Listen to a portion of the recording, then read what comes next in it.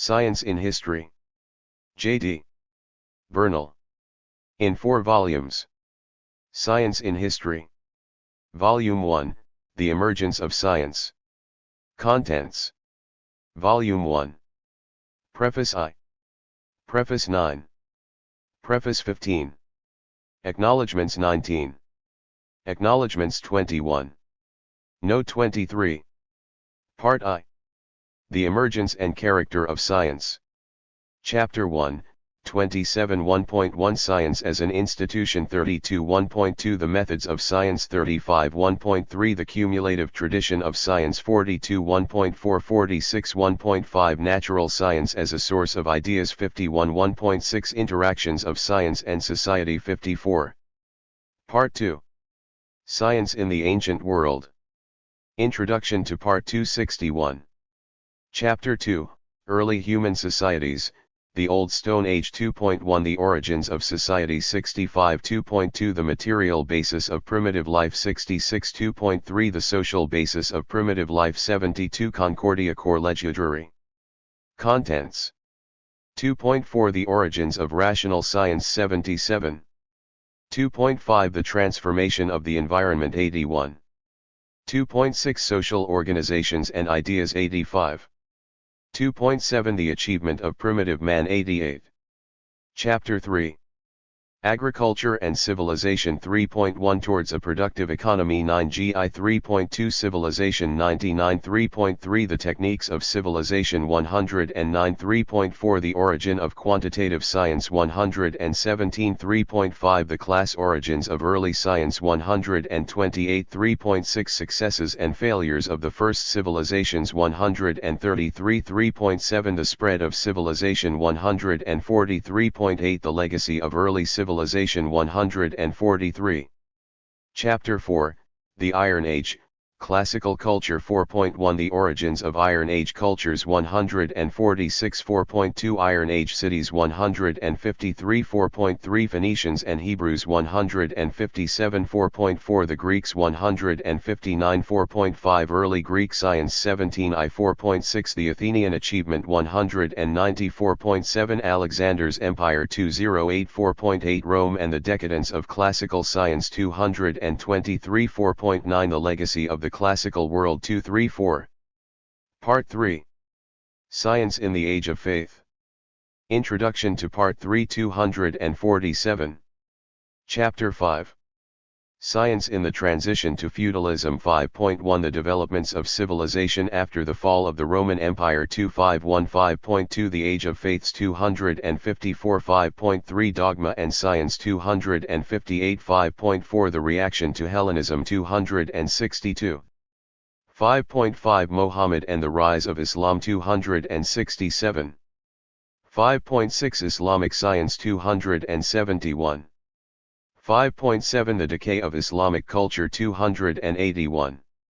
Chapter 6, Medieval Science and Technique 6.1 The Dark Ages in Western Europe 285 6.2 The Feudal System 287 6.3 The Church in the Middle Ages 292 6.4 The Scholastics and the Universities 295 6.5 Medieval Science 301 6.6 The Transformation of Medieval Economy by New Techniques 308 6.7 The Development of Late Medieval Economy 6.8 The Achievement of the Middle Ages 332. Notes 341. Bibliography to Volume I 353. Note on the illustrations 361. Acknowledgements for illustrations 363. Index I. Volume 2. Part 4, The Birth of Modern Science. Part 5, Science and Industry. Volume 3. Part 6, Science in Our Time.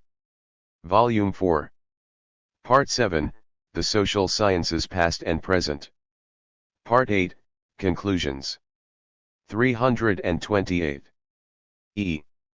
RAIE equals 7 ENL Sig SA.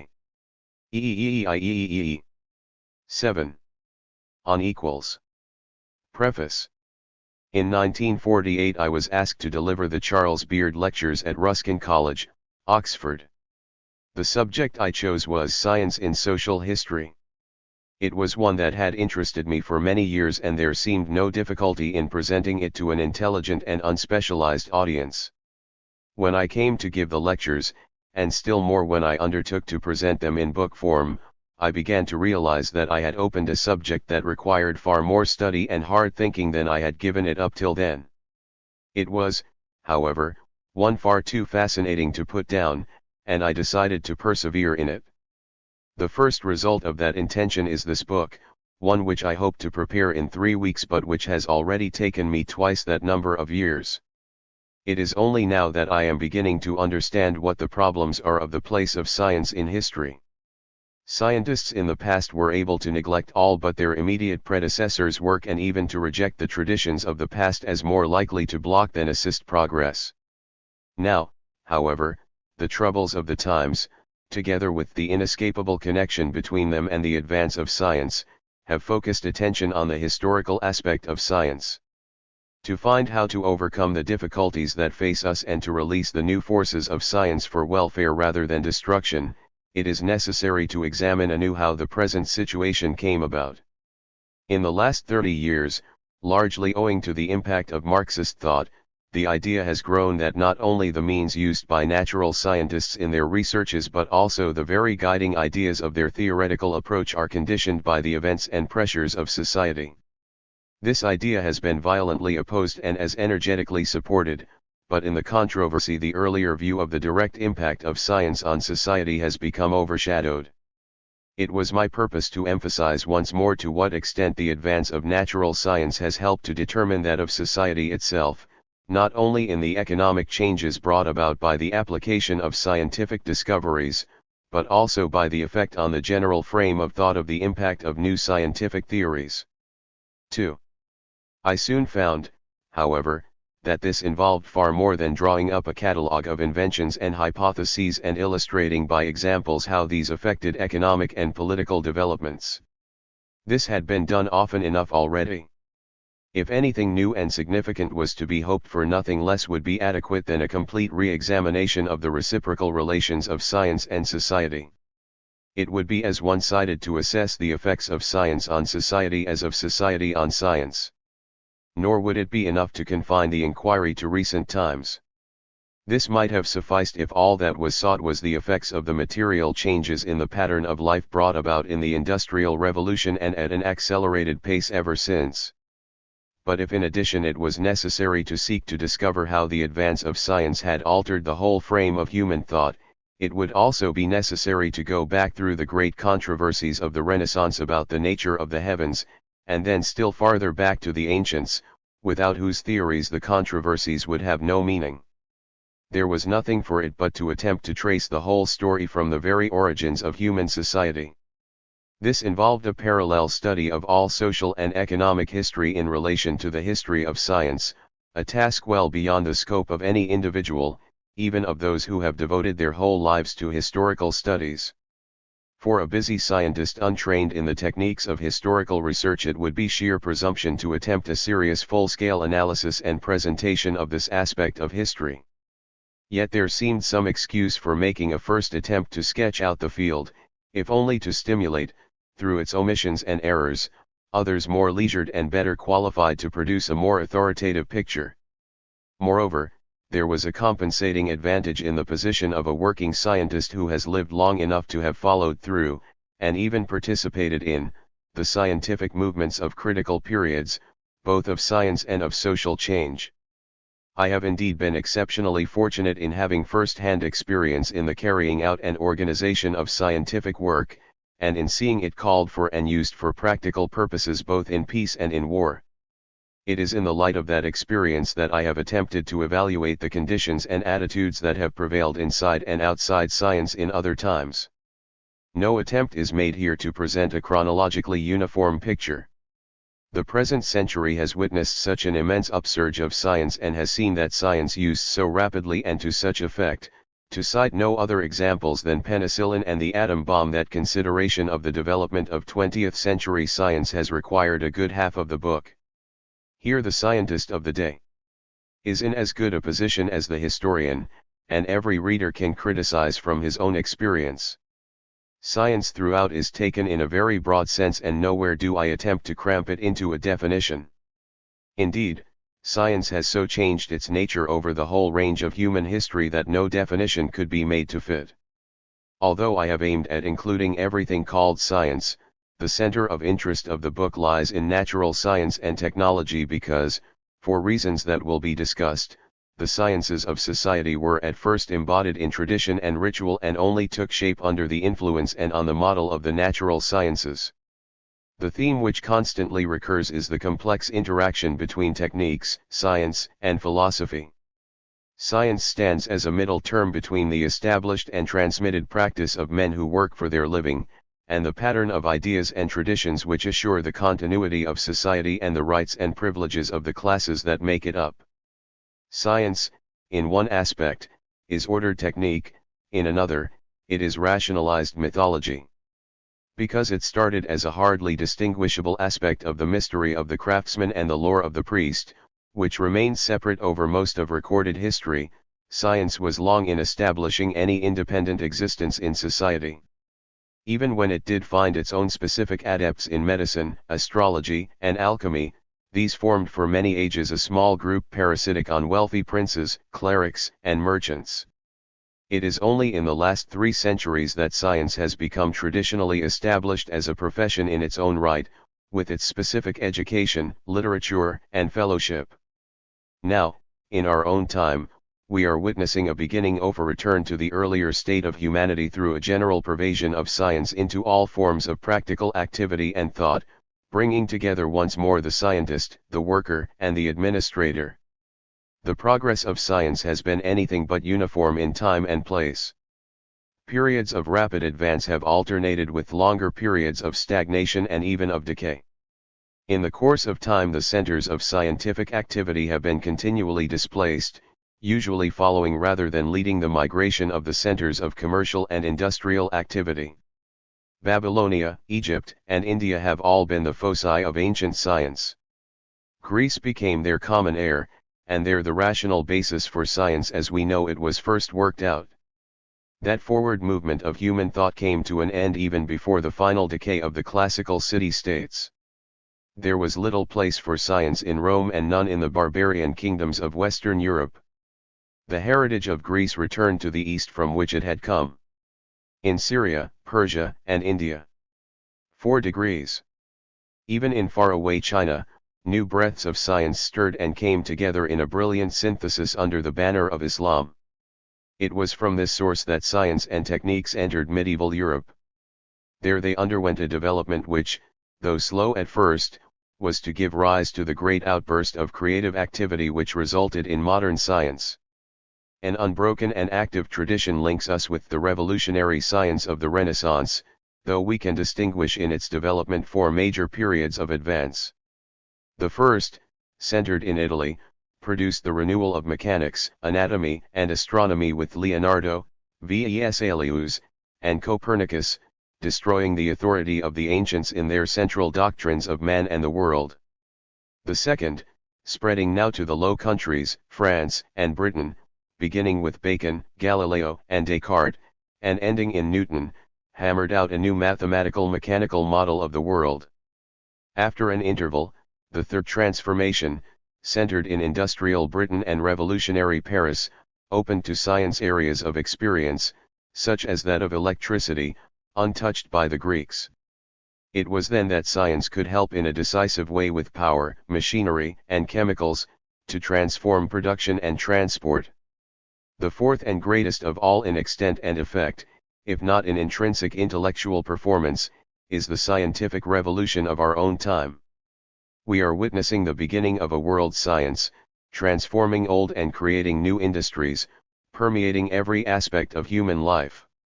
It is now also, during this period of transition, that we find science directly involved in the violent and terrible drama of wars and social revolution. It is by now apparent that each of these great periods of science corresponds to one of social and economic change. Greek science reflects the rise and decline of the money-dominated, slave-owning Iron Age society. The long interval of the Middle Ages marked the growth and instability of feudal subsistence economy with little use for science. It was not until the bonds of feudal order were broken by the rise of the bourgeoisie that science could advance. Capitalism and modern science were born in the same movement. The phases of the evolution of modern science marked the successive crises of capitalist economy. The first two periods coincide with its early battles and its first success in establishing itself as the dominant economy in Holland and Britain.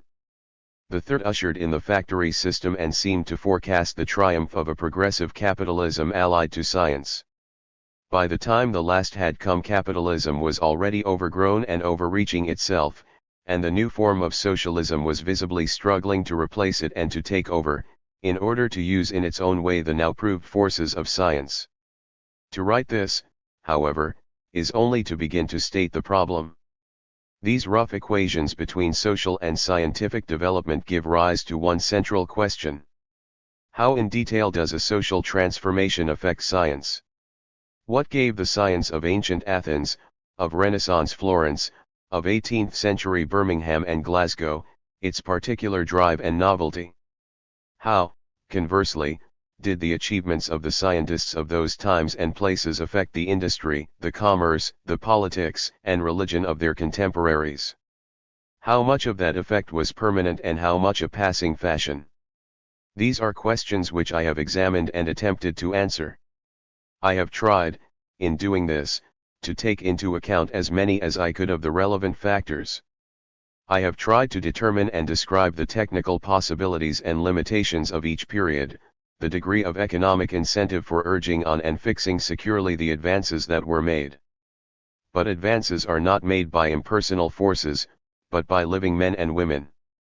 Their lives and livelihoods, their motives, the relations with the political movements of the time, had all to be considered. It was necessary to estimate from their works and writings how far they were stimulated, or how far retarded, by the ideas they drew from old traditions or from the active controversies of their times. At every turn this conflict between the forces tending to advance and those tending to retard science comes into prominence. We can perceive the positive progressive forces breaking through at the beginning of each critical advance, and the regressive forces of pedantry and obscurantism reasserting themselves at its close. Yet in each case the circumstances are different and require a separate examination. It would be absurd to expect to find any simple explanations of the critical phases of the development of science. Nevertheless, merely to bring out the connections between social, technical, and scientific factors should be enough to lead to further study and to a deeper, even if unformulated understanding. I know myself that this returning to the past has inevitably colored my comprehension of the present and my ideas of the future path of science. True, in science, more perhaps than in any other field of human enterprise, progress is possible, and has indeed largely occurred, without any knowledge of history, but that knowledge is bound to affect the future direction and course of science, and, if the lessons of the past have been well read, progress will be quicker and surer. This book represents a first attempt to put down in order some of these lessons of the past. It is not, nor is it intended to be, another history of science, though it must needs set out again much of that history and 6. Refer to more. Its aim is to bring out the influence of science upon other aspects of history, whether direct or indirect, through its effect on economic changes, or through its influence on the ideas of the ruling classes of the day or of those who are striving to supplant them. But, as will be seen, these influences are rarely clear-cut, nor are they usually one-way influences.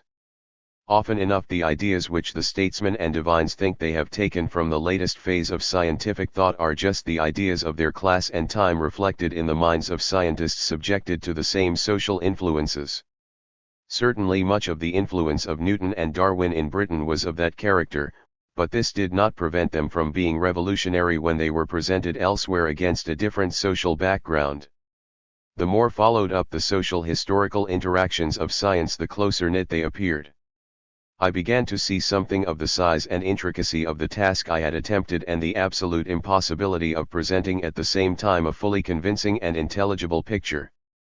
If I did not put in enough I should be accused of imposing ready-made solutions. If I put in too much the reader would lose the clue in a mass of detail.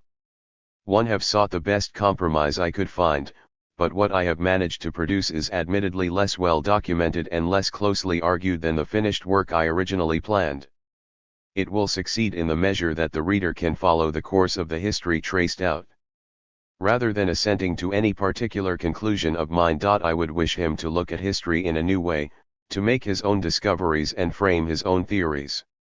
Length and time imposed severe limitations.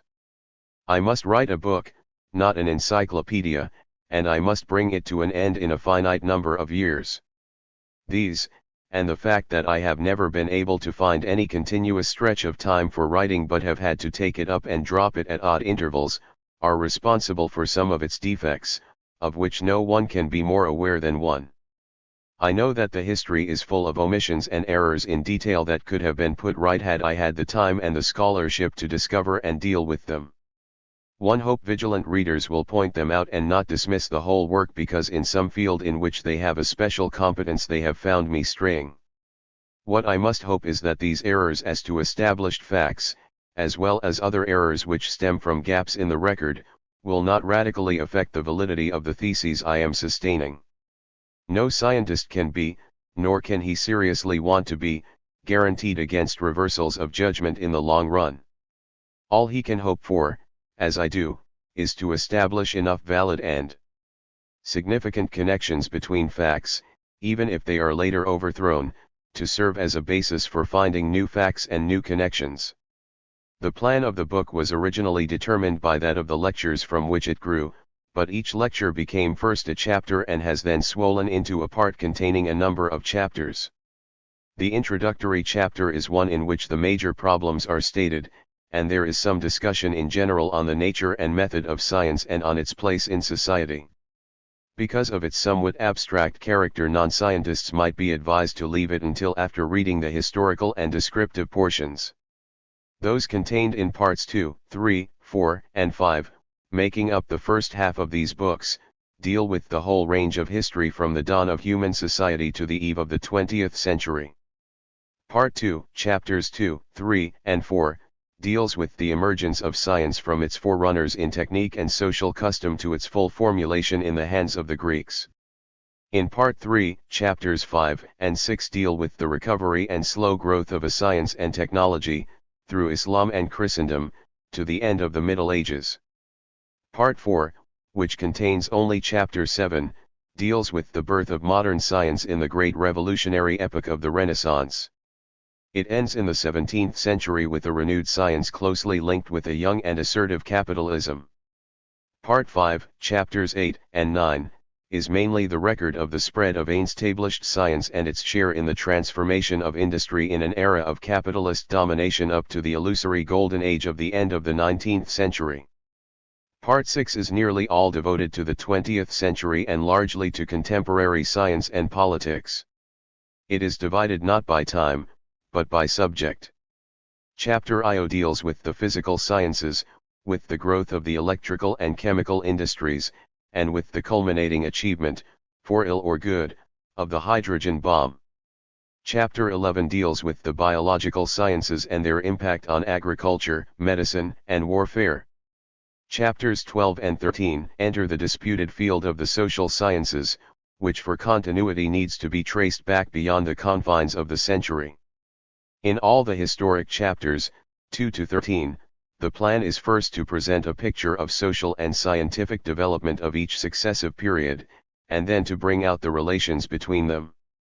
Part 7, Chapter 14, attempts to summarize and draw conclusions, with an eye to the future, from the whole of history. The scope is evidently comprehensive, but to obtain the results aimed at this is necessary. A partial account would miss the point of presenting the total picture, for it would inevitably fail to question what is taken and for granted in what is omitted.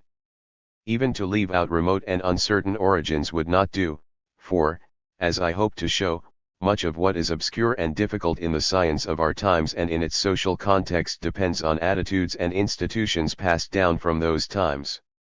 No more need be written here. The book itself is the only test of whether I have succeeded in what I set out to do and to what degree it was worth doing. By 3, London, April 1954. Preface.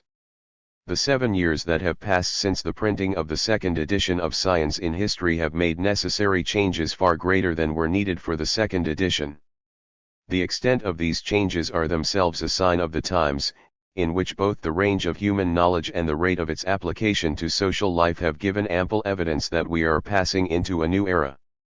In fact, it is highly unlikely that another edition of this book on the basis of the present one will ever be produced. The changes that have occurred in recent years are such that a complete recasting of our appreciation of the importance and growth of science will be required. It became evident already, in making the second edition, that to treat the 20th century as a whole was becoming illogical. It was then beginning to appear that we had entered by 1940, with the war, a new era characterized at the outset by the discovery of nuclear fission and its use in the atomic bomb. In the 20 years since then, the atomic age has been enlarged to the space age. With it have come the less spectacular, but probably more important, practical applications of electronics to computation and automation.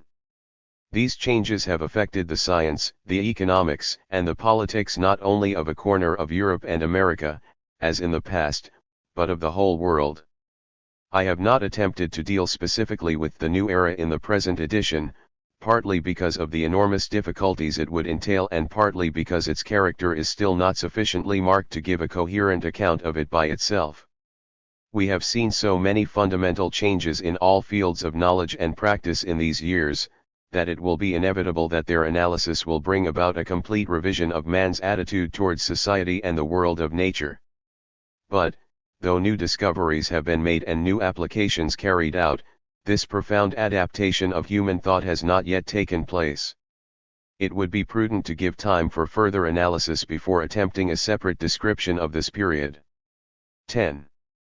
Instead of doing this, I have taken the whole of Part 6, Science in Our Time, and have almost completely rewritten it. Changes have been made in the other chapters owing to the rapid advance of the history of science itself, but these are comparatively minor. I have included also, in the final chapter, 14, a special section on the effects of the enormous growth of science in the last decade and the increasing rapidity of its advance. The essential character of the new changes is not to be measured merely by their external manifestations. The scientific technical revolution, which could be fairly seen as far back as the 30s, is now recognized outside the world of science, particularly in politics, as the dominant feature of our time.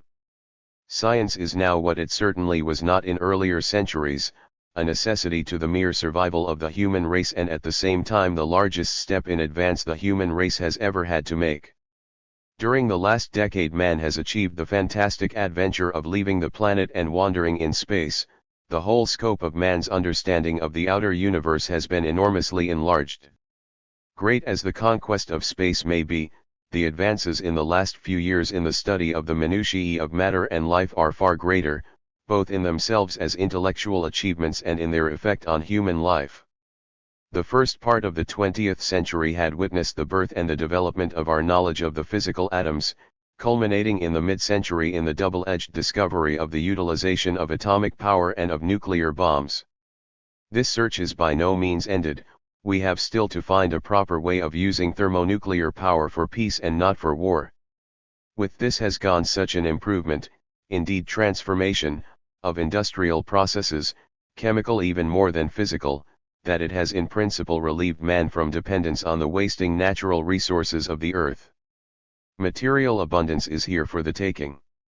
The other great byproduct of physical science has been the development of faster and larger computers and the discovery of the logic of their use in all human occupations involving skill and judgment, in administration as well as production. We have seen only the beginning of this revolution in automation, and already, in the advanced industrial countries such as the United States, it has produced a progressive and apparently irreversible pattern of unemployment, first affecting the manual workers in mass production factories and now reaching into the office and even into the boardroom. Even if these ill effects are temporary, and I think they will be the computer and the automatic factory have come to stay. They, it, represent an enormous eventual liberation of the human mind as well as human body from heavy and dull tasks. Unfortunately, this extraordinarily rapid evolution of understanding in techniques moves much faster than the social arrangements that control them. The new methods of production inevitably require social adaptations to cope with them successfully, and this fact is being discovered at the moment, especially in the old industrial countries. Socialist countries were already aware of it, and their remarkable progress is largely due to their appreciation of the growing importance of science in its social context. Within a few years, mankind, first of all in the industrialized countries and then throughout the world, will be as much affected by these scientific and technical changes as by any changes that have occurred in previous history.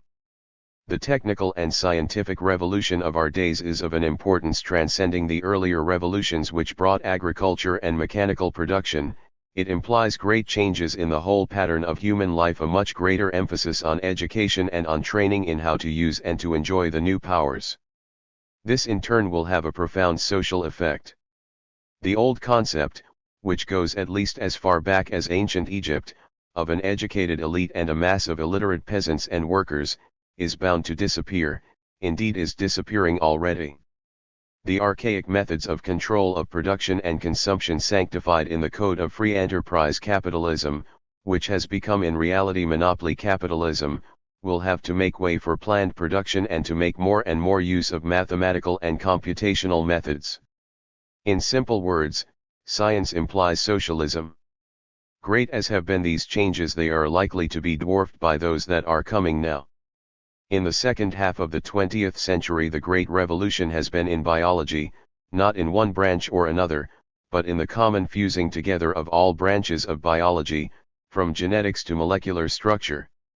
Discoveries have enabled the bridge to be made between what can be seen and felt in biological processes, and the mutual positions of the very atoms that comprise them. Discoveries are beginning to show how the nucleic acids, the carriers of heredity, transfer the information built into them, according to a code locked in the chromosomes, to the formation of the specific enzyme proteins which carry out the current living processes.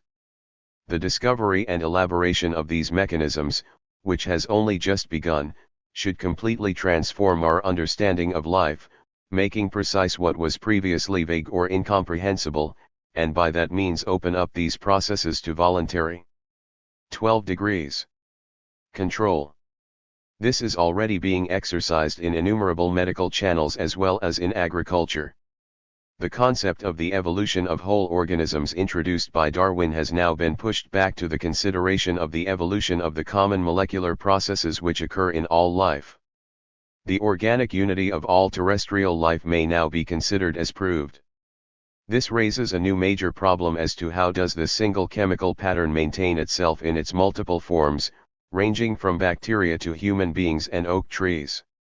This points again to the general convergence of all sciences in this century. It touches the problem of the origin of life itself and its relation to the origin of planets, stars, and galactic systems. The connection between microcosm and macrocosm has been transferred from the mystic imaginations of astrology to experimental, controllable facts. Similar but not so dramatic discoveries have characterized the other boundary of biology, that which concerns itself with control and communications, the evolution of brain, of habit, and consciousness of animals. This leads to consideration of the special social evolution of humanity itself, the noosphere of that imaginative thinker Teilhard de Chardin. For the first time in human history we can hope to trace precisely the whole field of knowledge from nebulae to politics. This general picture has already revealed a characteristic structure, one first found in outer space by the astronomer Charlie, but really applying all the way through nature. We find everywhere a system of box within box of units, aggregating at a certain stage to form larger units which can then aggregate in turn. For example, gas and dust form stars, stars form clusters, clusters form galaxies, galaxies form galactic clusters and metagalaxies. In an analogous way, organisms are composed of organs composed of tissues, composed of cells with organelles built from characteristic macromolecules such as the nucleic acids. All these are arrangements that exist not only in space but also in time. Each complex appears at a specific stage in its own evolution, but not everywhere at the same rate, for new stars are being formed today and organisms existed 2 or 3,000 million years ago. Our new knowledge is not, however, in any sense absolute, quite the contrary. We know better now what we do not know. But that is not an expression of skepticism, it is a program for action. The provisional nature of science was never more evident. We have to learn at the same time how to carry on intelligent action knowing that we do not know. This demands the creation of what is effectively a new comprehensive branch of science, a real science of science, combining psychological, 13. Historical and material factors that lead to discovery and that will be needed in the planning of science. The planning of science is, indeed, one of the most important characteristics of this latest phase of the scientific industrial revolution. Long opposed by the old school of academic scientists, it is now in full swing and is bound to spread on both the national and the international planes. The success of planned science has tended to obscure the contrast between our ability to use the new knowledge in a practical way and our inability to comprehend it deeply. This is because it is felt in capitalist countries that to do so is certain to affect and even threatens to destroy long-established and revered philosophical and religious ideas. Yet this result can no more be avoided than were the effects of the earlier revolutions in science. Science itself will be profoundly affected. The effects of the convergence of scientific disciplines and their overlapping into the social and economic fields are tending to create a unified science. This is not on the basis of any positivistic reinterpretations of words but on that of a deep thinking out of the implications of discoveries and the means of attaining them. This in turn is bound to affect the application of science, which will gradually spread over the whole of human activities. These great changes in science and industry have moreover taken place in a period of social and economic transformation affecting the whole world. With growing speed and in the midst of struggles and atrocities unmatched in the past, the domination of imperialism, at least in its colonial form, is being successfully challenged. The use of the techniques inherited from the first industrial revolution had enabled the industrial nations of Europe and later of North America to take effective political and economic control of the whole world. This process of spreading imperialism is now being reversed and already the end of political colonialism is in sight. With its completion, the whole population of the world will come to achieve the high standard of living of the formerly privileged fifth. This will mean multiplying by 5 the numbers of people affected by and ultimately contributing to the new scientific revolution. The peoples of Asia and Africa and Central and South America are now entering, not as select elites but as masses, into the effective world of our time. But they have to enter a world torn by political divisions and armed with annihilating weapons. They are entering it precisely at a time when, owing to the first effects of the scientific revolution, the control of death has been achieved while the control of births has not. The world population is growing at such a rate that it is often referred to as the 14 degrees population explosion. The benefits of science are very poorly spread.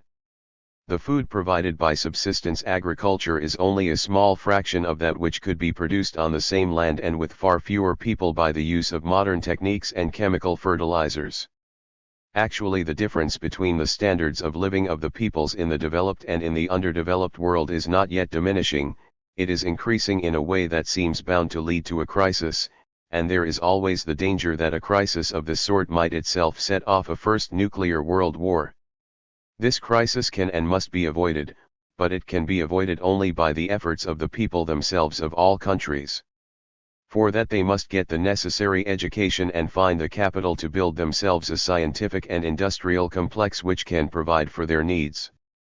In doing this we shall have, for the first time, the possibility of having one world at a level of intercommunicating culture and production mechanisms and one in which AI / are able to contribute to and enjoy the advance of science.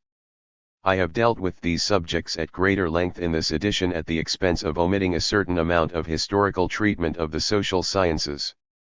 In general, may sum up the change between this and earlier editions as one of extension of field, both scientifically and humanly, combined with a far greater degree of integration of different fields of science and of science with the processes of industry and politics. J.D. B. 1965. Preface.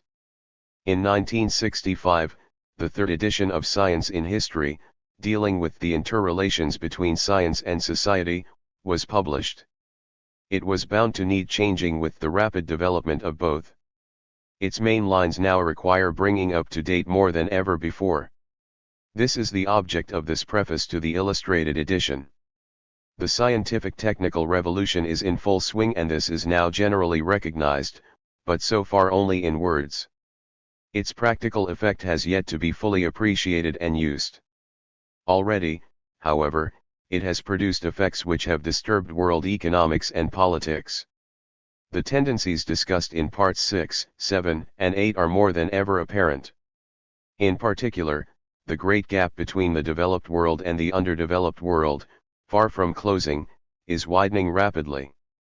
While science is playing a larger and larger part in the advanced industrial countries, it is stagnant or even receding in those parts of the world which contain the bulk of its population.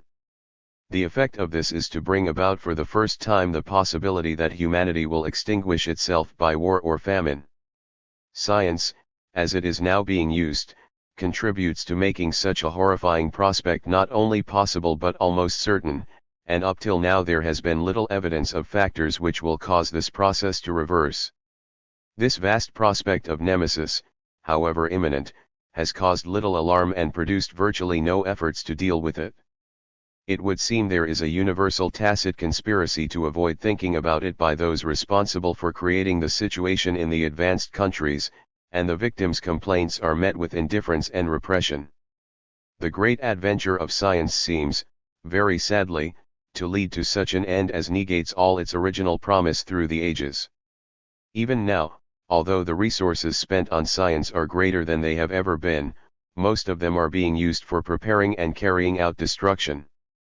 There is no space here to examine these facts, but they are sufficiently clearly adumbrated in the book itself, the general optimistic tone of which is borne out by the past successes of science. What has 16 degrees made things go astray has been the association of science with the very same forces that caused its growth, namely, its links with the factors of capitalism and imperialism. In this book, the history of science in the 19th and 20th centuries is examined to bring out its potential, to tell us what can be done with the new powers as they are developed, how they can be used, and to show that they are not actually being so used. It would appear that the destructive aspect of applied science is determined by the possibilities of profit and its attendant manifestations of prestige and aggression. It is the coincidence of these anticipated events that make the task of reprinting science in history both timely and difficult. I have shown that the progress of science is both physically and biologically closely tied up with its use for war in nuclear weapons and biological poisons. The shape of science has been heavily distorted by this, but another process is also taking place. The scientific advances ordered or at least paid for by military interests are rapidly changing the face of war and making it even more cruel than it has ever been before. The effect is not limited to physical destruction. The mental effects of lying propaganda help to complete the process and react on the modern scientific aggressors themselves, producing a brutalization and distortion of scientific values on a scale beyond past imagination of horrors demonstrated in the calm discussions of megadeaths and overkill. The men of the century of big science are being reduced to the worst kind of savage imaginable. Moreover, behind them lies a population whose values have been mentally corrupted by the policy and ideology of anti-communism. These are general considerations. To examine the book in more detail and to bring out particularly those aspects that are new since the third edition, the following paragraphs may be useful. The first 2 volumes covering the time up to the Renaissance do not require much alteration. New discoveries in archaeology and history do not alter the general picture, but they do push the dates of the development of civilization further and further back. The great discovery of the prosperous town of 8000 BC at Lipskivar on the Danube has shaken the theory of the Asiatic origin of agriculture, and the presence of portrait studies on stone must revise the whole history of art. There are probably some more surprises in store, and the continuity of techniques and ideas that were later to give rise to science has been reaffirmed by new work on the Renaissance itself. We have to revise and give greater credit to the work of Leonardo da Vinci, whose last notebooks have been found after 300 years, wrongly catalogued, in Madrid. Other discoveries have 17. Shown that Newton's work on the solar system was taken directly from Galileo. The Industrial Revolution and its relation to the development of science is arousing much new interest. We are interested in the first industrial revolution not only in itself, but as the basis on which the second scientific industrial revolution of our time has been built. These aspects have been discussed in a number of recent books, among which the most important are Galbraith's New Industrial State and Sir Van Schreiber's Le Défi Américain. Our most modern industries are frankly based on recent developments in science, mainly in physics, electronics, and control mechanisms. They are leading to automation and to its far greater application to management and administration. The firms concerned are now largely in the hands of a few United States corporations, which are busy extending their control over all similar firms throughout the world and thus gaining control of all the key points of modern industry. Evolved as most of them were as auxiliaries to the war industries, particularly the aerospace industry, they constituted a concerted trio to control all the older forms and thus to master, physically, chemically and biologically, the whole world. It is difficult to see how this process can be arrested. The old capitalist powers, such as England, France, and Germany, cannot by themselves, on account of their small size and outdated methods, hope to do so. Nor are they capable of effective union. Further, no single country possesses a large enough market to ensure a really autonomous modern industrial complex, and, therefore, no single country can compete with American industry and big science, nor is it provided with adequate profit motives to check the American invasion. It is now evident that the real source of wealth lies no longer in raw materials, the labor force or machines, but in having a scientific, educated, technological manpower base. Education has become the real wealth of the new age. Unfortunately, governments are reluctant to spend enough money on education, and students are not attracted to scientific or technological studies, seeing more immediate advance and prestige in the traditional art studies. Thus the American infiltration proceeds almost unchecked, at least from outside the United States. It remains to be seen how far the checks imposed by the President on U.S. investment abroad are effective in halting the process. These are the problems facing the Western capitalist states, but, all taken together, these comprise less than 1/3 of the world population. Leaving aside the socialist world, we have the so-called Third World, who are not troubled with solving the problems of affluence but 18+. Rather with the eternal problems of poverty, now much aggravated by the population explosion. If the industrial states themselves cannot manage to build up an autonomous industry, what chance have the countries of the Third World to do so? The aid which is being offered to them is plainly inadequate in quantity and is hedged with so many conditions that it takes more out of the countries than it gives them. Ideally, such countries, particularly those emerging from colonialism, should rely exclusively on their own resources of materials and men. In other words, they will have to pull themselves up by their own bootstraps. Nevertheless, to some extent they may receive genuine aid from the socialist countries. Whether in fact they can succeed in the short time before famine conditions are upon them will depend upon the efforts of the peoples of the countries themselves and their genuine friends throughout the world. The importance of science for history has now become a matter for government concern.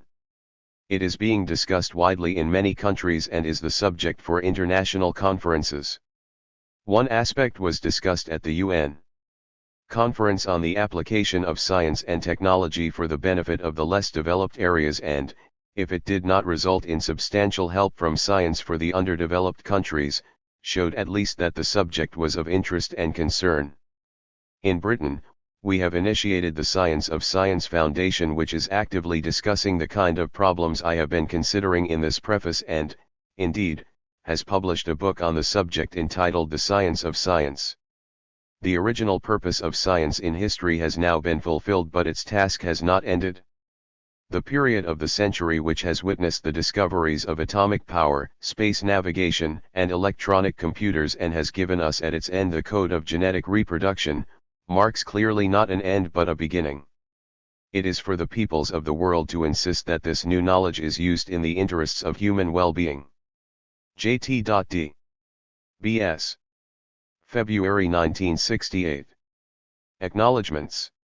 This book would have been impossible to write without the help of many of my friends and of my colleagues on the staff of Birkbeck College, who have advised me and directed my attention to sources of information. In particular, one would like to thank Dry V.H.S. Burhop, Mr. Emil Burns, Professor V.G. Child, Mr. Maurice Cornforth, Mr. Cedric Dover, Mr. R. Palmatude, Drive W. Ehrenberg, Professor B. Farrington, Mr. J. L. Fife, Mr. Christopher Hill, Drive S. Lilly, Mr. J. R. Morris, Dr. J. Needham, Dr. D. R. Nuth, Dr. M. Rueman, Professor G. Thompson, and Donator. They have seen and commented on various chapters of the book in its earlier stages, and J. have attempted to rewrite them in line with their criticisms. None, however, have seen the final form of the work, and they are in no sense responsible for the statements and views I express in it. I would like also especially to thank my secretary, Miss A. Rimmel, and her assistants, Mrs. J. Ferguson and Miss R. Clayton, for their help in the technical preparation of the book, a considerable task, as it was almost completely rewritten some 6 times, and its index. My thanks are also due to the librarians and their staffs at the Royal Society, the Royal College of Physicians, the University of London, Birkbeck College, the School of Oriental and African Studies, and the director and staff of the Science Museum, London. Finally, I would like to record my gratitude to my assistant, Mr. Francis Abrahamian, who has been indefatigable in searching for and collecting the books, quotations, and other material for the work, and in correcting manuscripts and proofs. Without his help I could never have attempted a book on this scale. J.D.B.S. 1954. Acknowledgements. For the preparation of this special illustrated edition of Science in History, I must thank, first of all, Colin Ronan, who chose the illustrations and wrote the captions. I should also like to thank Anne Murray, who has been responsible for correlating all the modifications involved in producing a 4-volume version and for correcting the proofs.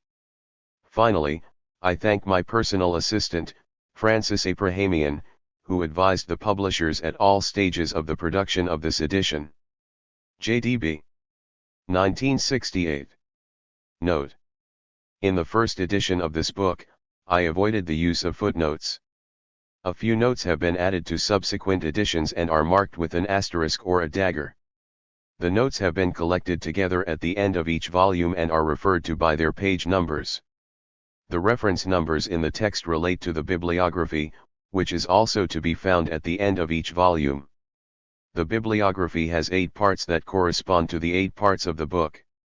Volume I contains parts 1 to 3, Volume 2 contains parts 4 and 5, Volume 3 contains part 6, Volume 4 contains parts 7 and 8. Part 1 of the bibliography is divided into 3 sections. The first contains books that cover the whole work, including general histories of science. The second section contains histories of particular sciences and the books relevant to Part 1. The third section lists periodicals to which reference has been made throughout the book. Parts 2, 3, 4, and 5 of the bibliography are each divided into 2 sections. The first section in each case contains the more important books relevant to the part, and the second the remainder of the books. In Part 6 of the bibliography, the first section contains books covering the introduction and Chapter 10, the physical sciences, and the second section, Chapter 11, the biological sciences.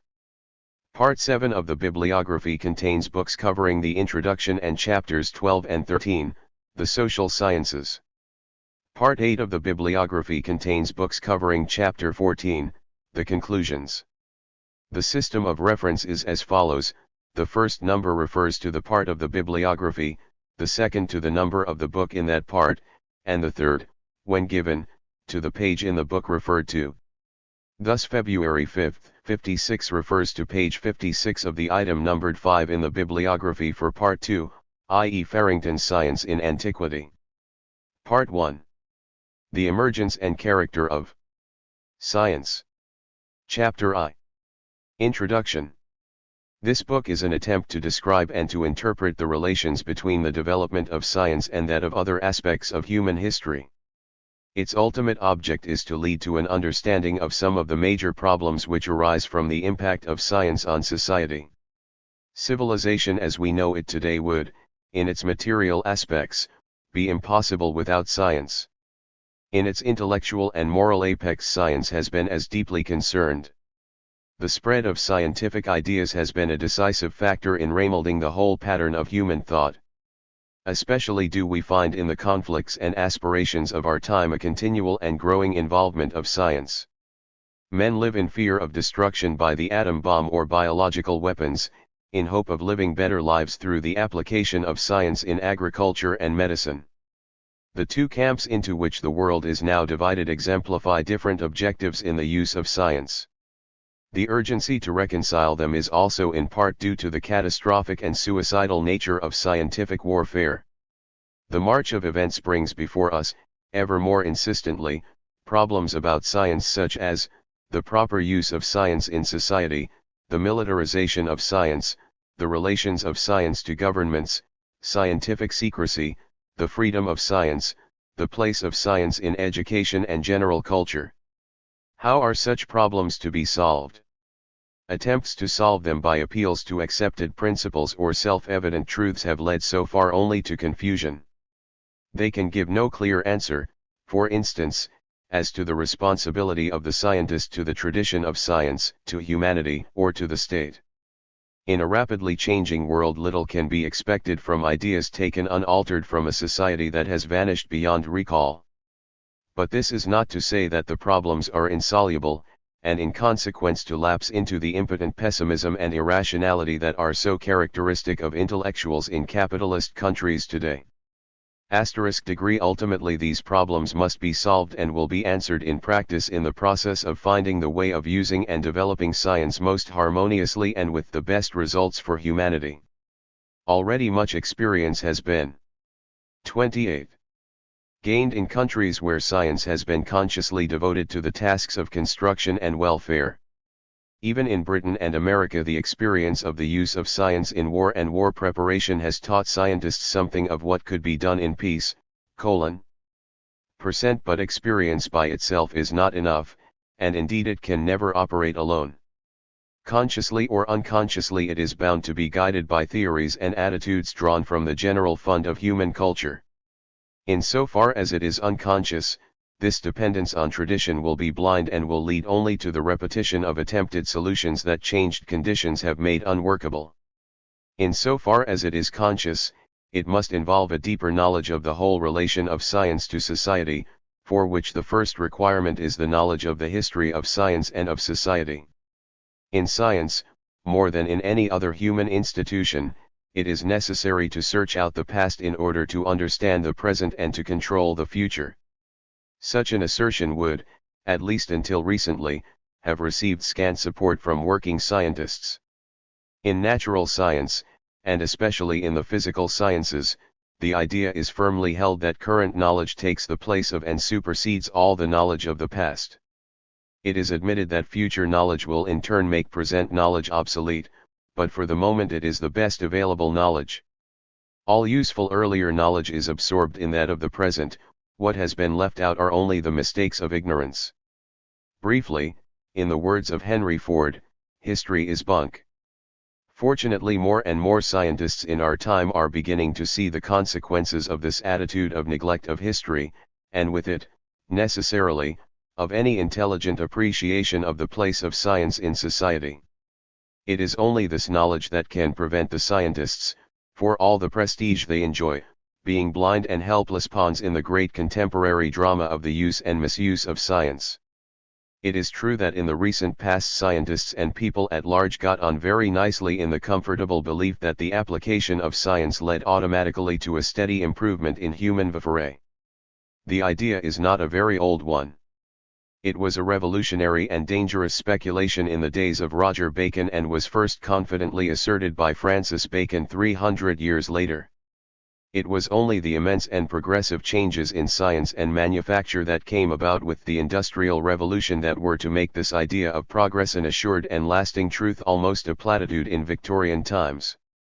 It is certainly not so now, in these grim and anxious days, when the power that science can give is seen to be more immediately capable of wiping out civilization and even life itself from 29. The planet then of assuring an uninterrupted progress in the arts of peace.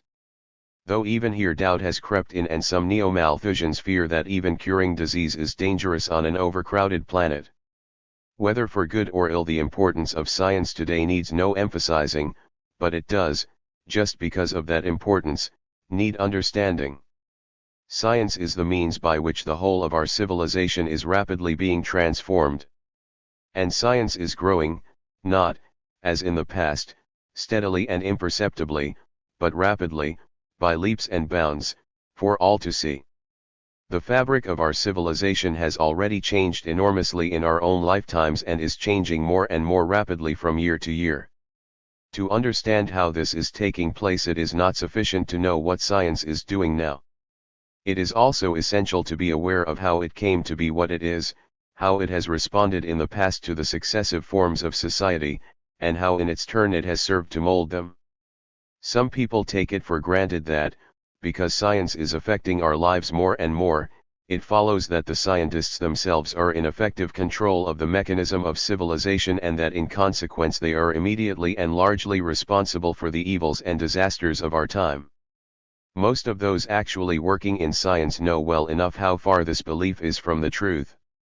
The use to which the work of the scientists is put is almost completely out of their hands. The responsibility of the scientists remains, therefore, a purely moral one. Even that responsibility is usually evaded in the tradition of science by the exaltation of the disinterested search for truth, irrespective of any consequences that may arise from it.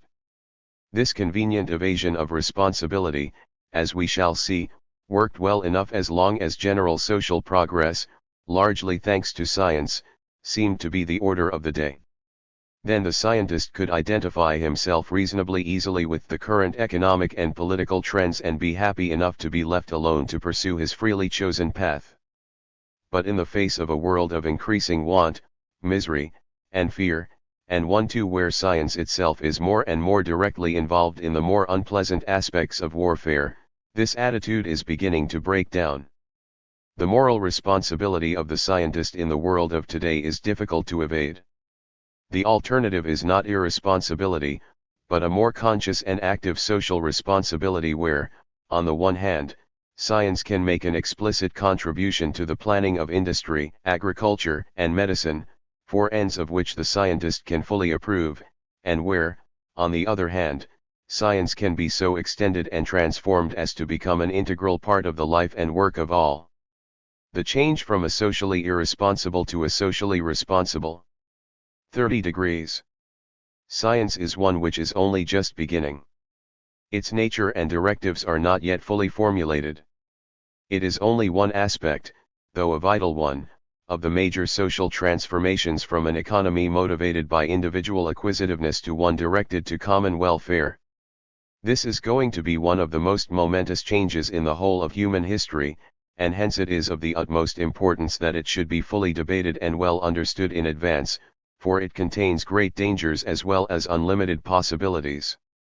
It is the need to achieve this transformation in the best way, and to secure the intelligent utilization of science at every stage in it, that is the strongest reason for the study of the relations of science and society in the past, for only through this study can it be adequately understood.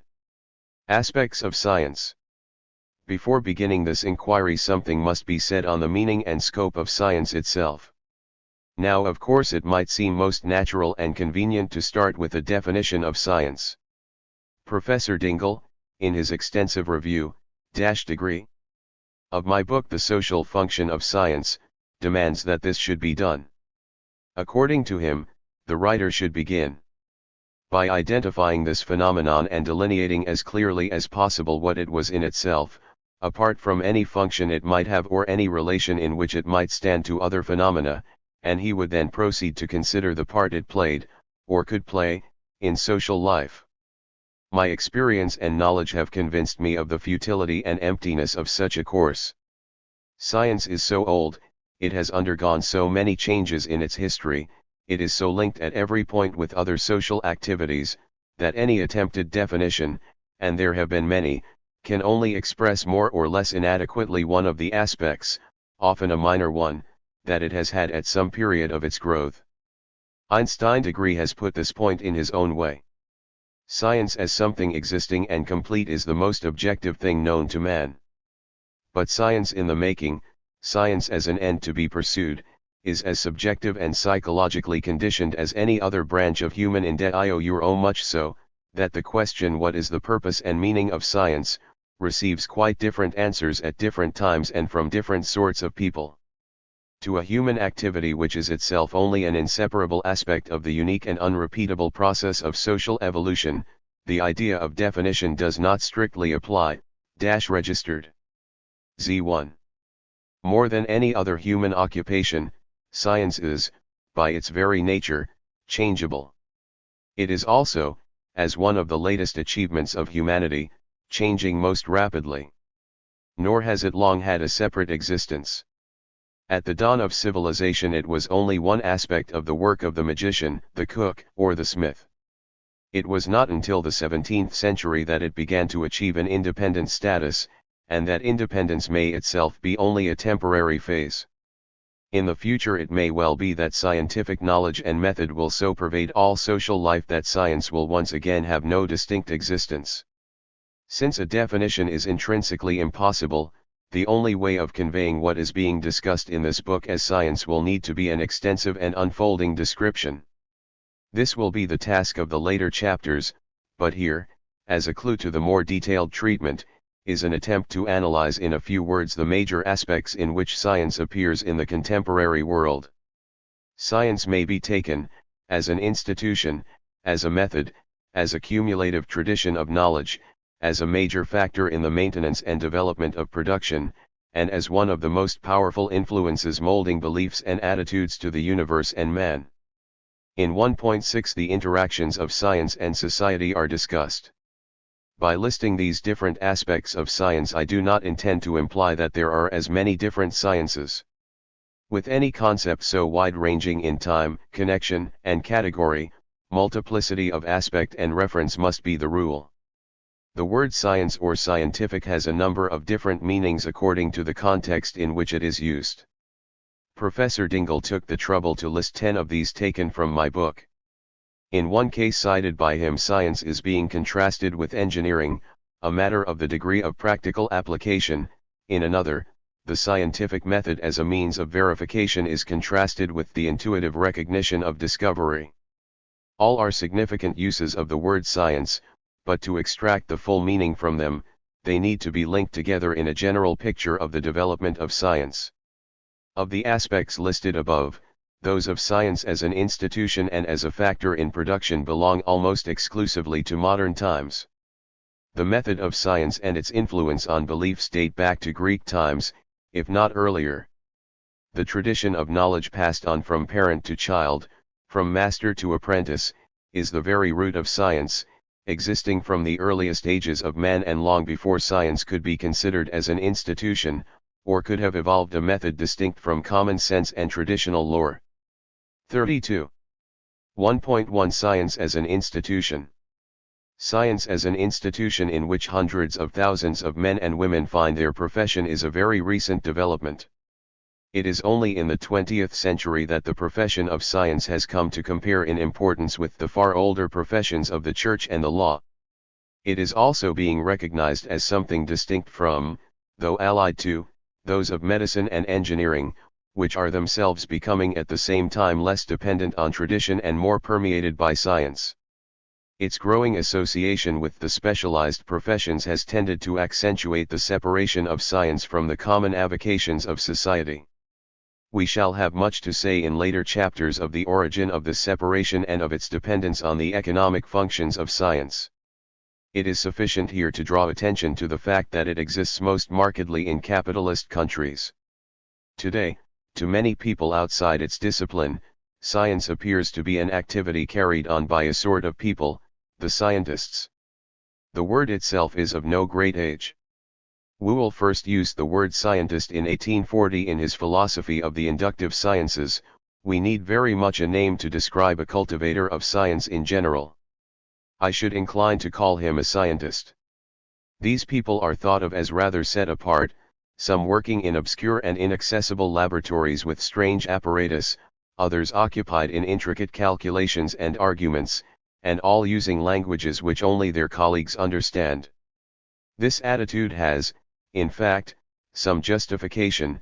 While science grows and influences our daily lives more and more, it is not becoming more readily understandable. The actual practitioners of the several sciences have, in the course of time, moved almost imperceptibly into realms where they find it necessary to create special languages to express the new things and relations that they discovered, and have in the main not bothered to translate even the more interesting part of their work into ordinary language.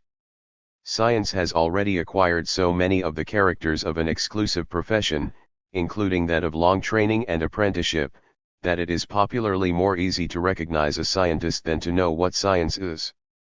Indeed, an easy definition of science is what scientists do.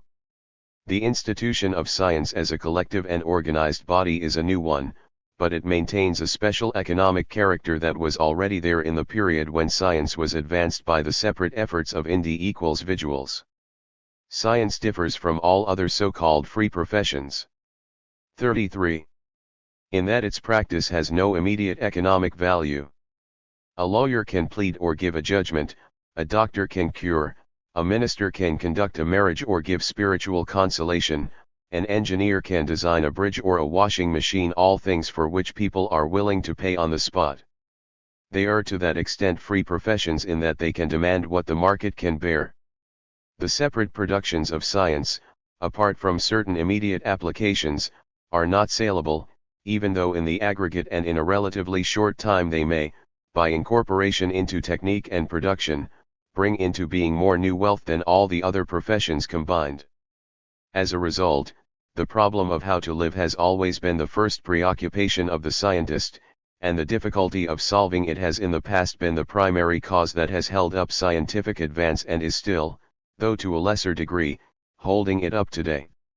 In earlier times science was largely a part-time or spare-time occupation of people of wealth and leisure, or of well-off members of the older professions. The professional court astrologer was as often as not also the court physician. This inevitably made it a virtual monopoly of the upper or middle classes.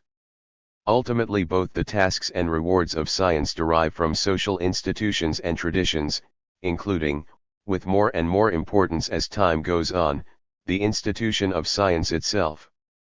This is not necessarily a derogation of science. The social direction of science has been, at least until the recent drive for its militarization, a general and unexacting one, and may actually help an imaginative mind by forcing it to keep its attention on limited aspects of accessible experience. Thus, as we shall see, the search for the longitude was a fertile social directive in the physics and astronomy of the 17th and 18th centuries, as was the search for antibiotics in the 20th. The real derogation of science is the frustration and perversion that arise in a society in which science is valued for what it can add to private profit and the means of destruction.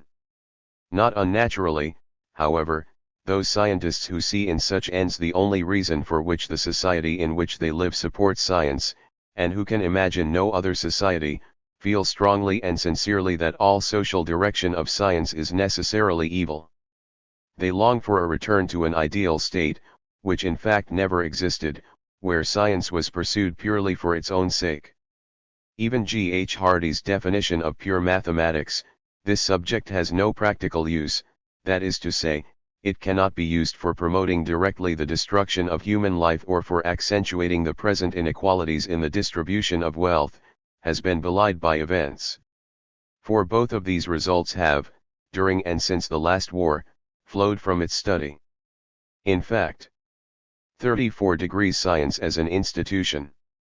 At all times the individual scientist has needed to work in close connection with three other groups of persons, his patrons, his colleagues, and his public.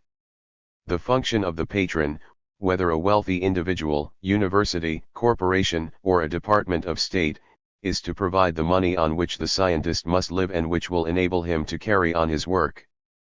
The patron will in return want to have something to say in what is actually done, especially if his ultimate object is commercial advantage or military success. It will apparently be less so only if he is operating from pure benevolence or in the pursuit of prestige or advertisement, then he will only want results to be sufficiently spectacular and not too disturbing. In a socialist society the function of the patron is taken over by the organs of popular government at all levels, from the factory or farm laboratory to the academy institute, and is radically changed in the process. Because such a government can, and indeed necessarily must, take a long-term view, the work of scientists is accepted as intrinsically valuable. Their support and the furthering of their work are a first charge on national and local revenues. In return the scientists are expected to understand their social responsibility, which is to cooperate in the plans for a better society, and so to order their work as to get the best results on both a long-term and short-term basis. In general the scientist has to sell his project to the patron, but he is unlikely to do so unless he can count on at least the tacit support of some of his fellow scientists, through the various institutions and societies to which they belong. These bodies have the duty of maintaining the intellectual status of science, but they do not, and cannot, except where science is planned, exercise much initiative in determining the fields of science that are to be studied, nor how much or how little work is to be done in them. In the last resort it is the people who are the ultimate judges of the meaning and value of science. Where science has been kept a mystery in the hands of a selected few, it is inevitably linked with the interests of the ruling classes and is cut off from the understanding and inspiration that arise from the needs and capacities of the people. Bishop Spratt in his History of the Royal Society asks himself the question, why have the sciences of men's brains been subject to be far more injured by such vicissitudes than the arts of their hands? He concludes that it was because they had been banished, by the philosophers themselves, out of the world. Whereas if at first it had been made to converse more with the senses, and to assist familiarly. 35.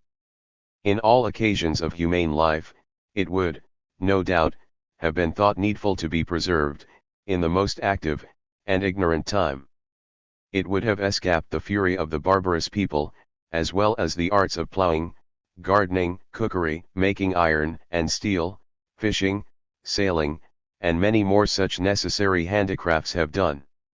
If to this is added, as it has been throughout the later stages of the development of capitalism, the use of science to intensify manual work, to create unemployment, and to make war, there is an inevitable growth of suspicion and hostility to science on the part of the workers. Science developing in this way is a limited science, hardly even a half science, compared with its potential when it is an understood and valued part of a fully popular movement. Any full understanding of science as an institution can come only after it has been studied from its origins in earlier institutions. It will be necessary to study the changes that it has undergone, especially in recent years, and to show how, as an institution, it interacts with others and with the general workings of society. 1.2 The methods of science. The institution of science is a social fact, a body of people bound together by certain organizing relations to carry out certain tasks in society. The method of science is by contrast an abstraction from these facts. There is a danger of considering it as a kind of ideal Platonic form, as if there were one proper way of finding the truth about nature or man, and the scientist's only task was to find this way and abide in it. Such an absolute conception is belied by the whole history of science, with its continual development of a multiplicity of new methods. The method of science is not a fixed thing, it is a growing process. Nor can it be considered without bringing out its closer relations with the social, and particularly the class, character of science. Consequently, scientific method, like science itself, defies definition. It is made up of a number of operations, some mental, some manual. Each of these, in its time, has been found useful, first in the formulation of questions that seem urgent at any stage, and then in the finding, testing, and using the answers to them. In the past, questions to which rational answers could be given were mostly in the fields of the mathematical sciences, such as astronomy and physics. In all other fields there were only particular results found by experience and 36 degrees the methods of science, guaranteed by technical usefulness. Later, the scientific method came to be applied and modified in the fields of chemistry and biology, and now, in our own time, we are just beginning to learn how to apply it to problems of society. Now the study of the method of science has proceeded much more slowly than the development of science itself. Scientists find out things first, and then, rather ineffectively, muse on the way in which they were discovered. Unfortunately, most of the books written about the methods of science have been by people who, though philosophically or even mathematically gifted, are not experimental scientists and strictly speaking do not know what they are talking about. Observation and experiment. The methods used by working scientists have evolved from a separation of methods used in ordinary life, particularly in the manual trades. First you have a look at the job and then you try something and see if it will work. In more learned language, we begin with observations and follow with experiments. Now everyone, whether he is a scientist or not, observes, but the important things are what to observe and how to observe them. It is in this sense that the scientist differs from the artist. The artist observes in order to transform, through his own experience and feeling, what he sees into some new and evocative creation. The scientist observes in order to find things and relations that are as far as possible independent of his own sentiments. This does not mean that he should have no conscious aim. Far from it, as the history of science shows, some objective, often a practical one, is almost an essential requirement for the discovery of new things. What it does mean is that in order to achieve its goal in the inhuman world, deaf to the most emotional appeal, desire must be subordinated to fact and law. Classification and measurement. Two techniques have in time grown out of naive observation, classification and measurement. Both are, of course, much older than conscious science, but they are now used in quite a special way. Classification has become in itself the first step towards understanding new groups of phenomena. They have to be put in order before anything can be done with them. Measurement is only one further stage of that putting in order. Counting is the ordering of one collection against another, in the last resort against the fingers. Measuring is counting the number of a standard collection that balance or line up with the quantity that is to be weighed or measured. It is measurement that links science with mathematics on 37. The one hand, and with commercial and mechanical practice on the other. It is by measurement that numbers and forms enter science, and it is also by measurement that it is possible to indicate precisely what has to be done to reproduce given conditions and obtain a desired result. It is here that the active aspect of science comes into the picture that characterized by the word experiment.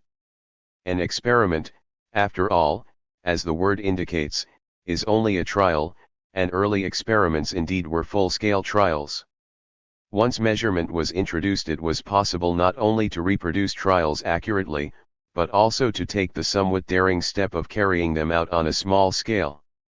It is that small scale or model experiment that is the essential feature of modern science.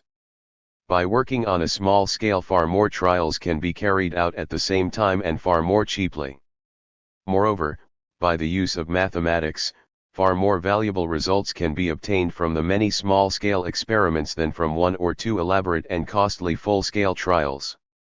All experiments boil down to two very simple operations, taking apart and putting together again, or, in scientific language, analysis and synthesis. Unless you can take a thing or a process to bits, you can do nothing with it but observe it as an undivided whole. Unless you can put the pieces together again and make the whole thing work, there is no way of knowing whether you have introduced something new or left something out in your analysis. Apparatus. In order to carry out these operations, scientists have, over the course of centuries, evolved a complete set of material tools of their own, the apparatus of science. Now, apparatus is not anything mysterious. It is simply the tools of ordinary life turned to very special purposes. The crucible is just a pot, the forceps a pair of tongs. In turn, the apparatus of the scientist often comes back into practical life in the form of useful instruments or implements. It is not very long, for instance, since the modern television set was the cathode ray tube, a purely scientific piece of apparatus devised to measure the mass of the electron. Scientific apparatus fulfills either of two major functions. As scientific instruments, such as telescopes or microphones, it can be used to extend and make more precise our sensory perception of the world. As scientific tools, such as micromanipulators, stills, or incubators, it can be used to extend, in a controlled way, our motor manipulation of the things around us. 38. The methods of science. Laws, hypotheses, and theories. From the results of experiments, or rather from the mixture of operation and observation that constitutes experiments, comes the whole body of scientific knowledge. But that body is not simply a list of such results. If it were, science would soon become as unwieldy and as difficult to understand as the nature from which it started. Before these results can be of any use, and in many cases before they can even be obtained, it is necessary to tie them together, so to speak, in bundles, to group them and to relate them to each other, and this is the function of the logical part of science. The arguments of science, the use of mathematical symbols and formulae, in earlier stages merely the use of names, lead to the continuous creation of the more or less coherent edifice of scientific laws, principles, hypotheses, and theories. And that is not the end. It is here that science is continually beginning, for, arising from such hypotheses and theories, there come the practical applications of science. These in turn, if they work, and even more often if they do not, give rise to new observations, new experiments, and new theories. Experiment, interpretation, application, all march on together and between them make up the effective, live, and social body of science. The language of science. In the process of observation, experiment, and logical interpretation, there has grown up the language, or, rather, the languages, of science that have become in the course of time as essential to it as the material apparatus. Like the apparatus, these languages are not intrinsically strange, they derive from common usage and often come back to it again. A cycle was once kyoklos, a wheel, but it lived many centuries as an abstract term for recurring phenomena before it came back to earth as a bicycle. The enormous convenience of making use of quite ordinary words in the forgotten language of Greece and Rome was to avoid confusion with common meanings. The Greek scientists were under the great disadvantage of not having a word in Greek for it. They had to express themselves in a roundabout way in plain language to talk about the submaxillary gland as the acorn-like lumps under the jaw. But these practices, though they helped the scientists to discuss more clearly and briefly, had the disadvantage of building up a series of special languages or jargons that effectively, and sometimes deliberately, kept science away from the ordinary man. This barrier, however, is by no means necessary. Scientific language is too useful to unlearn, but it can and will infiltrate into common speech once scientific ideas become as familiar adjuncts of everyday life as scientific gadgets. 39. The strategy of science. This discussion of the method of science has been limited so far to what might be called the tactics of scientific advance. This is primarily a method of solving problems and being reasonably sure that the solutions are satisfactory. It is clearly insufficient by itself to explain the advance of science as a whole over long periods of time. To complete the picture, it is necessary to say something of what corresponds to the strategy of science.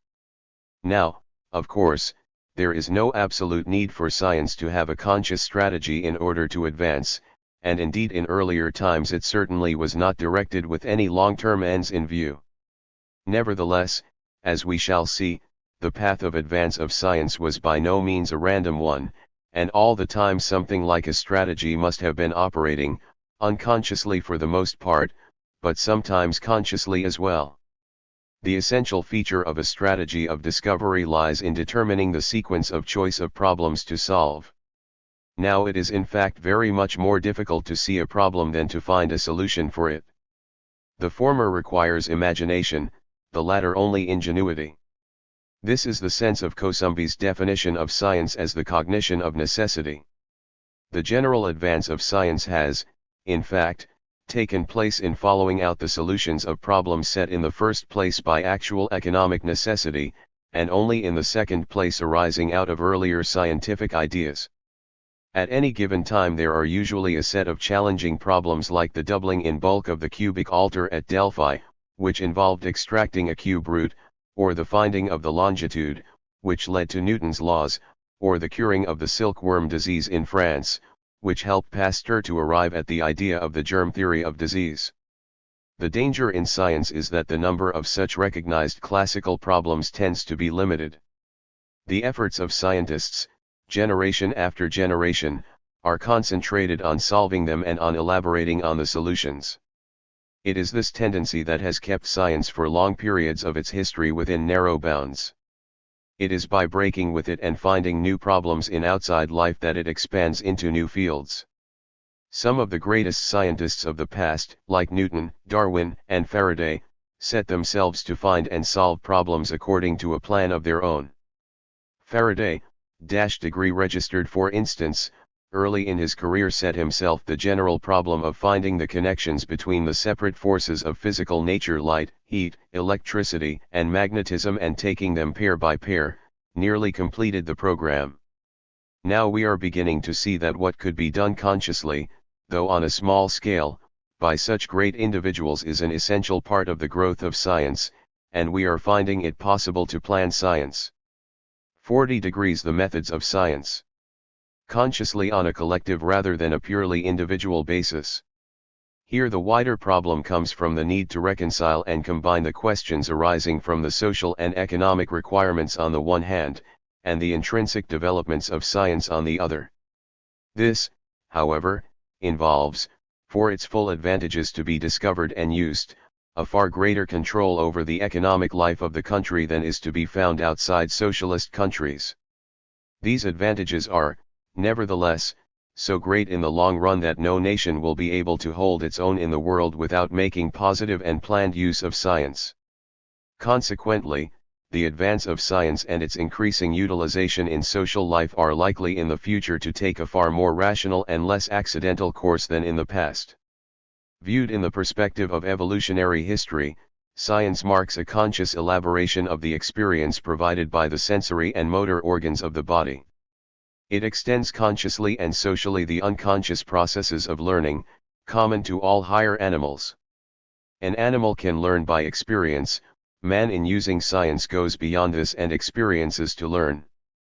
In the same sense, the scientific method itself, with its codified processes of comparison, classification, generalization, hypothesis, and theory, is an extension of the mechanism of the brain, which had already evolved in the higher mammals the capacity of dealing with highly complex situations, such as those involved in hunting. The essential difference, however, between these animal performances and the achievements of human science is that the latter is no longer an individual but a social achievement. It arises from the cooperative effort of work and is coordinated by /language. Science and art. The extension of the physical powers of man through science is no longer, as in animals, a continuous, almost automatic, evolutionary process. It comes about as a necessary correlate of social changes and is marked by the same internal struggles and conflicts of successively emerging classes. Bearing always in mind the inseparability of science from society, it may yet be useful to abstract still further and to consider the features of science which distinguish it from other aspects of human social activity, such as those of art or religion. The major grounds for the distinction of the scientific aspect are that it is concerned primarily with how to do things, that it refers to a cumulative mass of knowledge of fact and action, and that it arises first and foremost in the understanding, control, and transformation of the means of production, that is, of techniques for providing human needs. 41. The first of these distinctions can be expressed by saying that the mode of science is indicative, in that it can indicate or show people how to do what they want to do. In itself, the scientific mode does not attempt to make people want to do one thing rather than another. That is more properly the task of the artistic mode, a mode equally social, one of whose functions it is to generate first the wish and then the will for specific action, for neither of these modes is complete without the other, and, in fact, neither in science nor in art is one to be found without the other. Nor between them do they exhaust the significance of art or science for the individual.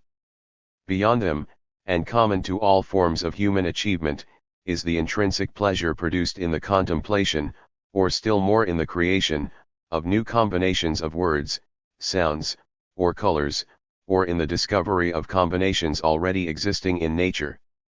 This pleasure, though felt individually in the first place, is by no means a private emotion.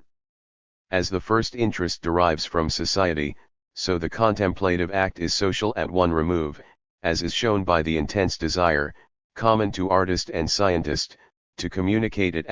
Every work of science has a purpose and generates a further purpose, but that purpose is not the characteristically scientific aspect of the work, neither is it the beauty or pleasure to be appreciated in the work of science. In its purely scientific aspect, it is a recipe. It tells you how to carry out certain things if you want to do them. Nor, on the other hand, is a work of art something that merely moves or pleases. Works of art themselves contain invaluable information about the world and how to live in it, especially when, as in the novel, they deal with social problems.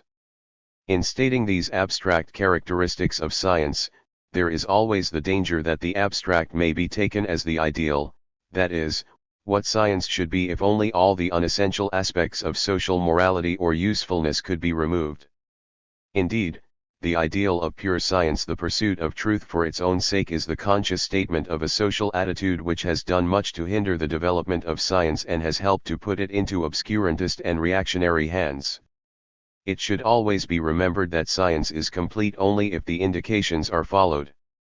Science is not a matter of thought alone, but of thought continually carried into practice and continually refreshed by practice. That is why science cannot be studied separately from technique. In the history of science we shall repeatedly see new aspects of science arising out of practice and new developments in science giving rise to new branches of practice. The professions of the modern engineer are very largely directly due to scientific progress. The very 42. The methods of science. Names of the different kinds of engineers there are today: electrical engineers, chemical engineers, radio engineers, indicate that they were all originally branches of science that have now become branches of practice. Scientist and engineer. But the fact that the engineers have arisen from the scientists, and are continually and closely linked with them, does not mean that the two professions are indistinguishable. In fact, the functional aspects of the scientist and the engineer are radically different. The scientist's prime business is to find out how to do things, the engineer's is to get them done. The responsibility of the engineer is much greater, in the practical sense, than that of the scientist. He cannot afford to rely so much on abstract theory, he must build on the traditions of past experience as well as try out new ideas. In certain fields of engineering, indeed, science still plays a subsidiary role to experience. Ships today, although full of modern scientific devices in their engines and controls, are still built by men who have based their experience on those of older ships, so that one may say that the building of ships, from the first dug-out canoe to the modern liner, has been one unbroken technical tradition. The strength of technical tradition is that it can never go far wrong. If it worked before, it is likely to work again, Its weakness is that it cannot, so to speak, get off its own tracks. Steady and cumulative improvement of technique can be expected from engineering, but notable transformations, only when science takes a hand. As J.J. Thomson once said, research in applied science leads to reforms, research in pure science leads to revolution. 1.686.199 At the same time, engineering successes, and even more engineering difficulties, furnish a continually renewed field of opportunity and problems for science. The complementary roles of science and engineering mean that both need to be studied to understand the full social effects of either. 1.3 The cumulative tradition of science. So far, in discussing the institution and character of science, we have not explicitly stressed one aspect that distinguishes scientific and technical advance from all other aspects of social achievement. This feature of the 43 sciences is their cumulative nature. The methods of the scientist would be of little avail if he had not at his disposal an immense stock of previous knowledge and experience. None of it probably is quite correct, but it is sufficiently so for the active scientist to have advanced points of departure for the work of the future. Science is an ever-growing body of knowledge built of sequences of the reflections and ideas, but even more of the experience and actions, of a great stream of thinkers and workers. To know what is known is not enough. To call himself a scientist, a man needs to add something of his own to the general stock. Science at any time is the total result of all that science has been up to that date. But that result is not a static one. Science is far more than the total assembly of known facts, laws, and theories, criticizing and often destroying as much as building. Nevertheless, the whole edifice of science never stops growing. It is permanently, as we may say, under repair, but it is always in use. It is this cumulative nature that marks off science from the other great human institutions, such as those of religion, law, philosophy, and art. These, of course, have histories and traditions far longer than those of science, and to which far greater attention and respect are paid, but they are not in principle cumulative. Religion is concerned with the preservation of eternal truth, while with art it is individual performance rather than the school that matters. The scientist, on the other hand, is always deliberately striving to change accepted truth, and his work is very soon assimilated, superseded, and lost as in individual performance. Not only the artists and poets themselves, but whole peoples look at, hear, or read the great works of art, music, and literature of the past in the original or in close reproduction or translation. They are, by virtue of their direct human appeal, always alive. By contrast, only a small minority of scientists and scientific historians, and hardly anyone else, study the great historic works of science. The results of these works are incorporated in current science, but originals are buried. It is the established relations, facts, laws, and theories, that matter for most purposes, not the manner of their discovery or presentation. 1-25, 1-32, 1-34 There is, moreover, a profound difference of another kind between the tradition of the sciences, particularly of the natural sciences, and those of religion or of the liberal arts. The latter are arbitrary in the sense that their final court of appeal is a revelation or judgment handed down by oral or written tradition. In so far as they lay claim to a rational justification, it is one of idealist logic. On the other hand, the tradition of science, and with it that of technology, from which it arose, is one which can be directly checked by reference to verifiable and repeatable observations. 44 degrees The cumulative tradition of science. In the material world, however old or new, each acquisition of science can be subjected at any time to tests on determinate materials with determinate apparatus. The truth of science, as Bacon pointed out long ago, is the success of its application to material systems, whether inanimate, as in the physical sciences, living organisms, as in the biological sciences, or human societies, as in the social sciences. It is only in so far as in the last of these there is little or no experiment that it has not yet gained the status of a true science. By sciences in this sense we refer necessarily to those parts of human knowledge which are sufficiently developed to be used to improve practice directly and are not merely orderly descriptions of obvious facts. It is unquestionable that the Greeks had a biology and even a sociology as well as mathematics and astronomy, but whereas the latter two could be used for the planning of towns and the prediction of heavenly events, the former only explained to the learned in an orderly fashion what was known to every farmer, fisherman, or politician. Scientific biology of real use to medicine was hardly to appear before the 19th century, and scientific sociology is only just beginning. The stages by which the accumulation of scientific knowledge and techniques has taken place will be described, though not discussed in detail, in subsequent chapters. This is properly the task of a history of science, which this book does not claim to be, though such a critical history of science, going beyond the facts of discovery to ascertain the reasons, has yet to be written. Here it is sufficient to indicate some of the general principles that have ruled the building of the edifice of science. The pattern of scientific and technical advance. In the first place, history shows a definite succession of the order in which regions of experience are brought within the ambit of science. Roughly it runs: mathematics, astronomy, mechanics, physics, chemistry, biology, sociology. The history of techniques follows an almost inverse order: social organization, hunting, domestic animals, agriculture, pottery, cooking, cloth making, metallurgy, vehicles and navigation, architecture, machinery, engines. The reason for this is easy to see. Techniques must first arise from man's concern with his biological environment and only gradually pass to the control of inanimate forces. The actual order of the development of the sciences, on the other hand, is not so easy to explain. It is only partly conditioned by internal difficulties.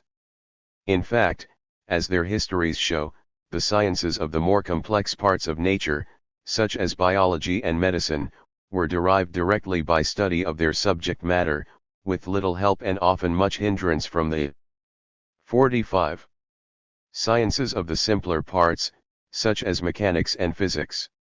The time sequence of the sciences fits even more closely the possibly useful applications which were in the interest of ruling or rising classes at different times.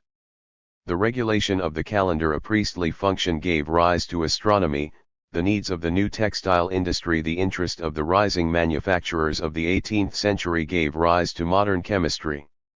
If we turn from the general paths of advance in science to the detailed sequences of discovery, certain general patterns appear. In any particular field there are found long chains of successive discoveries like those, for example, of electricity in the 18th century, or of atomic physics in the 20th. These usually start and end with some crucial discovery that opens up whole new ranges of science. Such discoveries occur most often through the coming together of scientific disciplines previously thought to be distinct, as occurred, for example, in Oersted's accidental discovery of the effect of electricity on a magnet *, or in Pasteur's chance discovery of the asymmetric nature of molecules produced by living organisms, which linked chem_history with bacteriology. From each of these intersections of disciplines or crucial discoveries of science there usually spring 2 or 3 new branches, each of which can continue as a new chain of discovery. The whole of the picture is therefore like an indefinitely complicated interlacing of investigation and discovery, something like the ancient Peruvian quipu which conveyed messages by sequences of knots on cords, themselves complexly knotted together. The role of great men. Both the long chains of investigations and the branching points of crucial discoveries are essential to the progress of science, but whereas the former are the fruit, for the most part, of the application of numbers of painstaking but ordinary minds, the latter are usually associated with the great men of science. This has led to a concept of science as if it were due solely to the genius of great men, and were consequently largely divorced from the effect of social and economic factors. The hold of the great men myth on the history of science has indeed lasted far longer than in social and political history. Many histories of science are, in fact, little more than the stories of great discoverers to whom came in a kind of apostolic succession epoch-making revelations of the secrets of nature. Now great men have had decisive effects on the progress of science, but their achievement cannot be studied in isolation from their social environment. It is through failure to see this that it is so often felt necessary to explain. 46. The cumulative tradition of science. Their discoveries by resorting to know-nothing words such as inspiration or genius. Great men are thus lessened in stature and cheapened by those too limited or too lazy to understand them. The fact that they are men of their time, subject to the same formative influences and suffering the same social compulsions as other men, only enhances their importance. The greater the man, the more he is soaked in the atmosphere of his time, only thus can he get a wide enough grasp of it to be able substantially to change the pattern of knowledge and action. Nor is the great man self-sufficient in any cultural field, least of all in science. For no discovery of any effective kind can be made without the preparatory work of hundreds of comparatively minor and unimaginative scientists. These latter accumulate, most often without understanding what they are doing, the necessary data on which the great man can work. Individual human beings have an enormous range of mental variation.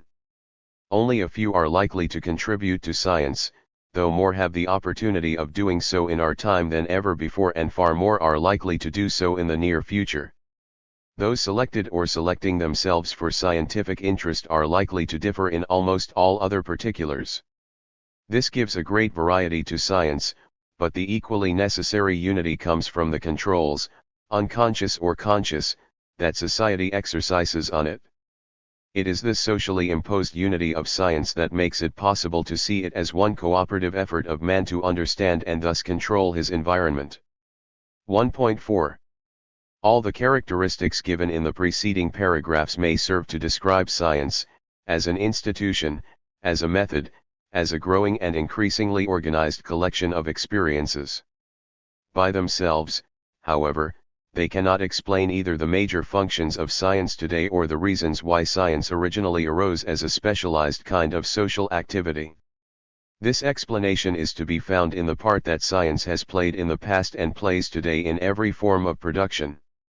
The history of the elaboration of man's means of control over his inorganic and organic environment, as it will be sketched in succeeding chapters, shows that this has taken place in stages, each marked by the appearance of some new material technique. Even now in archaeological terms we describe the eras of the past in terms of materials: the Stone Age, the Bronze Age, the Iron Age. We continue with the ages of steam and electricity, and have now entered the Atomic Age or Space Age. Materials in themselves, however, are no use to man, he must learn to fashion them. Even the original material had to be torn from the tree to make a club or a spear. It was in the ways of extracting and fashioning materials so that they could be used as tools to satisfy the prime needs of man that first techniques and then science arose. A technique is an individually acquired and socially secured way of doing something, a science is a way of understanding how to do it in order to do it better. When we come to examine in greater detail, in later chapters, the first appearance of distinct sciences and the stages of their development, it will become increasingly plain that they evolve and grow only when they are in close and living contact with the mechanism of production. Science has had a history of remarkable unevenness. Great bursts of activity are followed by long fallow periods until a new burst occurs, often in a different country. But the where and when of scientific activity are anything but accidental. Its flourishing periods are found to coincide with economic activity and technical advance. The track science has followed from Egypt and Mesopotamia to Greece, from Islamic Spain to Renaissance Italy, thence to the Low Countries and France, and then to Scotland and England of the Industrial Revolution, is the same as that of commerce and industry. In earlier times science followed industry, now it is tending to catch up with it and lead it as its place in production becomes clearly understood. Science was learned from the wheel and the pot, it created the steam engine and the dynamo. Between the bursts of activity there have been quiet times, sometimes periods of degeneration such as that of the later Egyptian dynasties, or of late classical times, or of the early 18th century. These, we shall see, coincide with periods when the organization of society was stagnant or decadent, so that production followed traditional lines and concern with it was considered to be debasing for a man of learning. Now the observation of the close association between science and the technical change does not in itself explain the origin and growth of science. We still need to know the social factors determining the technical changes themselves. The converse relation of technical factors in society is obvious enough. The technical level of production at any period puts 48. A limit to the possible forms of social organization. It would be useless to look for an extensive national state in the Stone Age, when food gathering and hunting limited the effective social unit to a few hundreds ranging over a wide territory. Nor could the modern urban civilization arise until the combination of agricultural and industrial improvements made it possible to maintain a majority of the population away from the land. Nevertheless, changes in technique are not so simply determined by social organization. It would be very wide of the mark to assume that mankind has in the past acted as one intellectual unit, seeking always to use existing means to provide the best for all men and searching always for the best means of extending man's powers over nature. In fact, as will be shown in the ensuing chapters, throughout the greater part of history improvements in technique have arisen mostly under the stimulus of the immediate advantage they would give to certain individuals or classes, often to the detriment of others, and sometimes, as in war, a perennial source of ingenuity to their destruction. The form of society depends, in the last resort, on the relations between men in the production and distribution of goods, relations nearly always of undue advantage to the rich over the poor, and sometimes of direct compulsion, as in slavery. As will be shown, it is these productive relations, depending as they do on the technical means of production, that provide the need for changes in these means and thus give rise to science. When the productive relations are changing rapidly, as when a new class is rising into a position of power, there is a particular incentive to improvements in production which will enhance the wealth and power of this class, and science is at a premium.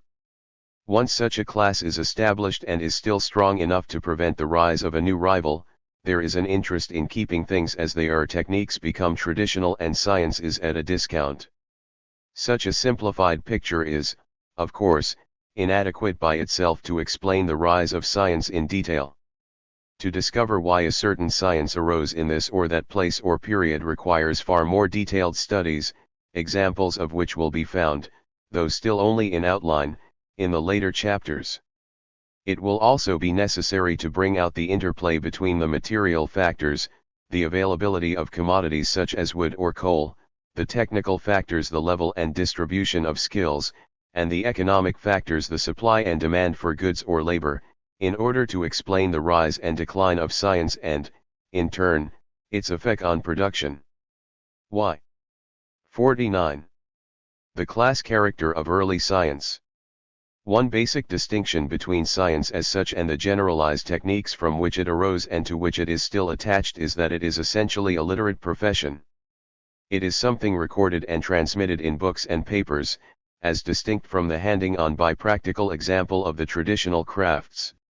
As such, it was from the very start an occupation limited to the upper classes or to a minority of gifted individuals who managed to win acceptance into them in return for loyal service. This limitation has had several effects on the character of science. It has retarded it by keeping out of science the great majority of the naturally gifted people of all classes who might have contributed to it. At the same time, it has ensured that those thinking and even experimenting about science, at least until the time of the Industrial Revolution, should have had very little acquaintance with practical arts and so, in matters of natural science, have not known what they were talking about. Nor could they understand, because they did not themselves feel, the practical needs of common life and, therefore, they had no stimulus to satisfy them by the use of science. This identification of science with the governing and exploiting classes has, from the earliest times of class division, which arose 5,000 years ago with the first cities, engendered a deep suspicion of science, and book learning generally, in the minds of peasants and, to a lesser degree, of the working classes. However well-intentioned were the efforts of the philanthropic philosophers, the people could not but feel that in practice they would result in changes that would bring them no good, and were likely to enslave them more completely or, alternatively, throw them out of work. The first scientists were regarded as magicians capable of unlimited mischief, and this attitude persisted into late classical times when popular feeling, often allied with religion, was sullenly and sometimes violently against the philosophers who were identified, with some justice, with the interests of the upper classes of the hated Roman Empire. In the Middle Ages science existed only on sufferance, and even after its rebirth the same popular reaction was to be seen in the machine wreckers of the Industrial Revolution. Today we can still see it in the reactions to the latest triumph of science, the atom bomb. The combined effect of the contempt and ignorance of the learned, and of the suspicion and resentment of the lower orders, has been, through the whole course of civilization, a major hindrance to the free advance of science. It has replaced an unwilling and grudging cooperation for the free and active exchange of practical and theoretical knowledge that can, as experience in socialist 50 degrees countries is now beginning to show, greatly increase the rate of technical and scientific advance. This stricture applies only to the class character of the separation of theory and practice, and does not by any means imply any disparagement of the function of learning in advancing science. The fact that science was in the hands of persons who could write, keep accounts, and argue in set form, was at certain periods of inestimable value in its growth. Nature as a whole, taken in all its rawness and complexity, is difficult to argue about in mere words to any purpose. Myths and rituals justifying practices of proved utility are as far as such unlettered discourse can go. Even early formal science, such as that of the Greeks, was scarcely more than a rationalized mythology. But certain parts of experience, like simple motions and forces, can be argued about formally and quantitatively. Sailors knew very well how to use oars and merchants to use balances many centuries before Archimedes discovered the formal law of the lever, but his law enabled new mechanical inventions to be made which would never have occurred to practical men. What is more, it was one step, and a very important one, in building further generalizations in mechanics and physics in the times of Galileo and of Newton. Stage by stage rational methods cease to be face-saving descriptions in a learned language and become means of generalizing and extending practical control over nature, first in the chemical and biological, and now in the social field. Nevertheless, as will be shown later, the most important and fruitful periods of scientific advance were those in which the class barrier was at least partially broken down and the practical and the learned men mixed on equal terms. Such were the conditions in early Renaissance Italy, in France of the Great Revolution, in America at the end of the 19th century, and, in a different and more thorough sense, so they are in the new socialist republics of today. Just because of its universality, the class nature of science is so much taken for granted that any mention of it today in scientific circles causes a shocked surprise.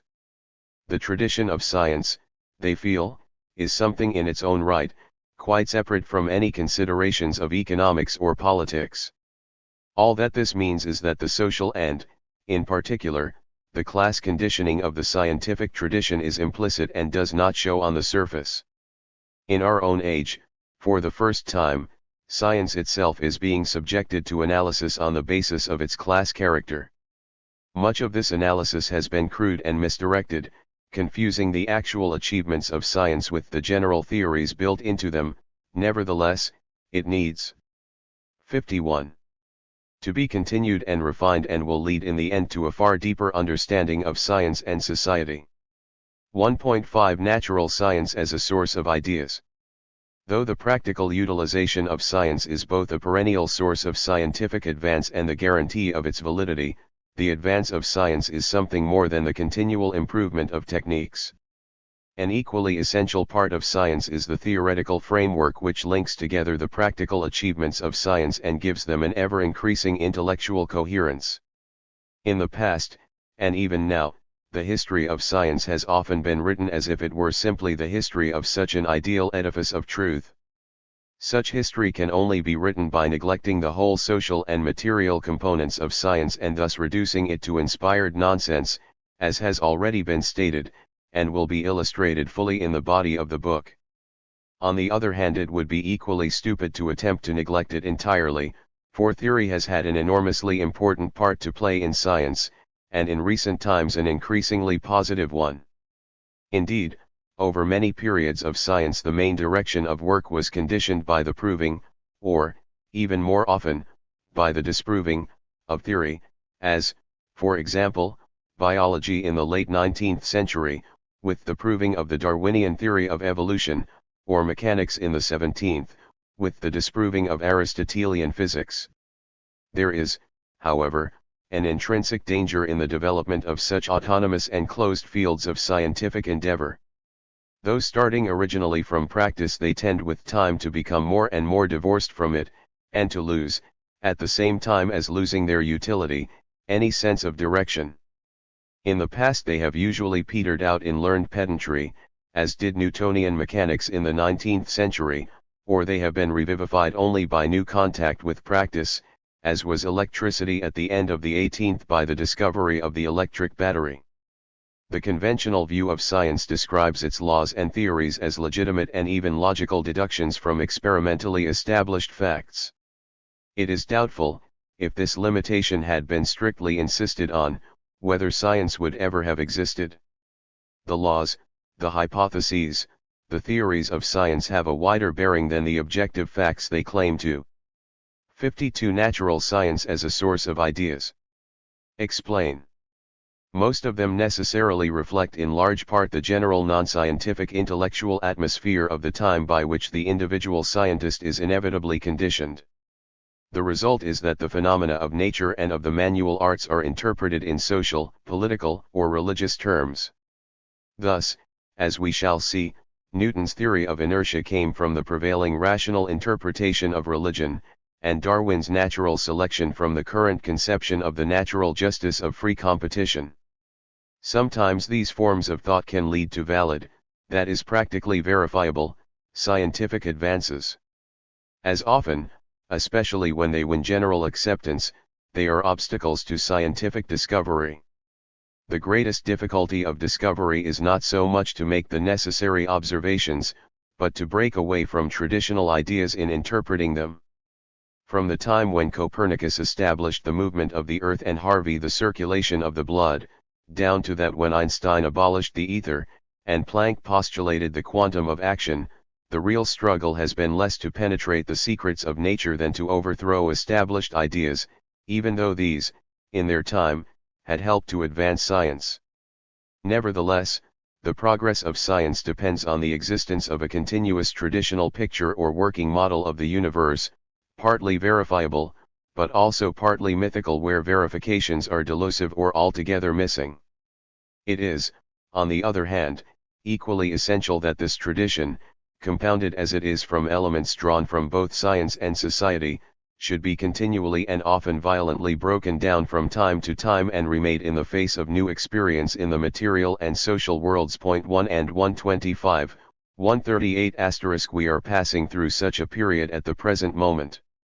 The far greater part that science is playing in the economy of highly industrialized countries has, by no means accidentally, coincided with a great deepening and widening of understanding of natural phenomena, in which the discoveries of the structure of the atom and of the chemical processes in living organisms are outstanding. This in itself has put the theories of science under a severe strain, and has resulted in a rapid sequence of appearances of radically new theories, such as those of relativity and quantum mechanics. At the same time, and largely due to the same factors, there have occurred rapid political and economic transformations, starting in the Soviet Union and now spreading over the rest of the world, with a radically different attitude to the relations of science and society in practice. This has inevitably had a profound effect on scientific theory, which is now being subjected to a critical analysis in the light of Marxist philo. 23. Sophie. This will be discussed in some detail in a later chapter. As a result of these combined influences, from within and without science, there has never been a period when the theoretical foundations of science have been so much in question as they are today. Materialism and idealism. The general character of the theoretical controversy inside science is, however, not new. As will emerge clearly from a study of its history, a sometimes latent, sometimes active struggle has been going on ever since the dawn of science between two main opposing tendencies, one, formal and idealistic, the other, practical and materialistic. We shall see this conflict as the dominant one in Greek philosophy, but it must have originated much earlier, indeed from the first formation of class societies, for the general social affinities of the two sides in the conflict have never been in doubt. The idealist side is the side of order, the aristocracy, and established religion. Its most persuasive champion is Plato. The objective of science, in its view, is to explain why things are as they are and how impossible, as well as impious, it is to hope to change them in essentials. In Plato's mind, all that is necessary is to remove a few blemishes, such as democracy, for the republic to be established safely forever under the care of the guardians, the men of gold. As the perfections of this state of affairs may not be at once apparent to inferior ranks, it is necessary to prove to them the illusoriness of the material world and consequently the unreality of evil in it. In this imagined world, change is evil, the ideal, the good, the true, and the beautiful are eternal and beyond question, and as they are palpably not very prevalent on earth, they must be sought for in a perfect heaven. This view has had a profound effect on the development of science, particularly in astronomy and physics, and even today, in more elaborate and sophisticated forms, there is again a strong tendency to enforce it on science. The materialist view, partly because of its practical nature and even more because of its revolutionary implications, did not for centuries find much support in literate circles and rarely formed part of official philosophy. One expression of it, however, survives in Lucretius' Epicurean poem De Rerum Natura, which shows both its power and its danger to established order. It is essentially a philosophy of objects and their movements, an explanation of nature and society from below and not above. It emphasizes the inexhaustible stability of the ever-moving material world and man's power to change it by learning its rules. The classical materialists could go no further. 54. Natural science as a source of ideas. Because, as we shall see, of their divorce from the manual arts, nor could, in later days, the great reformulator of materialism, Francis Bacon. Once the Industrial Revolution was underway, science became in practice materialist, though continuing to give, for political and religious reasons, some lip service to idealism. Up to the middle of the 19th century, materialism remained philosophically inadequate because it did not concern itself with society and its transformations, and was thus unable to account for politics and religion. The extension and transformation of materialism to include these was the work of Marx and his followers. Registered first effective in the political and economic field, the new dialectical materialism is only now beginning to enter the sphere of the natural sciences. The struggle between idealist and materialist tendencies in science has been a persistent feature in its history from earliest times. The idealism of Plato is in some sense an answer to the materialism of Democritus, the founder of the atomic theory. In the Middle Ages, Roger Bacon attacked the prevailing Platonic Aristotelian philosophy and preached a science aimed at practical utility, and was imprisoned for his pains. In the great struggle of the Renaissance to create modern experimental science, the prime enemy was formal Aristotelianism backed by the Church. The same opposition was to be found in the last century in the warfare between science and religion over Darwinian evolution. The very persistence of the struggle, despite the successive victories won by materialist science, shows that it is not essentially a philosophic or a scientific one, but a reflection of political struggles in scientific terms. At every stage, idealist philosophy has been invoked to pretend that present discontents are illusory and to justify an existing state of affairs. At every stage, materialist philosophy has relied on the practical test of reality and on the necessity of change. 1.6 Interactions of Science and Society. This completes the first brief survey of the general aspects of science, as an institution, a method, and a cumulative tradition, and of the description of its links with the forces of production, and with general ideology. It should now be apparent, without pressing for a definition, what is meant by science for the purposes of this book. At the same time, it would be far too much to ask the reader to accept the conclusions stated and implied. 55. In these sections, without the further evidence which it is the function of the rest of the book to provide. Indeed, it is only by a fairly detailed presentation of the interactions of science and society throughout history that we can even begin to understand what science means and what its future may hold. Science and society have, in fact, interacted in a great number of different ways, and the tendency to insist on one or other of these has been the cause of much of the recent controversy as to their mutual relations. It is usual to begin with the influence of science on society, to think of some crucial discovery, such as that of electromagnetic waves, being first of all theoretically predicted, then detected in scientific laboratories, next tried out on an engineering scale, and finally, as radio, becoming part of everyday life. But that is not the only, nor even the main way in which science grows and affects society. Even more often it happens that a scientist comes to notice the performance or the failure of some practical device. The scientist, either disinterestedly, or very often with an idea of improving it, looks into it and discovers not necessarily how to make it work, but something quite different. He may indeed create a new branch of science, just as thermodynamics was founded from a study of the steam engine. What is important here is that common practical experience furnishes a magnet, so to speak, of scientific interest, and the progress of science can be followed in terms of successively changing fields of general economic and technical interest. This book does not claim to be a history of science. Its theme is essentially this interaction between science and society. If it has any bias, it is on the side of the influence of science on history rather than that of history on science, a theme on which much has already been written. 1 to 52. But the effect of science on history has, in the past, largely been neglected, or at best dealt with in a perfunctory or misleading way. This is because the professional historians have not had, for the most part, the qualifications required to assess or even notice the contributions and influence of science, while on the other hand the historians of science have been little concerned with the wider historic consequences of the growth of natural knowledge. In official histories there has been a tendency to bring in the state of science, together with that of literature and art, as a kind of cultural appendage to a political, or now slightly economic, account of each historical period. What is needed instead is a discussion of the contributions of science to technique and to thought, which should find its place in the very body of the narrative. To the extent that this is not done, the essential historical character, that is the progressive and non-repetitive element, is lost from the exposition of history.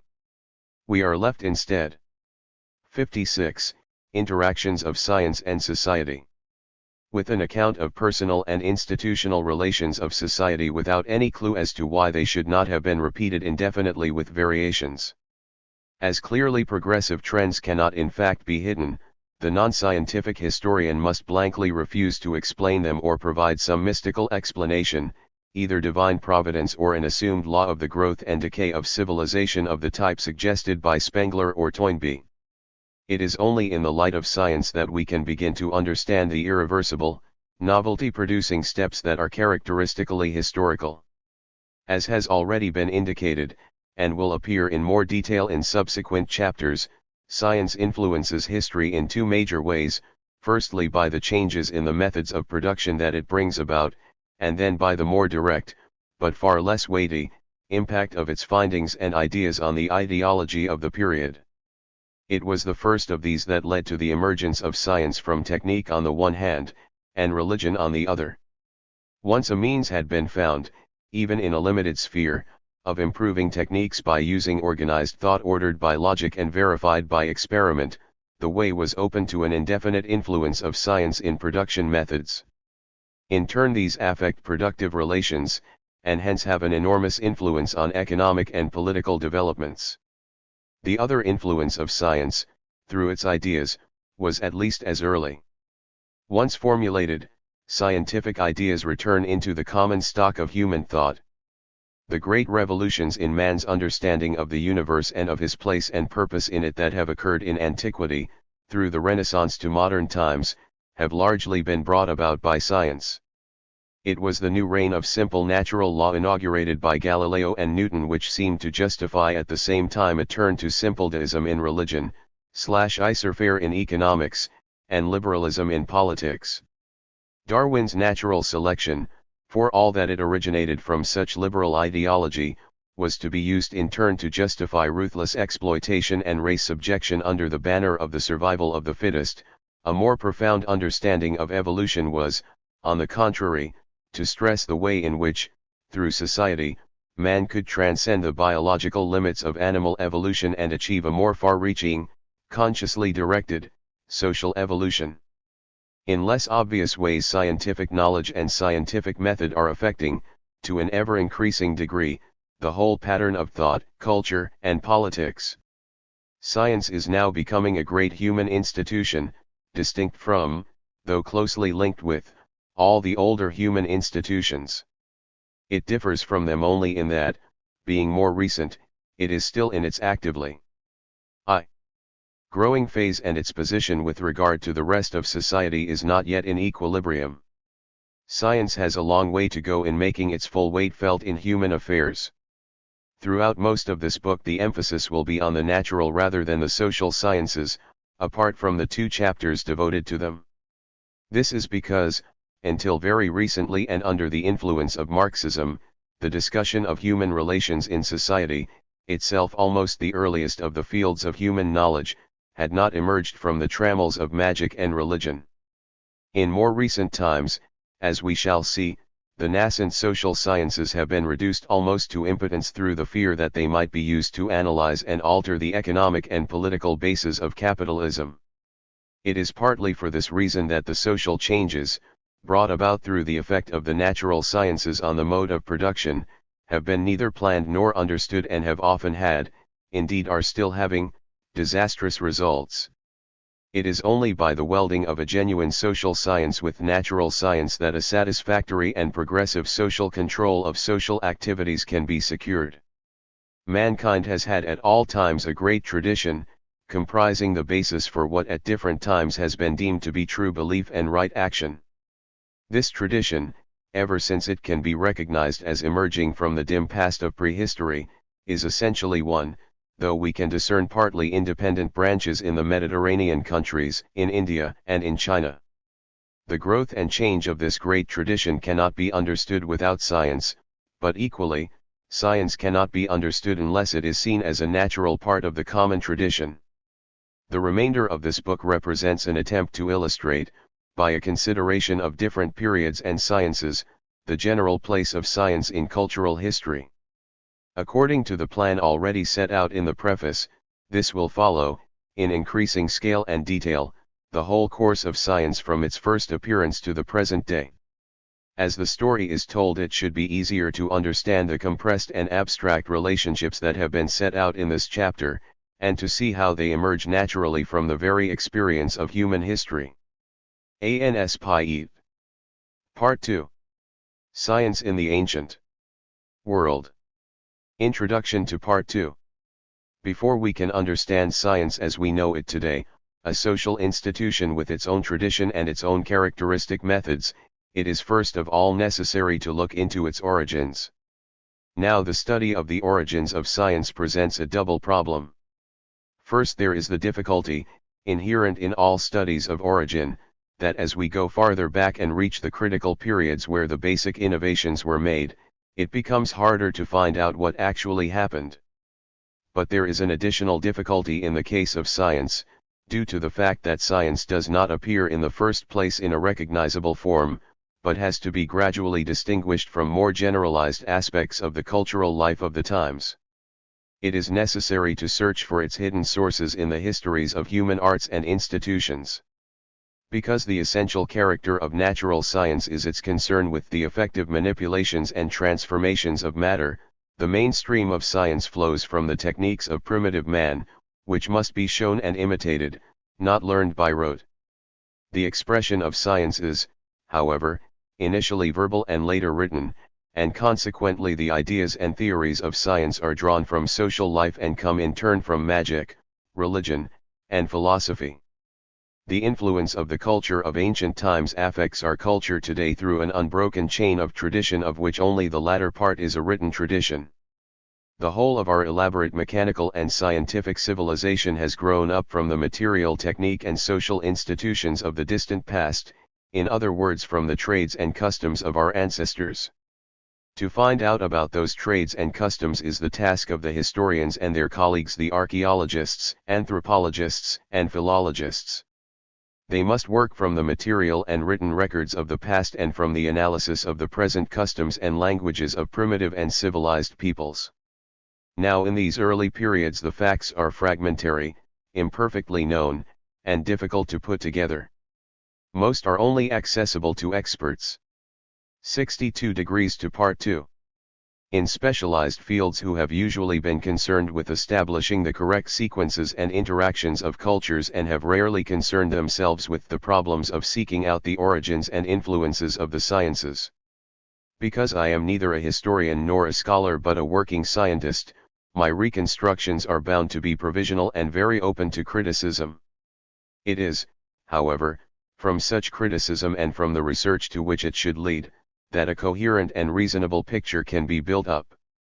It would, of course, have been possible to leave out entirely a discussion of the earliest periods. A perfectly intelligible account of modern if not medieval science could be written without it. But to do so would be deceptive. So much would be taken for granted, as either self-evident or arbitrary, which was in fact the result of specific scientific and social factors operating in antiquity.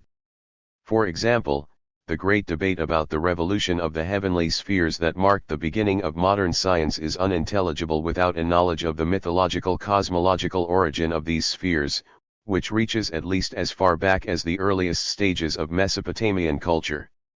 In this section I will attempt to give in outline an account of the first creation and differentiation of science in relation to the early developments of human societies. The range of history covered falls into two major stages divided by the critical invention of agriculture. The first stage covers the period of the Old Stone Age, Lower and Upper, based on food gathering and hunting. The second stage covers the periods of primitive village agriculture, that of the first city and river culture in Egypt, Mesopotamia, India, and China, and lastly that of the independent cities based on trade, including the classical civilizations of Greece and Rome. It is convenient for the purposes of this book to separate out this last period, partly because it is so much better known to us from written sources, but even more because its tradition passed directly into that of modern science. Accordingly, Part 2 will be divided into 3 chapters: Paleolithic, Chapter 2, Neolithic and Bronze Age, Chapter 3, Iron Age and Classical, Chapter 4. In each of these periods men made their contribution to the techniques and ideas which are the necessary basis of science. In the Paleolithic were produced all the major ways of handling and shaping materials, including the use of fire, the practical knowledge of the occurrence and habits of animals and plants in wild nature, as well as the basic social inventions of kinship, language, ritual, music, and painting. The village culture of the Neolithic gave, besides agriculture, weaving, and pottery. 63. The social inventions of pictorial symbolism and organized religion. The Bronze Age added metals, architecture, the wheel, and other mechanical devices. Of even greater importance, it produced the crucial social invention of the city itself, the civis of civilization, the polis of politics. It was the city that made the technical advances possible, and with them a whole complex of intellectual, economic, and political inventions, those of numerals, writing, commerce, in the framework of a newly evolved class system and organized government. Already a conscious science was arising, and the distinguishable disciplines of astronomy, medicine, and chemistry acquired their first traditions. The Iron Age did not cause a marked transformation in material technique, though it added glass and improved tools and machines. Its chief contribution was to extend civilization far and wide by the use of the cheap new metal iron, but the social inventions of the alphabet, money, politics, and philosophy prepared the ground for the rapid development and extension of techniques and science. It was in this period that the Greeks assembled and developed, out of the technical experience of the older empires, the first fully rational science with a direct and unforgotten connection with our own. But the classical period was also one of warfare and social conflict, slavery, and oppression. Its final expression, the Roman Empire, gave little to science though much to public works and law. Owing to its inherent contradictions it gradually decayed politically and intellectually, and with its fall the science of classical antiquity went into eclipse though parallel branches in Persia, India, and China continued to flourish and to prepare the way for a new advance. Me Enandakn as we at 628 YY. Me GE. Sikke. Chapter 2. Early Human Societies, the Old Stone Age. 2.1 The Origins of Society. To find the earliest origins of science we must look into the period before there was any effective separation between the technical and ideological aspects of human culture into the very origin of humanity itself. Now the first and most fundamental way in which human beings differ from animals is that they form continuing societies with a material culture adding new scope to the capacities of naked bodies. Such societies must have had as distinct from animal herds better methods of getting food and protection than could be achieved by isolated individuals, and means of preserving and handing on these methods in the form of a continuous tradition. Already in their evolution from ape-like creatures, primitive men had inherited the essential bodily and mental equipment for seeing, grasping, and handling objects. In addition, they must have had from the outset a quite exceptional capacity for learning derived from a more generalized pattern of getting their living than most large mammals with specialized bodies and habits. It was this combined hand-eye capacity with an ability to learn, 25 that made the use of implements possible, first the casually picked up stone or branch, then one deliberately selected and shaped for the job. But as long as such advances were confined to individuals, however gifted, it could not constitute a full humanity.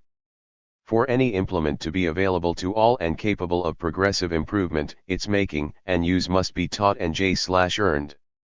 It must effectively be standardized by tradition, and that implies a continuing society. The continuity of human societies was also made necessary and secured by the exceptionally long period during which the human infant is unable to fend for itself. This leads to a practically immortal family group through the association of different generations, particularly of the females. Grandmothers, mothers, and daughters ensure an unbroken human tradition. That is fundamentally why in primitive societies the maintenance of the tribe depends on the women. As kinship is reckoned through the mothers, such societies are called matrilinear. A matrilinear. 66. The Origins of Society. Stage seems to have occurred in all societies, including those of our ancestors. 83. It may even be that at a very early stage the women directed the affairs of the group, so that the societies were also matriarchal. Now the methods which gave human societies their particular advantages were largely dependent on the use of material implements for catching, collecting, transporting, and preparing food, and also on a rapid means of communication to ensure cooperation in these tasks, in other words, on language. Through the use of implements man achieves a far greater and more generalized control over his environment than the animal most lavishly endowed with teeth or horns. Language, by gesture and voice, in addition to indicating the most effective use of implements, ensures both the coherence of society and the handing on of its accumulated culture to later generations. 2.2 The material basis of primitive life. Implements and tools. Implements are essentially an extension of human limbs, the extension of the fist and tooth with the stone, the arm with the stick, the hand or mouth with the bag or basket, or an altogether new type of extension, by projection from the body, as when a stone is thrown with aim. The social control already necessary for the mere selection and use of implements became even more so when such raw implements came to be deliberately fashioned for their purpose. Every kind of instrument thus comes to be socially determined in its use, its form, and its mode of preparation. The continuity of tradition in primitive life is shown, right from the beginning of the archaeological record, by the actual objects made by primitive man himself. Even if we knew nothing about them from their use by contemporary savage societies, they would still bear evidence of their social origin. The implements of each type are practically identical in any given culture or area and do not vary much over very long periods and very large areas indeed. Now even the simplest of stone hand axes has to be shaped by a fairly elaborate process of chipping, a process that would take civilized man quite a long time to learn. The fact that this shape is preserved shows the extreme stability of technical tradition. In other words, the actual shaping of a flint implement is itself an institutional cultural activity which has to be learned and executed with the greatest care in order to secure the degree of uniformity which we observe. 83:78. The uniformity is not, however, absolute. There are inevitable changes. 67. IA. B.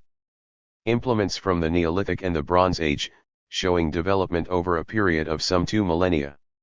Improvements, borrowings, and combinations which have led, through a stage-by-stage evolution, to our present state of technique. But the important point is that through social conditioning man is able to have at his disposal at every stage of culture a reproducible, practically a standard, set of implements.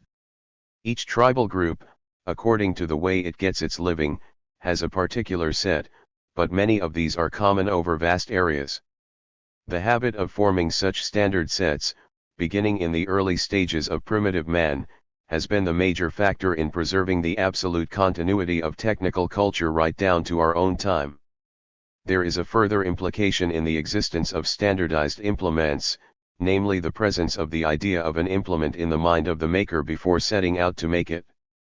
More than this, some partly worked flints show a definite blocking out of the material before the work is started.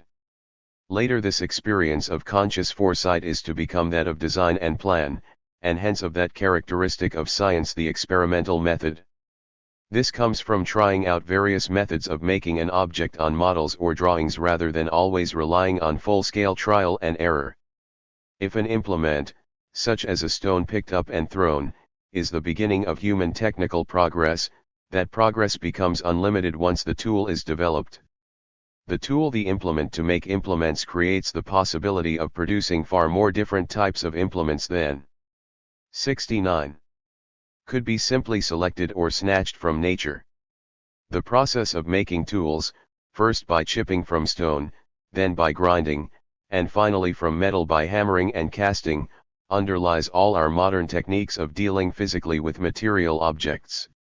The first stone hand tools simply smashed what they hit, later they were developed to split, cut, scrape, and pierce.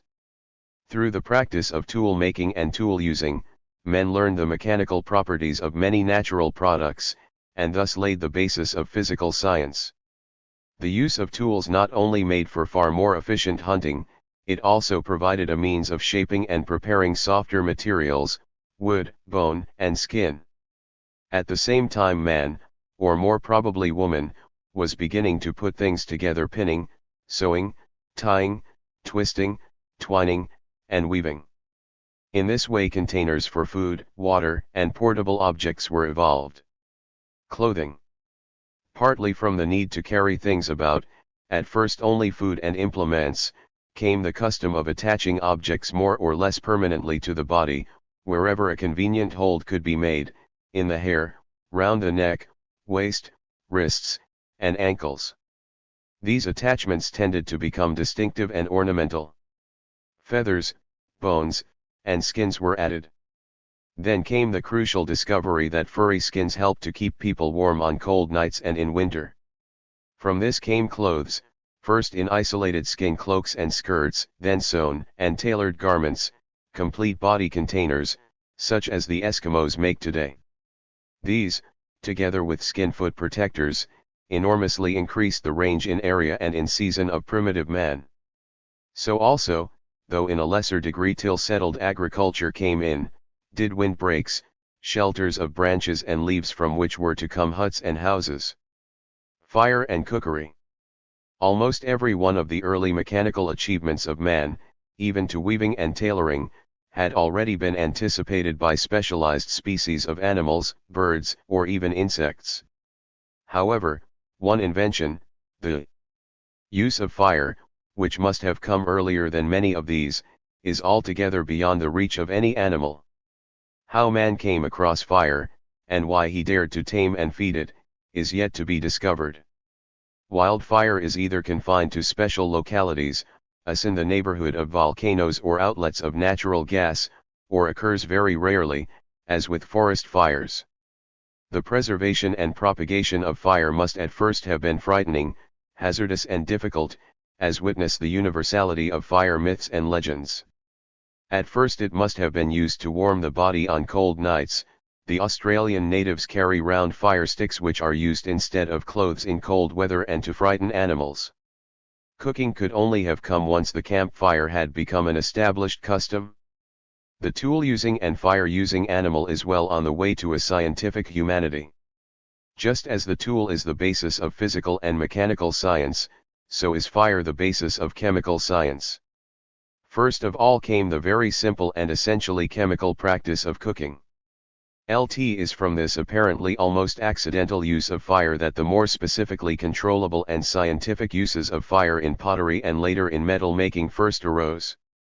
It is not very difficult to roast meat on sticks, or even to bake roots in ashes, but boiling represents a real problem, the solution of which was to lead to further great advances. The first ingenious idea was to heat water in leather buckets or waterproofed baskets by dropping in hot stones. Such stones, cracked by heating and chilling, have been found round prehistoric campsites. The crucial discovery, however, was that by coating a basket with thick clay it could be put on the fire and actually improved in the process.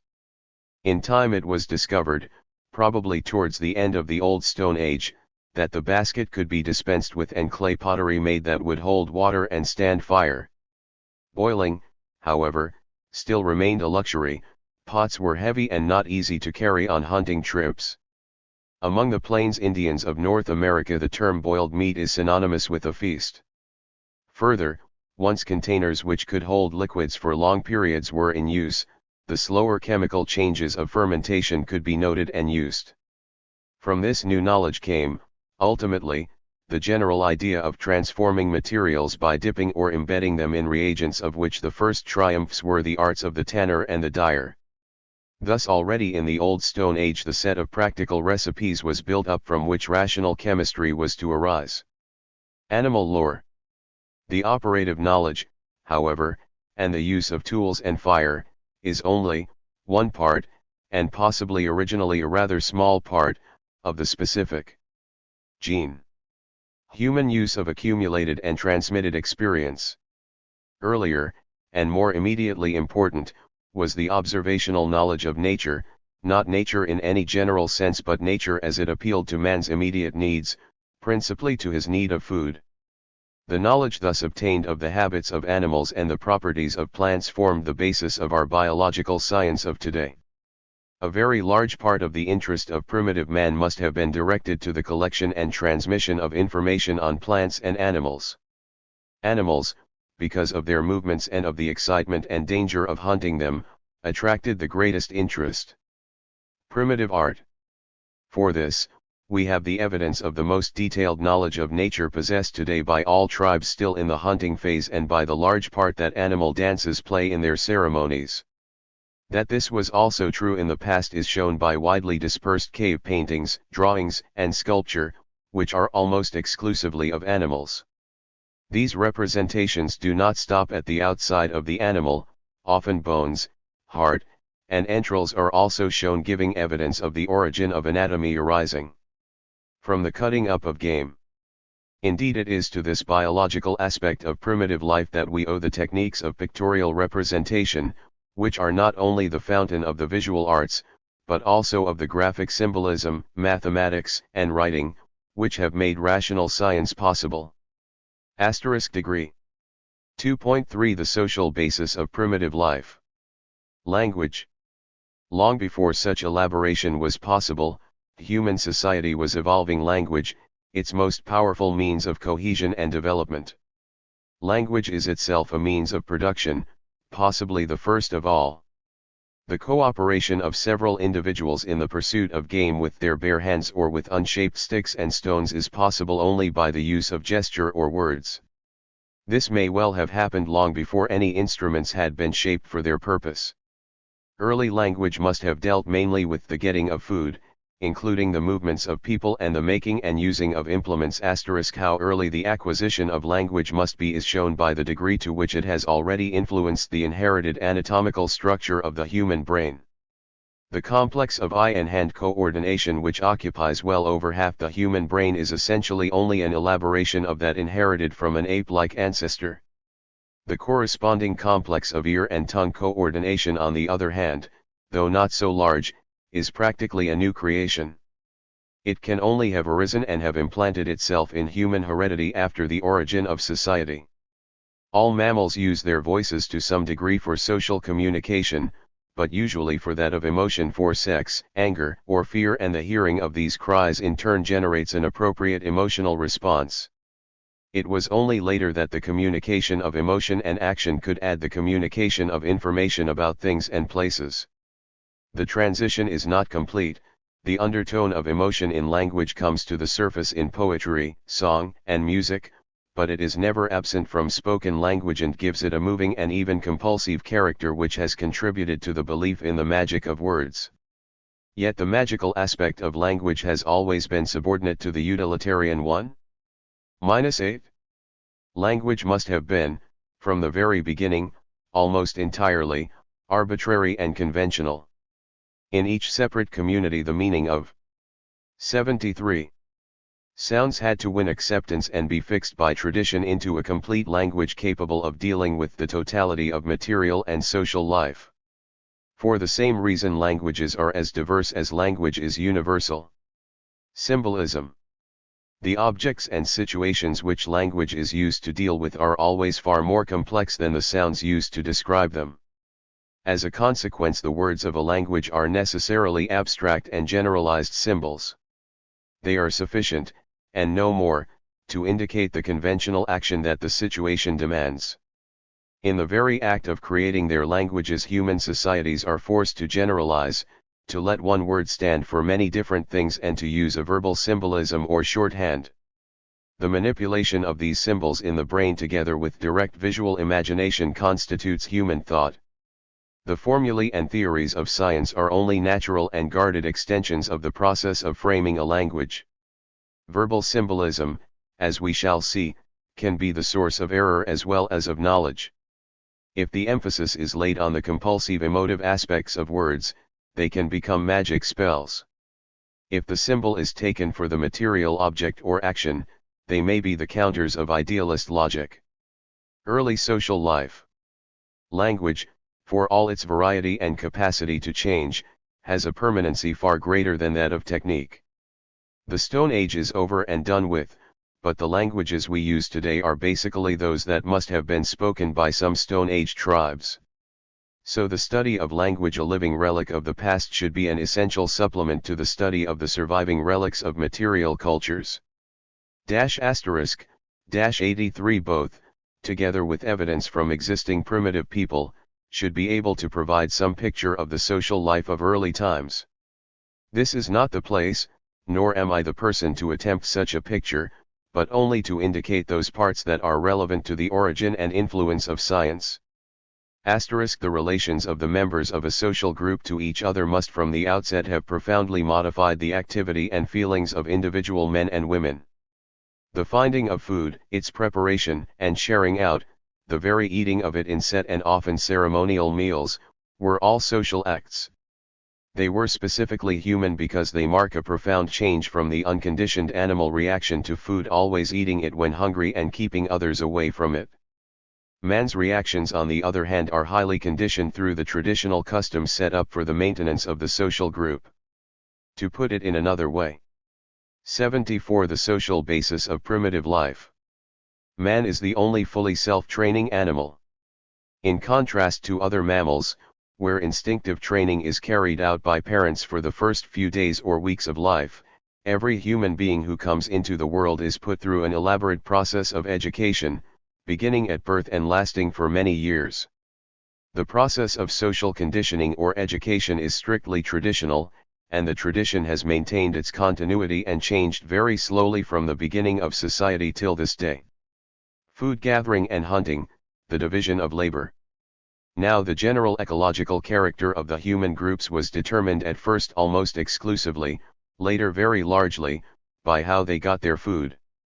To begin with, they must have collected anything they could eat: seeds, nuts, fruit, roots, honey, insects, and any small animals that could be caught with the bare hands. We know nothing, except by inference, of life at this stage.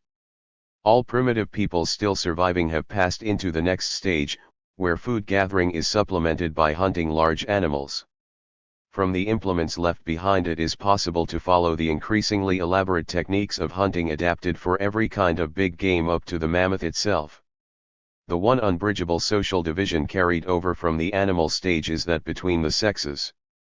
The necessarily small social groups of the early Stone Age maintained their continuity through the women, while the young men for the most part must have gone off and mated with girls from other groups to which they then attached themselves. This corresponded to an economic division in which the women collected fruits, nuts, grains, and grubbed up roots and insects, while men caught small game and fish.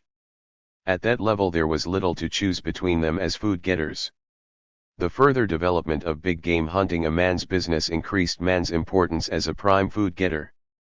It may be that this, combined with the extra strength, aggressiveness, and skill that went with it, led towards the end of the Stone Age to the dominance of men over women, such as they have for instance among the Australian hunters. Families tended to become patrilinear and tribal customs patriarchal. This trend may well have been reversed when Hoe agriculture came in, enhancing the woman's importance. Totemism and magic. The very existence of the group depended on the daily collection of food, and this in turn depended on the supply of animals and plants living within the workable collecting range of a few miles, and on the ability of men and women to catch or collect it. Now only the latter depended on technique, and this necessarily changed very slowly. The numbers of animals and plants, on the other hand, varied widely and sometimes catastrophically. Man was entirely parasitic on uncontrolled nature. What he could do by better techniques was only to deepen and widen the extent of his parasitism. He could not escape from it in reality till the invention of agriculture. Nevertheless, he thought he could persuade and fool nature to help him by methods which worked with his fellow tribesmen and with the animals he hunted. Magic was evolved to fill in the gaps left by the limitations of technique. By making each useful animal or plant the totem of a particular tribe or section of a tribe, by the use of images, symbols, and imitative dances, the primitive tribesmen believed that the animal or plant could be encouraged to flourish and multiply. This also led to food exchanges between different totem groups. Thus the elaborate social rules for relationships and for the sharing of food and ornaments could be linked together in one complex system. As long as the rules of the totems were strictly followed, the reproduction of the tribe and of its food supply would be secure. Linked to the totem is the ascription of powers to certain persons, animals, or objects. They are taboo, sacred, they can only be handled in accordance with the strictest rules whose infringement brings frightful penalties. The concept of an object with latent mana, power, or virtue has underlain, sometimes fruitfully, the development of science. For example, the fascination of the magnet, with its virtue of attracting iron, created the science of magnetism.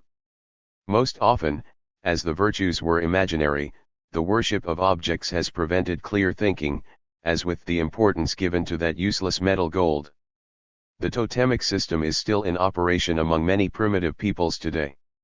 Traces of it are to be found in all civilizations, including our own, especially in the most conservative spheres of religion and language. Indeed, as Thomson has shown, the whole of our terms of relationship, father, sister, uncle, etc., are only to be understood in terms of totemic relationships.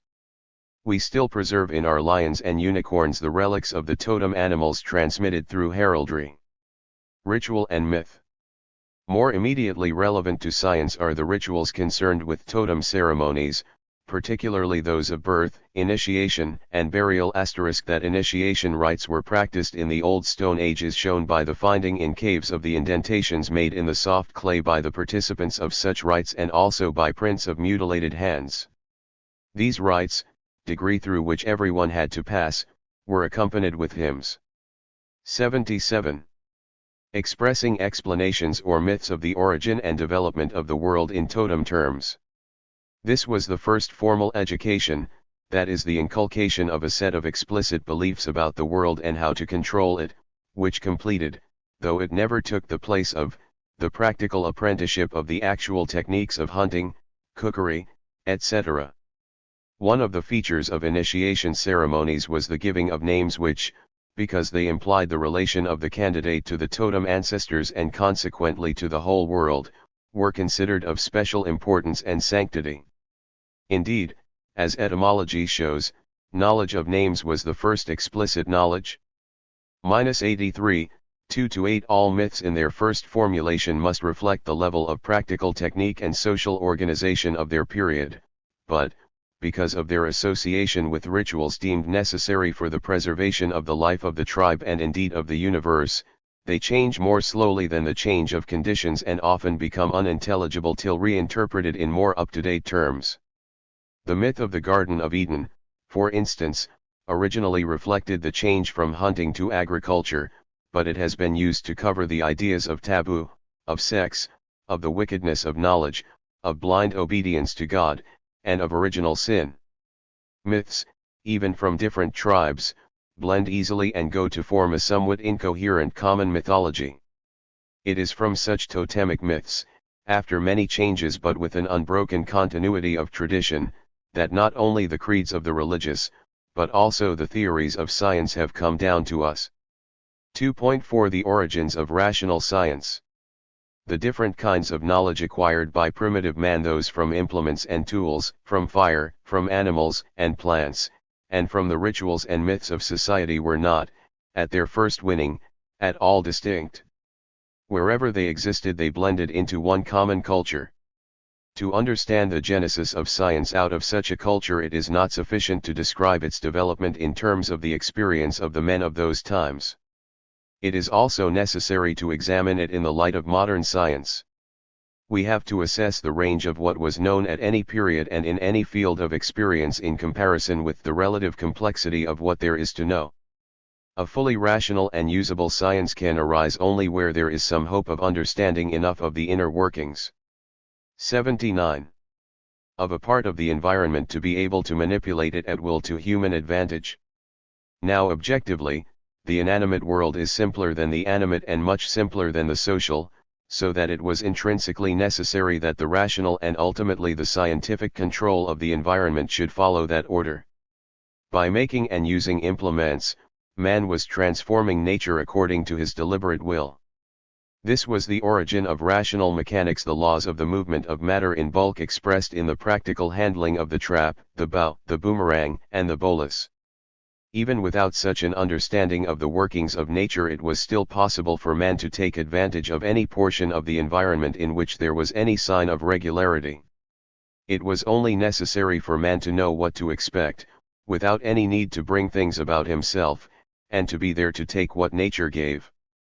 This is the field of the observational and descriptive sciences, such as are the basis of the arts of hunting and of gathering fruits in their season. Beyond what might be controlled by direct human action and what might be expected from nature, man still strove to exert his power, but by other means, at first magically, later in terms of religion. The interests of primitive man were in any case severely limited and practical. They were confined to the provision of the necessities of life, food, animals and plants, and the materials for tools and equipment, together with other things, such as heavenly bodies or features of the landscape, deemed to have something to do with their abundance. If the area of the rational and the expected was small, it was still a very large part of what actually interested primitive man. As society has developed, The area of effective science has enormously increased, but the field of interest has grown as fast or even faster. There is no reason to believe that primitive man felt any less secure in his world than we do in ours. He had certainly less reason to feel insecure. Mechanics. The beginning of the rational field is built into the structure of the physical universe and of the sensory-motor mechanism that had been evolved by animals in the course of thousands of millions of years in such a way that at each stage they make the best use of it. In the first place, it derives directly from the visual manual elements in the human body itself, the inherited eye-hand coordinations that gave man such advantage over other mammals, especially when he became a social animal. To put it another way, the possibility of rational thought for man begins in his relation to his physical environment. With a very simple device like a lever. 80. The origins of rational science.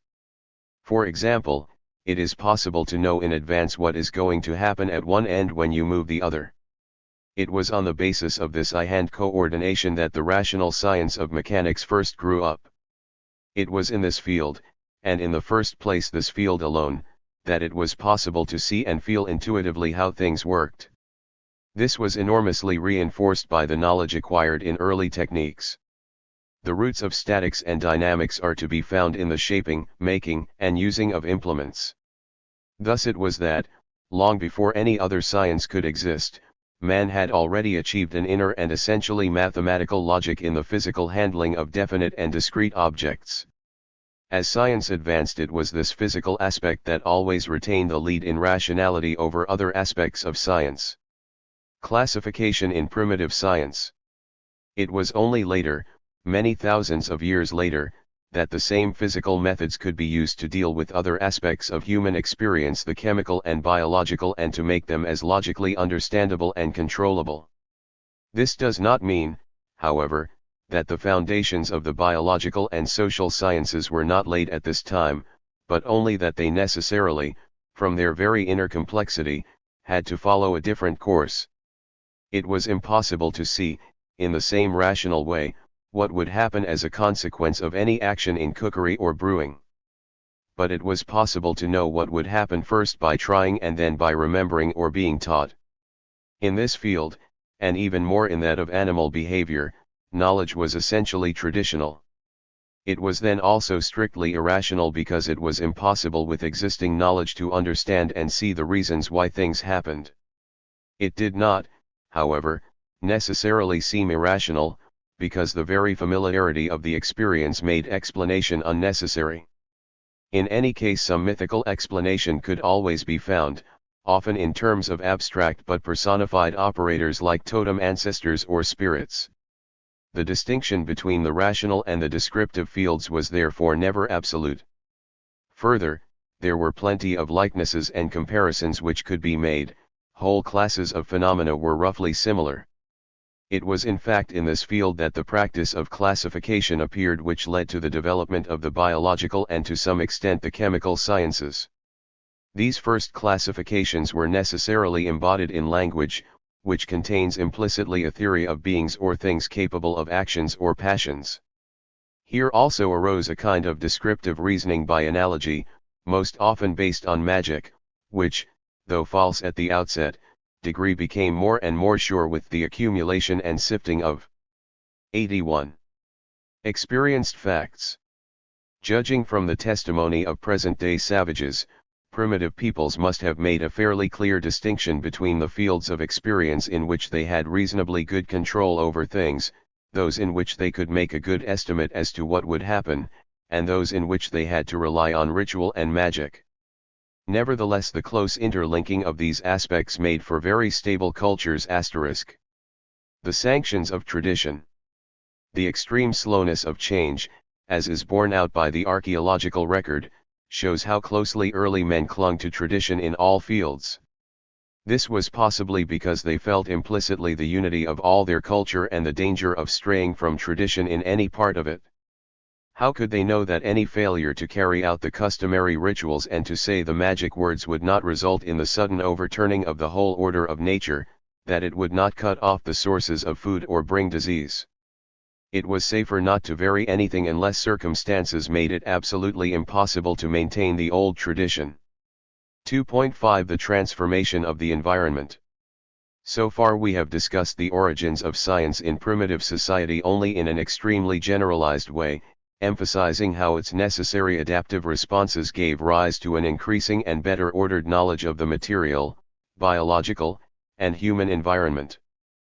But this is only one side of the picture. The other is the development and use of techniques by early man, themselves altering that environment and driving him on to further fundamental changes in the pattern of life. They did this in two ways. In the first place, each new technique enlarged the area of the usable or controllable environment. A new type of weapon, such as the bolus, for example, already fully developed in the Old Stone Age, made possible the hunting of fleet game in open plains. New equipment might have even more important consequences. Fur clothes, huts, and fire enabled early man to winter in the north. Such revolutionary technical changes enabled mankind to spread to new areas and to live in greater density in the old areas. In the second place, the successful use of a new technique, such as burning a forest for clearance, would in the long run physically 82. The transformation of the environment. Alter the environment itself and lead to new problems for which technical change offered the only alternative to extinction. Other crises, often indistinguishable by primitive man from those due to his own activity, were produced by uncontrollable changes in the physical environment due primarily to climatic variations. Both required either movement away from old areas or the development of new techniques to deal with the new conditions. Whether technical changes developed from within the culture or were imposed on it by changes in external conditions, they certainly occurred. Further, as the archaeological record shows, the changes were mainly progressive and gave greater control over a wider section of the environment. Equipment at the end of the Old Stone Age. Already towards the end of the Old Stone Age, the archaeological record shows man equipped with a rich array of technical devices: huts, sewn fur garments, bags and buckets, canoes, hooks, and harpoons. It can be interpreted the more easily because most if not all of these are found in active use among the present-day savages, notably the Eskimos, and in a more restricted way among the South African Bushmen and the Australian Aborigines. Their technique was one limited to food gathering and hunting. Not only was the major direction and aim of life turned to the pursuit of animals, but the equipment of the hunters was very largely made from the remains of the animals they had killed. It was on the basis of such a hunting economy that solutions were found to most of the mechanical and technical problems of shaping and joining material. It is interesting to note that although the materials have changed, most of the types of solution found at that time for these problems are still in use and are often still the main basis of modern techniques. For instance, one of the major early problems of civilization was to find means for preserving and carrying liquids about. The first buckets and bottles were of skin, and although the materials have changed, the methods of manufacture have merely been adapted to use sheet metal for buckets and cans. Even when glass and plastic have replaced leather, the essential shapes have remained the same. Basketry was certainly known in the Old Stone Age, as were crude weaving, probably derived from it, degree and the plastic properties of clay.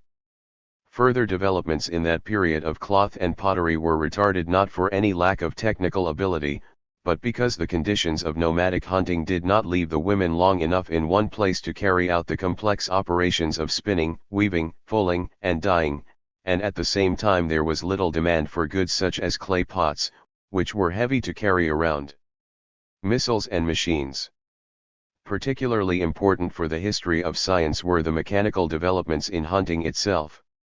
The spear, the throwing stick, the extremely ingenious boomerang, the sling, and the bolus, whose action depend on rather complicated dynamical and aerodynamical movements of systems in space, are successive extensions of the simple art of throwing sticks and stones.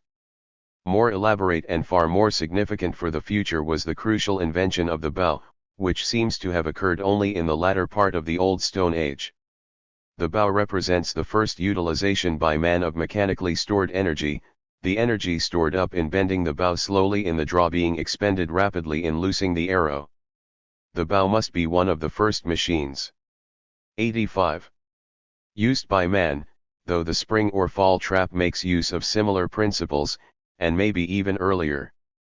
The bow must have led to far more efficient hunting, and its use seems to have spread very rapidly throughout the world.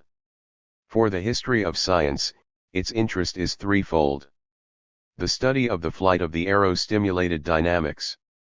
The bow drill, substituting the action of the hands and liberating one of them in twisting a fire stick or a borer, was an early example of sustained rotary motion. The twang of the bowstring was the probable origin of stringed instruments and thus contributed to the science as well as the art of music. The other and probably earlier mode of producing musical sounds was from wind instruments, of which the horn and the pipe must go back to Old Stone Age times. Primitive man knew well enough from experience that air and wind were material. Pneumatics started with the breath.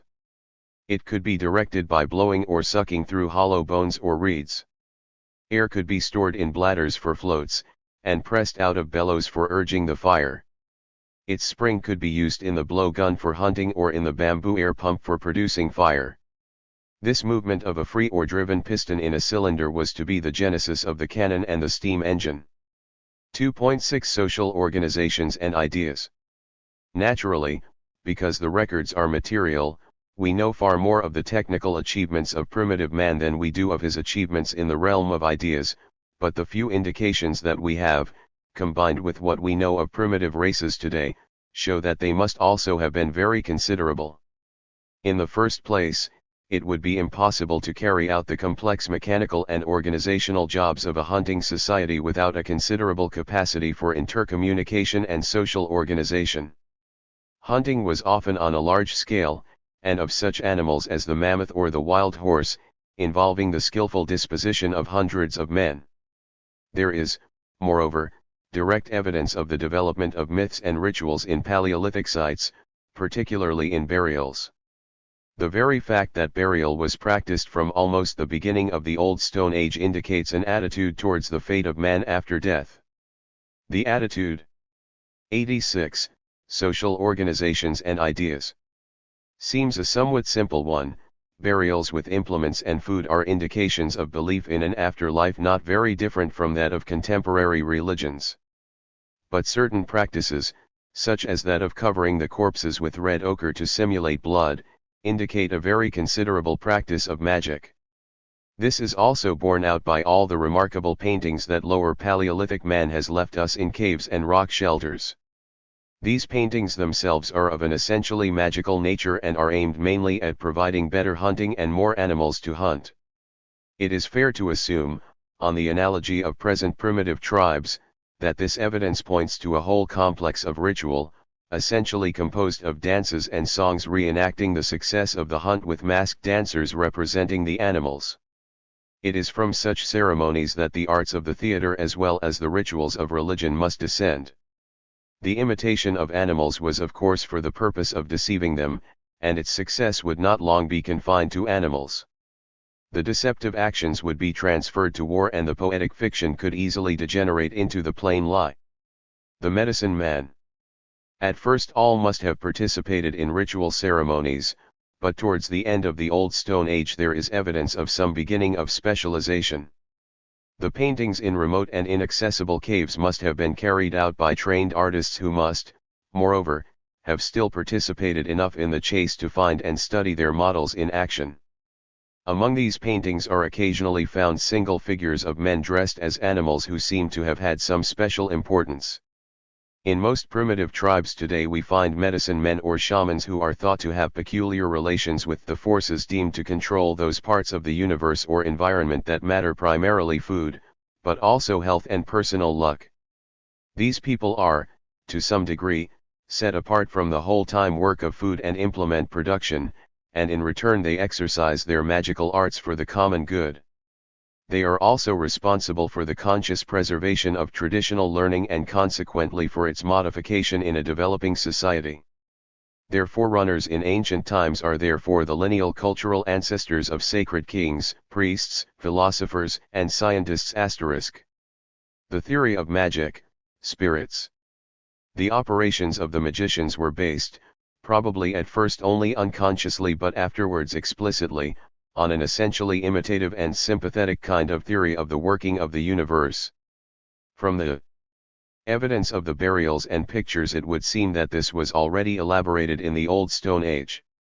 First likenesses and then simplified images or symbols could be so identified with the originals that operations on them were transferable by sympathy to the real world. An unbroken sequence links those images and symbols to those we use with such success in modern science, but centuries of experience and bitter struggles were necessary to distinguish the magical from the merely conventional value of symbolism. Another aspect of primitive thought which at some stage split off from imitative or symbolic magic was the idea of the influence exerted in the real world by spirits, and consequently the need to control or propitiate them. The idea of a spirit is in itself a highly sophisticated one. It probably originated from the inability to accept the fact of death, and early spirits, as the grave furnishings show, were conceived as very corporeal indeed. But because they had been members of the tribe when alive they were deemed to continue their concern with it. They were thought to 88. Social organizations and ideas. Work on nature as live men did by direct action or by magic, and originally their power was no greater. It was only later that the spirit that which left the body at death was imagined as separate from the body and capable of an invisible but not ineffective life of its own. Ultimately, the conception of spirit was to split into two very different ones. The first was the transformation of the spirit of a powerful man through that of a legendary hero into that of a god, *2-83 to become the central figure in religion. The second was the divorce of the spirit from its human origin into an invisible natural agent such as the wind or the presumed active force behind chemical and vital changes. The latter, purged of its divine nature as will be shown in subsequent chapters, played an enormously important role in science, ending up when condensed as the spirits of the gin shop, or remaining as the wild untamable spirits the gas of Van Helmont that were ultimately to pass into the confinement of the gasometer. 2.7 The achievement of primitive man. This all too brief survey of the techniques and ideas of primitive man should at least suffice to show how much had already been done by the end of the Old Stone Age in using human intelligence to control nature by material instruments, and, through the workings of society in tradition and ritual, to ensure that the advances gained should be retained. The basis of mechanics and physics had been established in the making and use of implements, the basis of chemistry in the use of fire, and that of biology in the practical and transmissible knowledge of animals and plants. Social knowledge was implicit in language and the arts, and had been systematized in totemism with the beginning of formal education in initiation ceremonies. The character of the society, determined by its dependence on hunting and food gathering, was essentially communal, without any marked specialization and without class divisions. The limitations of a hunting economy. The excellence of the technical and social achievements of Paleolithic men was such that one may wonder why they were not able to maintain themselves indefinitely in that state. Indeed, some have apparently 89. Done so, but only in the most outlying places, such as the Arctic and Central Australia, or in the tropical forests. It is still, however, doubtful how far these are really Paleolithic survivals or merely Neolithic groups pushed back by especially hard external conditions onto a secondary Paleolithic hunting and food gathering culture. For the rest, Paleolithic technique was perhaps too well adapted to its main purpose of hunting a limited number of species of game in a limited number of habitats, particularly open plains. If the conditions determining their abundance were altered, either by climatic changes or by overhunting by the tribesmen themselves, the herds would die off and the tribesmen would either have to move off to more favorable regions, die away on the spot, as many tribes did and are doing today, or learn to change their hunting culture for another a far more difficult task. The essential weakness of a hunting society is that it is parasitic on the animals it hunts. It is able to make the greatest use of the animals that are there, but not to control them in any positive way. That is, it can kill off the animals, but it cannot feed them or make them breed. In fact, it was probably the very efficiency of late Paleolithic techniques that caused the disappearance of large animals from wherever they could be easily hunted. Another contributory cause was changes of climate, which replaced the open happy hunting grounds by forests in some regions like Western Europe or by deserts in others, as in Africa. Certainly hunting, about the period of the end of the Ice Age, ceased to be the most progressive type of human culture, and though its arts and even its social organization were preserved, they persisted only as a part of a far richer and more progressive culture brought about by the invention of agriculture. There may also have been internal reasons rooted in the form of Paleolithic society that made it less able to cope with its environment, but it is still difficult to analyze them. Primitive societies of this level of material culture are rare today, and their purely internal difficulties are masked by the destructive influence of more advanced cultures, particularly our own. Chapter 3. Agriculture and Civilization. 3.1 Towards a Productive Economy. This chapter covers the periods usually known as the Neolithic or New Stone Age and also the Bronze Age, the period of the early river civilizations of Egypt, Mesopotamia, India, and China. No attempt will be made to trace the histories of these civilizations, but only to bring out the part they played in the origins of science. About 10,000 years ago there began a revolution in food production that was to alter the whole material and social mode of existence of man. This was mainly, if not altogether, a result of the crisis in hunting economy discussed at the end of the previous chapter. The difficulties that men had to face at that time led to an intensive search for new or even old and despised kinds of food, such as roots and the seeds of wild grasses. This pursuit was to lead to the invention of the technique of agriculture, ranking with the utilization of fire and of power as one of the three most momentous inventions in human history. Like all great transformations, it was not a single act, but a step-by-step accumulation of interlocked inventions, all subservient to the essential achievement, the cultivation of seed-giving grasses. In essence, this was a transformation of society from the exploitation of the animate environment to its control, the first step in the achievement of a fully productive economy. The origin of agriculture. The precise origin of agriculture is and will probably long remain conjectural. The limitation of the plants and animals used in agriculture to a very few closely related kinds, edible seed grasses, horned cattle, points to it having arisen in a definite period in some limited area, probably in the Middle East. It is not even certain whether the growing of crops and the domestication of animals were always associated or were the results of the coming together of purely agricultural and purely pastoral cultures. The evidence, seems to point to the former alternative. Originally, animals may have been attracted by the extra fodder left by the grain growers, and tamed. Domestication was not absolutely new. Already in the Old Stone Age the dog had been tamed. One small clue that has struck me is that the almost universal means of cutting grain, the sickle, is clearly, from its shape and the teeth with which it was originally furnished, a substitute for the jaw of a sheep or other ruminant, which is a very effective grass cutter. It would hardly have been used, however, if sheep had not been fairly plentiful and presumably tameable in the very first stages of agriculture. The growing of crops is in any case a more far-reaching invention than the domestication of animals, for without supplies of fodder it is usually impossible to keep an adequate number of animals in a restricted area. Further, the market for meat, skins, and wool provided by the townsman is essential to an extensive pastoral economy. A nomadic tribe of shepherds or cattlemen on the open ranges needs as much land as if it were hunting the same animals wild, while without a market from which weapons, ornaments, and supplementary food can be got, there would be little incentive to exchange the excitement of hunting animals for the trouble of herding them.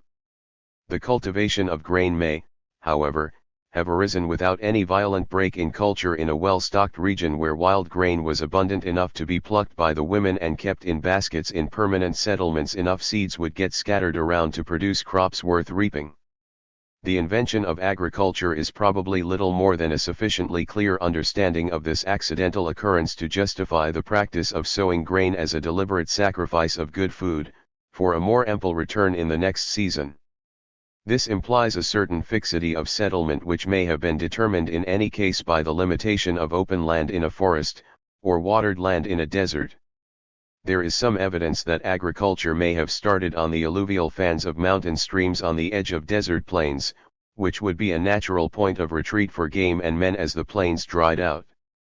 As grain gathering was women's business, agriculture was probably a women's invention, and in any case was women's work, at least till the invention of the ox-drawn hoe or plough, for it was done with the hoe, a derivative of the old Stone Age digging stick with which women used to grub for roots. Where agriculture predominated over hunting in providing food, it accordingly raised the status of women and halted and reversed the tendency to change the reckoning of descent through the mother, to that through the father, which hunting had first induced. Only where stock raising predominated, as in the lands bordering the agricultural settlements, was there a complete transition to the patriarchy as we see it in the Bible. 94. Towards a productive economy. Whatever its origin, agriculture led to an essentially new relation between man and nature. Man ceased to be parasitic on animals and plants once he could grow in a small area as much food as he could hunt or collect over a wide range of country. In practicing agriculture, he controlled animate nature through a knowledge of its laws of reproduction, and thus achieved a new and far greater independence of external conditions. The first agriculture may well have been a mere scratching of the ground, or garden culture, carried out in patches temporarily cleared and then abandoned, a kind of nomadic agriculture which is still practiced by many tribes today. But even at this low level, the practice of agriculture had an explosive effect on human material and social culture. Compared with any of the changes that occurred in the Old Stone Age, it marked a new order of advance. It led to a new kind of society which was qualitatively different, because of the enormous quantitative increase in the number of people that could be supported on the same land. Hunting had to be a fairly continuous occupation, but agriculture depended on the seasons. Most of the population could be set free for other tasks for some part of the year. Thus agriculture brought new possibilities and with them new problems. Crafts of the field and the home. Agriculture itself involved a set of new techniques in the growing of crops and the preparing of food from them, such as sowing, hoeing, reaping, threshing, storing, grinding, baking, and brewing. With them came a whole set of ancillary techniques, either, like weaving, made possible by ample supplies of wool and flax, or, like pottery and hut building, arising from the possibilities and needs of permanent occupation. Hut building was known in the Old Stone Age, but only in localities where there was enough game to allow of permanent settlement. In agricultural communities it was universal. Everything conspired to put a new tempo into cultural development. The need and the material means were there. The tyranny of old customs had to yield to new conditions. One new factor was the emergence of real property, though first of communal and not of private property. In hunting communities most of what was produced was consumed on the spot, and the only permanent goods, hunting gear, cooking utensils, and clothes, were in constant and largely personal use. In an agricultural community, on the other hand, land, cattle, huts, and stores of grain were always there as more or less fixed goods, largely communally held, and means had to be found of safeguarding and distributing them. At first this was done by extending and further complicating the totemic group organization. The rule was share and share alike inside each group, and ritual exchanges, minutely regulated by custom, were made between groups on ceremonial occasions such as weddings and funerals. But the new methods of production were in the end to be too much for the old system of distribution. Barter began to take the place of ritual exchange. Individuals began to stress their claims to what they had produced, and private property, with its inevitable consequence of inequalities of wealth, came into being. The next stage, the formation of social classes, does not, however, seem to have developed until the founding of cities. Work. Agriculture also introduced a new concept into social life, the concept of work. In the days of a hunting culture, work was not conceived as distinct from other aspects of life. Actions were closely related to their consequences. You hunted for food which you and yours were going. 96. towards a productive economy. To eat fairly soon. But in agriculture there was a long interval between what you did and what you got for it, and at the same time many of its operations were tedious and exhausting in themselves and lacked the excitement of hunting. True, the food supply was more secure, but the possibilities of wonderful hunts and great feasts were lost. In fact, the transition from hunting to agriculture was a transition which we now know in our legends as the fall of man. Man left paradise or Eden, which means the plain or happy hunting ground, to take up working for his bread by the sweat of his brow. Science and the new crafts. Nevertheless, the very indirect relation of work to its reward that agriculture introduced led to a further extension of the concept of cause and effect, which was to become the basis of a rational and conscious science. For example, the whole life history of animals and plants now came under interested observation. It was necessary to know how they bred and grew, not only how to catch the one or gather the other.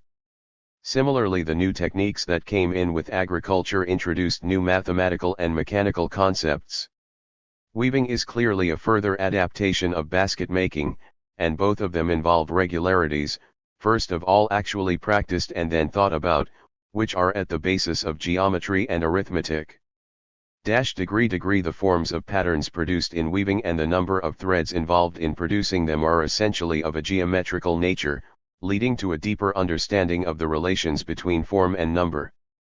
Spinning was, with the possible exception of the bow drill, the first industrial operation involving rotation and may well in turn have led to the use of the wheel, which in the next period was to revolutionize mechanics, industry, and transport.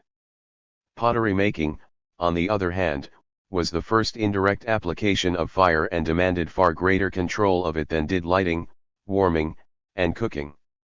The use of pottery was in turn to extend the range of cooking operations and was to make the smelting of metals and early chemistry possible.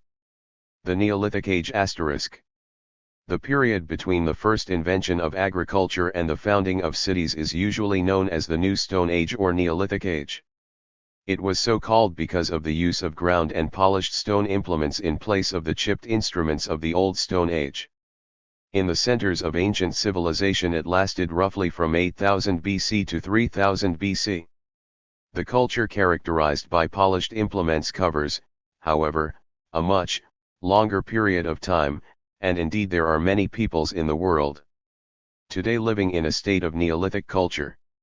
It would appear that these existing Neolithic cultures have arisen in two ways. Some may be in direct continuity with primitive Neolithic culture which spread widely from the original centers in the Middle East, others may have derived from a much later spread of Bronze Age peoples who, moving into regions where they were cut off from the products of their parent cities, lost all but their basic Neolithic material culture and retained only certain Bronze Age ideas, such as sun worship. The first megalithic Long Barrow folk, who came to Britain 4,000 years ago, may have been such a group. So also may the Polynesians who spread over the Pacific during our Middle Ages. The very persistence of Neolithic culture over most of its area shows how in it man had achieved a new equilibrium, though now with the produce of soil and climate rather than as before with animals and plants in the state of nature. The formalization of religion. This transformation in the material basis of common life which came with the invention of agriculture was bound to have a profound effect on the mental sphere which was expressed in new rituals and myths. The chief concern of the Neolithic community was with crops. Accordingly, the woman's side of the totemic rituals for increase and reproduction of plants was emphasized and further developed. The most characteristic were fertility rites, in which human matings were used to encourage the crops. The influence of rain on vegetation, noticed in the days of hunting culture only indirectly through its effects on animal life, now became a matter of life and death. Imitative magic to produce rain became the other main object of ritual. This concentration tended to make ritual and magic more orderly and to bring about their transformation into government and religion. Regular spring and harvest festivals were celebrated. Corn queens or kings and rainmakers were chosen and given special consideration and powers because they were regarded as essential to the life of the community. The need to bury or kill the grain before a new crop could grow led to the idea of sacrifice, even of a human sacrifice, in which the king himself or his representative was called on to die for the welfare of the people. Village culture. Underscore the characteristic economic and cultural unit of the Neolithic age is the village. Now many centuries must have been needed to evolve the complex interrelationships of technical and economic operations carried on in a village that ensures its practical independence in its own territory. Village economy, however, is strictly limited in scope and possibility of change. Even where it involves thousands of people, as in some African villages today, it remains an economy in which nearly all the people are occupied most of the time in agricultural pursuits or in the production of locally made and locally used goods. The self-sufficiency of the Neolithic village favored its spread, but it hindered its further development. 3.2 Civilization. River culture. The first step towards a larger scale of operations occurred when people tried to practice agriculture in the wide alluvial valleys of such great rivers as were free from unclearable forest, that is, flowed in their lower courses through arid lands. They may have started from the low river. 100 Civilization. Banks, where seeds could be sown in the wet mud, as tribes in the upper Nile still do, and then gradually cut back the marshes and cleared the river channels. Alternatively, the practice of agriculture in small upland valleys may simply have been pushed downstream step by step into the great valleys. In either case there would be an incentive to canal cutting and embanking. In some such way a new kind of agriculture based first on natural, then on artificial irrigation came into being. In such a territory the village ceases to be the natural economic unit. Floods and droughts do not respect village boundaries, embankments have to be raised and canals have to be cut by many villages working together, and the distribution of the water must be fairly partitioned between them. When such cooperation, even that between half a dozen villages, was achieved or imposed, the yield of the land of each of them increased. Marked another quantitative advance in food production, as it enabled a still larger number of people to live on the land, and this in turn led to a qualitative change in social organization. Extension of social coordination. Social coordination over a far larger area than the simple village was in fact necessary to get the full value out of river valley agriculture, but once it was achieved it was consolidated by its very success. Simply to increase the scale of an operation often leads to altogether unsuspected possibilities.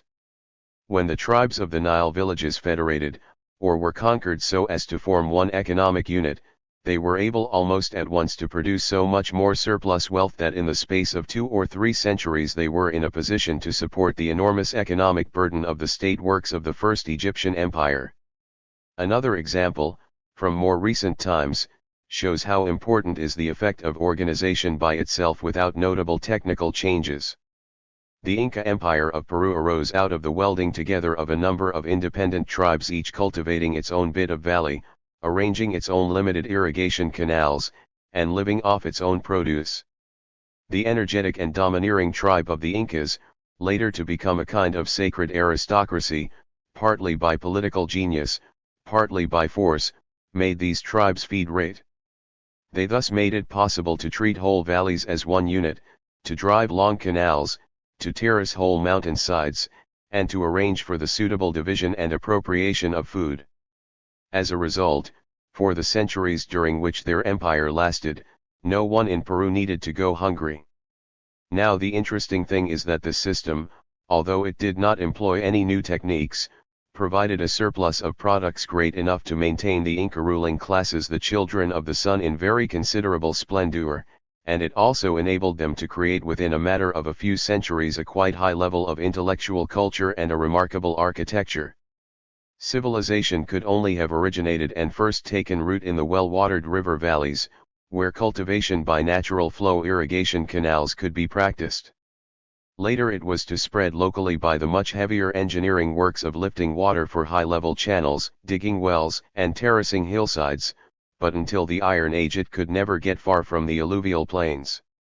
Early civilizations were accordingly limited to a number of favored areas, the main ones known to us being those of Mesopotamia, of Egypt, and of the Indus valleys, and, some centuries later, of the valleys of the Oxus and Yaxartes, the Yellow River, and the Yangtze.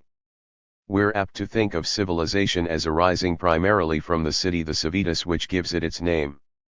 But the city was actually a consequence and not the cause of civilization.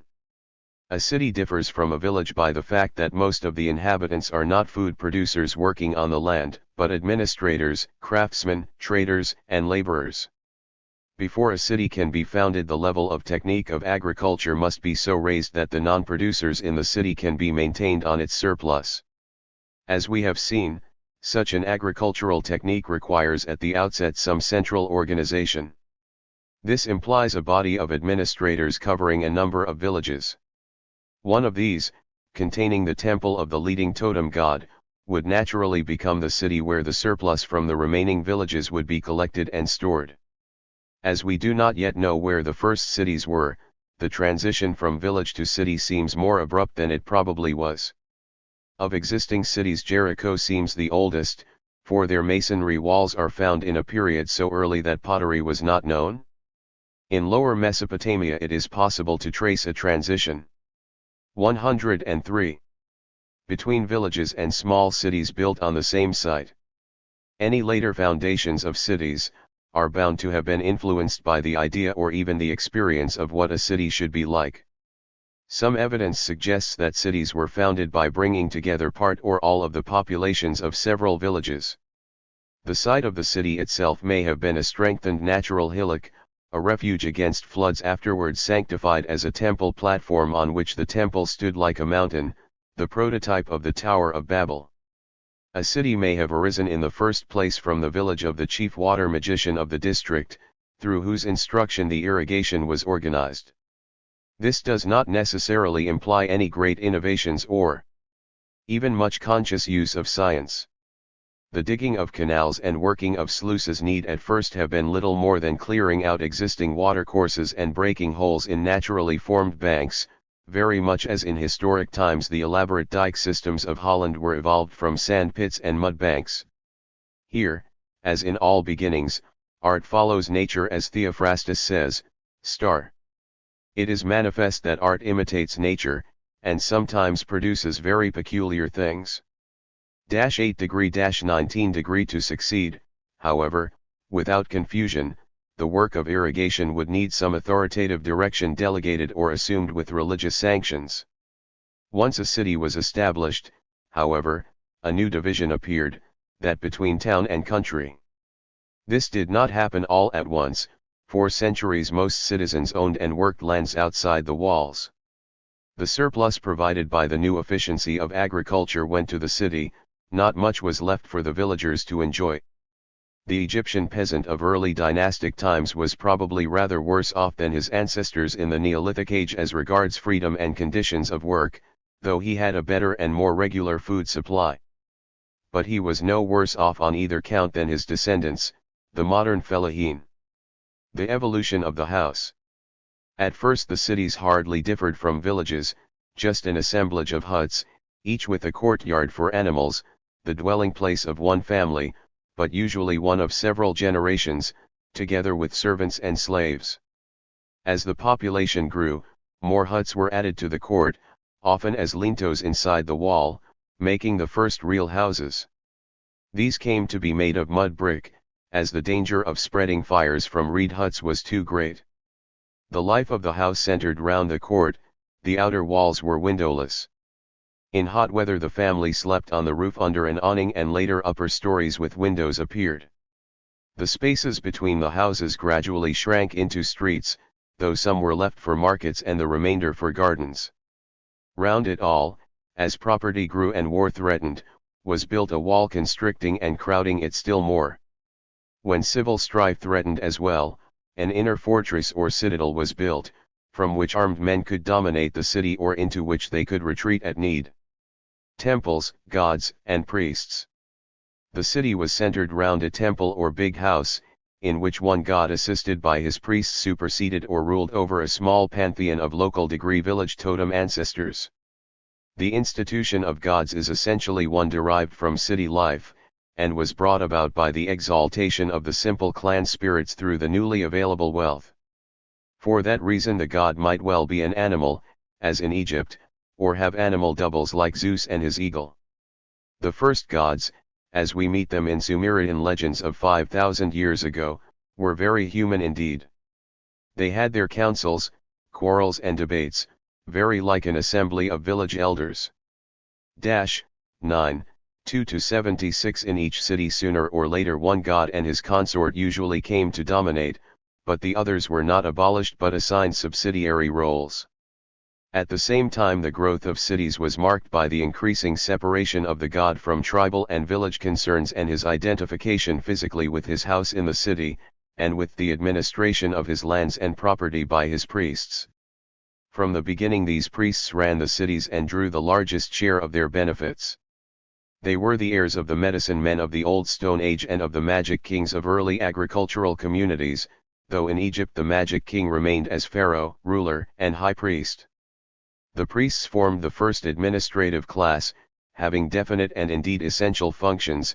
They arranged for the distribution of water and seed, for the timing of sowing and harvest, for storing of grain, and for collecting and apportioning the herds and their produce. Temple servants and craftsmen. The physical work needed to maintain the organization of the economy was not, however, done by the priests, or done only in a symbolic way. 107. We see for instance pictures of the priest kings of the ancient Sumerian cities carrying the first basket of earth from the excavation Ophir Canal, and of Egyptian pharaohs wielding a hoe, much in the same way as their successors today lay foundation stones. A body of temple servants was required for collecting, storing, and guarding the surplus produce. The temple itself became an establishment needing building and upkeep and the preparation of increasingly lavish ceremonials and feasts. The table of the god had to be well supplied. The exalted god naturally appreciated only the spiritual essence of the food, while the priests had to be content with its material remains. All these activities required workers who tended to become more specialized and gradually altogether removed from the work of agriculture. Builders and carpenters, potters and weavers, butchers, bakers, and brewers congregated round the temple and shared, though modestly, in its revenues. The first complete division of labor took place as these craftsmen were attached to their tasks and divorced from the land. Nothing could be too good for the gods, and, with supplies of materials assured from the agricultural surplus, the craftsmen rapidly improved their techniques. New crafts such as that of the jewelers and metal workers were added to the old. In the cities the old clan organization of the villages, already overstrained by the appearance of property, was reduced to a formal role or continued as a guild mystery for the followers of particular crafts. 8-33. Class-divided societies, slaves and serfs. Up to the present little has been written on the original process of transformation of village into city economy. The evidence may be there, but it has not been fully interpreted. We badly need an economic and social analysis of the really primitive Bronze Age cities, similar to that which Thomson has given us of the Iron Age cities of Greece. When the archaeologist reveals them, the earliest cities seem far along the road of class-divided societies, and early laws are quite explicit on the point. In the Code of Hammurabi, for instance, we find in a table of retributory penalties the following. If a man destroy the eye of another man, they shall destroy his. If one break a man's bone, they shall break his bone. If one destroy the eye of a freeman or break the bone of a freeman, he shall pay 1 mana of silver. If one destroy the eye of a man-slave or break the bone of a man-slave, he shall pay half his price. Degree. This implies 3 grades. In most early cities we find citizens graded according to their wealth, including priests, merchants, and free craftsmen. There are domestic slaves and, outside the city, there are peasants who are virtually temple serfs.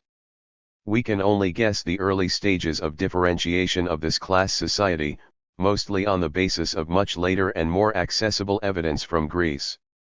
It would appear to arise by the progressive modification of the sharing out of the produce of the village community, supervised by the priests, who managed to appropriate more and more on behalf of the god, and by the accession into the population of a number of disfranchised men and strangers, who had no right to any share at all.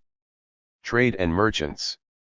The resulting inequalities were further accentuated and made permanent by trade, which itself arose out of ritual exchanges and later became a necessity. At first this was effected by simple barter, then by the use of cattle as units, or through valuable goods convenient for exchange because of their ready transportability, such as shells, gold, and silver, and finally by credit. The need for specialized traders arose originally out of the need for foreign goods necessitating journeys or even armed expeditions. These merchants, originally city or royal officials, later set up on their own and came to live mainly by trade. At the outset the temple of the king was the chief storehouse and bank on which all economic life was centered. Their taxes were collected in kind, from it distribution was made of food and raw materials. Most craftsmen were virtually serfs, receiving raw materials and food from their priestly or noble masters and handing over the finished goods, though even in early times there came to be some independent craftsmen who bought their raw materials and sold their wares. Propertyless men sold their labor. 109. For wages. Those in need borrowed, those with superfluity lent at exorbitant interest, those who could not pay were sold as slaves. Law and the state. Laws had to be evolved to prevent these transactions leading to losses to the temple or to bloodshed. These laws are among the earliest written documents. In some of them we find everything regulated down to prices, wages, and doctors' fees. Thus in the Code of Hammurabi we find the fee for setting a bone or curing diseased bowels is 5 shekels for a man, 3 shekels for a freeman, and 2 shekels for a slave, the latter to be paid by the owner. The force behind the laws could no longer, as in hunting or even village communities, merely be the traditional sense of what was permissible or taboo, or even the clan responsibility for the doings of any of its members, to be settled by a feud or composed by a ceremonial payment. For a city where there was social inequality an apparatus of force was required. In the cities of Mesopotamia the original assembly of citizens, faced with threats of inner or outer violence, gave way to one-man rule either in the form of the ensi or chief temple administrator, or of the slashagal, great war chief, but also priest of the god. In Egypt the divine priest king, pharaoh, was from the first dynasty head of the state. The laws were enforced and the taxes collected by a body of temple servants with police powers. The king also arrogated to himself the right of punishment by fine, imprisonment, beating, or death. The power of the state, though vested nominally in an individual, was in fact dependent on the support of the whole of the upper classes of priests and merchants, tempered only by the fear of popular revolt.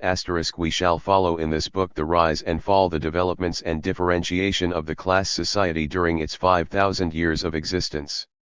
We shall see it in turn as a social form assisting, holding back, or destroying the chances of human advancement. At its very inception, however, there can be no doubt of its generally progressive character. It gave an enormous impetus to the development of techniques and to the beginning of a rational approach to them from which science was to arise. 3.3 The techniques of civilization. The discovery of metals. The organization of river plain agriculture was the decisive economic factor in the first rise of cities. The major technical advance that accompanied it was the discovery and use of metals, particularly that of copper. 110 The techniques of civilization. And its alloy bronze, which has given its name to the whole era of early civilization. However enormous was the subsequent importance of metals to technique and science, they cannot have acquired this importance from the outset. The word for metal comes from a Greek root meaning to search, which implies their early scarcity. At first metals were such rarities that they were used only for luxury articles. The agriculture and most of the crafts of the city were carried on by stone techniques. Metal was not even strictly necessary to civilization. None of the great cities of the Mayas or the Aztecs ever knew it except for ornaments, all tools were of stone. Metals, apart from gold and a little copper, are not found in the raw state. Their extraction and preparation imply a long experience and even possibly deliberate experimentation. The original impulse may have come from the interest that primitive man, even in the Old Stone Age, had in all oddly shaped and oddly colored objects. Bits of metallic ore were bound to attract attention, and in fact have been found in necklaces and other ornaments. It is perhaps more than a coincidence that there was a very considerable trade and use of malachite, the most easily reduced ore of copper, as I paint in pre-dynastic Egypt. The use of metals for tools must have been a secondary consideration. The first of the metals, because it was the most obvious in the native state, was gold. But gold nuggets, unlike the hard and brittle stones used for implements, were plastic. They could be beaten out, and a technique of metal working was developed long before metal could be extracted from the ore. Native copper nuggets, though not so conspicuous or ornamental, could be beaten out into pieces hard enough for tools.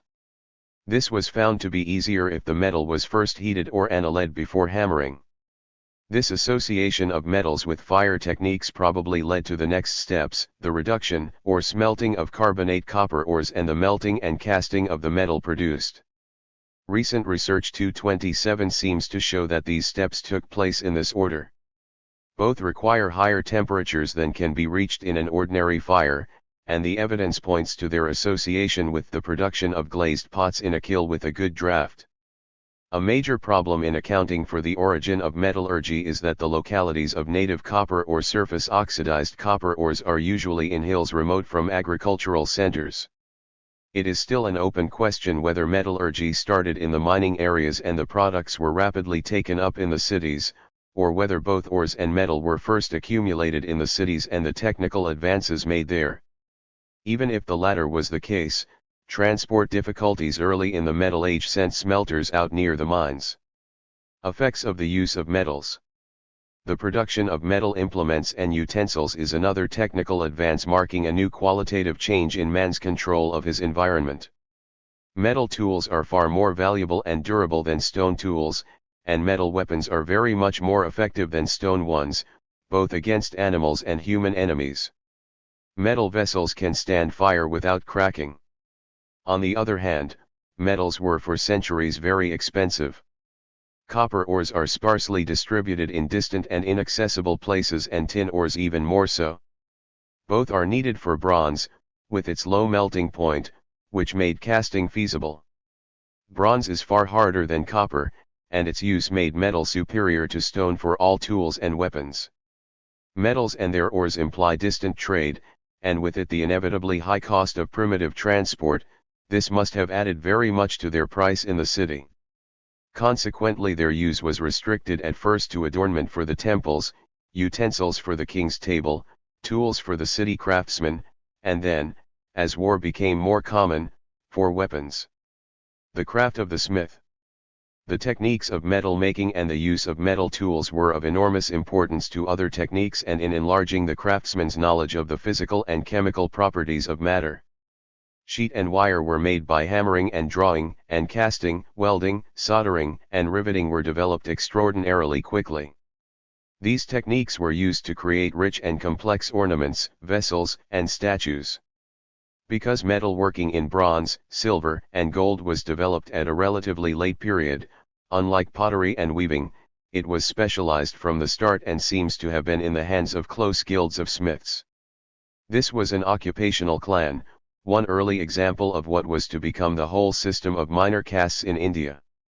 The metal workers must have had a very close guild, as many of their processes remain secret till recent times, or have been lost because no written record was left. The early smiths, apart from those involved in mining and smelting, were mainly concerned with working up metal from ingots or scrap. Most of them must have lived in the cities, but we know from the hordes of scrap and half-made tools they left behind that they must also have traveled around the country like a superior kind of tinker. The value of metal tools and weapons did not lie only in their durability.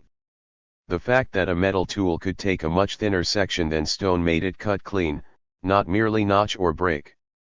Thus the use of metal. 114. The techniques of civilization. Tools, particularly the knife, chisel, and saw, transformed the working of wood and made jointed carpentry and coursed masonry practical on a large scale. The first machines, particularly the wheeled cart and the water wheel, were only possible thanks to metal. Even in the basic craft of agriculture, the ox-drawn hoe or plow became fully effective only when metal replaced stone for its earth-breaking share. Transport. The mechanical inventions of the first civilization were destined to have immediate as well as long-term effects. The very existence of the early cities depended on the ability to organize the effective transport of materials in bulk. Food from the countryside was needed for thousands of people in the city, trade goods had to be exchanged with other cities, and metals, wood, and even stone had to be fetched from distant forests and mountains. This led to great improvements and radical innovations in the means of transport which were to have far-reaching consequences to civilization, and especially to the growth of science. The ship. As the early civilizations grew, first round large river valleys and their associated deltas and lakes, they must from the beginning have depended mainly on water transport. Under the stimulus of that need, the primitive dugout canoes, the bundles of reeds, or the bamboo rafts were built up by almost imperceptible additions, continually tested by practice, into serviceable ships, capable of conveying goods in bulk. -4 degrees indeed, the early political unification of Egypt was made possible and even necessary by the use of the Nile as a waterway. Early boats and ships were propelled by paddles or oars and were to continue to be so for many centuries. However, at some date around the beginning of civilization came another crucial invention, that of the sail. This enormously increased the range of shipping, but it is of prime importance as the first application of inanimate power to human needs, the prototype of the wind and watermills of the steam engines and aeroplanes that were to come later. The rivers and lakes were the training grounds for venturing on the sea, though here the fishermen may have anticipated the traders. Sea travel in turn imposed new problems in shipbuilding, demanding much firmer construction than was needed for river craft. Further, and this was a point of the utmost importance to later science, it imposed a need for finding the way when out of sight of land. The most primitive method was that of the land-finding bird, as in the legend of Noah's Ark *, land-finding by the stars implies some idea of a map. Navigation by sun and stars was second only to the calendar in its demands for practical astronomy. The wheel. As significant for the future advance of technique and science was the development of land transport, which combined two critically important ideas, the use of animal power and the wheel. Animals had been tamed and bred, at first for food, to satisfy more amply the old hunter's needs. Now they had a new function in doing work, in drawing wheeled carts and in taking the place of women in pulling a hoe, thus transforming it into a plow. The first use of animals for transport was probably with the pack saddle. Early man, to judge from the absence of any pictures of him doing so, must have been very chary of riding even donkeys. After the pack saddle may have come the travois pack tied to two poles trailing on the ground, still used by some Siberian tribes. This invention does not, however, seem to be the origin of the cart, for in the earliest of these we find the yoke and pole of the plough rather than the shafts of the travois. The need to move heavier objects that could not be broken up into loads, like tree trunks for beams, or stones for great buildings, came only with the rise of cities. For this the first solution was the S/ed, probably only an enlarged version of the light sleigh of the forest hunters. Heavy sleds could be eased downhill, but along the level tree trunks came in handy as rollers. 116 degrees. The techniques of civilization. The crucial transition between roller sled and cart was probably a city-inspired one, though, once made, the cart spread rapidly to country districts. The real ingenuity lay in securing a solid roller to the body of the cart so that it could turn without coming off. In early Mesopotamian carts and some Indian carts to this day, the axle turns with the wheels and is held in place by leather straps. This was the first true bearing, though the door, with its post and socket, must have run it close. The next stage came in enlarging the ends, first with solid box to make wheels, and devising a leather and then metal tire to hold them together. The first development of the wheeled cart seems to have been by the Sumerians, possibly before they came to Mesopotamia. The Egyptians, whose cities were never more than a few miles from the Nile, used boats for most transport. Wheeled vehicles were introduced very late. The light, spoked wheel for war chariots, turning freely, came much later, near the end of the Bronze Age, for it required the extremely accurate joining of the wheelwright. p. 17. These inventions were to have enormous material and scientific consequences. The cart and the plough between them enabled agriculture to be spread over all open plains and so far beyond the limits of the old civilizations. The two-wheeled ox cart of the early Bronze Age was the early prototype of the covered wagon that was, 4,000 years later, to open the prairies of the New World. In level country, wherever plough and cart could be used, they added to the effective surplus of agricultural produce, as well as making possible foreign imports in bulk. The lever and inclined plane, already used in the great constructions of temples and pyramids, had laid the foundations of mechanics. The use of the wheel, from which were to come water wheels and pulleys, was to build on these foundations a new edifice of theory that could reach from earth to the wheeling skies. The 12 spokes of the sacred wheel marked off the months of the year, while the wheel itself in motion became the sun cross or swastika, a symbol first of innocent then of sinister portent. At the same time the increased possibilities and speed of transport by cart and even more by ship, together with the need to know the sources of valuable materials, led to deliberate exploration and to the beginnings of geography. The invention and the subsequent development of all these new techniques furnished an enormously extended field for scientific understanding, just at the time when the organizational needs of the new civilization were bringing into being the intellectual means by which that understanding could be expressed and transmitted. 3.4 The origin of quantitative science. Reckoning, writing, and science. The wide scope of operations and the large quantities of materials and services involved in operations of the city temple provoked this qualitative change which marks the beginning of conscious science. In the first place, when they could no longer trust to their memories, the priests were obliged in some way to record the quantities of goods received and handed out. This implied the use of measure, first as a mere convenience baskets of grain, jars of beer, pieces of cloth, but then, in order to make them comparable, some standardization was necessary. A set of definite temple or royal measures was adopted and gradually, for the benefit of foreign trade, partly coordinated between different cities. Probably later, but still very early, is the measure of weight implying the use of 119. Balance with its incalculable consequences for science.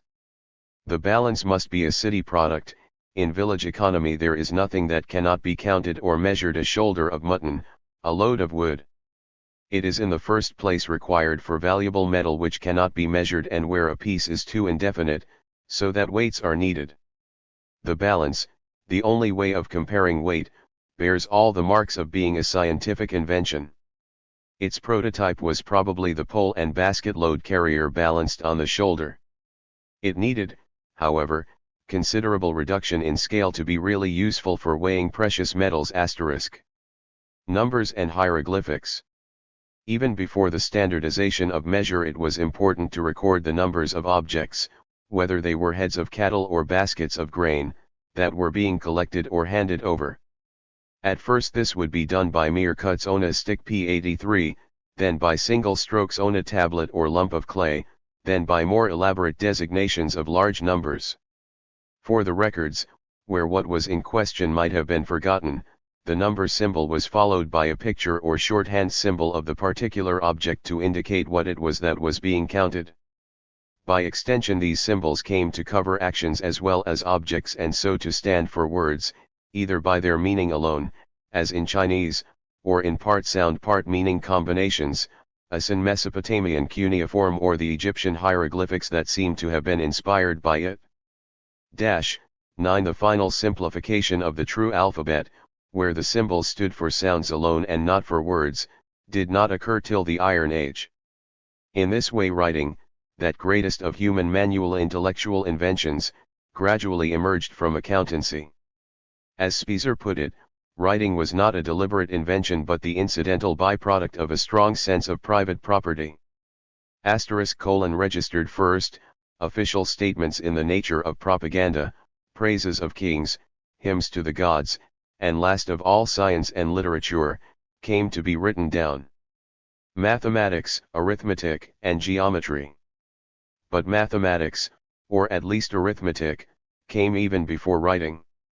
The manipulation of the signs for objects meant that it was possible for the first time to perform the elementary operations of addition and subtraction without counting the real objects in the field. For this it was a matter of matching one collection of objects against another. First came the standard collection, the 10 fingers of the 2 hands, the digits of arithmetic, the origin of the decimal system. In a pyramid text, the soul of an Egyptian pharaoh is challenged by an evil spirit to show that he can count his fingers and triumphantly passes the examination. For more complicated counting, and for adding and subtracting, stones could be used, which gave us the term for all our calculations.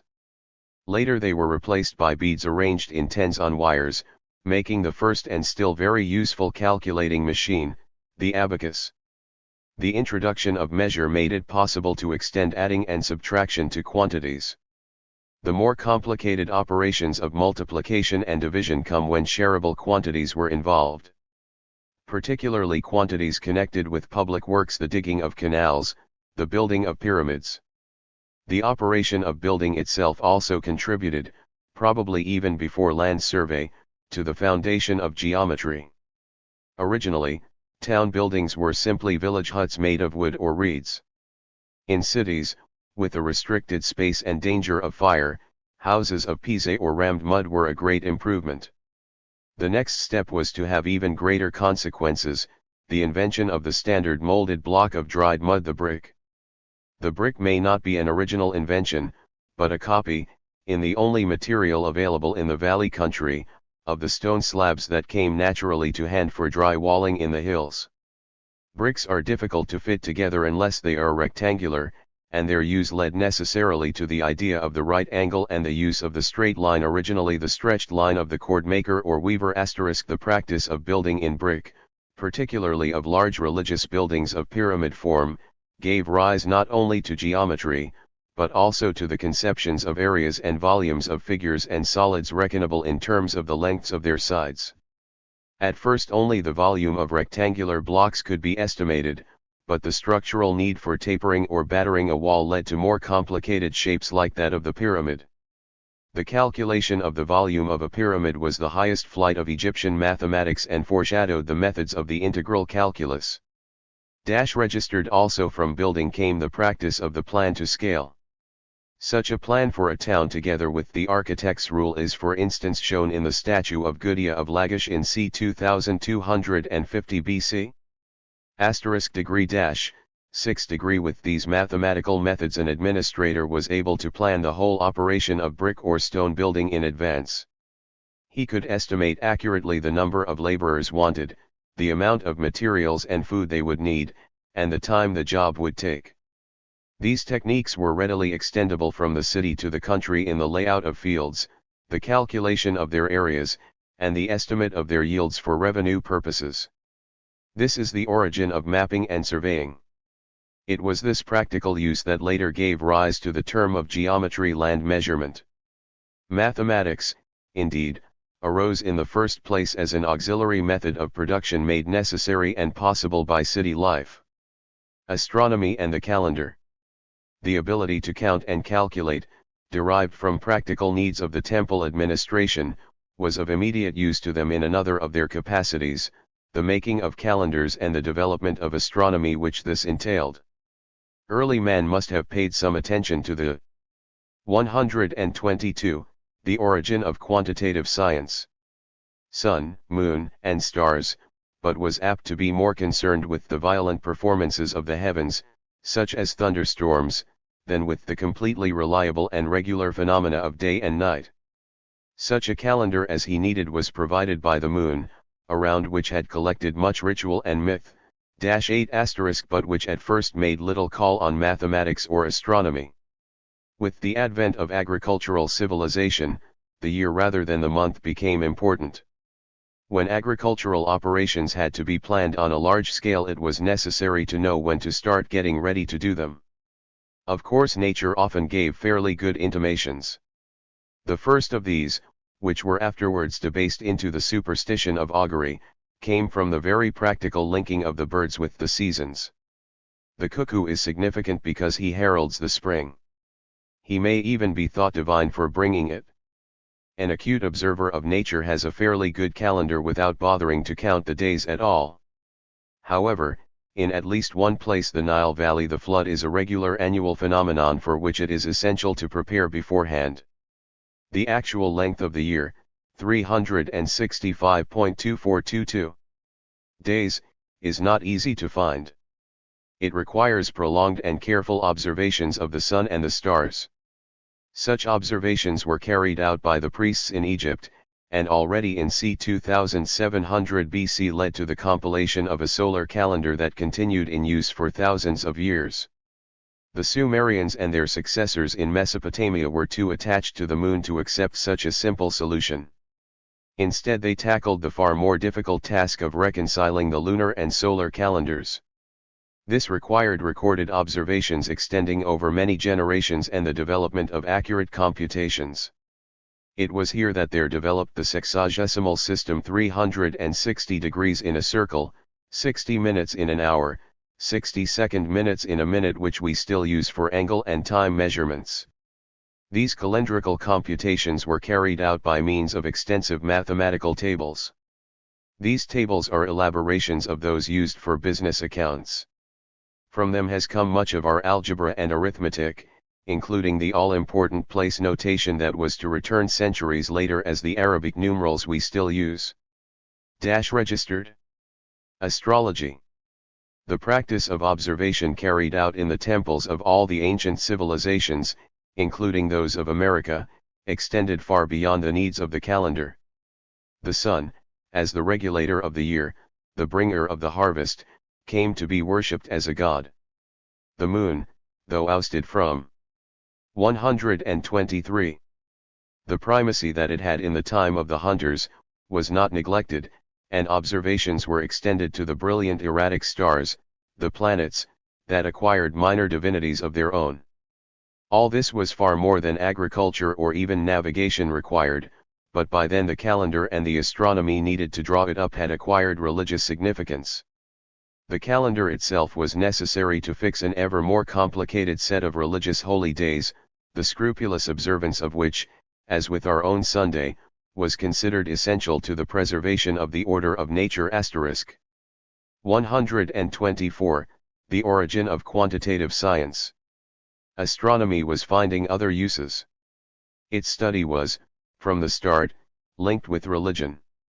It dealt with the sky world in which the spirits, particularly those of the sacred kings, lived after death. At first the sky world was pictured very much like the world below. The Egyptians thought of it as a flat cover, resting on the hills, through which flowed the celestial Nile, the Milky Way.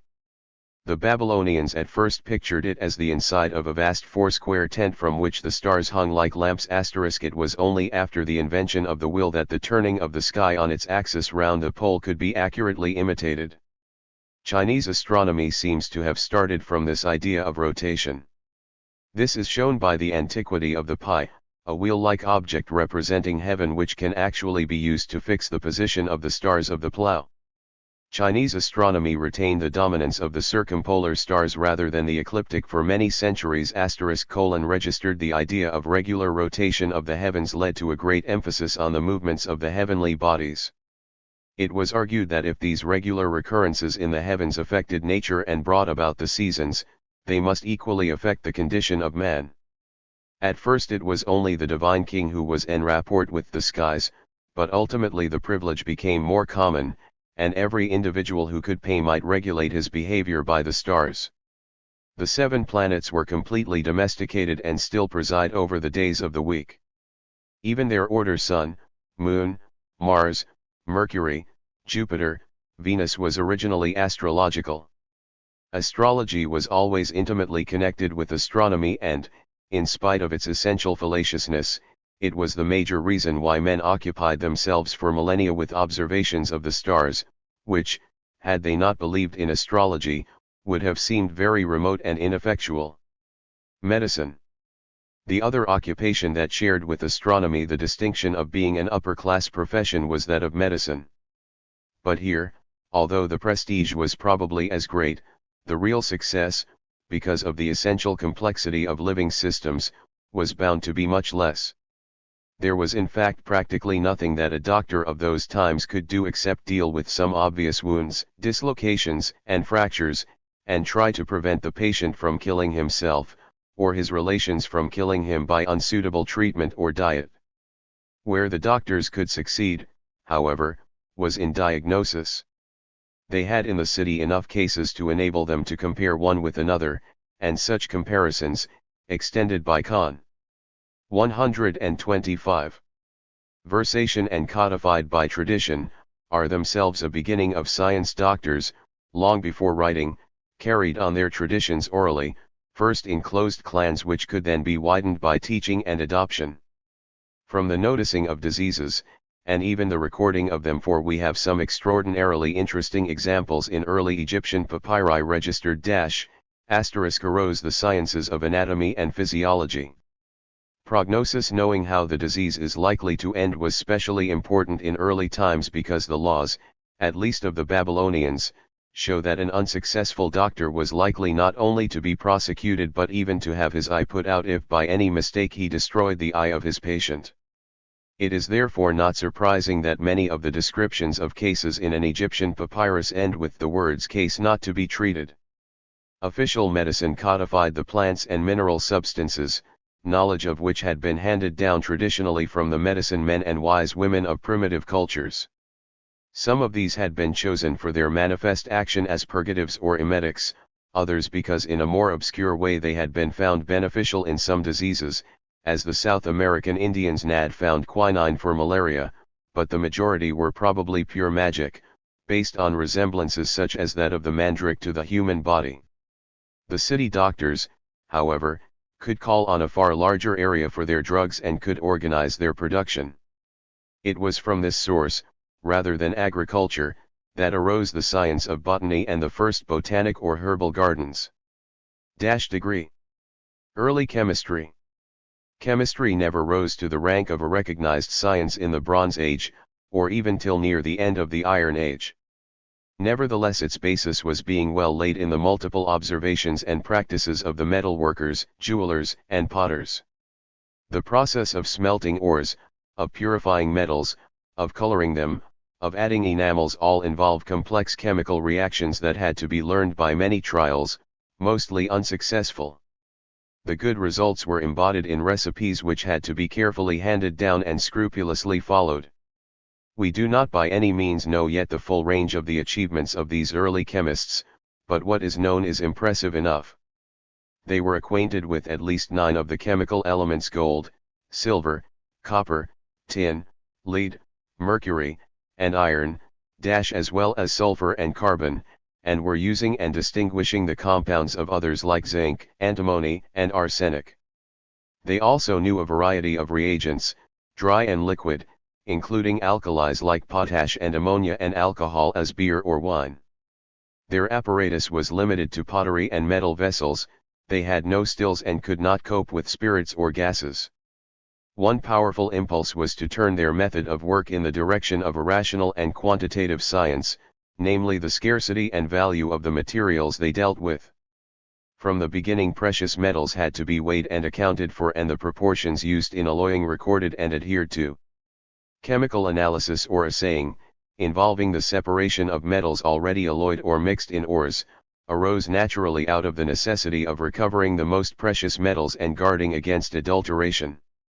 It was a crucial step in the history of chemistry, and although we cannot precisely date it, we can tell when it arose by the appearance of objects of refined gold instead of the natural gold-silver alloy, electrum. We know from later sources some of the processes used, such as that of antimony for separating silver from gold, and cupellation for separating lead from silver. The astonishing success and persistence of these methods are brought out by the fact that the recipe for a cupel in an ancient Egyptian papyrus, namely bone ash moistened with beer, is still the recommended way of making cupels. The astonishing sight of the shining bead of live silver suddenly appearing from the mass of dull, mortified lead oxide made a deep impression. It became the center of alchemical interest, and inspired spiritual analogies of purification by fire and the resurrection of the body glorious. Indeed, this may have been the origin of cremation. Because we have no works on ancient chemical theory, it does not follow that it did not exist. Though it may never have been formally expressed, the ancient chemists show in their products that they were acquainted with the general principles of oxidation and reduction and could introduce or remove nonmetals, such as sulfur and chlorine. As they were mainly concerned with making ornaments, they understood particularly well how to produce colors, and since it was the appearance that mattered, they gauged the result by what it looked like. 128. The origin of quantitative science. In trying to make copper look like gold, they produced brass. In trying to make the blue turquoise or lapis, they produced a blue glaze that was the origin of glass. The fact that they were masters of many startling transformations led them to consider that nothing was impossible to their art. This healthy scientific optimism was to degenerate later into the mystical superstition of alchemy. The early chemists never thought of themselves as such, but as metalworkers, goldsmiths, and jewelers. They were highly valuable technicians, closely associated with the priesthood and the court, but they were hand workers at a particularly dirty trade. Their knowledge could not be presumed to be a science on a par with astronomy, mathematics, and medicine. It was an art, but the black art with great magical possibilities. 3.5 The class origins of early science. It will be seen even from this abbreviated sketch of the scientific achievements of the early civilizations what enormous advances necessarily followed from the foundation of cities. It should also be clear that the scientific, as distinct from the technical advances, were limited to those arising out of the problems of large-scale administration. They were therefore developed by the priests, and also restricted to them, because only the priests had access to the means of recording and calculating. The very term hieroglyphics priests writing brings home that limitation. The association of learning and science with one class in the newly formed class society was to remain its outstanding feature, with a few significant exceptions, down to our own time. The prestige of mathematics, astronomy, and medicine as noble sciences of the ancient civilizations so impressed the Greeks, and after them the people of our own Middle Ages, that, with the minor addition of music, they remain the pillars of higher education, while baser sciences such as chemistry and biology have still to struggle for cultural recognition. Further, the main program of science until the 18th century, the understanding of the motions of the heavens and their connection with the vicissitudes of life on earth, was already established in outline almost from the beginning of ancient civilization. One significant feature of techniques and culture in the early city-states was the extreme rapidity of their development even judged by modern. 129. Standards. For example, it is known that the construction of the pyramids of Giza, with their enormous size, geometrical and astronomical accuracy, and flawless masonry, evolved from that of simple rock-cut tombs in a matter of 2 or 3 centuries from c. 3000 to c. 2700 BC. Such a speed implies, as does the character of the work itself, the existence of able and practical men, willing to invent and try out new methods over an enormous field of activities. At first it would appear that the innovators were themselves technicians. The legends of such culture heroes as Imhotep, Tubal-Cain, and Daedalus show them as craftsmen who both invented and made wonderful new things themselves. Scribes and workers. But soon after the foundation of the first cities, about the era of the first dynasties of Egypt or the early kingdoms of Mesopotamia, it is apparent that the needs of large-scale organization were already leading to the divorce of the organizers from the actual technical processes themselves. 130. The class origins of early science. As they became more numerous and indispensable, they became a caste, markedly separate from the craftsmen and with a great feeling of superiority to them. A very interesting example of this new attitude is shown in a fragment from an Egyptian papyrus of uncertain but early date. It purports to be the instruction of a father to his son whom he is sending up to a college for teaching scribes.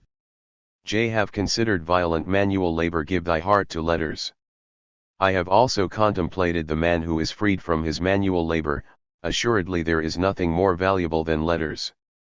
As a man dives into water, even so do thou sink thyself to the bottom of the literature of Egypt.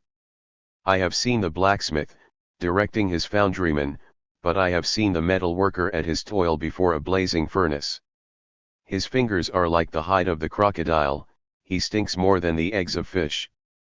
And every carpenter who works or chisels, has he any more rest than the ploughman? His fields are wood, his tools of tillage are copper.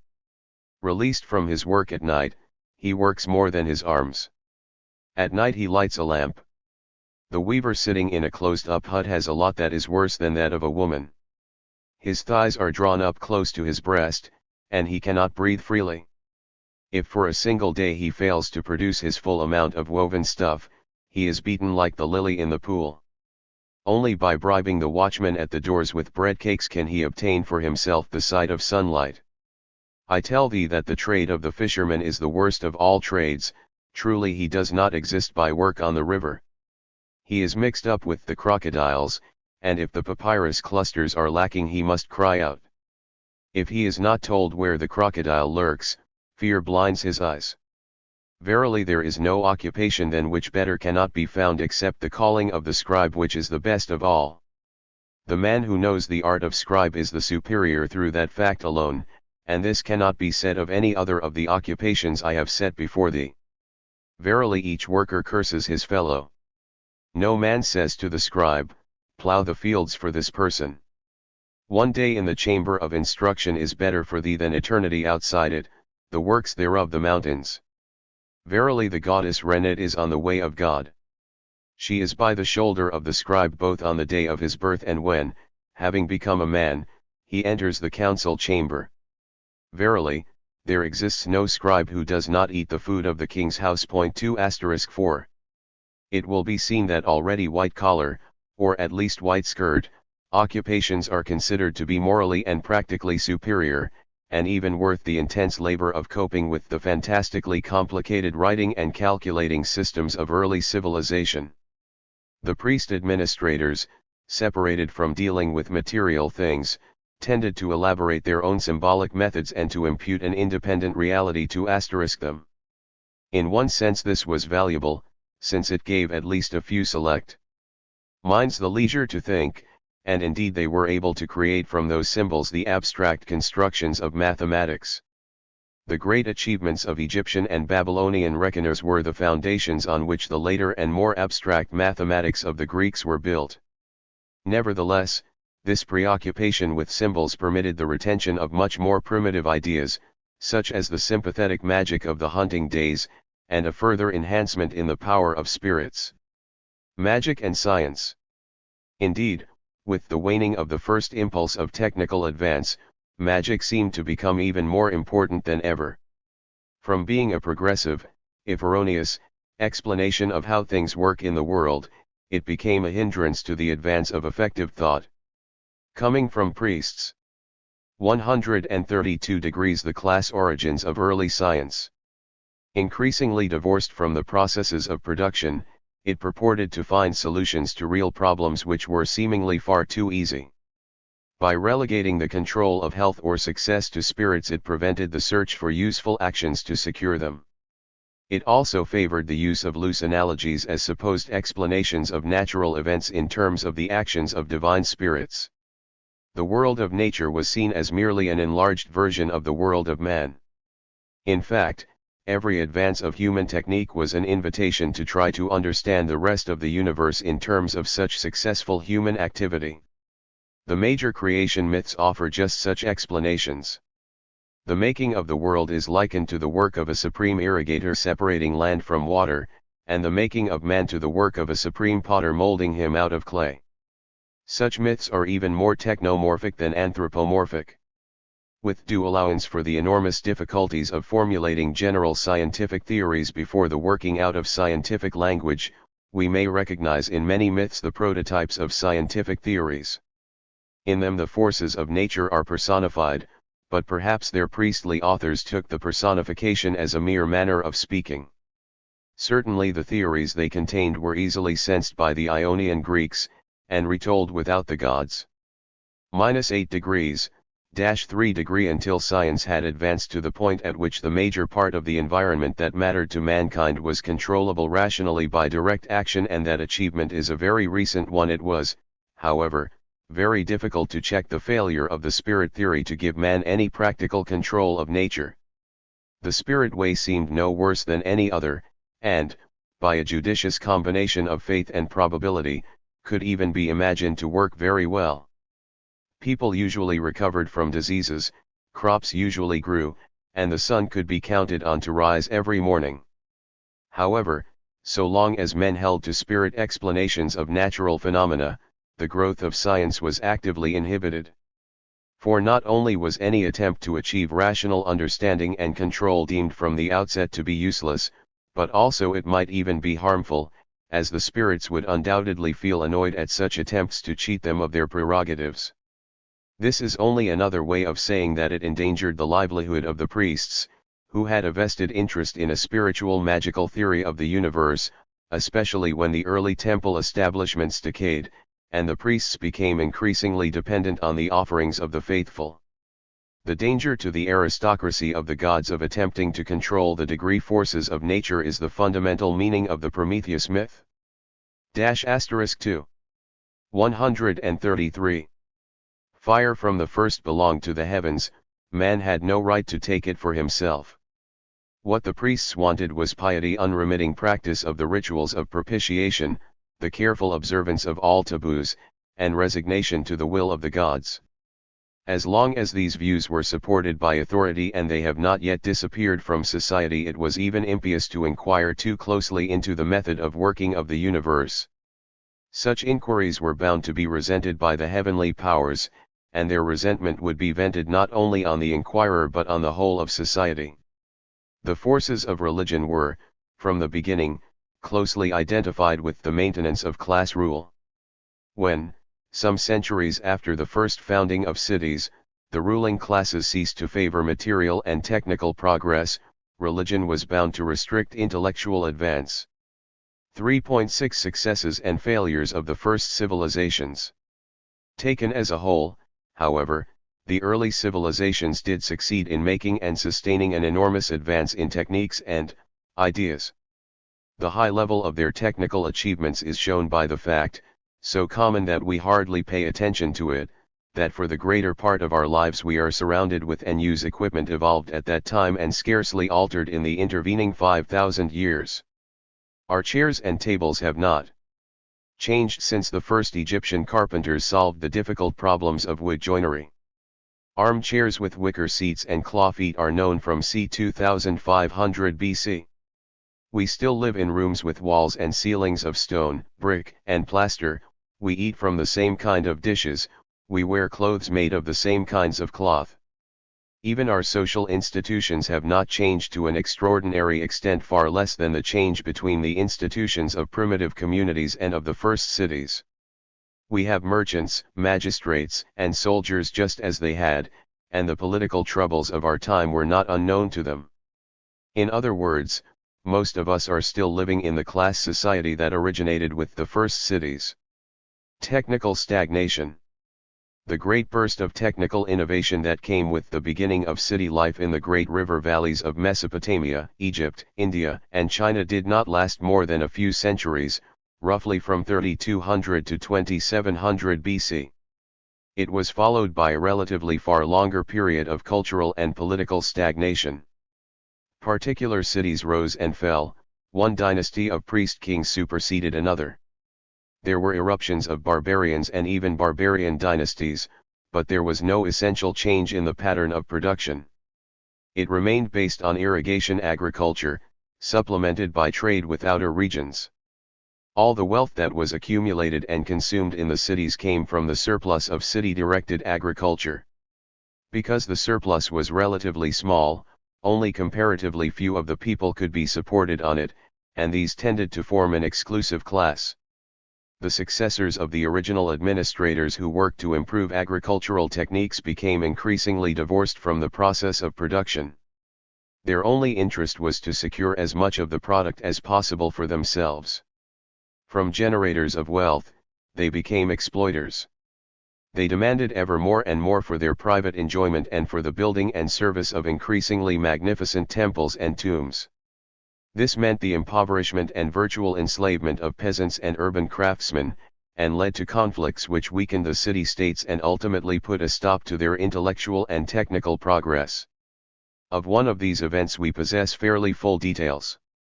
In the Sumerian city of Lagash, in its time 2400 BC, the chief city of southern Mesopotamia, there occurred what may justly be called a social revolution. A certain Urukagina seems to have seized power from the rulers of another dynasty and set underway a whole series of social reforms designed to limit the oppression of the bureaucracy, the priesthood, and the rich. Records of these have come down to us in which the contrasts between the Old and the New Deal are emphasized. Graft and corruption were put down and those convicted of them were dismissed, together with a general cutting down of an army of revenue officials and inspectors. The priests were deprived of many of their privileges and the fees they charged for burials, weddings, divorces, and divination cut to a third or less. The reforms, however, did not last. The New Deal did not destroy but only curbed the ruling class, and its members took the first opportunity to ally themselves to the ruler of the rival city of Umma and launch a war in which Lagash was pillaged and destroyed. One of the loyal priests sadly records on a tablet, "Of sin on the part of Urukagina king of Gursug, there is none. For Lugal Zagazi Patsi of Umma may his goddess Nidaba bear their sin upon her head." 4°-1*. The success of the conqueror was short-lived. He was defeated in his turn by Sargon, the first king of Akkad, the founder of the First World Empire, who was, or claimed to be, like Moses, a foundling picked up by a gardener. War. The ending of this story brings out another potent source of unbalance of early city economy: the organized violence of war. The apparent limit to the exploitation of the local agricultural population could be overstepped by an extension of the area of the city. Up to a point this could proceed peacefully, but if several cities were following the same policy in a restricted area, it led to conflicts and to the evolution of a new institution, that of war. War, in its full sense, is indeed a product of civilization. The fighting which recurred between tribes in the hunting or even in the pastoral stage was more in the nature of football matches than of sustained campaigns. Although cruel in detail, it could have very little general effect on a culture where, in any case, it was impossible to concentrate large bodies of warriors or maintain them in the field for more than a few days at a time. Once cities existed, however, that situation completely changed. Armies could be heavily equipped and be fed from the surplus food stocks. The upper classes who controlled city governments had strong economic incentives for war. Their wealth depended directly on the area they could exploit, and cultivated land could be 137. Taken from another city together with the peasants who tilled it. Beyond that lay the possibility of seizing material, animal, and human booty. War made the recruiting and leading of armies a vital necessity, and this changed the character of government and the state. The principal function of the head of the state changed from that of a director of agriculture and public works to that of a war leader, from priest to king.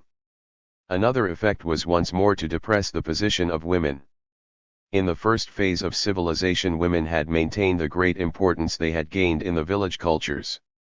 As war became more important, their administrative functions were taken over by men, though they never sank to the position of domestic slaves that was to come with the Iron Age. Warfare and technique, the engineer. As warfare became more the rule than the exception, and the city began to be distinguished from the village by its defensive wall and its fortified citadel, the direction of technique began to be more and more influenced by the needs of the armies. Even the newly emerging science was bent in the same direction. Technical progress in weapon construction went on even at a time when other technical progress had almost stopped. We have only to think of the prestige attached in legend to such figures as Vulcan or Wayland the Smith to realize the importance of the armorer to the warrior. Even more important in the long run was the invention of military machines, such as catapults and moving towers, which demand an Appreciation of the principles of mechanics. The need to make and service such machines, to build earthworks and drive mines, gave rise to the profession of the engineer, first and foremost a military profession, though originally drawing his skill from civil sources. Other and more remote aspects of war also stimulated science. The problems of the supply of armies, including the making of roads and canals, degree, were among the most important, so was the design of fortifications, one of the earliest examples of plans to scale. Plato considered that the only practical use for geometry was the drawing up of ranks and files in an army. Without war, or the social system that gave rise to it, the arts of peace could have advanced far more rapidly. But it may at least be said for the association of science and war that war kept science alive at a time when other aspects of culture were decaying. Trade and empire. Partly by war, partly by a system of alliances based on trade, the originally independent city-states tended to become merged into larger units either under the stable and overwhelming preponderance of one city, such as Memphis in Egypt, important not so much in itself as the sacred city of the god-king, or under a shifting sequence of predominance among cities, such as the successive empires of Ur, Larsa, Isin, and Babylon in Mesopotamia. In Egypt the concentration of power in the hands of the god-king pharaoh and his priestly administration was such that enormous and economically unremunerative works like the pyramids could be undertaken. In Mesopotamia the cities were more equal and, though in the aggregate the wasteful expenditure of the upper class may have been as great as in Egypt, it was never so concentrated. In India before the Aryan invasion large city-states with citadels, temples, and baths, similar to those in Mesopotamia, existed, but, lacking an understanding of their script, we know too little about them to assess their social structure. In early China the prestige of the emperor, the son of heaven, seems to have corresponded more with that of Pharaoh, though for a very large part of its history China has been divided into a number of warring states. Empire and the supreme god. One result of the growth of empires was the precedence it gave to the god of the ruling town over those of the conquered or federated towns. Ammon, originally the ram totem of the nome or parish of Thebes, became, with the rise of the Theban Empire, joined to the hawk totem sun god Ra, as Ammon Ra, lord of the gods. The local god, Marduk, became 139. Equally important in Babylon. The power of the god grew and waned with that of the empire, but it left behind the idea of one supreme god as ruler of all the world. Akhenaten tried to realize this idea officially in Egypt with his worship of the sun disk, but failed. It was left for the then obscure tribes of the Jews to succeed and to found modern monotheism. While civilization stagnated at the center, its influence was spreading wider and wider. The existence of empires accentuated a problem that must have arisen with the very beginning of River Valley civilization: the relation of the city-states to their less advanced neighbors in the open country and the hills. Civilization had provided better techniques, such as those of the plow, the wheel, and the metal sickle, applicable to farming in lands other than those where it originated. It therefore tended to spread in a variety of ways. One of these was simple trekking. The villagers, when the city territory failed to absorb the growing population, moved off with their herds and carts into wilder, less hospitable but roomier country, and thus village communities spread all over the arable lands of Europe, Asia, and Africa, and possibly also to America. In this spread many of the more complex products of civilization were necessarily lost or simplified, so that it becomes difficult to distinguish between civilized emigrants who had gone native and people of simpler cultures that had acquired, by transmission from neighbor to neighbor, some of the techniques of civilization. Another way of spreading civilization was through the trader, and particularly the miner, those more adventurous spirits of the cities who went out into the wild borderland not to settle but to collect local produce of value, especially precious stones, ores, and gold. Because the traders had to give city products in exchange, they served to spread the needs and, to a lesser extent, the productive methods of civilization. They also inevitably came into conflict with the local population, and invoked the help of their home governments to protect them. This led to a third way in which civilization was spread, the way of political and military interference that we still associate with imperialism. The records of the rulers of ancient Egypt and Mesopotamia are full of accounts of punitive or raiding expeditions to the Gold Mountains, the Ivory Country, or the Pearl Islands. Nor was interference limited to military action, as much could be achieved by discovering and making use of mutual antagonisms between foreign tribes or between rival factions inside them. The profession of diplomacy long antedates classical civilization. The first barbarians. The expeditions led sometimes to actual extensions of settlements under the control of the parent city, as for example, the Babylonian mining settlements at Dar-Gurguri, though this form of colony is much more characteristic of the later Iron Age. The main result was to generate increasingly effective opposition to the city empires. In time, the institutions of the peoples in an area hundreds of miles round the centers of civilization had been changed by their intercourse with it. This was the area of the barbarian fringe. The barbarians were able to pick up items of the material culture of the cities, especially those which could be easily transported and would involve the least change in their own habits. These were primarily weapons, which, though expensive, would bring in a far greater return than their cost if used in raids on the wealthier centers. The tribal institutions of the barbarians were also transformed by introducing private property, emphasizing the role of the warrior, and increasing the authority of the chiefs. The effects were greatest in the cultures of pastoral peoples, who were highly mobile, unassimilable by civilization, yet dependent on it for many necessities such as tools and weapons, as well as for ornaments, which they had not the skill to make.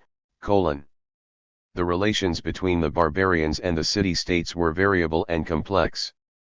Strong empires played one barbarian tribe against the other, raided and enslaved them. Weak empires were undermined by the importation of barbarian slaves and soldiers. Registered in the end, they were often completely overthrown and ruled by barbarian dynasties which usually soon acquired the culture of the cities. Slavery. One result of the relations between the city-states and the barbarians was the steadily increasing importance of slavery. The institution of slavery, the ill effects of which dog the world to this day, goes back to the beginning of the river cultures.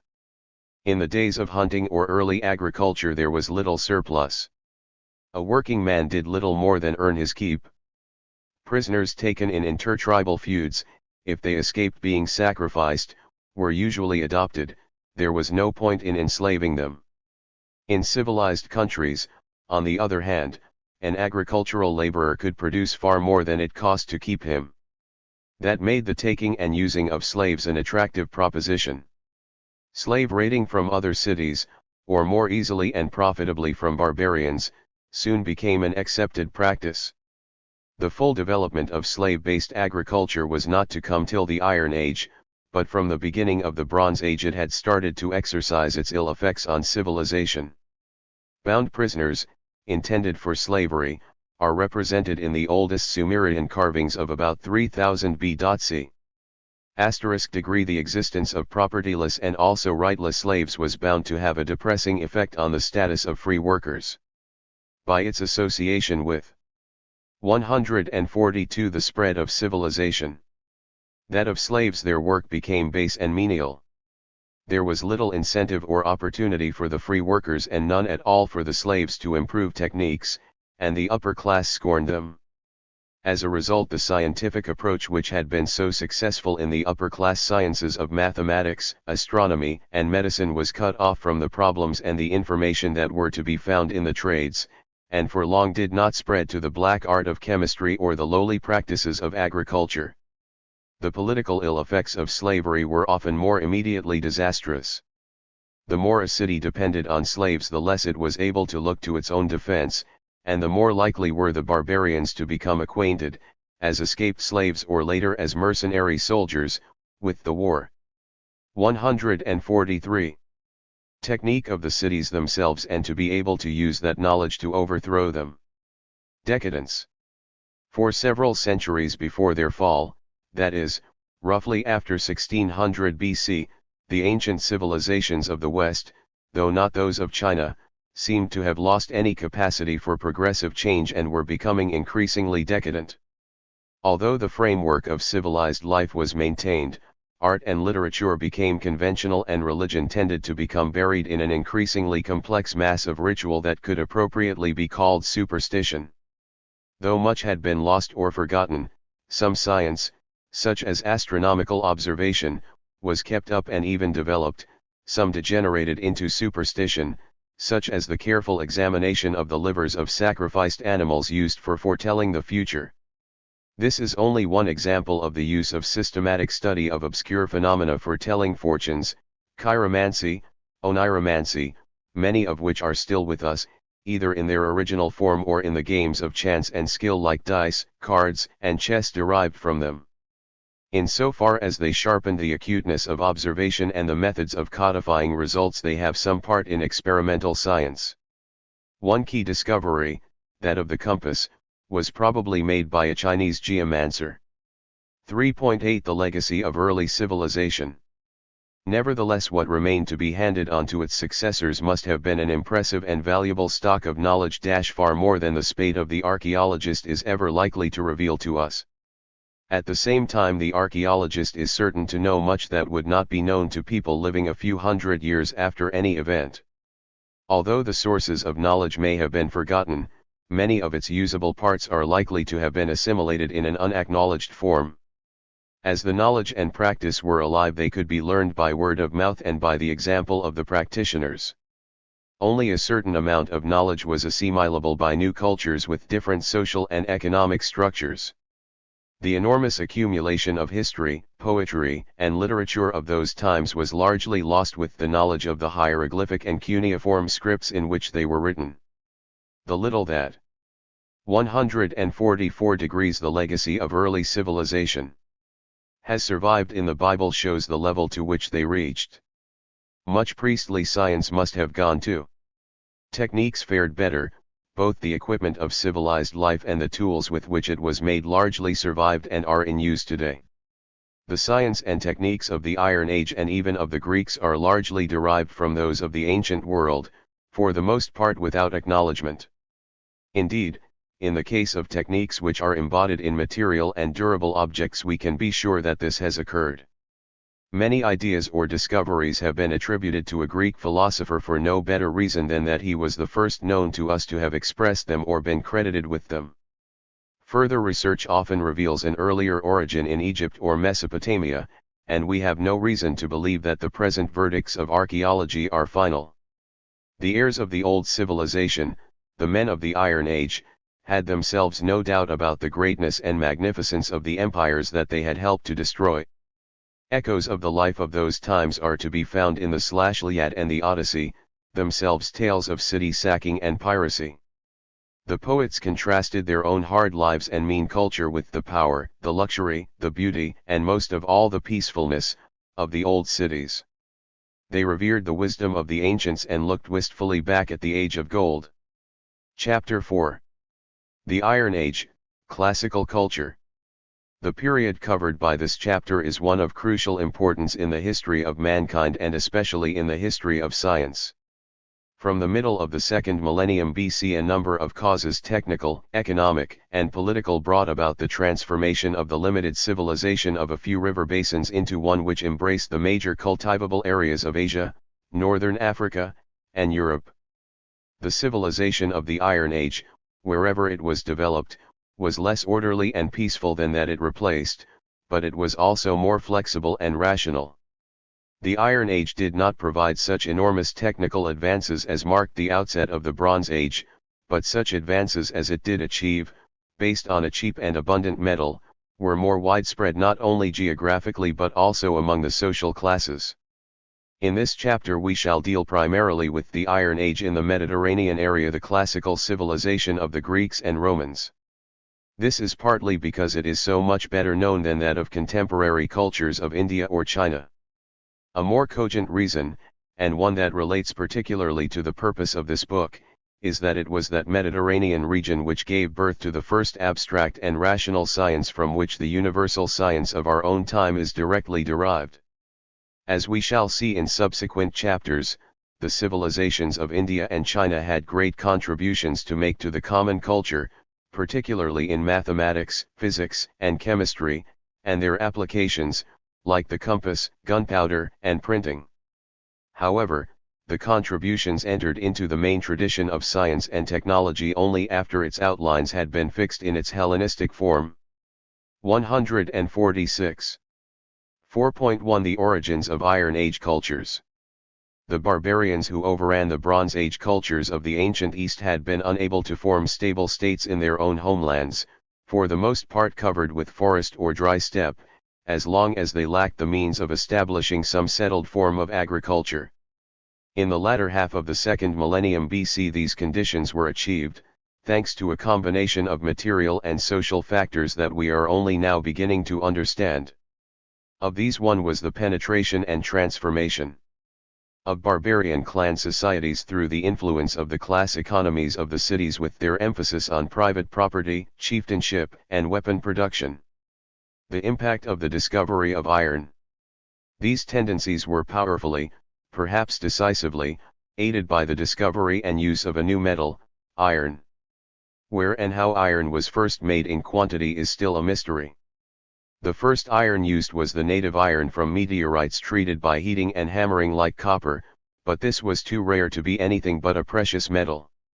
The first iron to be smelted from its ores was probably a byproduct in gold making, and must have been even rarer. Iron in usable quantities seems to have first been smelted from the ore somewhere south of the Caucasus by the legendary tribe of the Chalybes, in the 15th century BC, but it did not appear elsewhere in sufficient quantities for its use to be economically and technically decisive until about the 12th century BC. The wide distribution of iron and the ease of iron working ended the monopoly of civilization of the old river empires of Egypt and Babylonia. Two other developments hastened the process: the appearance of mounted horsemen from the steppe lands where the wild horse, far more powerful than the ass, had been tamed, and rapid improvements in the performance and building of ships, itself a byproduct of iron technology. The metallurgy of iron. The iron used in antiquity, indeed up to the 14th century AD in Europe, was made by a process of low temperature reduction by charcoal and asmal, hand-blown clay furnace. The resulting of spongy, unmelted pure iron was beaten out into bars of relatively soft wrought iron from which more complicated forms could be made by forging and welding. The first elaboration of the techniques of iron making and working must have been the fruit of long and difficult experience. This technique was totally different from that for copper, and this probably explains why iron metallurgy came so late. Once established, however, it required nothing but the simplest equipment and could be quickly taught or picked up. Wherever there is wood and iron stone, that is, almost everywhere iron can be made, once you know how. Iron had one serious disadvantage as a metal in early times: it could not be melted for lack of sufficient blast to the furnace, and casting was therefore reserved for bronze, except in China, where cast iron was made as early as the 2nd century BC. Registered iron did not displace bronze, it merely supplemented it for common purposes. More bronze was made. 148. The origins of Iron Age cultures. And worked in the Iron Age than ever in the Bronze Age itself. The iron made by the bloomery and forging process was a wrought iron or very mild steel. It was tough but relatively soft. Much harder true steels were known calibs from the Chalybes, ferromacerum, sharp iron, acer, but their method of manufacture was kept a deep secret among the tribes of smiths. The world of science was not to know it until the work of Réaumur in 1720. The secret was essentially one of getting more carbon to combine with the iron and then hardening by tempering and quenching. The best steels were those made by the Chinese Saric iron and by the Indians, whose wood steel, was exported to make the famous Damascened blades. Good steel was so rare and highly prized that the swords made out of it were deemed to be magic, like Arthur's Excalibur or Siegfried's bombing of later times. Tempered steel was far rarer than bronze, and except for use in weapons was to play no important part in technique until the 18th century. The introduction of iron coincided with a period of folk wandering. More or less barbarized tribes came down from Eastern Europe or the Caspian into the Eastern Mediterranean area from the 17th century BC onwards. Similar movements of Hittites, Scythians, Persians, and Aryan Indians were occurring in Asia. The great mobility of the horsemen and the sea peoples and their abundance of new weapons made it difficult for the old empires to put up an effective military resistance. We may suspect that military failure was an index of lack of support from the people of the older civilizations, who were more likely to sympathize with the invaders than with their own inefficient and rapacious rulers. Further, the Iron Age peoples, once they settled down, showed themselves capable of building prosperous agricultural or trading communities on hitherto fruitless land. The result was to reduce the political and economic preeminence of the early river valley civilizations to such an extent that they no longer figured as the main centers of human cultural developments, although many of their cultural, material, and spiritual achievements were transmitted and even some of their records were preserved. Instead, the effective foci of advance moved to the periphery of the ancient civilizations, the settlements of the nearer barbarians, who had managed to overrun the older centers of civilization but who developed their culture largely outside them. The Aryan Indians, the Persians, the Greeks, and later the Macedonians and Romans fell heirs to the old civilizations of Egypt and Babylonia. The position of China was exceptional, surrounded largely by steppe, desert, and mountainous areas. There was little possibility of the building up of agricultural barbarian. 149. States beyond its boundaries. The nomadic barbarians that repeatedly moved in were all absorbed by ancient Chinese culture. That basically Bronze Age culture, though profoundly changed by Iron Age techniques, has retained its continuity right down to our own time. Axe and plow. The destruction and wars of the early Iron Age were, however, not without their compensations. The substitution of new cultures for old meant certain losses of continuity, but it also meant the sweeping away of much accumulated cultural rubbish and the possibility of building much more effective structures on the old foundations. If the mounted warriors and the shiploads of pirates stand as symbols for the destructiveness of that period, the woodmen with their axes and the peasants with their iron-shod plows amply made up for the destruction. The earlier use of metal was essentially for the luxury products of city life and for arming a small elite of high-born warriors. Bronze was always too expensive for common folk, who still had to rely for the most part on stone implements, the form of which had scarcely altered from Neolithic times. Iron, however, though originally, and for many centuries, inferior to bronze, was widely distributed and could easily be produced and worked locally by village smiths. 2. The effect of the abundance of iron was to open whole new continents to agriculture, forests could be cut down, swamps could be drained, and the resulting fields could be plowed. Europe, from being literally a backwoods, became a new golden west in the sense of its wheatlands rather than of its gold, which was largely exhausted at the end of the Bronze Age. The resultant increase in population rapidly altered the balance of power between the dry farming of the West countries and the old river-irrigated cultivations of the East. Ships and trade. Another feature of the disturbed times of the Iron Age that was to be of incalculable importance to human thought, and particularly to science, was the use of the seaways in spreading culture much more rapidly than the old overland routes could possibly do. What was more important was that transport by sea was many times cheaper than by land. With the greater facilities for shipbuilding provided by iron tools, there were better and larger ships and more of them. In the Mediterranean, the initiative in shipbuilding had been taken by the Cretans in the Bronze Age. The breaking up of their sea empire, first by the land-based half-Greek Mycenaeans and later by the more barbarous Achaeans from the Balkans and by kindred tribes in Asia Minor, was the signal for a great period of piracy and sacking of cities. The immortal story of Troy records one of these expeditions.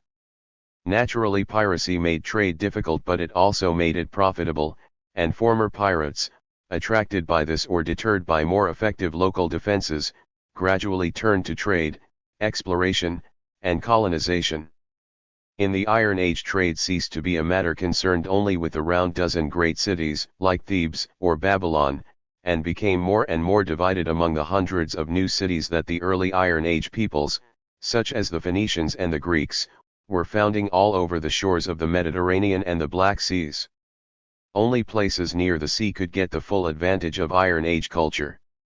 In countries far removed from it, the Iron Age certainly brought greater possibilities for agriculture and warfare, but, where there was no way of moving bulk products over long distances, such countries could not progress economically even as far as the Bronze Age civilizations with their river transport. They were consequently unlikely to produce anything radically new.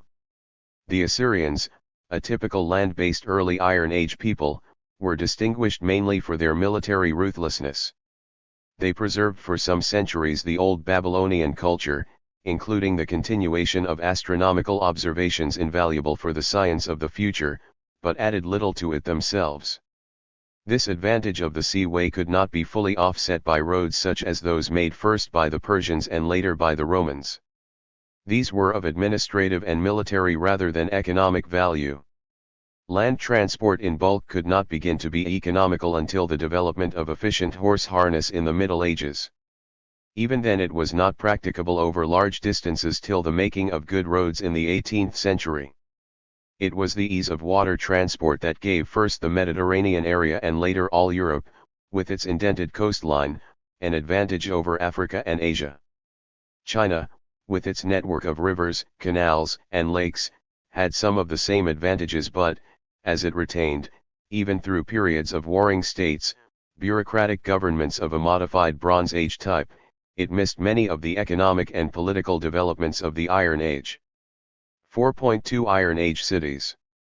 Politics. In its early stages, the Iron Age meant a return to a smaller scale of economic unit.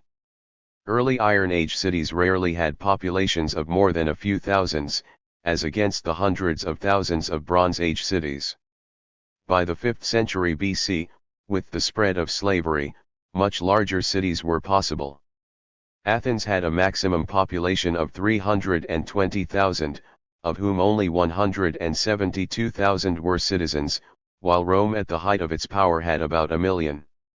The first cities were formed by the agglomeration of a dozen or so villages. 8 * This, however, did not mean a return to Neolithic conditions, but, for the population at large, to one with standards as high, or higher, than that of the Bronze Age. The Iron Age city had inherited all it could use of the arts of the Bronze Age cities, that is, all but the organization of large-scale works. Early Iron Age cities, with their restricted areas, rarely went farther than fortifications, harbors, and occasional aqueducts. Also it had, in addition, the use of a metal that enormously improved agriculture and manufacture, and it did not need to be self-sufficing. It could rely on trade for necessities as well as luxuries. This was possible only because improvements in the methods of production enabled goods to be made for a market. The Iron Age is the first in which commodity production becomes a normal and indeed an essential part of economic activity. Another social economic feature of the Iron Age was the use of slaves, not merely, as of old, for service but also as a means of producing for the market. This was mainly in agriculture and mines. 154 degrees Iron Age cities. But it spread also into manufacture. Slavery, as we shall see, grew steadily in importance till it became the predominant form of labor. This was itself a substantial factor in causing the breakdown of the whole culture, with the consequent turning of slaves and poor freemen alike into a common people of serfs. The Iron Age city became, almost from its inception, a well-placed center for manufacture and trade, able to get from abroad its raw materials and even its labor force, as slaves, in return for the sale of its products. Against these advantages was set the much increased danger of war. The new culture had been born in war, the sacking of cities in a state of permanent rivalry. It was difficult to outgrow these habits, defense became a priority, cities were built most inconveniently on hilltops, like the old High City, Acropolis of Athens, or on islands, like Tyre, and automatically all citizens had to be soldiers. Nevertheless, the small Iron Age city was both simpler and freer than the old River Valley city. It also gave much greater scope to its citizens, who were forced to organize themselves to look after common interests rather than take their place in a preordained hierarchy.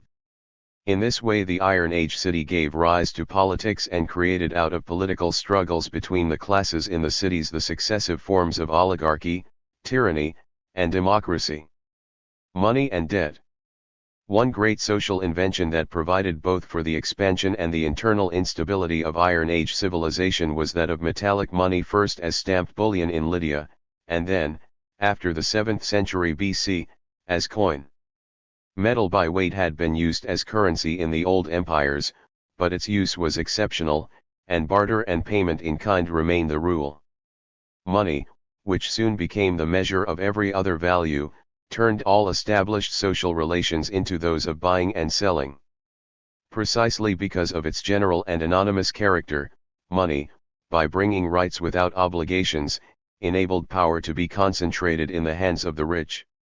At the same time, by superseding the old tribal distribution of real wealth, it took all protection away from the poor. For them the existence of money was negative, they lived in a state of chronic debt. True, the oppression of the poor is as old as civilization itself. Nevertheless there were real differences between the forms it took in the old civilizations and those in the Bronze Age. In the earlier case it was gradual and partial. The economy had arisen directly from a tribal society and tradition was a bar to arbitrary action. The cultivator had many duties, but he also had rights. If he belonged to the land also belonged to him. His payments were in kind and commercial transactions and debts were largely limited to the city population. In the Iron Age there was an abrupt transition from a clan to a money economy. Immemorial customs were destroyed in a few generations and the rule of money could disregard all rights. On the other hand, the cultivator was potentially far more independent. If he found the situation intolerable he could join a band to form a new colony. If enough people found it intolerable they could and did revolt. With the common use of iron and the training of all citizens in arms these revolts were often successful, and the fear of them kept oligarchs and tyrants in check.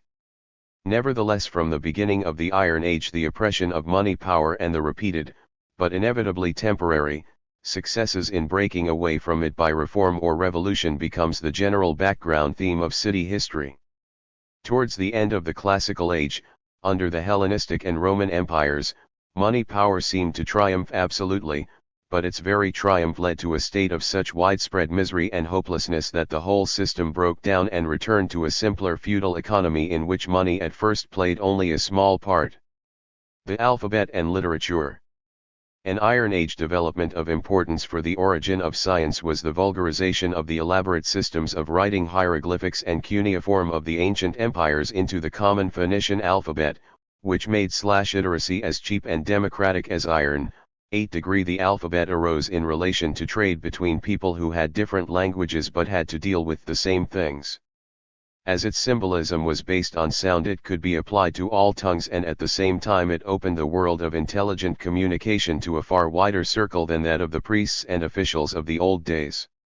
Writing ceased to be confined to official or business documents and literature of poetry, history, and philosophy began to appear. Naturally poetry and prose narratives themselves, in the form of epics and sagas, must have long preceded alphabetic or even hieroglyphic writing, being handed down by bards or professional. 157. Storytellers. It cannot be claimed that an alphabet is an essential to the production of literature, as the example of China shows. Nevertheless, the Chinese achievement was only made possible by the creation of a bureaucratic feudal class who monopolized learning and also largely sterilized it. 4.3 Phoenicians and Hebrews. The first peoples to profit by the new conditions of Iron Age civilization were the Phoenicians of the Syrian coast. They were helped by their central position between the old great powers of Egypt and Assyria and by the ample supplies of good shipbuilding timber from the Lebanon. They led the way in trade, in exploiting sea transport, and in the alphabet, which they invented and popularized wherever they went.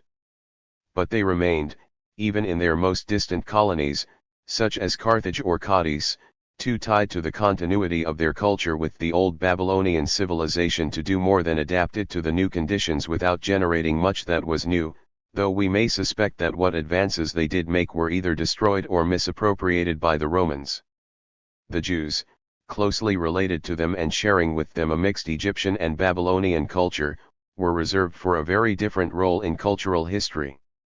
Placed as they were at the very center of warring peoples, Egyptians, Hittites, Philistines, and Assyrians, followed later by Persians and Greeks, and without the resources of overseas trade, their independence always remained precarious and was only saved in the end as a national entity by the evolution of a cultural tradition or law written in a book, the Bible. They were also, as a small people living in a relatively poor country, able to escape, though only by continuous efforts, from domination by native kings or oligarchs.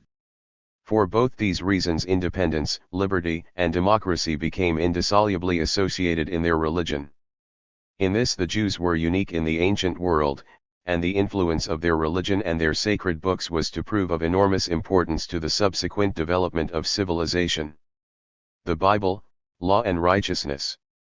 The Hebrew Bible, or what we call the Old Testament, is far more than a collection of ancient history and legend, invaluable as that is for our understanding of the past.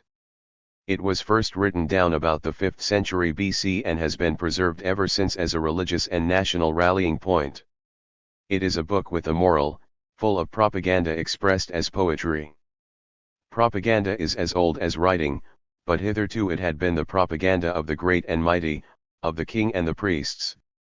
The propaganda of the Bible is different, it is essentially popular, stressing the ideas of law and of righteousness. Its unique character lay not in each of these ideas separately, because the Jews shared them with other cultures, but in their combination. Righteousness, as we find it in the Bible, is largely a protest against the abuses of the rich and powerful who, then as now, were addicted to falling into foreign ways of oppression. They could be restrained in the name of the law and the covenant with the timely backing of popular violence. The Jews were the first people we know of to fight for an idea, and the wars of the Maccabees testified to their fanaticism and militancy. Jewish history is one of continual assertion of the people's right in the name of God. The Bible has, directly in Christianity and, indirectly through the Quran in Islam, often served as the inspiration and justification of popular revolutionary movements. T59. Genesis. It is, however, still another aspect of the Bible, one which is least characteristically Jewish, that has most affected science. The early books of the Bible are versions of Old Babylonian and even earlier Sumerian creation stories. They represent an attempt to account for the origin of the world and man, which was an eminently creditable achievement in 3000 BC, at the very dawn of civilization. These myths, once accepted by the early Hebrew tribes, soon became the essential justification of the covenant between God and his people and therefore beyond examination and criticism. Later still, because they were part of the sacred books of the Jews, these myths have come down to us as a literal divine revelation to be accepted on faith. Now the faith of the Jews, both in its original form and in that of a Christianity largely derived from it, survived the breakup of classical civilization because it was solidly based on popular feeling.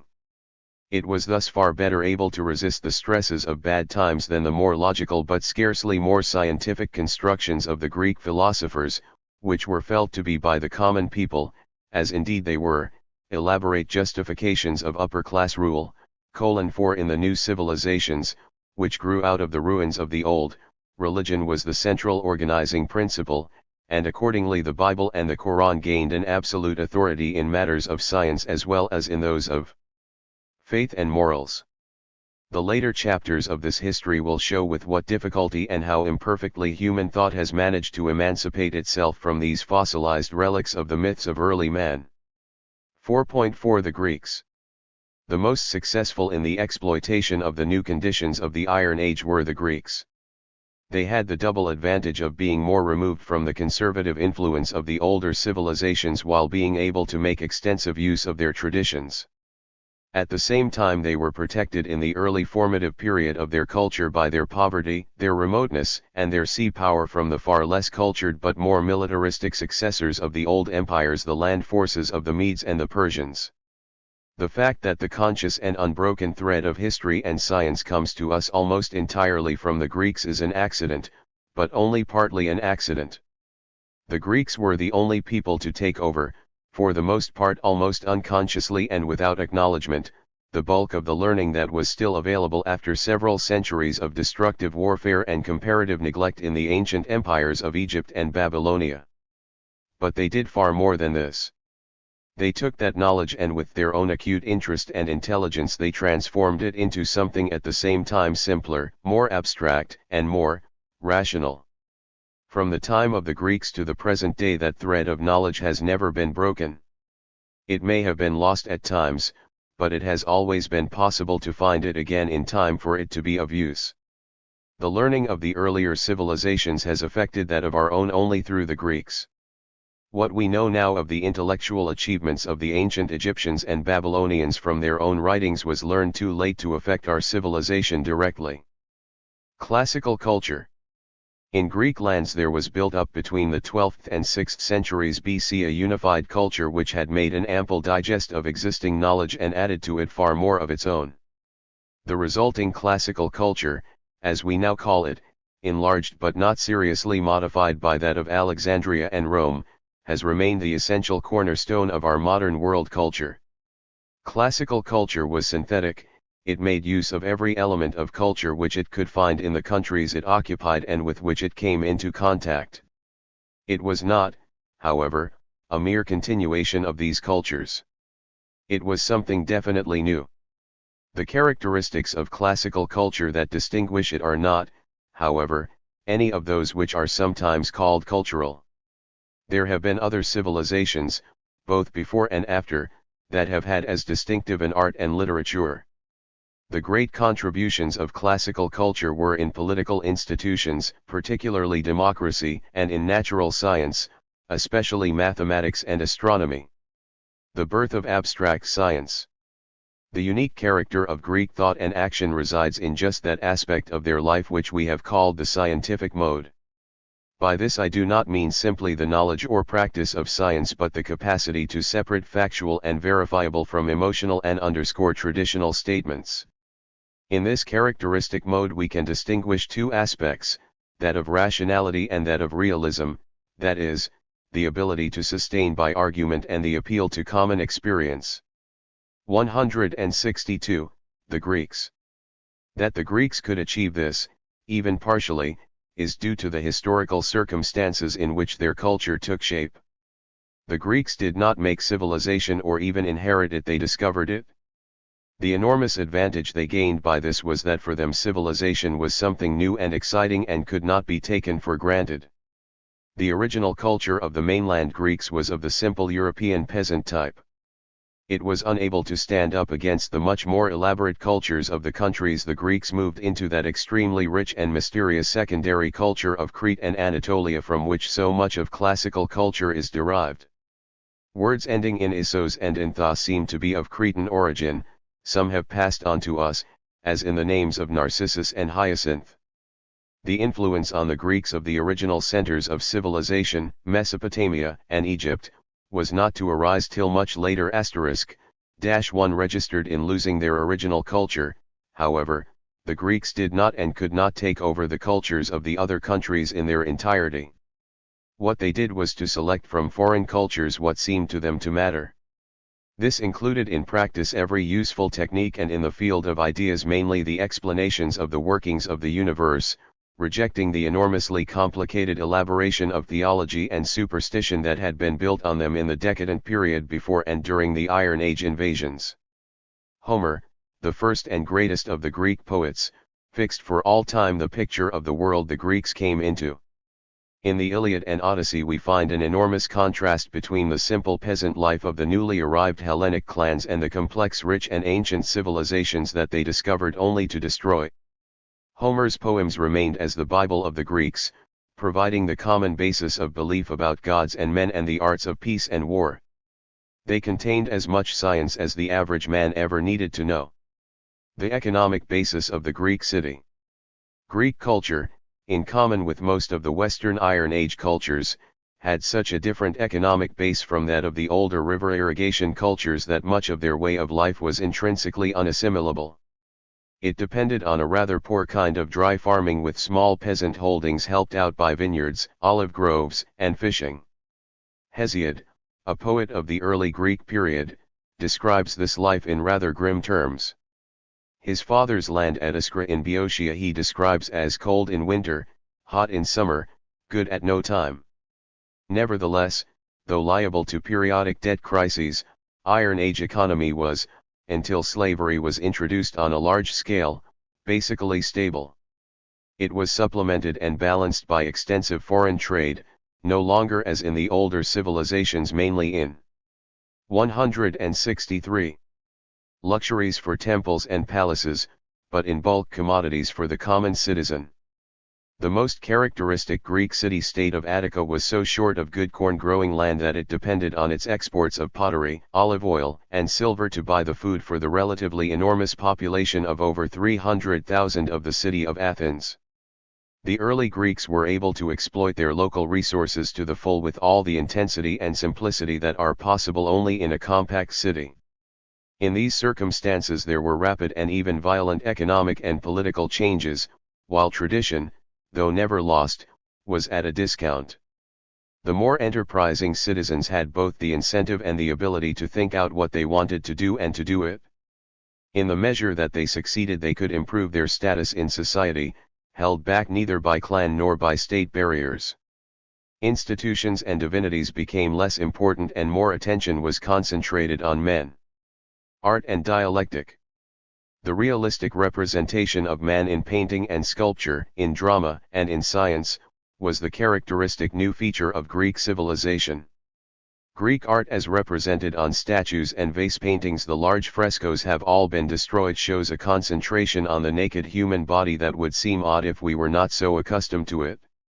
It derives originally from ritual games and the cult of athletics that sprang from them.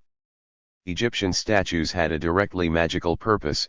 They had to re-embody the spirit of the dead man, they had to be lifelike to work.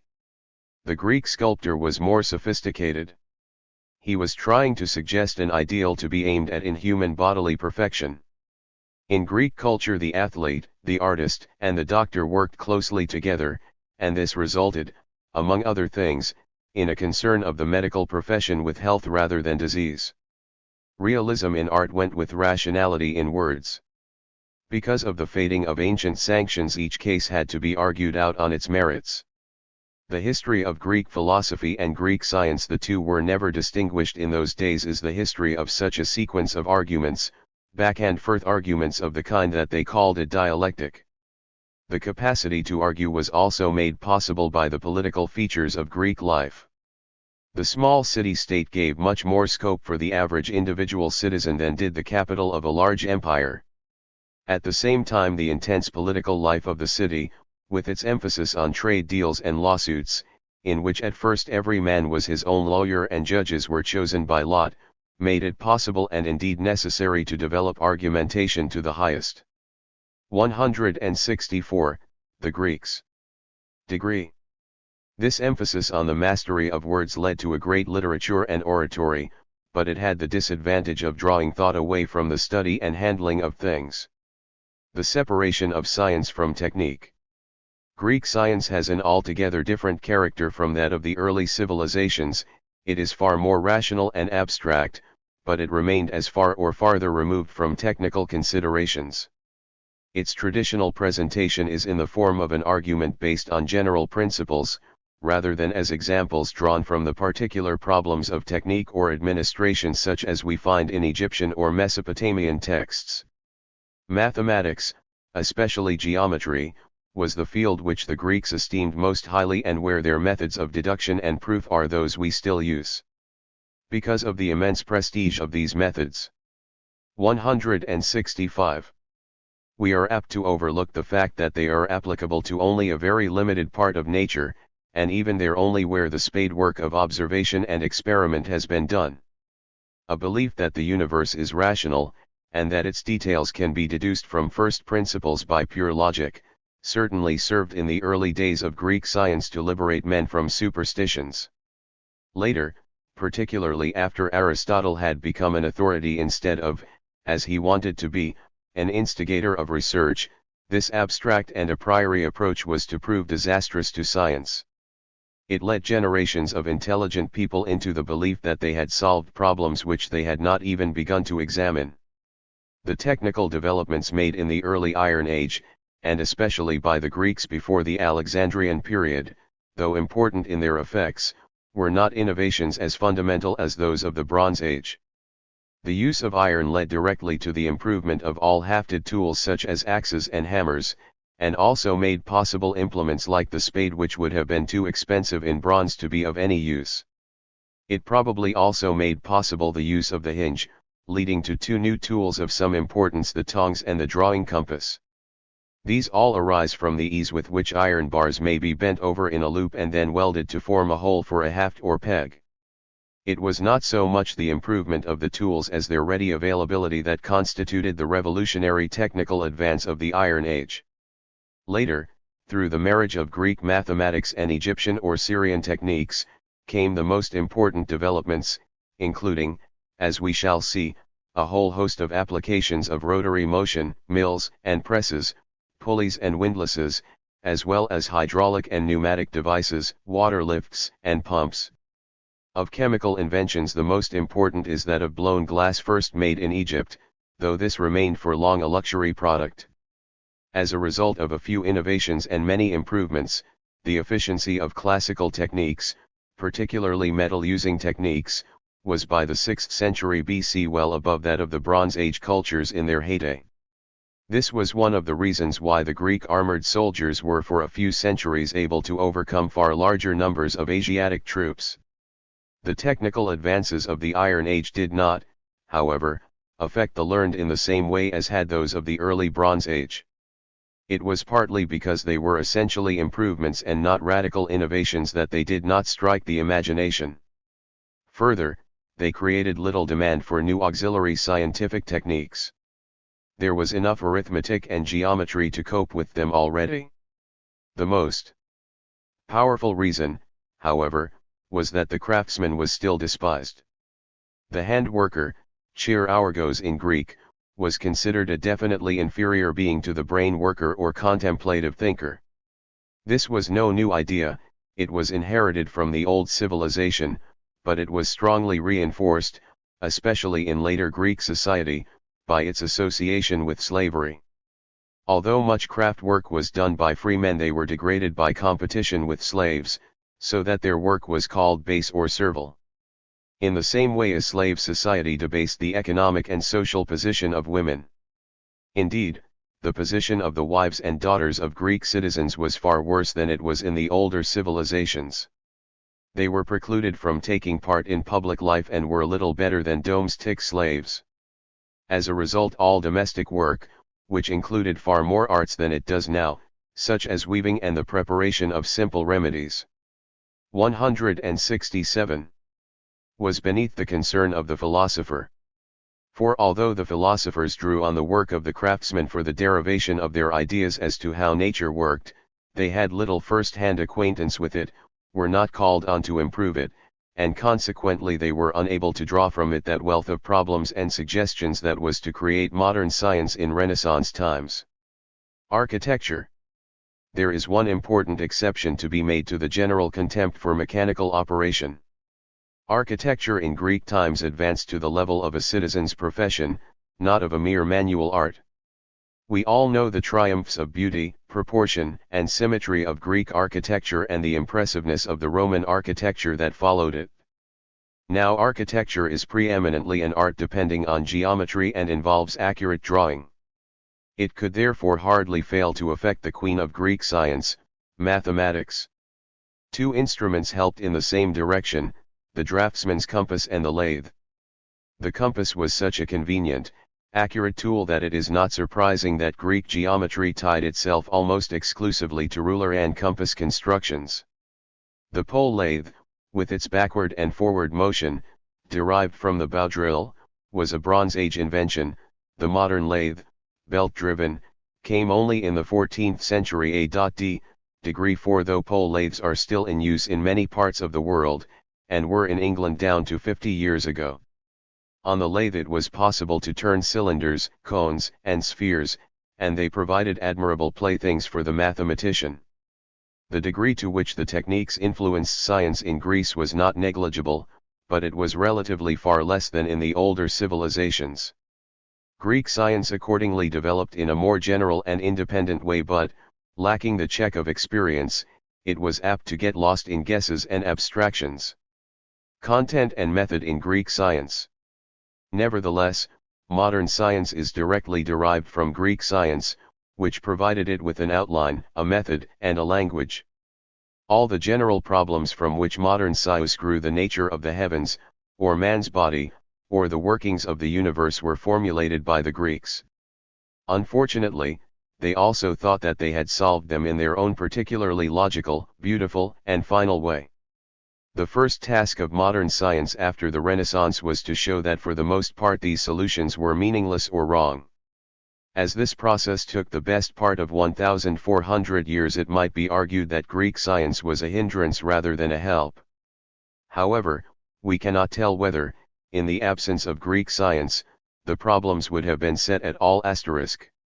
Stages in the development of Greek science. The history of Greek science, though it formed one continuous movement, may conveniently be split into four major phases, which may be called the Ionian, the Athenian, the Alexandrian or Hellenistic, and the Roman phases. And one moreover which all men use at the crises of life, highly honoring the practitioners and craftsmen in this art, if they are good. 24 to 68. Despite this denunciation, the use of philosophical postulates tended to increase in medicine and even to find its way into Hippocratic writings. In part this arose from the beginning of anatomical and physiological studies. A follower of Pythagoras, Alcmaeon for instance, learned by dissection something of the function of nerves and dared to assert that the brain, instead of the heart, was the organ of sensation and movement. This fact, which must have been known practically to primitive hunters, was still being stoutly denied by doctors 2,000 years later. The more mystical doctrines found much more ready acceptance. Another Pythagorean, Philolaus, formulated the doctrine of the three spirits or souls of man: the vegetative spirit, which he shares with all growing things, situated in the navel; the animal spirit, shared with beasts only, which gives sensation and movement, in the heart; and the rational spirit, possessed only by man and located in the brain. These spirits were to haunt physiology and anatomy for centuries and prevent men using the evidence of their senses, till Harvey laid them to rest. The doctrine of the humors. The most persistent and damaging to the practice and theory of medicine was, however, the doctrine of the four humors, which was firstly put forward by Empedocles. He was a doctor as well as a philosopher, and he naturally extended his cosmological ideas into his medical theory.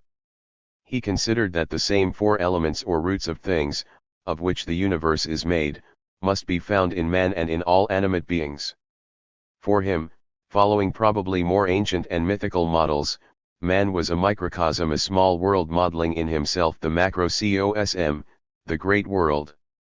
The four elements of the world, fire, air, water, and earth, were matched by the four humors of the body: blood, bile, phlegm, and black bile.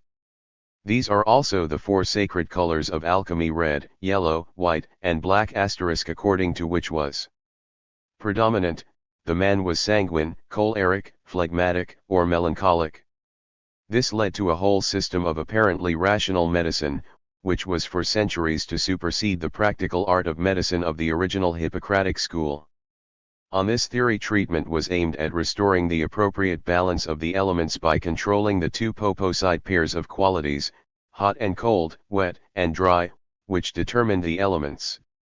Fire was hot and dry, air hot and wet, water cold and wet, earth cold and dry. If a man had a fever, he needed more cold; if a chill, more heat. It is easy to see now that these theories bore practically no relation to the facts of physiology, and that medical practice based on them could rarely if ever have good effect. Unfortunately, in spite of their careful clinical studies, the school of Kos were also in no position to prescribe effective treatment. They excelled in prognosis and relied on the patient, if not given violent or unsuitable treatment, getting well through the curative power of nature. Accordingly, the profession naturally preferred a doctrine in which they had a larger share in the cure, and which exalted their art into a philosophy worthy of being followed by the best people. 4.6 The Athenian Achievement. The social philosophy of Athens.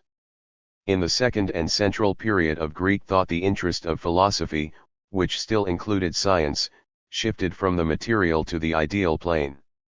In this it reflected the later stages of the dramatic culmination of the development of the city-state in the Athenian Empire in the 5th and 4th centuries BC. Registered. These events, because they revealed new forces at work in society and because they were so clearly and beautifully set down for future generations in the works of historians like Thucydides, remain of enormous importance to science and politics to this day.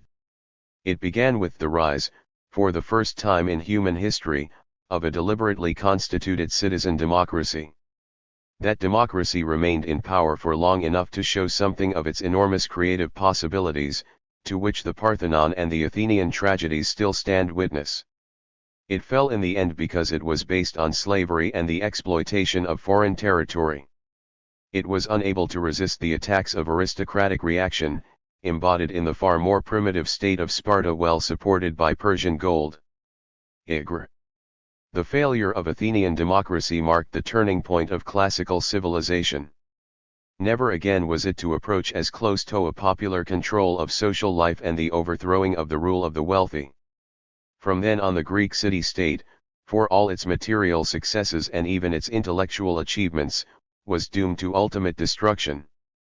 Democracy had come near to offering real escape from the economic contradiction of the Iron Age city. Without it, the only other path was towards an increase of slavery at home and military adventures abroad. For another 5 centuries this was to spread Greek civilization over a large part of the world, but its inner development had come to an end. The philosophers of reaction. The great triad of Greek philosophers, Socrates, Plato, and Aristotle, all belonged to Athens, but to the Athens of decline. They drew their enormous ability and power to influence thought from the revolutionary greatness of the first free city.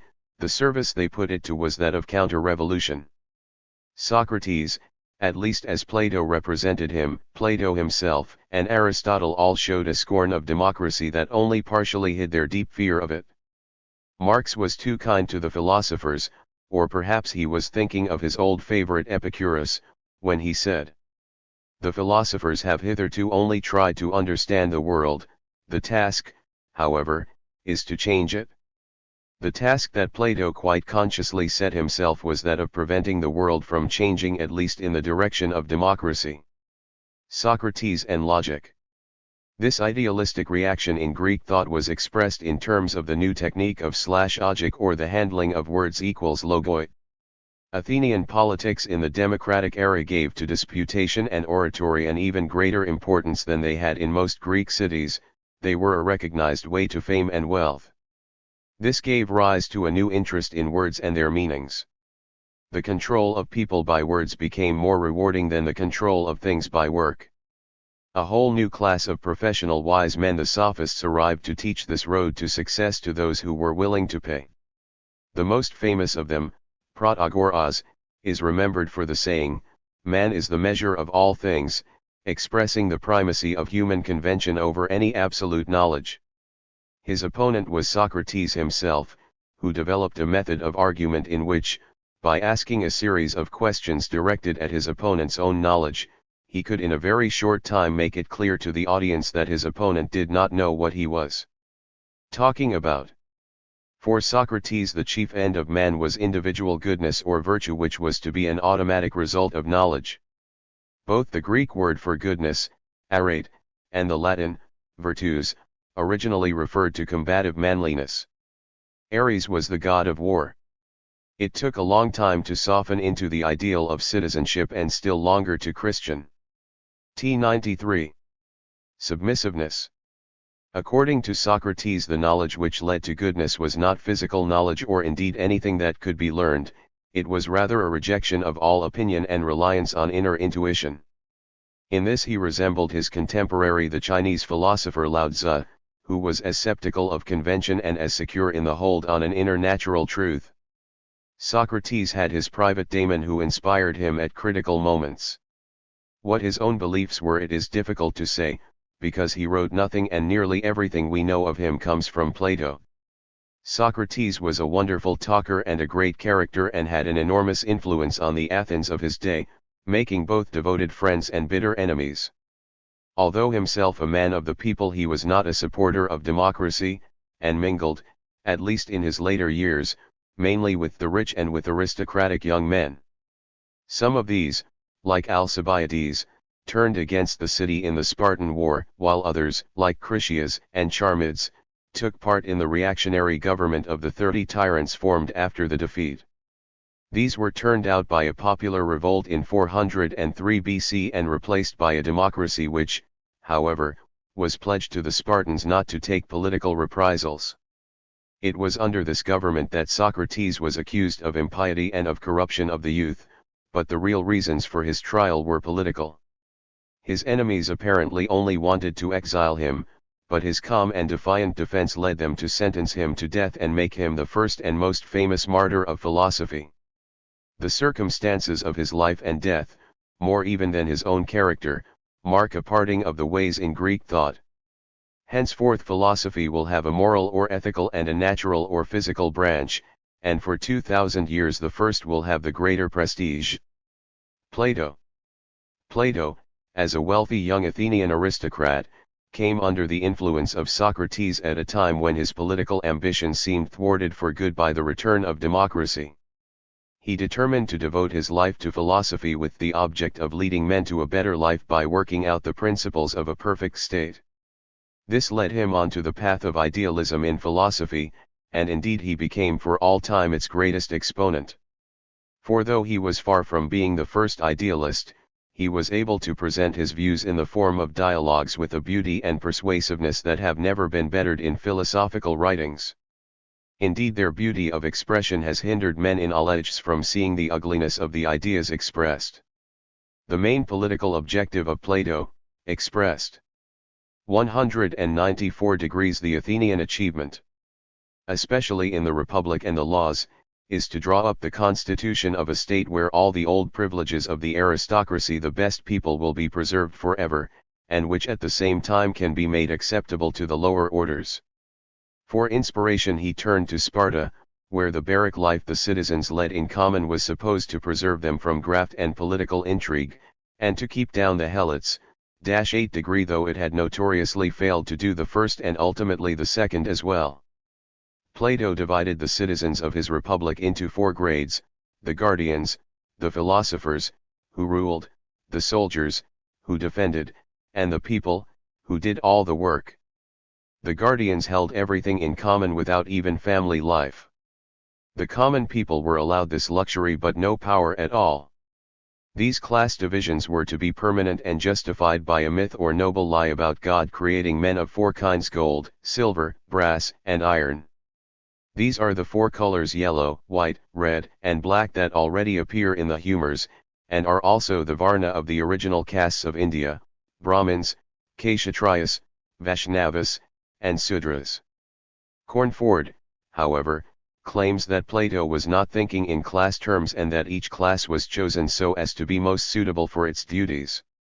However, the passage he quotes hardly bears this out.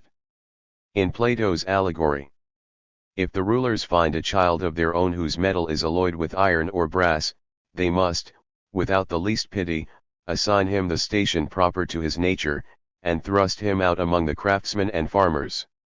If, on the contrary, these classes produce a child with gold or silver in his composition, they will promote him, according to his value, to be a guardian. 18-188. This shows clearly that normally the classes were hereditary, but that Plato, like the British ruling class of today, was clever enough to see that to allow a limited number of able members of the lower orders into the upper classes was the safest method of perpetuating their rule. Through this rigid class system Plato hoped to find perfect and above all stable government. The guardians would have no responsibility to their families but only to the state, and no material cares or ambitions. They would also be subjected to an education in philosophy, mathematics, and music, which would, he thought, induce a superior benevolence. In this way he hoped to graft onto the Spartan constitution some of the remembered glories of the Athens of Pericles, where for some years the new democracy had entrusted the rule of the city to a cultured group of wealthy citizens. Plato hoped to get his political views accepted by finding a prince who was a philosopher or who could be 195. Trained to be one. His last effort was with Dionysius the Younger, tyrant of Syracuse, but neither he nor his court could stand the rigors of the mathematical training required. Plato's Republic has been variously judged by later generations. In the Middle Ages, compared with the arbitrary and inefficient rule of illiterate kings and nobles, it seemed a progressive ideal, especially as it was presented in such beautiful and persuasive prose. In our time, however, we see in it most unpleasant anticipations of the maintenance of the class rule of the capitalists, 2-71, which found an echo in the bogus corporate state of the fascists. To support this central theme of the ideal city, and at the same time to justify the life of its philosopher guardians, Plato took over the views of Pythagoras and Parmenides, which exalted the apprehension of absolute truths that were unchanging, logical, and mathematical. The emphasis on the discussion of words and their true meanings tended to give to words a reality independent of the things and actions to which they referred. Because there is a word for beauty, beauty itself must be real. Indeed, it must be more real than any beautiful thing. This is because no beautiful thing is altogether beautiful, and so whether it is beautiful or not is a matter of opinion, whereas beauty contains nothing but itself and must exist independently of anything in this changing and imperfect material world. The same logic applies to concrete things. A stone in general must be more real than any particular stone. Platonic idealism. Thus grew up the fantastic world of ideals, images of perfection of which the material world was but a flickering shadow on the walls of the cave in which we are imprisoned in this life. Plato moreover was not really concerned with providing an explanation of these appearances. What seemed all important to him was to prove that certain abstract conceptions were absolute and eternal, independent of sense impressions and to be grasped only by the eye of the soul. These were the triad of absolute values, truth, goodness, and beauty. The first he owed to Parmenides, the second to Socrates, and the third was his own special contribution, though one drawn from the art for art's sake aestheticism of the wealthy Athens of his young days. These absolute values are still with us. The claim that they are superior to, and beyond any knowledge derived from, the senses is used now as then to put a limit on scientific investigation and to support intuitive, mystical, and reactionary views. Yet Plato himself argued for them on the basis of such science as was known in his day. He derived them, in fact, largely from mathematics. 196, the Athenian achievement. And from astronomy, or rather astrology. The word astrology or reasoning about the stars was coined by Plato himself to replace the old astronomy, or mere ordering of the stars. Later astrology got such a bad name that the old word came back. He embraced and extended the mystical views of Pythagoras on the cosmic importance of number and geometrical figures, and found in them examples of absolute truth independent of the senses. Plato does not seem to have contributed much to mathematics himself, but his influence undoubtedly gave it a prestige that drew many good minds to it later. Being, however, deliberately abstract and contemplative, it drew mathematics away from its origin in, and application to, practical experience and thus held back the development of algebra and dynamics. Astrology. With mathematics Plato coupled astronomy, but it was a peculiar kind of astronomy, the stars as they should be rather than as they were. The old popular view was that the heavenly bodies, and particularly the sun, moon, and planets, were divine beings. That is why old-fashioned people resented as impious the claims of the Ionian philosophers that they were globes of fire wandering through the sky. Plato saved the situation, but at a terrible cost to science. He combined mathematics with theology by asserting, in the face of evidence already existing, that the planets showed their divinity by the unchanging regularity of their perfect and circular movements, composing between them the inaudible harmony of the spheres. Thus any alteration was banished from the heavens as he would have liked to have banished it from human affairs, and the highest duty of man was to contemplate eternity and to find in it the proof of his own immortality. Plato's philosophy took back the challenge science had offered to faith.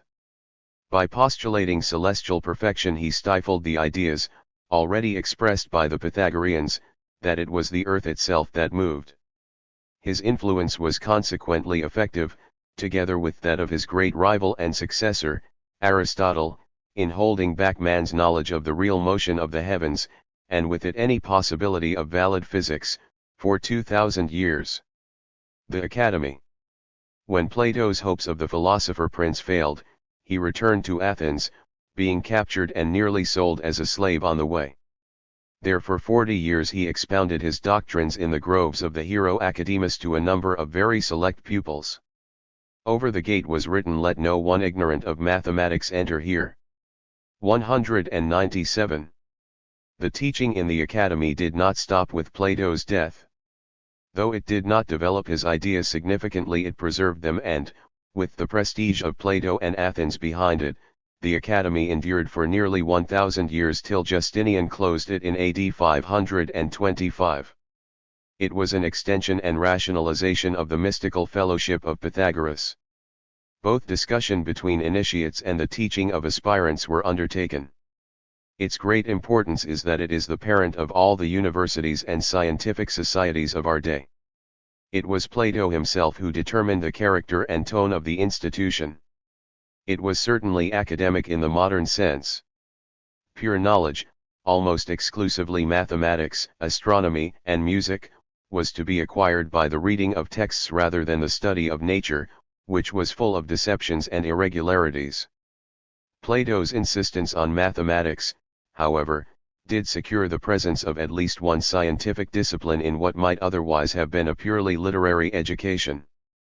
Confucius, whose influence on Chinese education was to last almost as long as Plato's on that of the West, omitted mathematics. This may well have contributed to the relative backwardness of Chinese science. Ideally, in the Athenian Academy the knowledge of the true, the good, and the beautiful was sought for its own sake. Actually it was considered by the later Greeks, and the Romans after them, that it was an excellent training for a distinguished career for young men of good family. Platonism. The influence of Plato, however, penetrated much further than the Academy. Progressively debased by keeping the mystical elements and neglecting the logical and mathematical ones, Platonism permeated all conformist thought in late classical times. It mixed early with Christianity and indeed formed the major intellectual support for its theology. After the closing of the Academy, Plato's original works were forgotten, all except the most absurd of them, the Timaeus, which contains his mythical account of the formation of the world. His teaching was transmitted largely through the Neoplatonism of the even more mystical Plotinus. The Arabs rediscovered some of his other works and translated them, but it was not till the Renaissance that they were again studied in the original and had an effect at least as great as when they were first written. It was largely owing to Plato that the early humanists were not scientific. In the 16th and 17th centuries, however, the mathematical inspiration of Plato played an important part in guiding the thoughts of Kepler, Galileo, and through the Cambridge Platonists, also of Newton. 198. The Athenian achievement. Aristotle. Aristotle, at first a disciple of Plato, broke from the Academy after the master's death and in 335 BC founded a rival school of philosophy, the Lyceum. He was born at Stagira in Thrace, but belonged to the Greek clan of Asclepiadae or physicians. Aristotle came to occupy, for a variety of reasons, a central place in the history of science. Living as he did at the culmination of one phase in Greek political life and at the beginning of another, he was in a position to collect all the knowledge of the free Greek cities and pass it on to be applied in the empires that took them over. For most of his life he enjoyed special favors from cities and kings, and he made full use of his opportunities. His scientific output was larger and covered a wider range than that of any other single man before or since. Further, most of his work reached posterity, for it was handed on, enlarged with voluminous commentaries, by the Lyceum. WHCH was at first as active in inquiry as the Academy in contemplation. Aristotle was a logician and a scientist rather than a moral philosopher. He lacked the high-minded reforming zeal of Socrates or Plato. Belonging to a later generation, he realized that Plato's social ideas were out of date. Plato's philosopher prince, Dionysius the Younger of Syracuse, was neither able nor willing to preserve the kind of independent aristocratic republic of which Plato dreamed.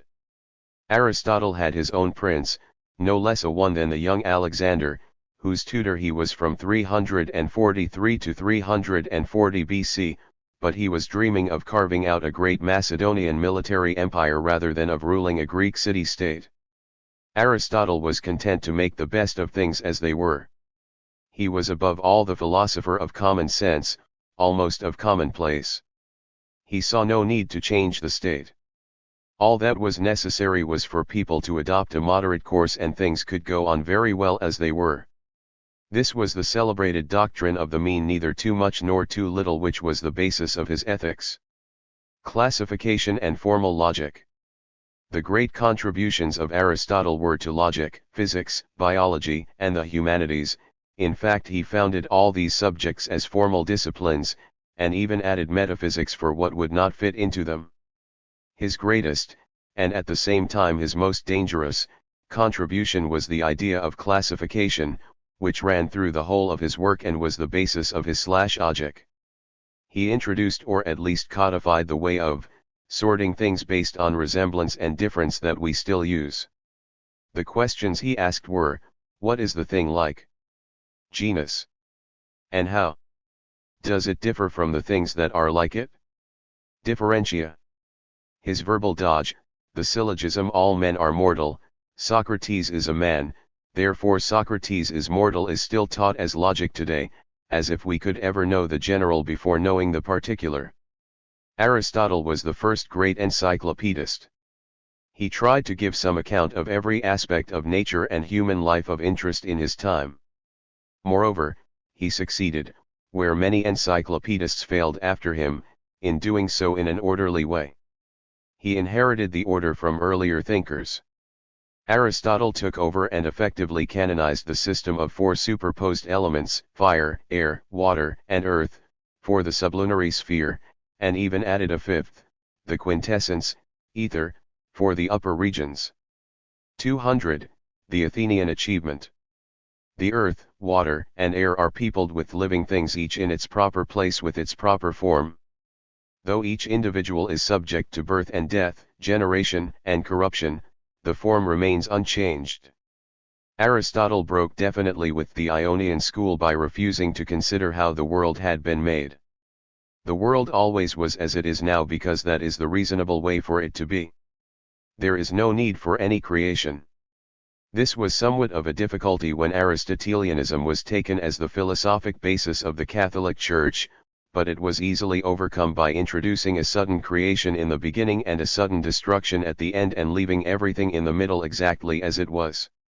Aristotle's physics. The key to the understanding of the world, according to Aristotle, was physics. But by physics he did not mean what we mean now, the laws of movement of inanimate matter. Quite the contrary. The physics or nature of any being was what it tended to grow into and how it normally behaved. Indeed, Aristotle's thought, because of his medical background and biological interests, interpreted the world as if everything were alive. He used physics in the sense that nature is used in the hymn, "Let dogs delight to bark and bite, it is their nature to." The object of scientific inquiry was to find the nature of everything. It had to range from explaining why all stones fall, to why some men are slaves. In every case the answer is the same, it is their nature to. It is, in fact, as comprehensive an answer as to say, it is the will of God that they should, but it sounds more scientific.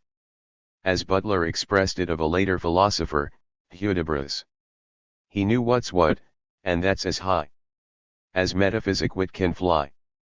In Aristotle's Physics and on the Heavens he applied this method to what we call the physical universe, where it is most inapplicable. His explanation was hardly more plausible than that of Plato, and lacked both its emotional exaltation and mathematical interest. But because it was part of the great Aristotelian logical universe, it became the main form in which Greek thought on the structure of the universe was transmitted to posterity. This was to prove particularly unfortunate for the progress of physics. Giordano Bruno had to be burnt and Galileo 201 condemned before doctrines which were derived from Aristotle, rather than from the Bible, could be overthrown. The subsequent history of science is largely, in fact, the story of how Aristotle was overthrown in one field after another. Indeed, Ramus was not far from the mark when he maintained in his famous thesis of 1536 that everything Aristotle taught was false. Final causes. Aristotle built his physical world in the image of an ideal social world in which subordination is the natural state. 2 plus 1 degree in this world everything knew its place and, for the most part, kept to it. Natural motion. 202. The Athenian achievement occurred only when something was out of place and tended to return to it again, as a stone falls through air and water to rejoin its native earth, or as the sparks fly upwards to join the celestial fires. This applies only to such objects as have no natural motion of their own. It is in the nature of a bird to fly in the air, of a fish to swim in the water. That, in fact, is what birds and fishes are for. In this can be seen one of his leading ideas, that of final causes, in which organisms and even matter are endowed with a purpose to reach appropriate ends. Aristotle admitted other causes such as the material cause and the effective cause, which provided the material support and made things work, but he considered them inferior to final causes. This doctrine has been a curse to science because it furnishes a glib way of explaining any phenomenon by postulating an appropriate end for it, without having the bother of finding out how the phenomenon works. Motion and the vacuum. The battle against final causes in science has been a long one, and victory is by no means yet complete. According to Aristotle, natural motion is final, all other motion requires a mover, as when a horse draws a chariot, the slaves row a galley, or when the unmoved mover turns the outer sphere of the heavens. What, however, is to be said of violent motion, as when an arrow is shot from a bow? This had long been a difficult question for Greek physics, and Zeno had already by a triumph of logic proved that the arrow could not move at all. Aristotle found the solution: the mover was air. The air is opened up before and closes in behind. This error led to another which was to prove as great a stumbling block to later physics. If air is necessary for violent motion and violent motion exists in the sublunary world, the sublunary world must be full of air, and a vacuum is impossible. The syllogism is complete, but as the minor premise is wrong, the whole argument collapses. Aristotle uses another argument against a vacuum which seems in some contradiction to the first. 1 degree Aristotle argues. As air resists motion, if the air was withdrawn a body would either stay still, because there was nowhere for it to go, or if it moved it would go on moving at the same speed forever. As this is absurd, there can be no vacuum. It is interesting to see that here he states almost word for word Newton's first law of motion, and uses its a priori rejection to prove the impossibility of something within a few miles of his head. But in any case a vacuum would not do. To admit it would lead straight to atomism and atheism. The doctrine of nature abhors a vacuum had a practical origin in the experiences of sucking up liquids, which led to the suction pump. In the end it was the limitation of the suction pump that was to lead Torricelli to the production of the vacuum. Biology, the scale of nature. The inadequacy and wrong-headedness of Aristotle's physics are partly compensated by the extent and quality of his biological observations. The qualification is not the fault of Aristotle, because the valuable contributions he made to the classification and anatomy of animals received comparatively scant attention till our own times, when it was too late for 204, the Athenian achievement, them to be of any help. In biology, the idea of final causes is a much more plausible one, as it is an expression of the successful adaptation of organisms to environment. Oh, grandmother, what big teeth you have! The better to eat you with, my dear. The big bad wolf was a perfect Aristotelian and not too bad an ecologist. Nevertheless, even in biology, final causes have had a stupefying effect. All that is demanded is a guess at the purpose of an organ or organism. The guiding idea of Aristotelian biology is that everything in nature is reaching up to achieve what perfection it can, and that it achieves it in different degrees. This led Aristotle to draw up a scale of nature with minerals at the bottom, then vegetables, then more and more perfect animals, and finally man at the top. Such a scale might be thought to imply evolution, but Aristotle was sure that nothing really changed in the world, and that species must be eternal fixed signposts to perfection or imperfection. Indeed, he tended far more to see a beast as an imperfect man, and a fish as an imperfect beast, than the other way round. His immense authority, added to that of Genesis, held off the idea of evolution for more than 2,000 years. The idea of different grades of perfection was useful in another way. It justified the belief that some men are naturally masters, some naturally slaves. If these are so unnatural as not to realize it, wars to enslave them are naturally justified. Matter and form. The concept of master and slave, of order and subordination, runs through all Aristotle's thought. He expresses it in his adaptation of Plato's ideals, the dual concept of matter and form. Matter is brute, undifferentiated, form is imposed on it by mind. The crudest matter is capable of any form. It has all forms in it potentially. The form represents a purpose of perfection, which may not always be reached. In making a statue, for instance, the matter is passive and accommodating up to a point, but sometimes refractory, as when it breaks the hammer or otherwise refuses to accept the form which the sculptor wishes to impose on it. As a result of this refractoriness of matter, nothing in the sublunary world is perfect. Each particular thing has accidental features, where matter and chance have thwarted rational purpose. Substance and essence. Aristotle's forms are distinguishable from Plato's ideals because they are not universals, each refers to a particular animal or thing. In Aristotle's terminology, the forms are substantial. This word substance means to Aristotle something very different from its meaning in modern science. 205. It is a metaphysical character by which a thing is itself and no other.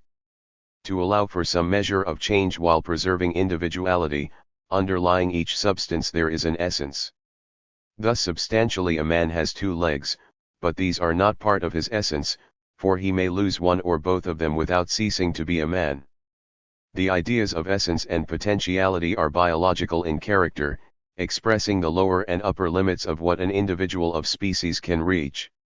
In the first case it just manages to exist, in the second it is exhibiting its full powers. The idea of potentiality opens the way to the conception of evolution of forms from the imperfect to the perfect. Perfection is always conceived following Parmenides and Plato as higher and unchangeable. Living things are sensible and corruptible, higher than them come heavenly bodies, sensible and incorruptible. Higher still is the rational soul, insensible and incorruptible, and highest of all is God, the most changeless of all substances and hence the most actual, the most fully realizing its potentiality. Man and God. Thus the crown of Aristotle's work was its extension to man as a social animal, zoon politikon, and beyond him to God. Man contained in himself, following the doctrine of Philolaus, three souls, or spirits, the vegetable soul, the animal soul, and the rational soul or nous. The last belonged to man alone.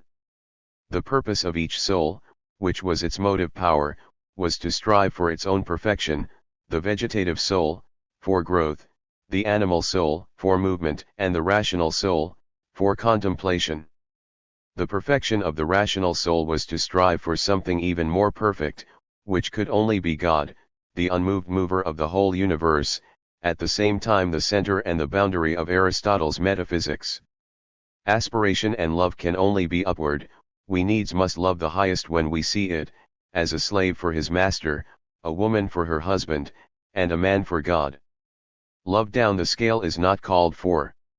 It was this theocentric conclusion that so endeared Aristotle to the clerical schoolmen of the Middle Ages and helped them to overlook the contradiction between his philosophy and the Bible story of creation. Taken as a whole, Aristotle's system of philosophy is a magnificently comprehensive rationalization of the experience and attitude of a reasonably well-to-do citizen. Only a mind that combined enormous industry with unshakable complacency could have worked it out. Its genius did not lie in any of its separate parts. Except for a few personal biological investigations, none of it was original, but what was borrowed was taken from the best people. Its peculiar genius lay in its comprehensiveness, its orderliness, and in the unity which was given to the whole system by his logic. To achieve the comprehension, Aristotle had made another innovation of enormous promise for the future. Instead of doing all the work himself or merely discussing it with his colleagues, as was the practice of the academy, he organized research. In the Lyceum, which was probably subsidized by Alexander, Aristotle's young men collected information on nearly everything, from social and natural forms of literature to the constitutions of cities, from animals and plants to stones. What is left of the results today is the most valuable and systematic knowledge of Greek life and thought. Even more valuable is the practice of such investigations. Just as the academy is the original of the university, the Lyceum is that of the research institute. The influence of Aristotle. As will be shown in the next section, the following out of Aristotle's method of research was very soon to undermine or refute most of his own conclusions, including the central one of final causes. Indeed, his views on many topics were out of date before he put them forward. His enormous influence on Arabic and medieval thought, however, came in spite of, or perhaps because of, those limitations. The finer developments of Greek science were either completely lost or, like the work of Archimedes, not appreciated till the Renaissance. They could not be understood except by highly trained and sophisticated readers, not easily to be found in the Dark Ages. Aristotle's works, however, though tough-going, did not require, or did not seem to require, anything but common sense to understand them. Like Hitler, Aristotle never told anyone anything they did not already believe. No experiments or apparatus were needed to check his observations, no troublesome mathematics to derive results from them, no mystical intuition to understand any inner significance. Plato, it is true, appealed more to the imagination and had more moral fervour, but Aristotle explained that the world as they knew it was just the world as they knew it. Like M. Jourdain in Molière's Le Bourgeois Gentilhomme, they had all been philosophers without realizing it. As long as the world remained the same, Aristotle would do, but, as we shall see, the world did not remain the same. Taken together, the three great philosophers of the decline of Athens mark a definite arrest of the movement of ideas which had begun with the Ionian philosophers. Because the social order could no longer advance, the idea that nature itself was changing and developing was repudiated. Philosophy ceased to be progressive and, as part of the same. 208, the Athenian achievement. Reaction, ceased to be materialist. Idealism in the mystical form of Socrates and Plato, or in the conformist scheme of Aristotle, took its place. Philosophy taught the acceptance of life as it was, and had nothing to offer to those who found it intolerable but that their sufferings were inevitable and were part of the great order of nature. Such philosophy was well on the way to becoming a religion, but a religion for the benefit of the upper classes alone. 4.7 Alexander's Empire. Hellenistic science. The arrest in general philosophic ideas did not, however, mean the end of practical science. Indeed, it was to prove a great stimulus to it. It remains true that no great comprehensive attack on the problems of nature and society was made between the time of Aristotle and that of Bacon and Descartes, for neither the medieval schoolmen nor the Arabs were, or would even claim to be, his master. Nevertheless, most of the detailed achievements of Greek mathematics, astronomy, mechanics, and physiology come from the next age, that of Alexandrian or Hellenistic science. Only original thinking was lacking. The reason cannot be an intrinsic one: the later Greeks were at least as clever as the earlier ones. It must be looked for in the social field, in the conditions that discourage general creativity but encourage the working out of limited fields and the development of practical applications. The great political and economic change that followed within a century of the fall of Athens was the forcible unification of the independent rival city-states by new large land empires which, however, drew their culture largely from the same source. How much this change was overdue was shown by the immediate successes of Philip of Macedon and Alexander. The cities were far too weakened by internal class struggles and divided by mutual jealousies to put up effective resistance. The new type of well-drilled and well-equipped mercenary armies could go where they liked. The levies of the old Persian Empire, largely untrained peasants led by hereditary nobles, were no match for them, however great their numbers. In every other way the Greek type of civilization which the Macedonians had simply taken over showed itself superior to those of the older civilizations it overran. In technique, in organizing ability, in knowledge, in art, the Greek way of doing things imposed itself wherever it appeared. Greek merchants and administrators followed the armies and cities of a Greek type, though often with only a minority of Greeks, were set up, from the first and most famous Alexandria in Egypt to the farthest Alexandria Eskata in Afghanistan. Nor did Greek influence stop there, it spread far and wide beyond the boundaries of the Alexandrian Empire.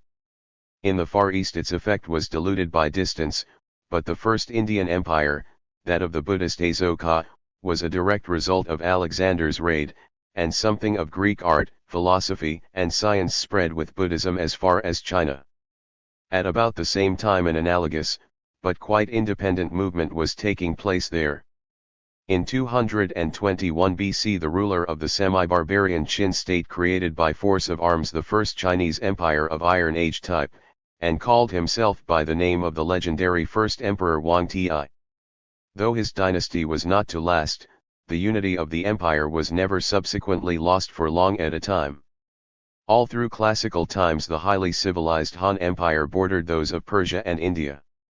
210. Alexander's Empire. The influences of Hellenism on the West were much greater, because there was less indigenous culture to be replaced. The Latin clansmen were rapidly Hellenized, influenced partly by the city culture of the Etruscans, themselves coming from Asia, and partly by that of the Greek colonists of the coastal cities.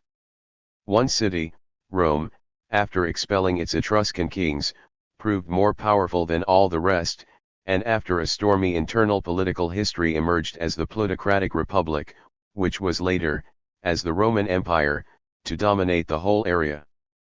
The Hellenistic city, and the Macedonian empires. The Hellenistic cities differed in many ways from the Greek cities on which they were modeled. First, to the class distinctions that already operated there was added a race or culture distinction between the Greek-speaking official and trading classes, and the natives. These natives in the south and east, though politically suppressed, knew they had a culture of their own far older and by no means inferior to that of the Greeks. Though this division softened with time it lasted to the very end of the classical era, where the old cultures reasserted themselves in a new religious form. Secondly, the cities were not independent, but formed part of the shifting empires of the Ptolemies of Egypt, the Antiochids of Syria, and the various dynasties of Asia Minor and Greece. This was a return, though only a partial one, to the state of the old empires with a divine king, a court, and an army, originally Macedonian but later filled with every kind of local levy or mercenary. The citizens might suffer from tyrannical or, even worse, from weak kings, but they could do very little about it. The real decisions were made at court or on the battlefield. They therefore concentrated on making money and enjoying life, while the poor, the natives, and the slaves endured the situation as best they could. The result was the splitting of society to a degree that had never been reached in human history. The citizens had the opportunities to develop a very select and superior culture, but it was doomed to sterility from the start. The philosophies of acceptance. The spread of Hellenism had indeed taken place at the expense of its internal cultural development. In art, drama, literature, and politics, the late Greek achievements, particularly those of Athens, were, so to speak, frozen. Good models were copied in the slightly exaggerated and sentimental Hellenistic style, commentary and criticism flourished, but nothing really great and new was produced. 2. In philosophy there were no real successors to the schools of Democritus, Plato, or Aristotle. Indeed, philosophy, which had already parted from science, was from the time of Alexander also parted from political life and became almost exclusively moral.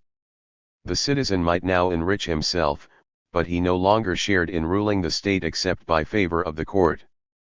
Philosophy was now concerned with reconciling politically impotent man to the uncertainties of life in an economically insecure and war-ridden world. The cynics and skeptics shrugged their shoulders. The Stoics put up a fine show of superior indifference based on the belief in the intrinsic value of virtue, and in a world ruled by unalterable fate which the stars determined. The Epicureans urged men to make the best of it, to practice virtue as the surest way to pleasure, and not to worry about the gods who lived far above this world of whirring atoms. The philosophy of the ancient world was to peter out in the mysticisms of the Gnostics and the Neoplatonists, and the last echo of its old voice was to be the consolation of Boethius, at the end of one era but the beginning of another. Between them the philosophers represented what might more properly be called the religion of the cultivated upper classes. They were indeed providing the intellectual language in which the cruder, but far more vital, religions of the lower classes were to express themselves as soon as they came to power. Hellenistic science. The one exception to the general intellectual decay was for a few centuries the development of natural science. There was indeed in certain directions, particularly mathematical, mechanical, and astronomical, a notable new outburst of creative thought. This arose largely on account of the economic and technical consequences of the conquests of Alexander. By throwing open to Greek trade a world far wider than it ever had known, it created a new market which for a time relieved the chronic crisis of the Greek city-state, the underconsumption due to the wretched conditions of the poor and the slaves. The export market for manufactured goods was still a class-restricted one, only goods for wealthy households were produced: chased silver, molded pottery, blown glass, dyed cloth, papyrus, elaborately patterned textiles, but it was large enough for these goods to be made in quantity. This led to the rise of manufacturing towns employing, for the most part, wage workers kept down by slave competition. At the same time the larger areas under a single government favored a limited sea trade in the necessities, particularly corn, to feed this non-agricultural population. This led in turn to technical. 212 degrees Alexander's empire. Improvements, not only in manufacture but also in agriculture, in which slave gangs were being used on a larger scale. Such improvements were the concern of rulers and hence of their scientific advisors. Another and even more pressing need for new techniques lay in the almost permanent state of war between empires, for which ever more complex engines were always in demand. The Macedonian rulers of the Hellenistic states were, unlike the Romans who were to supplant them, brought up in the aura of the prestige of Greek learning. They not only permitted, but encouraged it in all its branches. It was Greek science rather than literature or philosophy that was the main beneficiary. The Museum of Alexandria. Indeed, the great contribution of Greek science to the science of later times was for the most part derived from the work in the early Hellenistic or the Alexandrian period, and largely at Alexandria itself, the most important Greek city of the new empire of the successors of Alexander the Ptolemies.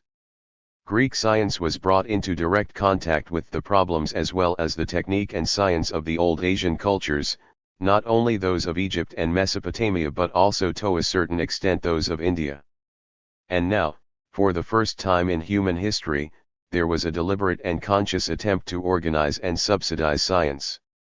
The museum at Alexandria was the first state-supported research institute, and although its artistic, literary, and even philosophic production was negligible apart from its preservation of ancient texts, it contributed more to science than any single institution had done before and possibly has done since.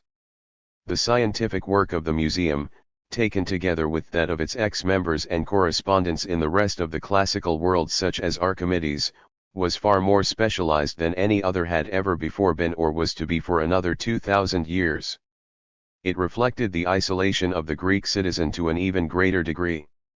The scientific world was now large enough to provide a small, appreciative, and understanding elite for works of astronomy and mathematics so specialized that even the average educated citizen could not read them, and at which the lower orders looked with awe mixed with suspicion.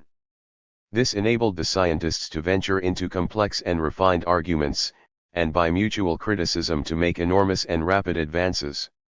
At the same time these advances were very insecure. The whole scientific effort depended on the patronage of an enlightened state.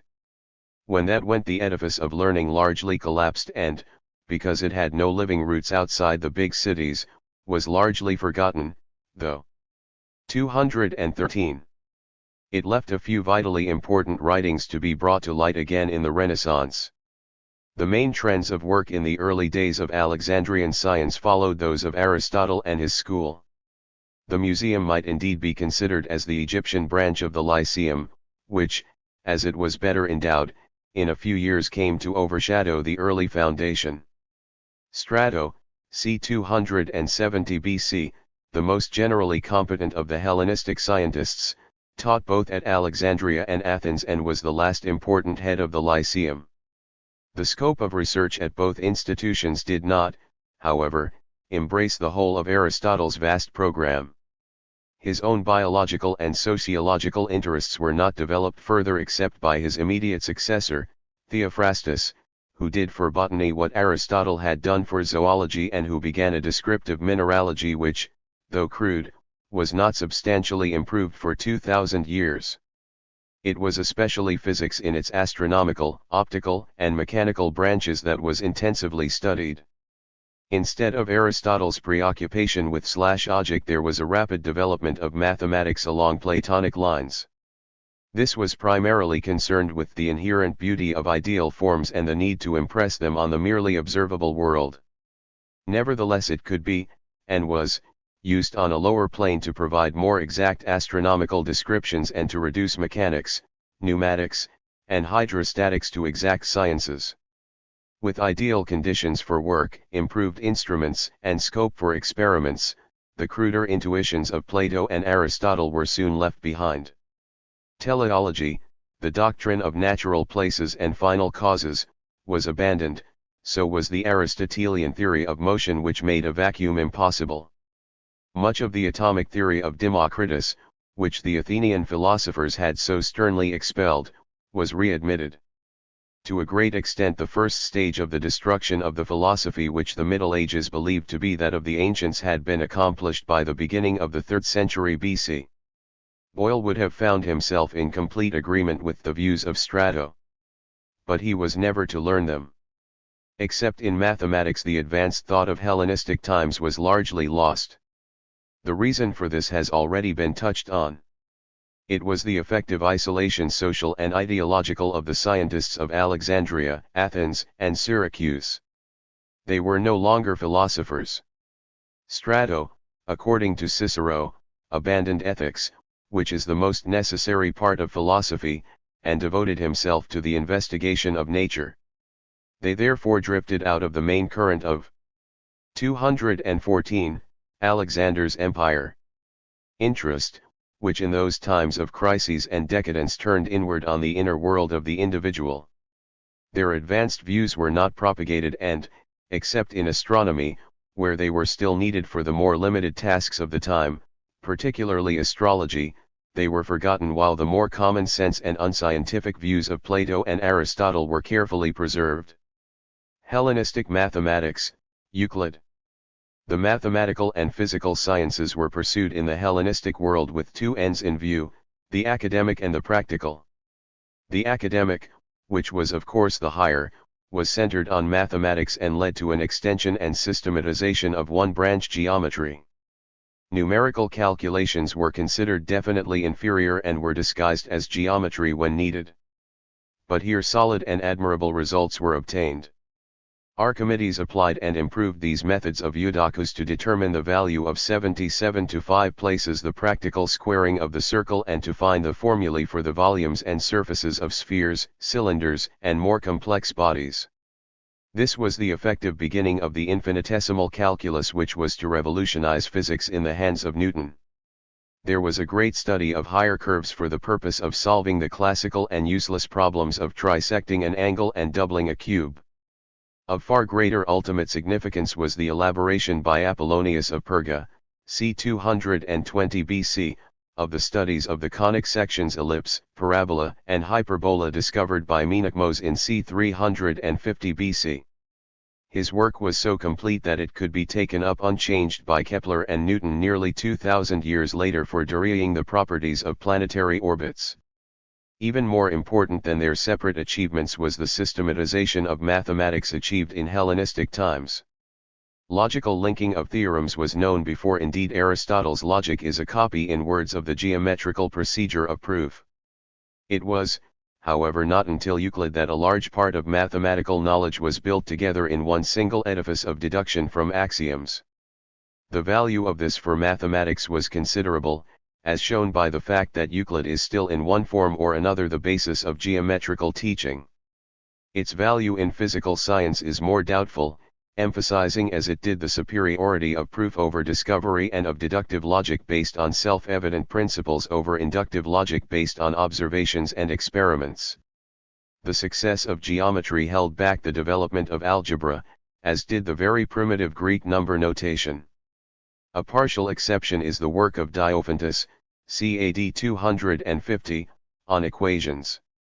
This work, which comes late, shows internal evidence of the influence of contemporary Babylonian Chaldean mathematics *. Hellenistic astronomy, Hipparchus and Ptolemy.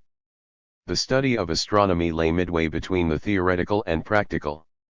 According to Plato, it was the study of an ideal world in the sky, suited to the dignity of the gods that lived there. Any deviations which could be observed in the real sky were to be ignored or explained away. On the other hand, the implied importance of the skies required that the position of the stars, and particularly of the planets, should be accurately known, and known in advance, if there was to be any hope of dodging the predictions of astrology. As a result of these two tendencies, Hellenistic astronomy, the only part of Greek science to come down to us without a break, was largely engaged in trying to make ever more complicated schemes fit the observations without violating the canons of simplicity and beauty. This pursuit encouraged the development both of mathematics and physical observation. It may be said that astronomy, almost up to our own time, was the grindstone on which all the tools of science were sharpened. The mathematical basis of astronomy was the spheres of Eudoxus, but for actual working out it was easier to consider planetary motion in the flat and to save the appearances by introducing wheels within wheels. This was done by the greatest observational astronomer of antiquity, Hipparchus, who invented most of the instruments used for the next 2,000 years and compiled the first star catalogue. His planetary system, though more accurate, was far more complicated than that of Eudoxus and removed its last shred of mechanical plausibility. In the form in which it was presented by Ptolemy 200 years later, it was to be the standard astronomy till the Renaissance. It was accepted because it removed all the difficulties from earth to heaven, where, after all, there is no reason to expect that vulgar mechanics would hold. Further, as it was made to measure epicecles being added as required, it gave tolerably accurate predictions. -3, 2 to 47, 2 to 48. The alternative tradition, that it was the earth that turned, put forward by Ecphantus in the 4th, or perhaps by Hystus in the 5th century BC, had never been lost. It was powerfully supported by Heraclides of Pontus, who adopted the system of a revolving earth still in the center of the universe round which the moon and sun turned, but with the planets turning round the sun and not the earth. This system, which completely describes what is observed, was later to be that of Tycho Brahe. The final logical step was taken by Aristarchus of 217. Samos, who dared to put the sun and not the earth in the center of the universe. This system, however, despite the eminence of its propounder, won scant acceptance largely because it was thought to be impious, philosophically absurd, and violated everyday experience. It remained, however, a persistent heresy transmitted by the Arabs, revived by Copernicus, and justified dynamically by Galileo, Kepler, and Newton. Scientific geography. The development of astronomy made a metrical and scientific geography possible for the first time.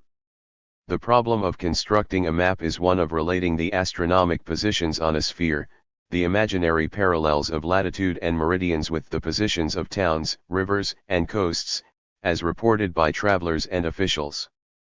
This is equivalent to measuring the size of the Earth, which was first achieved by Eratosthenes of Cyrene, a director of the museum. The value he found for the circumference 24,700 miles is only 250 miles wrong, and was not improved until the 18th century. The conquests of Alexander had greatly enlarged the boundaries of the world.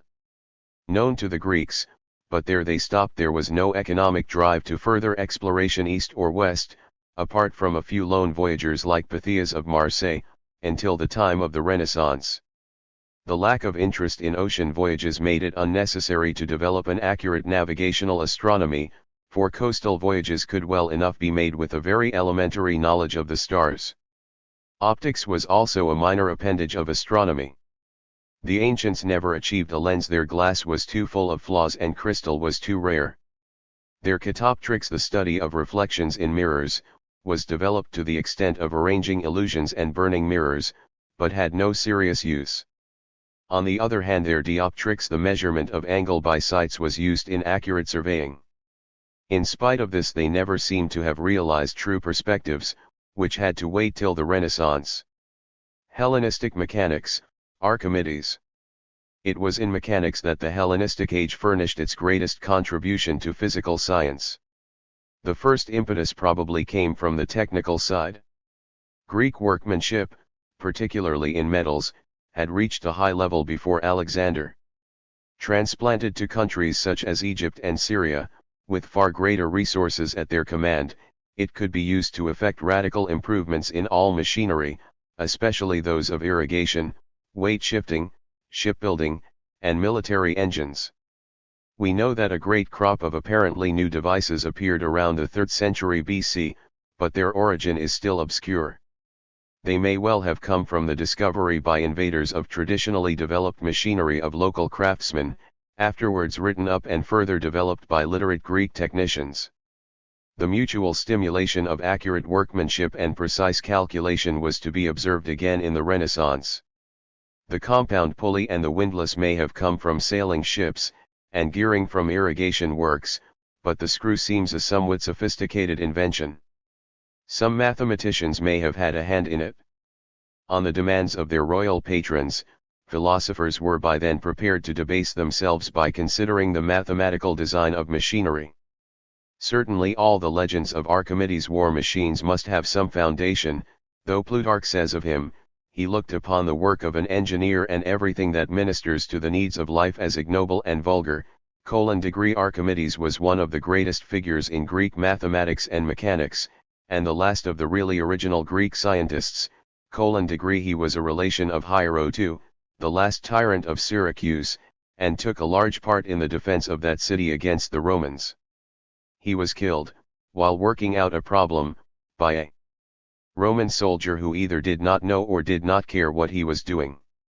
Though he was very much in the tradition of pure Greek science, we know from the chance discovery of his work on method that he actually used mechanical models to arrive at mathematical results, though afterwards he discarded them in the proof. For the most part his work was not followed up in classical times. It was only fully appreciated in the Renaissance. The first edition of Archimedes' works appeared in 1543, the same year as the De Revolutionibus of Copernicus and the Fabrica of Vesalius, and had an effect comparable with them. Statics and hydrostatics. In his Elements of Mechanics, Archimedes gave a full and quantitative account of the working of the simple machines and laid the foundations of the science of statics, a characteristically Greek analysis of the conditions under which forces would exactly balance. He was also the founder of hydrostatics, the laws of floating bodies, which was to have two important uses. One was for the determination of the densities of bodies by weighing them in water. This, because it could be used for the testing of precious metals, was taken up at once and never lost. The other, the estimation of the burden of a ship, was well enough known by tradition to shipbuilders and was not calculated till the late 17th century. Pneumatics. One radically new branch of mechanics was pneumatics, the study and use of air movements. Here Ctesibius and Hero provided many ingenious tricks working by compressed air, mostly for 221. Use in temples. Hero even constructed a rudimentary steam engine working on a jet reaction principle. A more practical development was that of pumps.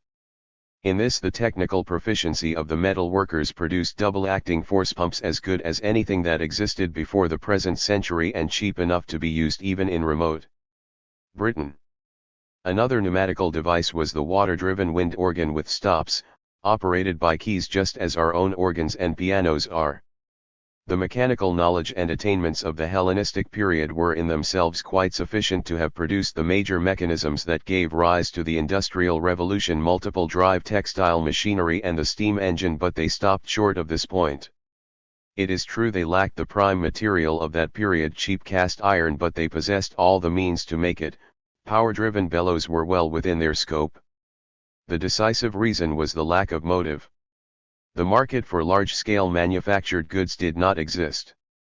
The rich could afford handmade goods, the poor and the slaves could not afford to buy anything they could do without asterisk. The dawn of scientific chemistry. The mathematical mechanical character of the science of the Greeks, together with their unwillingness to concern themselves with anything that would dirty their hands, prevented them from making any serious progress in chemistry, though the beginnings of alchemy and the key chemical process of distillation may date back to early Alexandrian times. Whether alchemy and with its scientific chemistry originated in Alexandria is still an open question. The first reliable writings, such as those of Zosimus of Panopolis and Mary the Jewess, come very late in the 4th and 5th centuries AP. Any theory they had may have been affected by the influence of Chinese alchemy. The technical achievements of Hellenistic chemistry, on which the whole of modern chemistry rests, were due to improvements in glass blowing, needed for the still, and in the preparation of pure materials. Natural history. Little need be said about the achievements of the Hellenistic scientists, other than doctors, outside the field of the physical sciences. The impetus given by Aristotle to a complete study of all aspects of the universe did not last more than a generation. Only a few significant advances were made in the study of animals and plants, though a beginning was made on books on practical agriculture. Hellenistic medicine, Galen. It was in medicine, even more than in astronomy, that the social conditions of Hellenistic and Roman times favored a continuity of tradition and even a limited advance. The rulers and the wealthy citizens could not do without doctors. Indeed, the increasingly unhealthy life they led, degree 223, made them more and more dependent on them. The museum encouraged much research in anatomy and physiology. Herophilus of Chalcedon was a great anatomist and physiologist, basing himself on observation and experiment. He was the first to understand the working of nerves and the clinical use of the pulse, and distinguished the functions of the sensory and motor nerves. Erasistratus went further and noted the significance of the convolutions of the human brain. Although most of the finest work of the early Alexandrian period has been lost in the original, the essence of it was passed on in the tradition and was incorporated in the vast production of the last of the great classical doctors, Galen.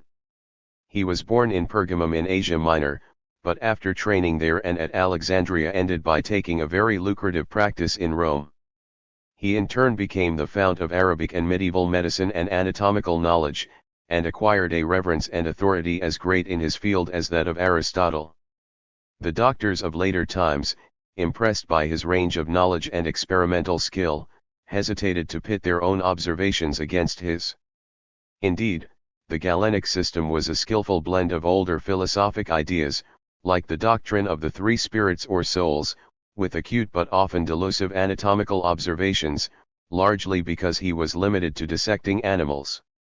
Galenical physiology, with its ebbing and flowing of spirits and blood in arteries and nerves, with the heart as the origin of heat and the lungs as cooling fans, still indeed lives in popular language. It was as much the basis of human belief about the little world of man, the microcosm, for over 1,000 years as Aristotle's cosmology was about the great world of the heavens. It was not until the Renaissance had got behind it a comparable mass of observations, and was furnished with a far better mechanical philosophy, that Galen's views could be superseded.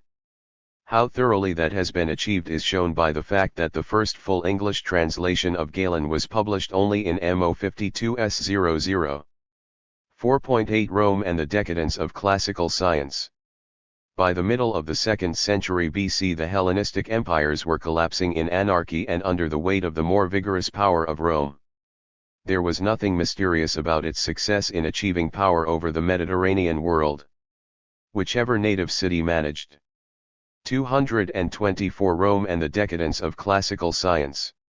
To establish itself as dominant in Italy would have an enormous advantage both over the Greek or Phoenician city-states and over the Asiatic Hellenistic empires, all of which had suffered from centuries of wasteful exploitation which had left them politically and economically weakened.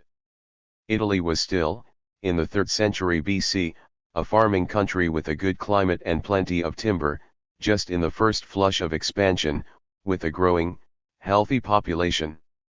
Its slow early growth had left Rome far nearer the clan organization of society than the cities of the older civilizations. The Roman Republic could count in its wars on popular support, which the others could never do. Arming themselves repeatedly with the techniques of their more advanced enemies, the Romans could be beaten in battle but they could not be conquered. Rome's only serious rival was the commercial Republic of Carthage, which could match it in wealth but not in manpower.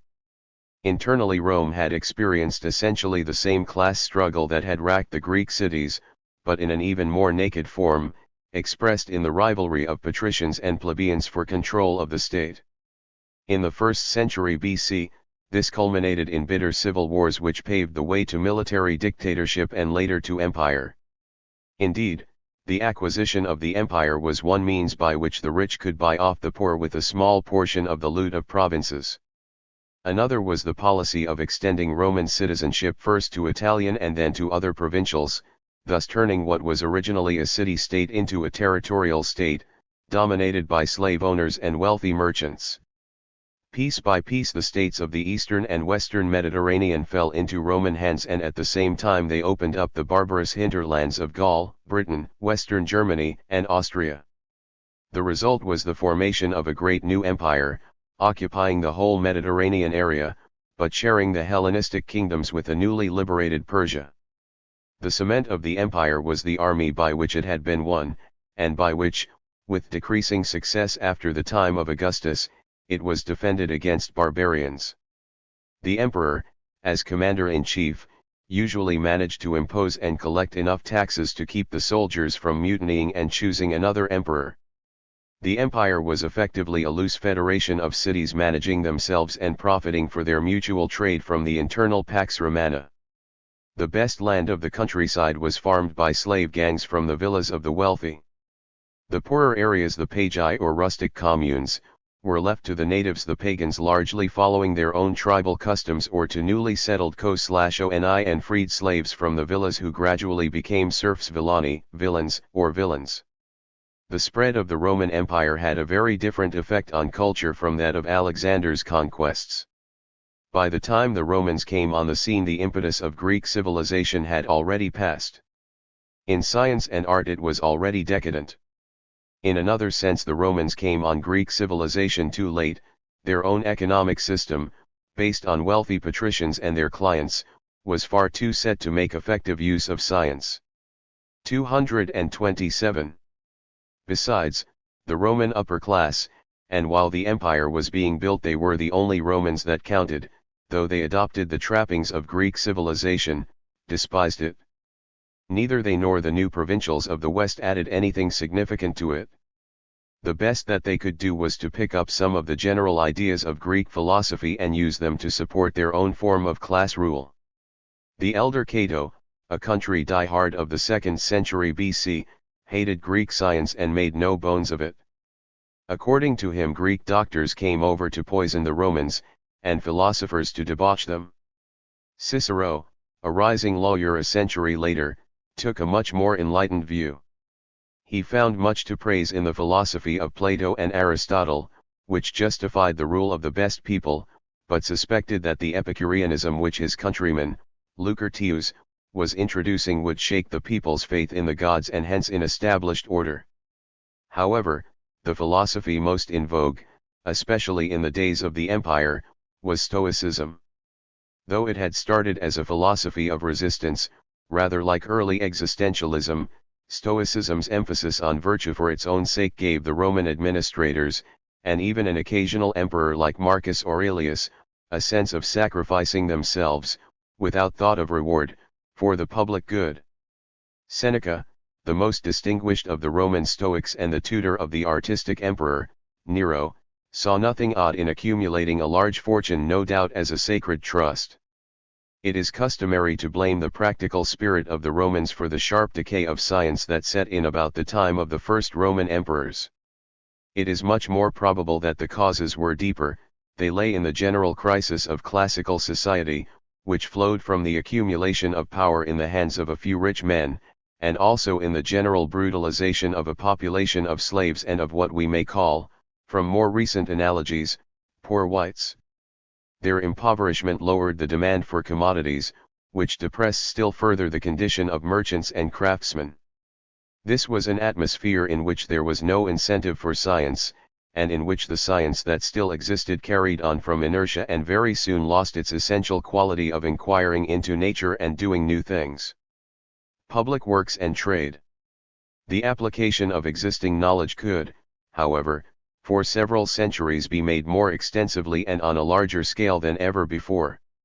Not only could gigantic public works such as roads, harbors, aqueducts, baths, and theaters be constructed, but unrestricted trade could. 228 plus Rome and the decadence of classical science flourish, and products from all parts of the empire could be freely interchanged. This led, for commodities like pottery, to what was practically factory production of standardized articles. However, with abundant slave labor and a market still restricted to the well-to-do classes, the master manufacturers had no incentive to take the next step of introducing machinery, and the conditions for developing an industrial revolution never arose. Architecture. The two characteristic contributions of Roman technology were to architecture and agriculture. The building of aqueducts, amphitheaters, and large basilicas called for the development of the arch and the arched vault, made possible by the lavish use of burnt brick and of a concrete made from lime and volcanic ash. In spite of its massive impressiveness, Roman architecture shows far less sense of the exploitation of the possibilities of arch and vault than does the medieval Gothic. It was only in the very last stages, and that in Constantinople, that the really ingenious construction of the light pendentive supported dome was evolved from Persian models. 229. Agriculture. Agriculture could hardly become a science until far more was known of biology than could possibly be known to the ancients. Indeed, it is hardly a science yet. The agricultural writings of the Romans, of which the best known are the Georgics of the poet Virgil, are necessarily limited to recordings of peasant practice together with some grim reminders of estate management based on slave labor. They are nonetheless interesting in showing how, particularly in fruit and vegetable gardening, most of the techniques of today were well known and practiced. On the other hand, lack of suitable horse harness and plows set a limit to the kind of land that could be cultivated. The great positive contribution of the Romans to civilization that is found in every history book is their creation of a system of law. Now Roman law is anything but a scientific attempt at securing fair dealing between man and man. it is frankly concerned with preserving the property of those fortunate enough to have acquired it. It contains, as Vico first saw, the relics of three superimposed layers of cultural history. First, there is the old tribal custom, evolving from its matriarchal to a most severe patriarchal stage under the influence of the monopolization of movable property in cattle.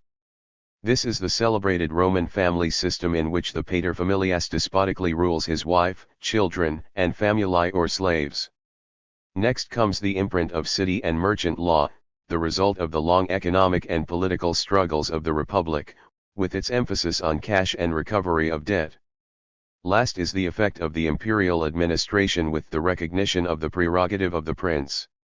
In its final codified form, at the very end of the empire under Justinian in the 6th century, it shows the influence of the severe Stoic philosophy which, like Confucianism in China, had become the second nature of the Roman officials. There is much social history to be learned from Roman law, but it contributed to science only the concept of a universal law of nature. Inapplicable essentially to the totally different economy of the feudal period, it was revived, with all the aura of the greatness of the empire, in the Renaissance as the basic code of capitalism. Decline and fall. In the latter days of the empire, from the time of Hadrian, the whole economy began to break down. The army, which had been a great source of wealth in slaves and loot, became an increasing but necessary burden, for now new lands were no longer being conquered and the empire was finding its own defense increasingly difficult. Attempts at reform only made things worse in the long run. Money economy was undermined by inflation and gave way to barter, based on exchange of goods largely locally produced and consumed. The villas, in which the rich took refuge to escape taxation, became centers of local production and gradually replaced the old cities as economic centers, and trade became more and more limited to luxuries. These were only the last symptoms of a disease that was inherent in the class society of the ancient world. There was no way of getting rid of exploitation short of a complete breakdown. 231. Economic and intellectual breakdown. Classical civilization was already intrinsically doomed by the 3rd century BC, if not earlier. The tragedy for science was that it took so long to die, because in that period most of what had been gained was lost. Knowledge that is not being used for the winning of further knowledge does not even remain, it decays and disappears. At first the volumes molder on the shelves because very few need or want to read them, soon no one can understand them, they decay unread, and in the end, as was the legendary fate of the great library of Alexandria, the remainder are burned to heat the public bath water or disappear in 100 obscure ways. Mysticism and organized religion. Thought did not stop with the fading away of natural science, it merely turned once more towards mysticism and religion. Though the emotional drive to mysticism is the desire to escape from this wicked world, it had an elaborate philosophic intellectual foundation, deriving from Plato at the time of the decay of the democratic city-state. The subsequent schools, particularly the Stoics and the Neoplatonists, developed the mystical side of Plato's idealism and left out the mathematical, except in the form of a Kabbalistic numerology abounding in magic squares and mystic numbers. From the 1st century onwards, philosophic mysticism fused with that of the salvation religions, of which Christianity was the most successful. Their common intellectual feature was a reliance on inspiration and revelation as a higher source of truth than the senses or even than reason, as Tertullian expressed it, I believe because it is absurd. 233. The rise of these religions was itself a symptom of the hopelessness of the slave, and even of the citizen, in the face of a system that ground him down and from which it seemed impossible to escape. He could take his choice of indulging in almost revolutionary denunciations of the system, such as are found in the Apocalypse, and stirring up resistance to official worship, or of retiring to the desert to avoid contamination with the evil of the world. To the religious it was not only idolatry but all that went with the hated, upper-class state that was abominable, the luxury, the art, the philosophy, the science were all signposts on the way to hell. Augustine and Ambrose, turning from wicked learning to holy nonsense, were just as much part of the movement as the monk-led mob who stoned Hypatia, one of the last of the Greek mathematicians. Only when the old classical world was utterly destroyed, as in the West, or tamed, as in the East, could the Church allow, and then very gradually and reluctantly, a limited secular science. How this happened will be told in the next chapter, which will trace the rise of the new civilizations which stemmed from the decay of the classical world. Here also will be found an account of Christianity, which though it arose out of classical civilization was a product of popular opposition to all that it stood for and properly belongs to the next stage of society. Despite its opposition to classical culture, it would be absurd to blame Christianity for its decline and fall. It was a symptom rather than a cause. The mysticism, the absurdity, the confusion, and decay of late classical times were the products of the social and economic collapse of the plutocratic slave state. In Aristotle's sense it was far gone in corruption, in the Chinese phrase, it had exhausted the mandate of heaven. Although the rule of nominally Roman emperors in Constantinople was to last another 1,000 years, that empire belonged to a new age. The barbarians. The final phases of the breakup of classical civilization took a different form in the older civilized and Hellenized eastern parts of the empire than in the relatively recently conquered West, where city life was a foreign importation and the countryside was still largely pagan. The East absorbed its barbarians. City life never ceased and passed with hardly a break into the rule of Islamic caliphs, and that of the Byzantine emperors. The new structure of the states was not the same as the old, but trade, culture, and learning were preserved and for a while brilliantly revived.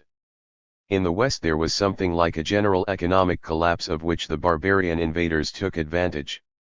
The barbarians were not 234 degrees comb and the decadence of classical science themselves responsible for that economic breakdown.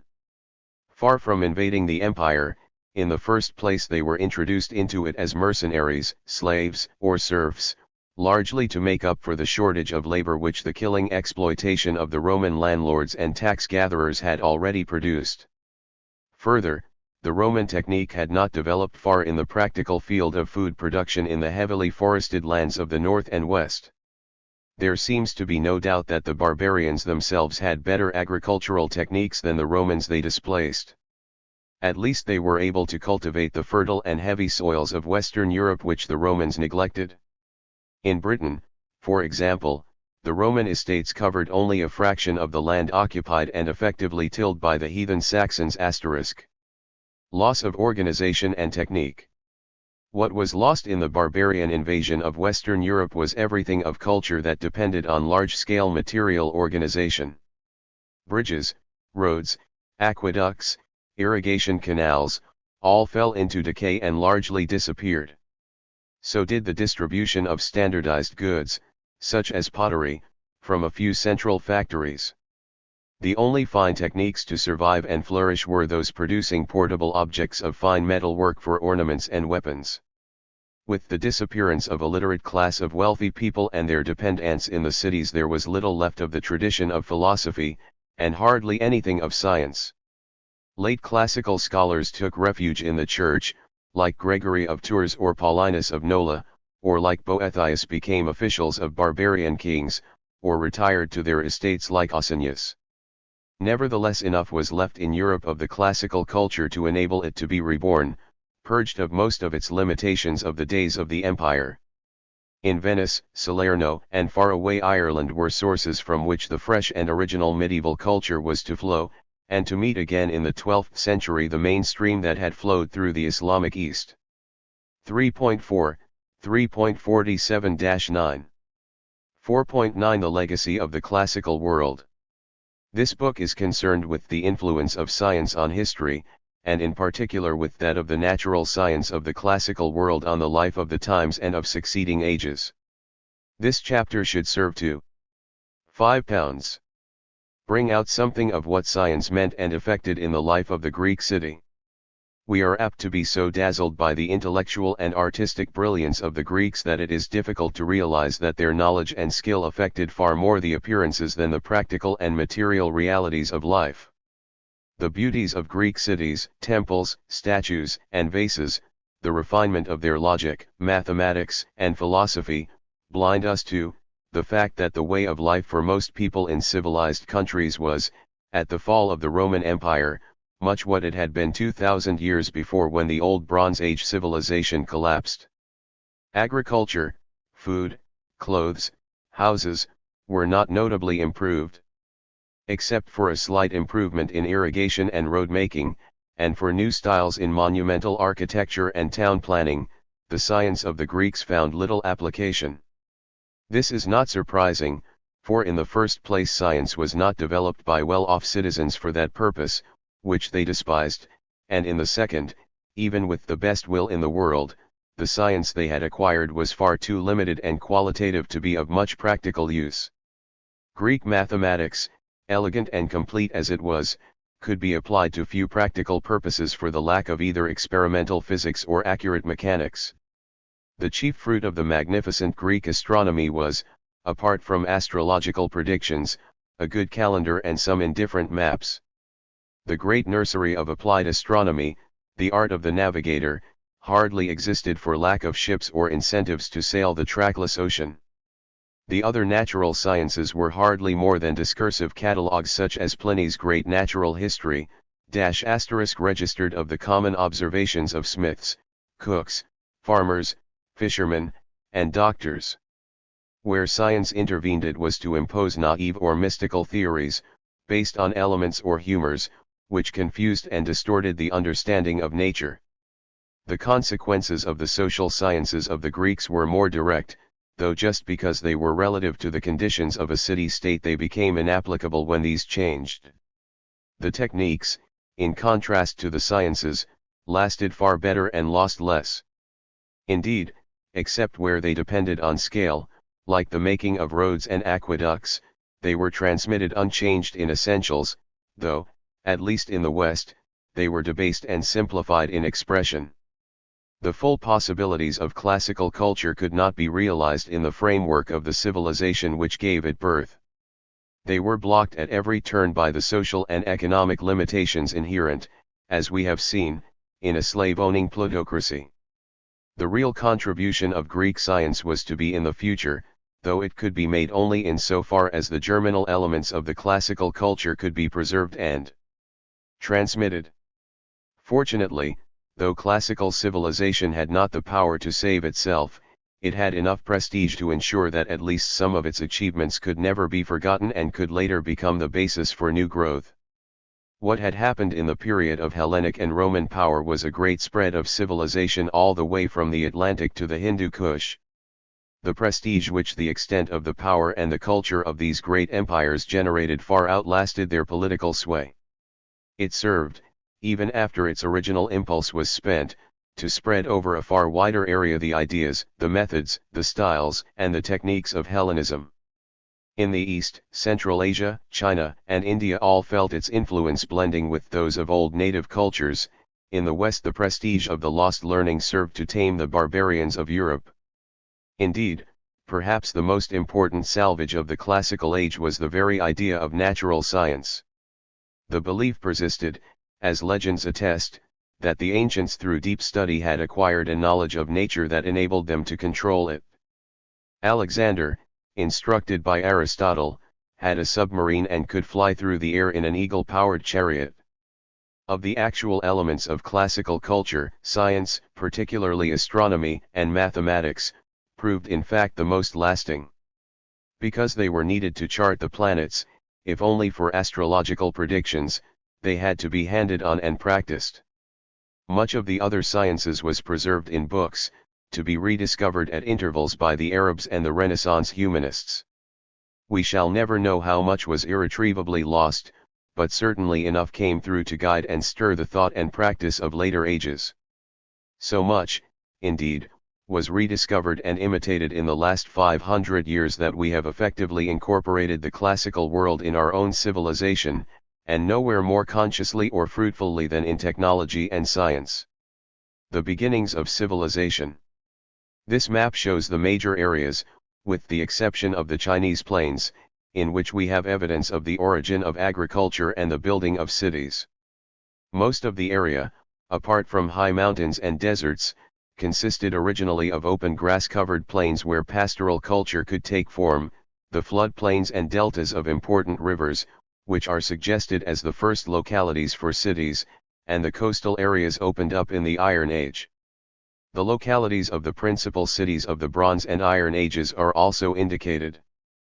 Part 3. Science in the Age of Faith. Introduction to Part 3. The period covered by this section is a vast one, ranging from the fading out of classical Greco-Roman culture in the 5th century to the dawn of a new culture based on a new economic system and a new experimental science in the Renaissance. Nevertheless, for the objective of this book, the historical process over these 10 centuries has a dynamic unity. Throughout the whole period we are seeing the decay, transmission, recovery, and the beginnings of the inner transformation of the body of techniques and beliefs that stem largely from the Hellenistic world. This holds not only for Europe but also for Asia, where technique and science had drawn deeply from the same source. The emergence of modern science is understandable only in terms of the Hellenistic world picture epitomized in Plato and Aristotle. Throughout most of the period, indeed until well into the 15th century, the main intellectual task was one of recovering that picture and adapting it to the new, essentially feudal, economy that nearly everywhere accompanied the breakdown of that of slave-owning plutocracy.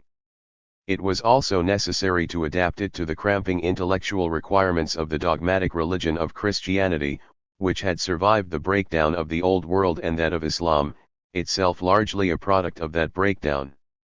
That this was possible at all, and that no radically new world picture was needed, is an indication that the economy of feudalism, technically and economically more fragmented and primitive than that which it replaced, did not have great need for radically new intellectual forms and accordingly could not develop them.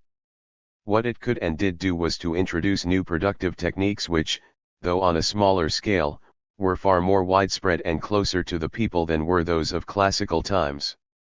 It was, as we shall show in Part 5, this feature of later medieval life and the economic changes which accompanied it that gave rise to the radical transformation of the 16th century which at the same time created modern science and capitalism. 4. 248, to Part 3.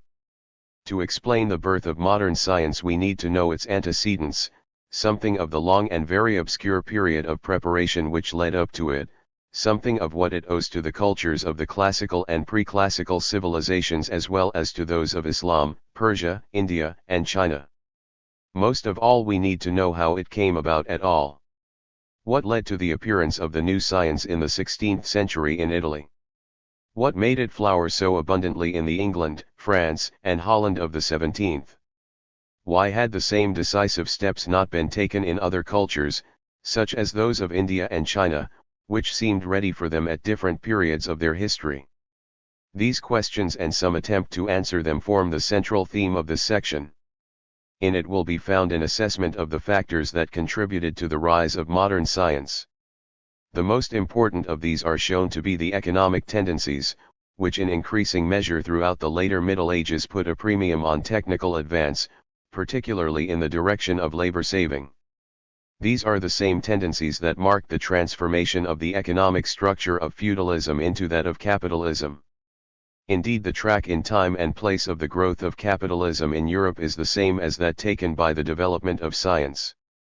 It will be shown how, in the early stages, science followed the development of nascent capitalism and how gradually it came to influence that development itself. The general character of science over the whole period was dictated by the existing feudal conditions which limited it rather than by anticipation of a different social state which was still to come. The periods covered in Part 3 include that of the origins, the growth, the flowering and the decay of the feudal economy in Northern Europe and the Mediterranean lands, together with the parallel but distinct developments in Asia, whose contribution to world culture was greatest of all in this time. They fall naturally into two very unequal parts.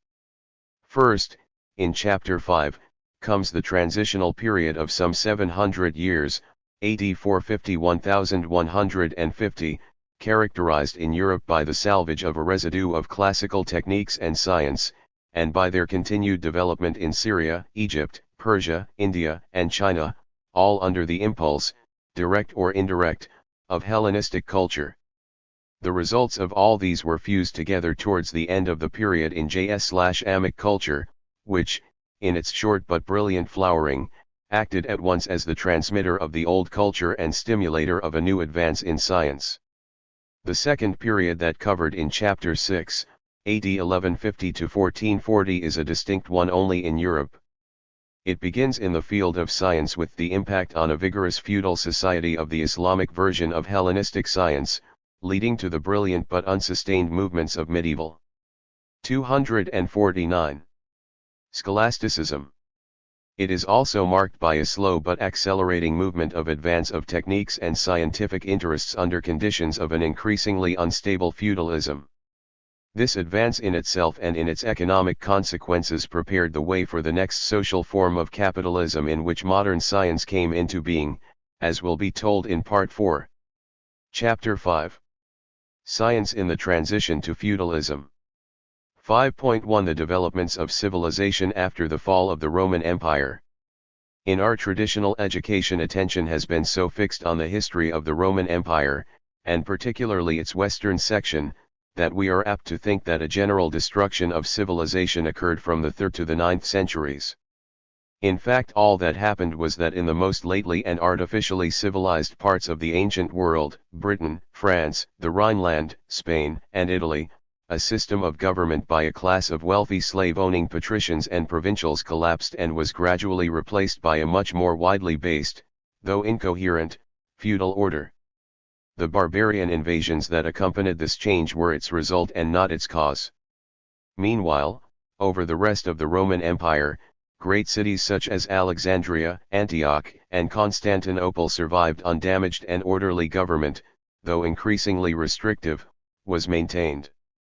Well beyond the bounds of the Roman Empire, over the whole territory which since Alexander's raid had fallen under Hellenistic influence, including Persia, India, and Central Asia, civilization continued to flourish and develop, but without the rigid economic, technical, artistic, and scientific limitations of late classical culture. The great periods of the Sasanian Empire in Persia, of the Guptas and Chalukyas in India, and of the less-known kingdoms of the Khwarezmians in Central Asia, all overlap the interval between the 5th and the 9th centuries that we call the Dark Ages, as if, because little is known of what happened in a very partially civilized Western Europe, a great darkness covered the whole earth. Further still, China under the Wei and Tiang dynasties was enjoying a period of unexcelled economic and cultural achievements.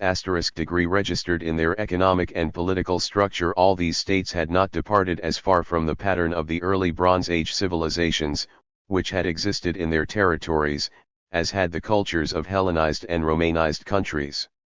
They had never undergone the intense economic and political struggles arising out of a money economy and slavery, which had first made and then destroyed classical civilization. In other respects their cultures were very different from each other. Persia was still dominated by an old tribal nobility, and the simple religion of Zoroaster was being restored to vigor by a reforming dynasty. India had already, by the 6th century, developed the complex religious and caste system which Buddhism had been powerless to check, while China was well set along the path charted by Confucius with the dominance of a highly educated country gentry, though its culture still preserved many features of primitive clan society.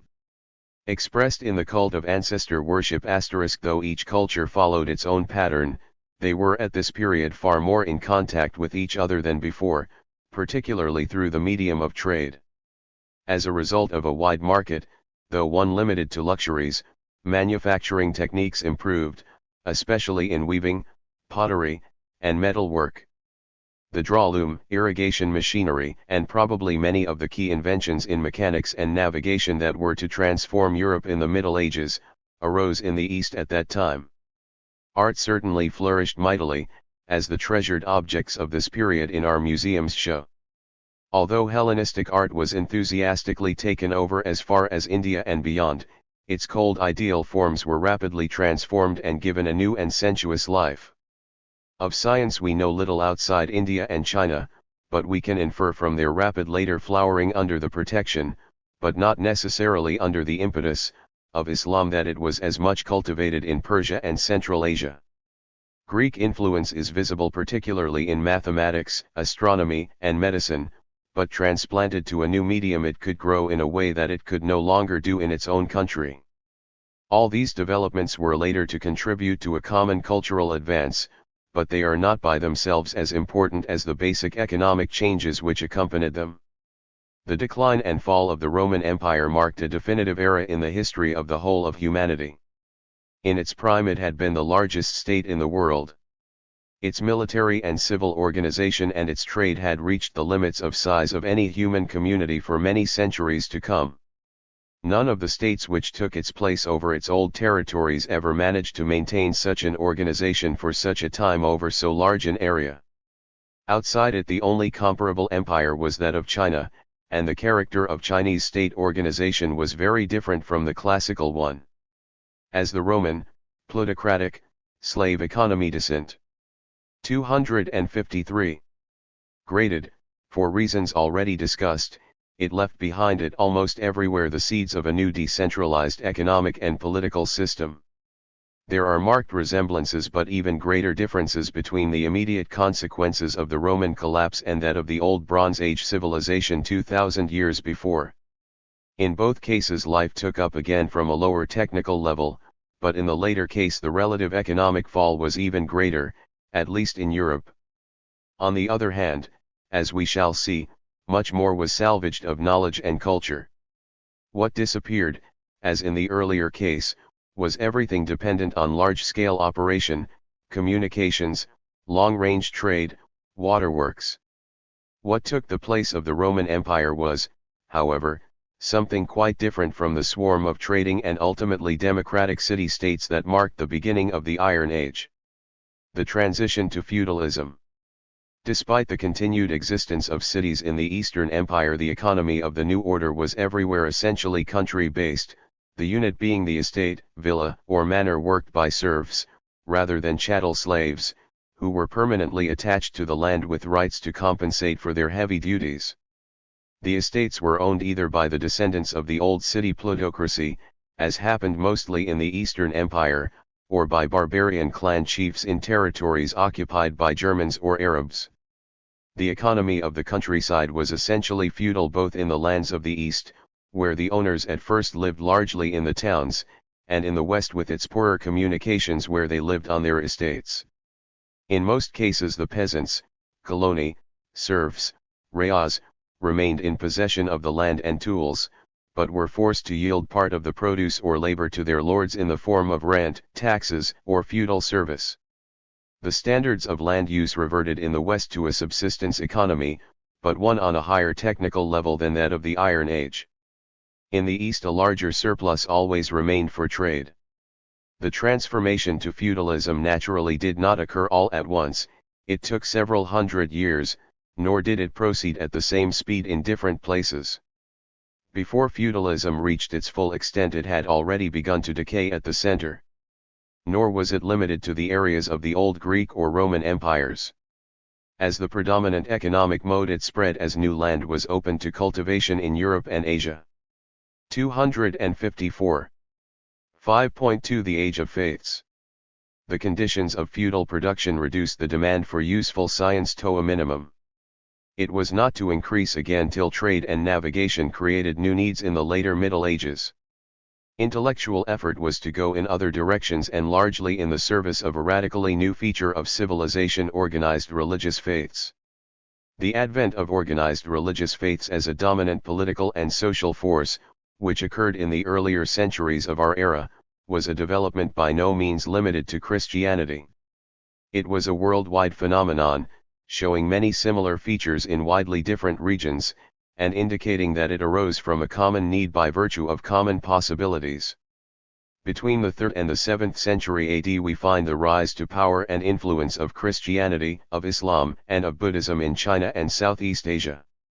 Buddhism in India and Zoroastrianism in Persia were, it is true, founded as religions some 7 centuries earlier, but it was in this period that their doctrines were fixed and their priesthoods organized. This was also when even the most multiform and unorganized religion, Hinduism, which was replacing Buddhism in India, established itself anew and codified its sacred books. It would seem as if, for the first time in human history, there was the need for religions based on a fixed system of beliefs together with the means of maintaining them.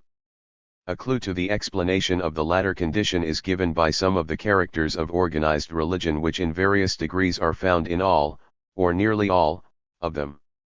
They are a hierarchic priesthood, fixed rituals, and as a test and rallying point a creed involving belief in an order of the universe, embodied in sacred books. In addition, there are auxiliary features which are more variable: the appearance of devotees either singly as hermits, fakirs, yogis, or in bodies as monks, lamas, or dervishes given over to asceticism, begging, preaching, or occasionally working. Certain of these practices are far earlier than organized religion, and indeed are found in the most primitive communities, but they took on a new aspect in relation to advanced city life. Hermits and monks represent the religious side of the flight from the oppressive and sinful cities in the period of their decay, the secular side being the retirement of the wealthy to their country estates to evade the imperial tax collectors. *4 The central feature of the new, organized religions is the social coherence of the Church and the creed it defines and imposes. It lies in common ritual and common philosophic beliefs. The fact that these religions 255 are all, in Mohammed's phrase, peoples of the book, shows that they imply a certain degree of literary culture in a numerous if restricted class. The fact that the ritual and ministrations of the Church are extended to all the people shows that at the same time the priesthood aim at securing a universal or Catholic assent. The new religions were indeed, once they had outgrown their formative revolutionary phases, essential stabilizing organizations. They aimed, often unconsciously but sometimes consciously, at making the social order generally acceptable by showing it to be an integral part of an unchangeable universe. At the same time, the introduction of gods, myths, and visions of a future life provide distractions and a celestial balance to the injustice of this world. Early Christianity. These features are particularly evident in the history of early Christianity. A knowledge of this history is of unique importance to the understanding of science, for it was within the framework of Christianity, except for a brief period under Islam, that modern science grew to maturity. Christianity arose out of the distress and aspirations of the common peoples of the Roman Empire. It is no accident that it first appeared among the Jews, who were, if not the most oppressed, certainly the most rebellious of the subject peoples. Jesus himself, as a hoped-for Messiah, was taken for a revolutionary and suffered a revolutionary's fate. The early Christian communities were themselves, or were closely modeled on, those of the Essenes. These had been formed as closed, economically self-supporting, communist groups of Jews who rejected both the compromises with wealth and foreign customs, into which the originally revolutionary Maccabees had been betrayed, and the ritual particularism of the Pharisees. This association with the Jewish democratic tradition and especially with the rejection of any compromise with the powers of this world assured early Christianity of popular support, which was only reinforced by official persecution. The popular appeal of Christianity was at its greatest in its first 2 centuries, just at the time when the empire seemed most safe and glorious to the wealthy and cultured citizens. It was then that Roman rule bore most hardly on the common man and the slave. For them there was no hope in this world and little reason to dread its fiery end.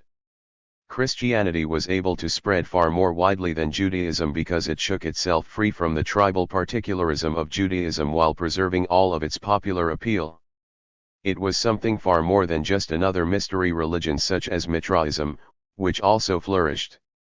256 The Age of Faiths. Mightily in that disturbed time, Christianity furnished an all-inclusive organization that, however outwardly submissive, was absolutely determined to have no part in the oppressive and sinful classical civilization. Inevitably it became a political movement, representing at the outset the aspirations of the oppressed lower classes in the great cities and a national reaction of the Oriental peoples against dominant, upper-class Hellenism. Christianity did not, however, long remain confined to the lower classes, and little by little, as it came to include more and more cultured proselytes, many of the ideas of the classical world crept into its teaching. Some were much more easily assimilable than others, in particular, Platonism and, even more, its half-Christianized offshoot, Neoplatonism, which was so useful in emphasizing the otherworldliness of religion. The two aspects, the popular revolutionary apocalyptic aspect of religion, with its vision of a last judgment and a kingdom of God in our time, and the otherworldly spiritual attitude, very much more favored by the upper classes, have run through the whole of Christian history to this day. For it would be wrong now, however excusable in Gibbon's day, to hold Christianity, as such, to blame for the economic or cultural collapse of classical civilization. The causes of this, as has been shown earlier, were intrinsic. The Church, which was to play the dominant role in the subsequent Dark and Middle Ages, did determine, to a large extent, the character of the culture that it installed in its place. The Church was the one coherent institution of the late classical world that had survived the troubles of the fall of the empire in the West. It had also, long before that fall was complete, penetrated far beyond the ancient bounds of the empire to cover much of Europe from Ireland to the Caucasus, and had spread widely into Asia. To an extent unparalleled since the days of ancient Egypt, culture and even literacy were confined to the clergy. The Church, in addition to its spiritual functions, provided for education, administration, and, in the early Middle Ages, for law and medicine as well. Ecclesiastical organization. It was no accident that the Church survived the empire. It had far more solid political and economic foundations. Beginning as a virtually revolutionary movement, true, with an otherworldly objective, but nevertheless openly antagonistic to civil administration, it early acquired in self-protection a close organization, part agitational, part economic. This organization, at first through its elders presbyteroi, priests, and their servants diaconoi, deacons, deans, kept in personal touch with every individual Christian and could count on his support in a way no imperial official could hope to do. Later in the 2nd century, as the Church grew in numbers, higher organization was necessary to ensure that doctrinal and personal quarrels did not split it into innumerable fragments. A parallel organization to the state was built up, often using the same terms such as ecclesia, eglise, church, basilica, royal palace, and diocese. Inspectors episcopoi, bishops, were ordained, and later the most important of these became the great patriarchs of Jerusalem, Rome, Constantinople, Alexandria, and Antioch. Centuries passed before the bishops of Rome claimed the primacy as the Holy Father, the Pope, God's vicar on earth, the Pontifex Maximus or chief bridge builder, once merely across the Tiber, but now between heaven and earth. For by the 3rd century the Christian Church, though it still included only a small minority of the population, was the most powerful, widespread, and influential political organization in the empire. Desperate persecutions failed to break it. By the 4th century it became clear that the only way to save the empire was to take the Church over, and Constantine, long before he became a Christian, took this final step in 312 AD. The end of paganism. Once the Church was in power, and disposing at the same time of patronage and punishments, the pagans, at least in the towns, were soon won over. There was, in any case, little resistance. The worship of the Olympians was by then not very serious and had only a snob value. As for philosophy, almost every school could be found in Christianity itself. What the Church could still not tolerate was any philosophy. 258, the Age of Faiths. Officially independent of Christian revelation. But it did not, however, usually suppress it directly. The murder of the mathematician Hypatia was not policy, but monastic zeal getting out of hand. More typical of the end of classical science was the closing of the schools of Athens by the great Christian emperor, Justinian, in AD 529. The last of the professors were allowed to go to the new university of the Persian emperor Chosroes at Undisapur. They found this atmosphere too strange, and the emperor sent them back with a treaty stipulation that they should not be molested. More significant for the future was the conversion to Christianity of the philosopher now known as John Philoponus, which occurred about the same time. The conversion was wholehearted. On going over, he joined a kind of Christian action party in Alexandria, the Philopoenes or trouble lovers, mainly occupied in fighting against pagan professors and from time to time attacking the last temples of the Egyptian gods. In the end he went too far and became a hyper-Trinitarian, a tritheist heretic.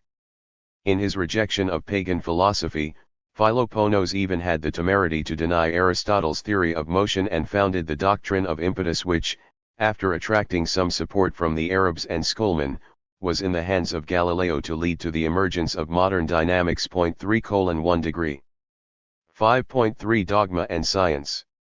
The triumph of Christianity effectively meant that from the 4th century onwards in the West, and up to the rise of Islam in the East as well, all intellectual life, including science, was inevitably expressed in terms of Christian dogma and, increasingly as time went on, was confined to churchmen.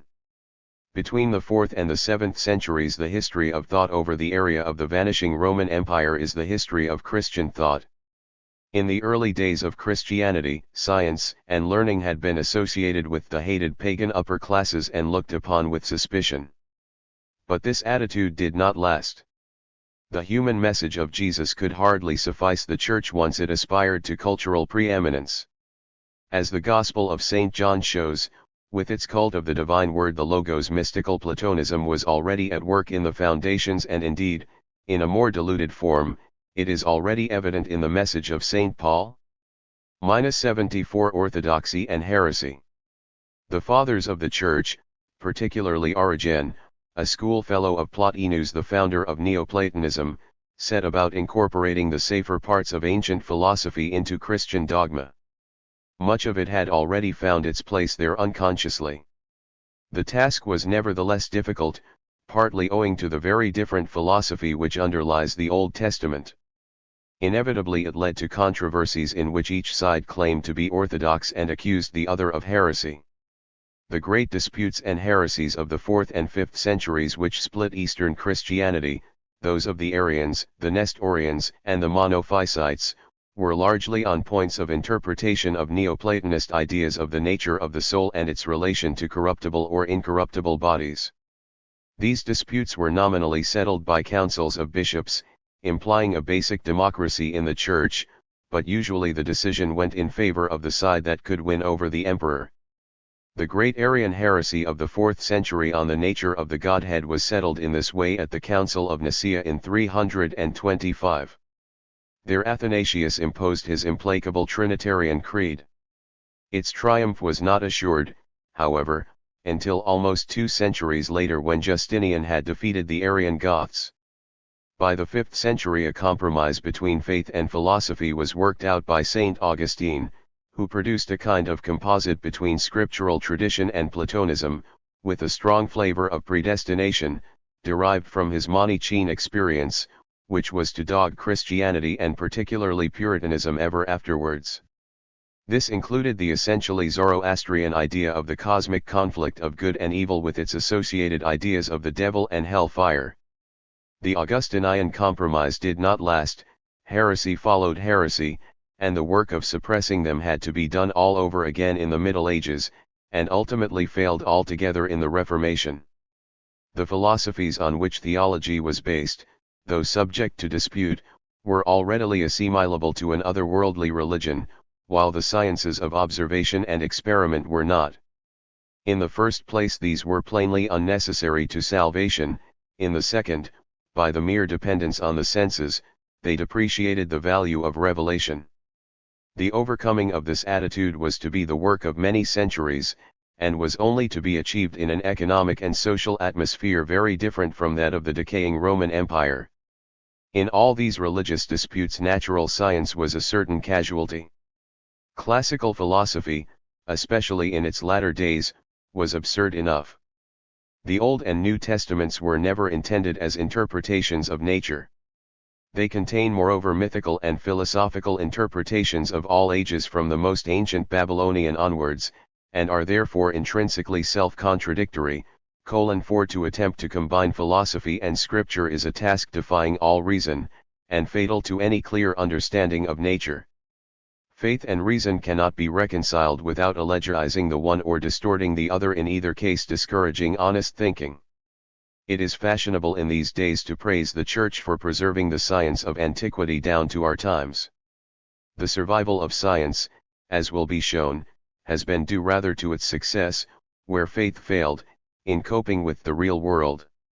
It has survived in spite and not because of the centuries of effort to subordinate it to outdated and contradictory beliefs. As we shall see in case after case, right down to the controversy on Darwinian. 4. 262 Dogma and Science. Evolution, the acceptance of obvious solutions has been held up for scores of years because they could not be made to square with Genesis. To say this is not in any way to blame the Church or the clerics, who in their time did their best according to their lights, but only those who today ought to know better. If science advanced slowly in Christendom until the time of the Renaissance, it was primarily not because of the Church, but because of the economic conditions that maintained it so long in its obscurantist role. Under feudal conditions, advance could not have been faster. 5.4 The reaction to Hellenism. Science in Syria and Egypt. The Arian heresy was followed by many others. Two of these, however, those of the Nestorians and Monophysites, are of particular importance because they gave a decisive impetus to a national anti-Hellenic movement in Egypt and Syria, because they helped science to spread throughout Asia, and because they paved the way for the triumph of Islam. Once Christianity had become the official religion of the empire, latent national or regional independence movements were bound to rally round heresies. What the heresies were is not now a matter of great moment. In AD 428 the Syrian monk Nestor maintained that Mary should not be called the Mother of God, as she was only the mother of the human and not of the divine nature of Jesus. He was condemned at the Council of Ephesus, and thousands of Syrian clerics, monks, and laymen faced persecution in his support. In doing so they defied the hated Byzantine government, and asserted their dormant Syrian nationalism against the Greek officials and upper class. The persecution was too effective to be resisted within the bounds of the empire, and many Nestorians crossed the boundary into Persia, where a vigorous culture was being promoted by the Sasanian kings. Despite the official Zoroastrianism, they were well received on account of their medical and astronomical knowledge, and were established near the king's court at Undisipur, where they built a famous observatory. Nestorian monks penetrated the whole of Persia, made converts, and set up churches as far away as China. 16 years later Eutychus of Alexandria, in his desire to avoid Nestorian heresy, went so far as to declare Christ's human and divine nature to be one and the same. This one nature monophysite. 263. Heresy was duly condemned by the Council of Chalcedon under imperial pressure. Virtually the whole of the Egyptian clergy and many in Syria and Asia Minor defied the ban. Christians in Egypt and Abyssinia remain Monophysite to this day. Persecuted Monophysites fled to Persia and quarreled with Nestorians there. They too shook the dust of Hellenism off their feet and built up a vernacular Syrian science for theological purposes. This involved translating major Greek philosophic works into Syriac and thus starting the first independent national offshoot of Greek science. 4 These developments coincided with a vigorous economic upsurge in Syria which carried Syrian merchants, as successful rivals to the Greeks, all over the Mediterranean, and as far as Britain as well as over large parts of Asia. The flowering of Indian culture. For the 500 years that followed the collapse of Rome, the center of science was shifted to the east of the Euphrates. The 5th, 6th, and 7th centuries were an age of great cultural advance not only in Persia and Syria but also in India. Under the protection of the vigorous dynasties of the Chalukyas and Rashtrakutas, an effete Buddhism was replaced by a renaissance of Hinduism, to which the magnificent temples of Elephanta and Ellora bear witness. There was also, and this is of the greatest importance for the whole world, a new development of science, particularly mathematics and astronomy, associated with the names of the two Aryabhatas and Virahamira in the 5th century, and with Brahmagupta in the 7th. The basis here was Hellenistic science with some additions directly from Babylonia, and probably also from China *. Hindu numbers, the 0. A decisive new development was made there about this time. The perfection of a number system with place notation and a 0 are modern so-called Arabic numerals, which made computation something any child could learn. It is significant that its first mention in the West was in 662 by Severa Sebakht, a Monophysite bishop in Syria. Another Syrian, Job of Edessa, in a very fanciful style, after equating the 9 digits with the 9 choirs of angels, explained the reason for the roundness of the 0 in these terms *. The movement of numbering is completed in a kind of cycle. It is for this reason that the ancients invented, as a first sign for this number, the space between the forefinger and the thumb, formed in a circular way. Indeed, when the numbers which we have with us reach a denary state, they stop, and then turn back and mount up indefinitely. Elements of Hellenistic culture, including science as well as art, penetrated in this period with Buddhism to China and even to Japan. There they blended with the still evolving old Chinese culture, whose contribution to the mainstream of technology and science was, however, to come somewhat later. The culture of Byzantium. Taken all in all, the 6th and 7th centuries, far from being the darkest of the Dark Ages, were a period of a growing worldwide civilization in which the heritage of Greece was everywhere engendering new beauty and new thought. This holds with limitations even for the surviving, and by then almost completely Greek, Eastern Empire of Constantinople. There, under emperors like Justinian, there was a great revival in arts and techniques, as witness the mosaics and architecture of 265. Saint Sophia. But although the tradition of Greek philosophy and science was preserved in the Byzantine culture, it lacked the power of growth. This was in part due to clerical obscurantism. It was in response to it that Justinian had closed the schools of Athens, but far more to the fact that the Greek tradition on its home ground was dead. It was old. 4. 266, the reaction to Hellenism. Stuff, respected but not exciting, and it bore no relation to the current realities of monastic rivalries, palace intrigues, and the chariot races in the hippodrome. The transmission of classical culture. The breakdown of classical civilization, like that of the old river civilizations 2,000 years before, was by no means an unmitigated disaster to science. The new civilization that gradually replaced it escaped some of the limitations which had previously choked the progress that had started so hopefully in early Greek times. The two transitions, however, differ in one very important factor. Whereas there was little conscious continuity and no feeling of parentage or respect between the culture of the early civilizations and that of Greece, there was between classical culture and that of Syria, of Islam, of medieval, and still more of Renaissance Europe a continuity based on written documents and a strong feeling of being the heirs of the ancients. The main thread of tradition had indeed never been lost. Throughout the Middle Ages, Muslim and Christian alike had access to the works of many of the major thinkers of classical times. These works, as well as many others, were made available to a far wider audience in the Renaissance through the medium of printing.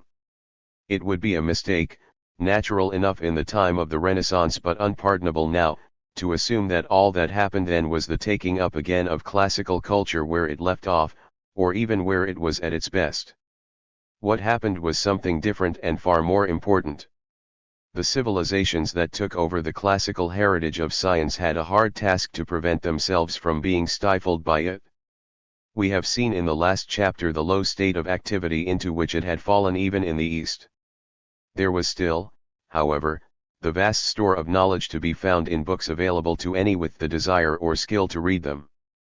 The Syrians and Arabs, and after them the medieval schoolmen and the humanists of the Renaissance, had to trace that store step by step back to its Greek originals, resisting as well as they could the temptation to accept what they did not understand as the holy and mysterious knowledge of the ancients. That they managed to absorb and transform it at all was by virtue of their own vigorous cultural developments. The very rediscovery of the works of the ancients was the effect, far more than the cause, of the spurts of intellectual activity that characterized the beginning of Islamic science in the 9th century, of medieval science in the 12th, and of Renaissance science in the 15th century.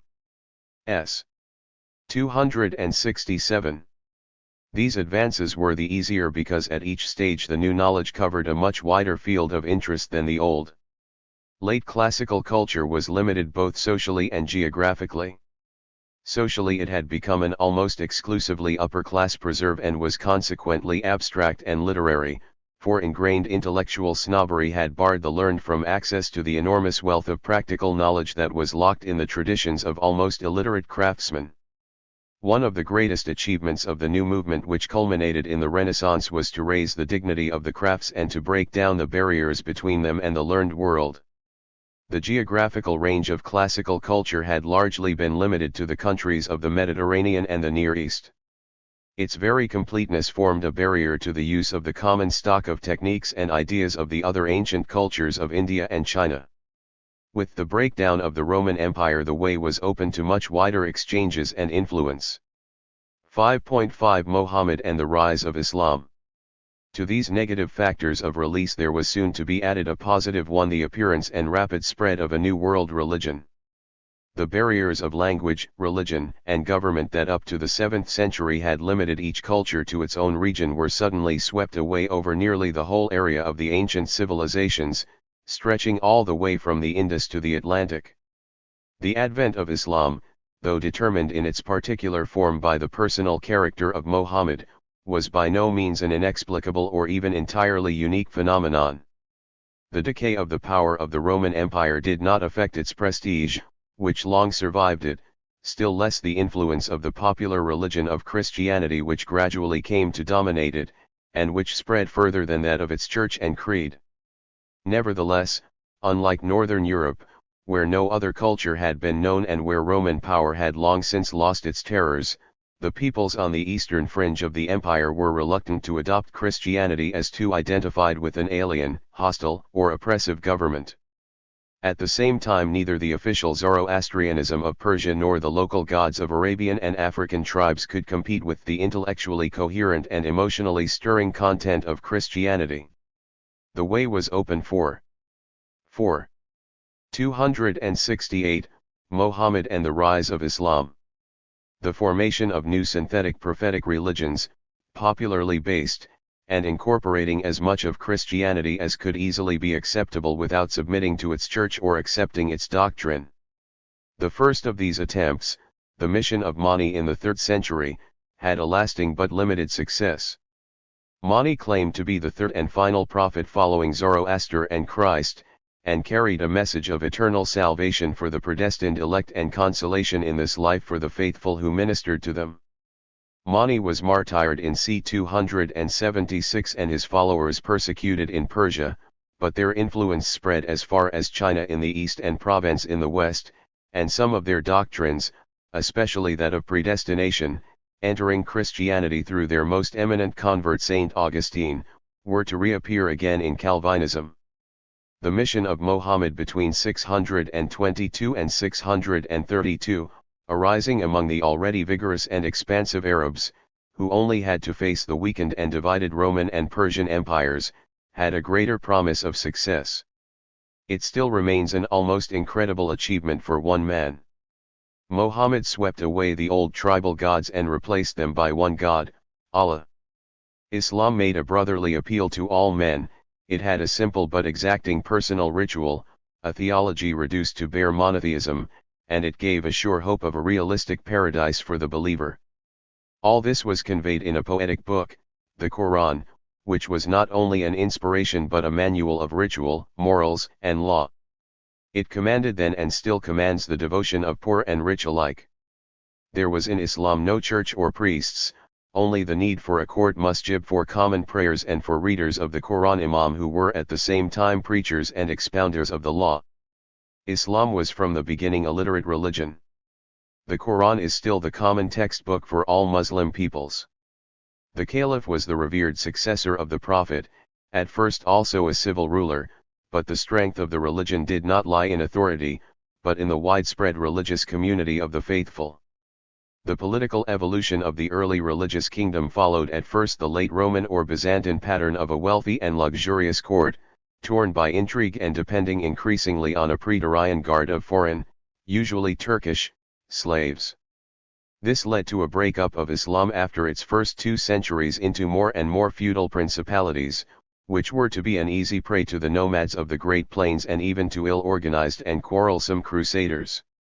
The religion of Islam, on the other hand, was solidly based in the people and was to outlast all misrule and conquest. Even as Christianity did in the north, it was to convert its conquerors, and was to be spread over a large part. 269. Of Asia and Africa, where it maintained a coherent culture which, though not progressive, has persisted to our day. The rise of Islam was abrupt. Within 5 years of the death of Muhammad in 632, the armies of his followers had decisively defeated both the Roman and Persian armies. After that there was for many years to be no force that could resist them. By the 8th century they had extended their conquests from Central Asia to Spain. The Roman dominions in Africa and Asia, with the important exception of Asia Minor, were in their hands as well as the whole empire of Persia, stretching right over Central Asia and into India. From that time on most of this vast area was to have a common culture, a common religion, and a common literary language. For some centuries it was to have a common government and free trade. For even longer religion and the pilgrimage ensured free passage from Morocco to China of scholars and poets. The Arab Renaissance. The immediate effect was a great stimulus to culture and science. The Arabs were no strangers to civilization. They had their own cities and had fulfilled an essential function in organizing the eastern trade of the Roman Empire. The ease of their conquest showed that all they did was to take over the urban civilization of the Mediterranean with the effective consent of the inhabitants. By that time few of these were prepared to fight to keep up an imperial government which did little but impose heavier and heavier taxation for increasingly ineffective services. The fact that Christianity was now the official religion hindered rather than helped the resistance of the populations of the Asian and African parts of the empire, who were largely heretics and were safer from persecution under the Muslim caliphs than under the Orthodox emperors. The Arabs, apart from securing for themselves the revenues of magnates and officials, were not in the least inclined to interfere with the local or city economy. The whole of the administration of the Umayyad Caliphate of Damascus was carried out by Greek officials in Greek. There was accordingly no specifically Islamic economic system. It was simply a late classical urban economy with the military command reserved, at first, for pure-blooded Arabs, but later falling, as in Rome, into the hands of any effective adventurer. Slavery did not disappear but, for lack of supplies of slaves, it was largely reduced to domestic service. Where there was gang slavery there were mass revolts, and that of the Negro Zanjays from the saltpetre works of the Persian Gulf proved as formidable as the Spartacists of Roman times. The land was tilled by heavily taxed rayahs, virtually serfs. These also often rebelled. 1. 270, Mohammed and the Rise of Islam. Such rebellion, that of the communist Karmatians, maintained itself for over 100 years. With reviving trade, merchants became relatively more important than in late classical times. Indeed, the unity of Islam greatly helped trade by restoring the wide sphere that the Roman Empire had lost in the troubles of its latter years, and at the same time by extending and decentralizing it. In the whole area of the Muslim conquest, from Cordoba to Bokhara, there was no one center which, like Rome, dominated and sucked in the economy of the empire. Mecca was always a religious, not a political, economic, or cultural center. Instead, not only did old cities, such as Alexandria, Antioch, and Damascus, take on a new lease of life, but also new cities on the same model appeared everywhere, particularly the great new capitals of Cairo, Baghdad, and Cordoba. All these cities were in constant communication with each other, and their varied products formed a basis both for trade and technical improvement. Further, the cities of Islam were not isolated from the rest of the Eastern world, as had been those of the Roman Empire. Islam became the focal point of Asian and European knowledge. As a result, there came into the common pool a new series of inventions quite unknown and inaccessible to Greek and Roman technology. These included such manufactures as steel, silk, paper, and porcelain. In turn, these formed the basis for further advances, which were able to stimulate the West to its great technical and scientific revolution of the 17th and 18th centuries. The revival of classical science. On the intellectual side also there was very little break in continuity. The religion of Islam had at the outset, though not later, far less cramping effects on human thought than that of Christianity. By the time it appeared, there was no danger to faith in paganism or philosophy. After the turbulent century of conquest, even the leaders of Islam sought avidly for the old knowledge of the Greeks, and as much of their other culture as the Quran would allow them. This impact of foreign influences coincided with the fall of the Umayyad dynasty of Damascus and the advent to power in AD 749 of the Abbasids, who, though not themselves Persian, depended on Persian support and liberated the traditional learning and science of that ancient and cultured people. Learned Persians, Jews, Greeks, Syrians, and a few from farther lands met in the new capital of Baghdad. It was there and in Undisapur that began the translation into Arabic of the 271 main books of Greek science. *4. These translations were made either directly from the Greek or, more often, from the Syriac, and the work was subsidized from the start by the caliphs and notables. Caliph al-Mamun actually founded a bureau of translation, Dar al-Hikmah, where the great scholars Hunan ibn Ishasi and Thabit ibn Qurra produced Arabic texts of most of Aristotle and Ptolemy. They also translated many Persian and Indian books, but these were not further translated into Latin and were thus lost to the West. The books that were translated were nearly all of science and philosophy because, naturally enough, the Arabs had no particular interest in the history of the Greeks. As for Greek drama and poetry, this had relatively little to give to a people who had a rich source of legend and a living poetry themselves. It was largely as the result of this concentration of interest that when in turn Islamic knowledge came to be transmitted to the West, it was at first limited to science and philosophy. The humanities were for the most part rediscovered directly from the Greek and Latin authors only in the Renaissance. The fact that the sciences and the humanities entered modern culture by such different channels is an important factor in the development of science, and has had much to do with setting up the barrier between science and the humanities that persists to the present day. 5.6 Islamic Science. It is difficult to estimate the value of the actual contributions to this fund of learning that were provided by Islamic scholars themselves. Certainly the learning of the Greeks was brought to life again and not merely transmitted without change. In fact, it was subjected to a process similar to that undergone by the learning of the ancient East in the hands of the Greeks, though in this case the affiliation was far more direct and acknowledged. Because the Islamic scholars had no emotional identification with the old legends of the Greeks, they approached Greek learning with a much more detached attitude than the Greeks themselves were able to do. On reading Islamic scientific works, one is struck by a rationality of treatment that we associate with modern science.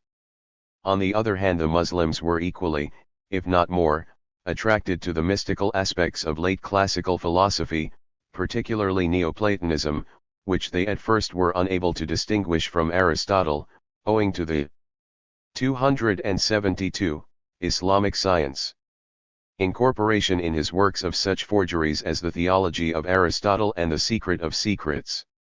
Much of this mystical confusion was passed on through them to the medieval schoolmen. Another misfortune that was to dog not only Islamic but medieval science was the exaggerated respect that was paid to the works of the Greeks, and particularly to Plato and Aristotle. The fusion of the number magic of Plato with the quality hierarchy of Aristotle was a multiplication of nonsense from which Islamic science was never able to shake itself free. It is, however, interesting to notice that, though the two great mystifications of early science, astrology and alchemy, were also pursued by the Arabs. The greatest figures of Islamic science such as Al-Kindi, Rhazes, and Avicenna explicitly repudiated the extravagant claims of these pseudo-sciences. The social position of the scientists in early Islamic culture was not essentially different from what it had been in late classical times. With the coming of the Abbasid dynasty there was a short period between 754 and 861 under the caliphs al-Mansur, Harun al-Rashid, al-Mamun, and even under the devout al-Mutawakkil when science was encouraged on a scale unequaled since the early days of the museum at Alexandria. The Umayyad caliphs at Córdoba and the petty emirs who succeeded them i.e. Spain and Morocco, were no less attentive, and even in the decay of Muslim culture ambitious princes such as Saladin, Mahmud of Ghazni, and Ulugh Beg of Samarkand prided themselves on encouraging science. In addition, rich merchants and officials, such as the Persian family of the Barmecides and the three brothers Musa, supported scientists, and some were themselves interested in science. This secular and commercial background to Islamic science, however, marked it off sharply from that of medieval Christendom, which was almost exclusively clerical. It resembled far more that of the Renaissance. It was this courtly and wealthy patronage that enabled the doctors and astronomers of Islam to carry out their experiments and make their observations. It also protected them, while it lasted, from the active disapproval of religious bigots who suspected that all this philosophy would shake the beliefs of the faithful. This association of science with kings, wealthy merchants, and nobles was immediately the source of its strength and ultimately of its weakness, since science became, as time went on, completely cut off from the people, who suspected that the learned advisors of the great were up to no good, and this made them an easy prey to religious fanaticism. As long as the cities and trade flourished there was a sufficiently large, cultivated middle class interested in science to ensure discussion and progress. As this broke down, however, the scientists became more and more wandering scholars, dependent on the varying fortunes of local dynasties. Even the greatest of them, Ibn Sina, was never granted any security. He served various sultans in Persia and Central Asia, sometimes as doctor, sometimes as vizier. At Hamadan he escaped by a feigned illness from mutineers who were demanding his head. Ibn Khaldun, the last of the great Muslim thinkers, was a refugee from Seville forced to take service wherever he could find it. In his time he was to negotiate with Pedro the Cruel in Spain and Tamerlane in Syria, both of whom offered to employ him. The character of Islamic science. The scientists of Islam on the whole accepted and codified the late classical pattern of the sciences. They had little ambition to improve it and none to revolutionize it. As al-Biruni put it, we ought to confine ourselves to what the ancients have dealt with and to perfect what can be perfected. 3-376 Though individuals might specialize, science formed a unity cemented by philosophy. It comprised the twin disciplines of astronomy and medicine, united by a more or less admitted astrology which furnished the link between the outer big world of the heavens, the macrocosm, and the inner small world of man, the microcosm. Philosophy as such was suspect. It was difficult to reconcile it with the Quran. Pious Muslim scholars certainly attempted to do so, but this was frowned on by the orthodox. Al-Ghazali's book, The Destruction of the Philosophers, was a warning of the futility of this attempt. Despite the spirited answer of B.N. Rushd, the much maligned Averroes, in his Destruction of the Destruction, the warning remained effective, and inevitably forced the doctrine of two truths, a higher spiritual and a lower rational truth, which ultimately sterilized both in Islamic countries as surely as it had done among the Greek Christians. The ultimate failure to associate science with the enduring features of Muslim religion was probably a major reason for its withering away in the later centuries of Islam, which became culturally and intellectually static. During the most flourishing period of Islamic science, in the 9th, 10th, and 11th centuries, these considerations did not yet weigh heavily. Indeed, one may suspect that religion was taken for granted by some of the greatest scientists, and not allowed to interfere with the pursuit of secular knowledge. The unity of science was further ensured by the tradition of encycloptism, which drove all the great and a number of minor Islamic writers to compose comprehensive treatises like the Compendium of Astronomy of Al-Farghani and the great medical collections the Hawi, Liber Continens of Rhazes, the Canon of Avicenna, and the Collegiate of Averroes, which were still being used as textbooks in 17th century Europe. This comprehensive tendency was all the more valuable because its wider inclusion of the knowledge of other countries gave Islamic science a distinct advantage over that of classical times. Not only were the Arabs able to make use of the Mesopotamian astronomical and mathematical tradition, which had continued unbroken since Babylonian times, but they consciously used the ancient knowledge of India and to a lesser extent that of China. Mathematics. The central interest in astronomy for its philosophical and astrological implications carried with it a renewed interest in mathematics, as astronomy was almost the only field of mathematical application and encouraged the pursuit of both geometry and computation. Here Islamic mathematicians, owing largely to Babylonian and Indian influence, made their greatest advance. The manipulation of numbers which appeared, with Diophantus, late in Greek mathematics. 276, Islamic science was further developed, helped by the general introduction on a large scale of the Hindu system of numbers, which was already known, though not much used, by the Syrians. This technical device had almost the same effect on arithmetic as the discovery of the alphabet on writing. Before then, arithmetic, other than what can be done on the fingers or the abacus, was a mystery which only the most learned understood. With Arabic numbers it was within the reach of any warehouse clerk. They democratized mathematics. The Arabs also incorporated the work of a series of Indian mathematicians on the means of dealing with unknown quantities which we call algebra. The word itself comes from the title of Al-Khwarizmi's great compendium Hisab al-Jabr w al-Muqabala, or restoration and reduction as a means of solving equations.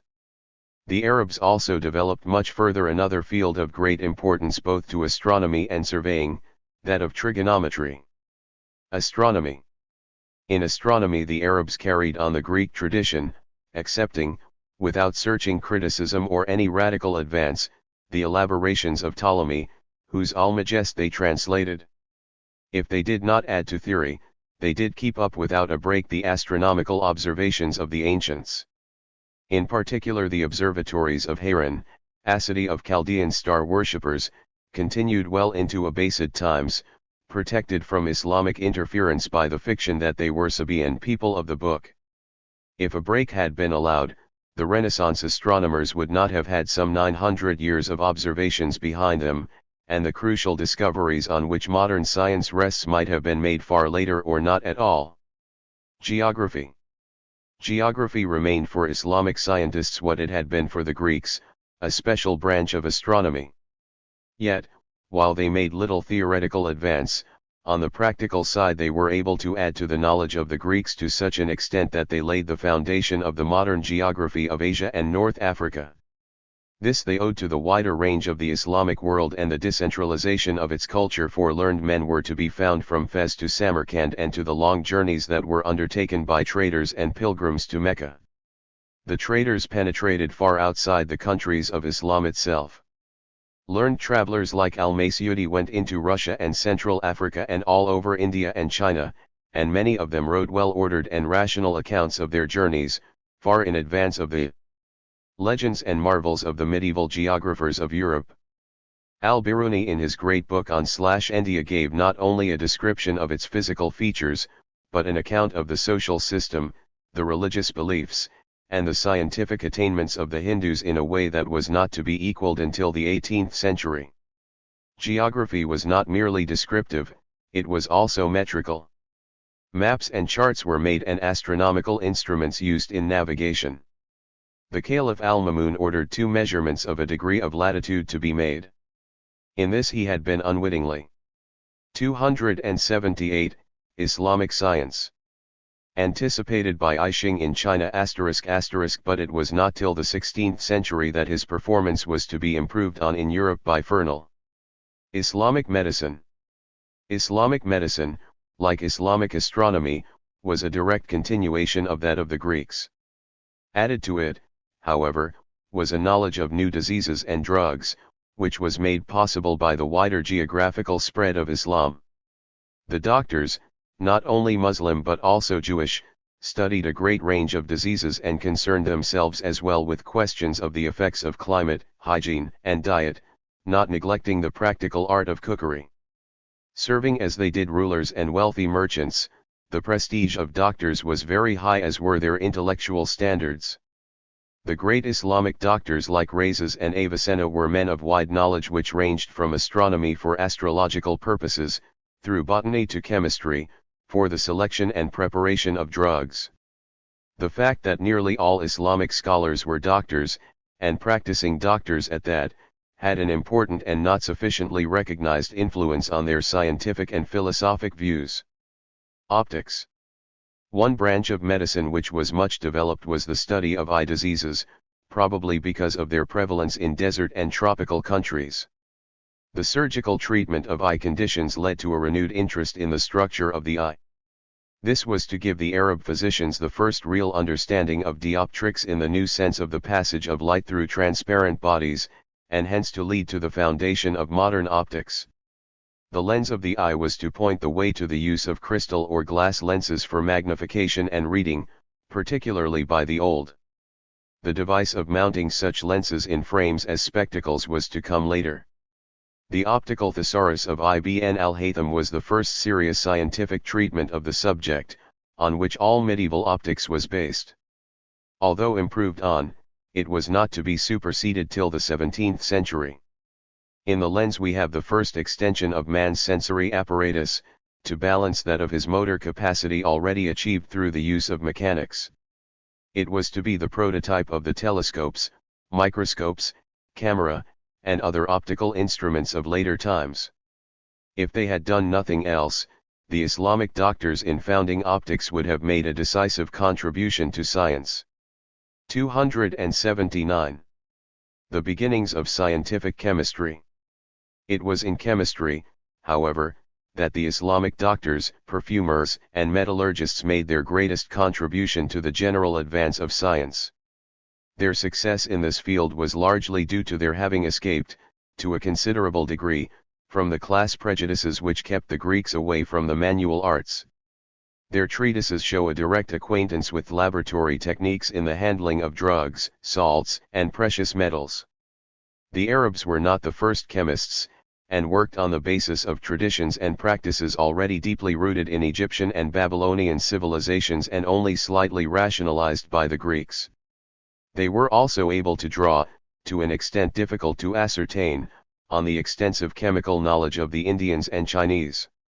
Surprised face, chemistry, to a different degree from astronomy and mechanics, depends on widespread experience of large numbers of substances and processes.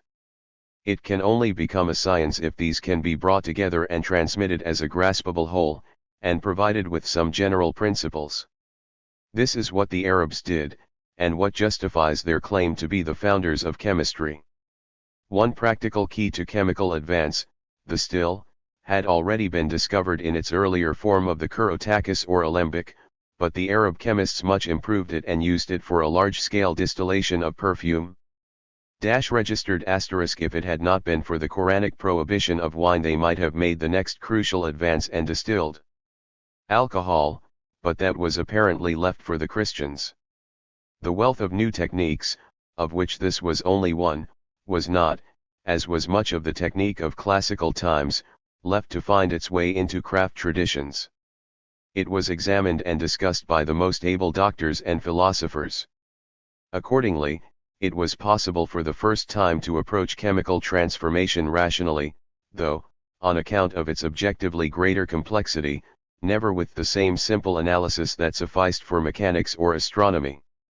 Instead, chemical ideas originated from the actual method of thinking by analogy, that is essentially biological or sociological asterisk. In chemistry there is a fundamental duality, which we now know is due to shortage or excess of electrons exemplified by metals and nonmetals. There is evidence for tracing the first appreciation of this duality to the Chinese, who already in prehistoric times used red cinnabar as a magic substitute for lifeblood and had resolved it into its elements, sulfur and mercury.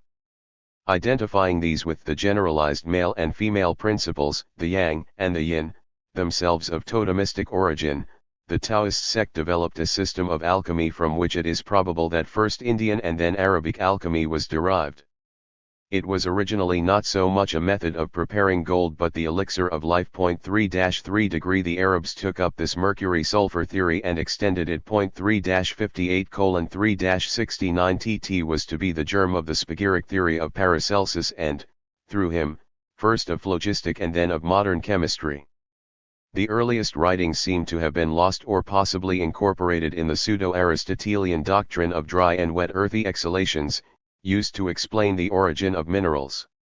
Similar ideas have been attributed to Jabir, who is supposed to have flourished in the 8th century and to be the father of Arabic chemistry.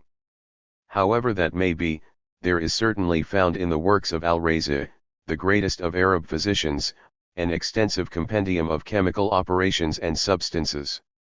The future of chemistry was indeed to depend on the first full-scale production in localized chemical industries in Islamic countries of such commodities as soda, alum, copperas, niter, and other salts which could be exported and used, particularly in the textile industry, all over the world. *5, 3-58. The legacy of Islamic science. This bare outline can do but scant justice to the extent and weight of the Islamic contribution to science. Though in its central themes it is evidently a continuation of Greek science, the latter was both revivified and extended by their renewed activity as much as by their search for 281. Earlier and better authorities, the Islamic scholars rescued Greek science from the decadent state that it had fallen into under the late Roman Empire. They created a live and growing science, even if at no point does it rise to the heights of the speculations of the Ionic nature philosophers or equal the geometrical imagination of the Alexandrian school. By drawing on the experience of non-Hellenic countries, Persia, India, and China, they were, however, able to extend the narrow basis of Greek mathematical, astronomical, and medical science, to initiate the techniques of algebra and trigonometry, and to lay the foundations of optics. The crucial extension of Islamic science was to be in chemistry or alchemy, where they transformed old theories and added new experiment to create a new discipline and tradition of science. This tradition was often qualitative and mystical in character, but for that very reason was to be, for many centuries, an invaluable counterweight to the over-rational and mathematical, astronomical medical tradition of the Greeks. 5.7 The decay of Islamic culture. After the 11th century, although there was no spectacular collapse, it is evident that the best days of Islamic science were over. There were still brilliant individual scientists. One of the greatest, Averroes, dates from the 12th century, and Ibn Khaldun comes as late as the 14th, but they are no longer part of a widely based and living movement. The failure of science is here only one symptom of a general political and economic decay of Islam in its original form. Essentially it was the delayed effect of the same social forces that had brought about the decay of classical culture. Neither in Islam nor in the surviving Eastern Roman Empire of Byzantium could the same inequalities in wealth fail in the long run to lead to economic breakdown. The Arabs, when they took over the Asiatic provinces of the empire, inherited its problems as well as its wealth. The subjection of peasants and craftsmen destroyed the market for an effective industry. This result could only be postponed by using up the considerable resources accumulated in the Byzantine Empire, and by opening new fields for commercial exploitation in Russia, Central Asia, and Africa. In the end both the Byzantine and Islamic empires were unable to maintain the organization necessary to control an extensive state. By the 10th century they both began to break up internally, and to grow more dependent for military, and then for economic, purposes on local efforts. By the time of the Crusades both had developed into a local feudalism which was inferior militarily, and culturally was no longer markedly superior, to that of the West. Further, the Eastern feudalism lacked, as we shall see, the economic resources and the cultural hopefulness of the new feudalism of the West. It lacked especially the widespread basis that was provided by the monoreal village, with its living tradition of the old tribal collective. The breakdown of Islamic civilization was undoubtedly accelerated by the arrival of new waves of barbarians from the steppe lands. The Turks and Mongols by themselves, however, would never have been able to overrun the Islamic lands and effectively sterilize their culture by the 13th century, had these been in a flourishing economic state. As it was, the irrigation agriculture of Mesopotamia was largely ruined by a combination of native misrule and Mongol incursions which prevented the maintenance of the canals. That invasion alone is not a sufficient explanation is shown by the contemporary decline of Egypt and North Africa, into which the Mongols never penetrated, and the fact that similar incursions into the fundamentally more stable economics of China and India had no effect on their economies and little on their cultures. Islam was to survive and survives to this day as a religion and a civilization, but it was not to regain the same scientific impetus that marked its first flowering. The equilibrium reached in the Mongol and Turkish states that succeeded the original Arab empires was one in which science stayed substantially frozen at the stage it had reached in the 11th century. The ostensible reason for this was the rise of the clerical faction which actively discouraged philosophy and science. But this, had there been any real need for science, would in itself have been no more effective than it was in Renaissance Europe. In the East, once the earlier stimulus to economic progress failed, the intellectual stimulus also vanished. Both might have revived later, but by the time they showed signs of this, as in India under the Mughals, their development was cut short by the superior commercial and military achievements of early European capitalism. The fruits of Islamic science were, however, not wasted, though they were not to be enjoyed in the lands that cultivated them. To an extent far greater than that of the transmission of Greek science, the whole apparatus of Islamic science, data, experiments, theories, and methods were handed on directly to the new, growing science of feudal Christendom. Indeed, if this were a history of science instead of one of its influence, it would have been more logical to treat together as one chapter of intellectual advance the whole period from the 7th to the 14th century, hardly distinguishing the languages Syriac, Persian, Hindi, Arabic, or Latin in which the books were written. The difference between the new science of the 16th century and that of the 13th in Europe is far greater than that between Arabic and Latin science in the 12th century.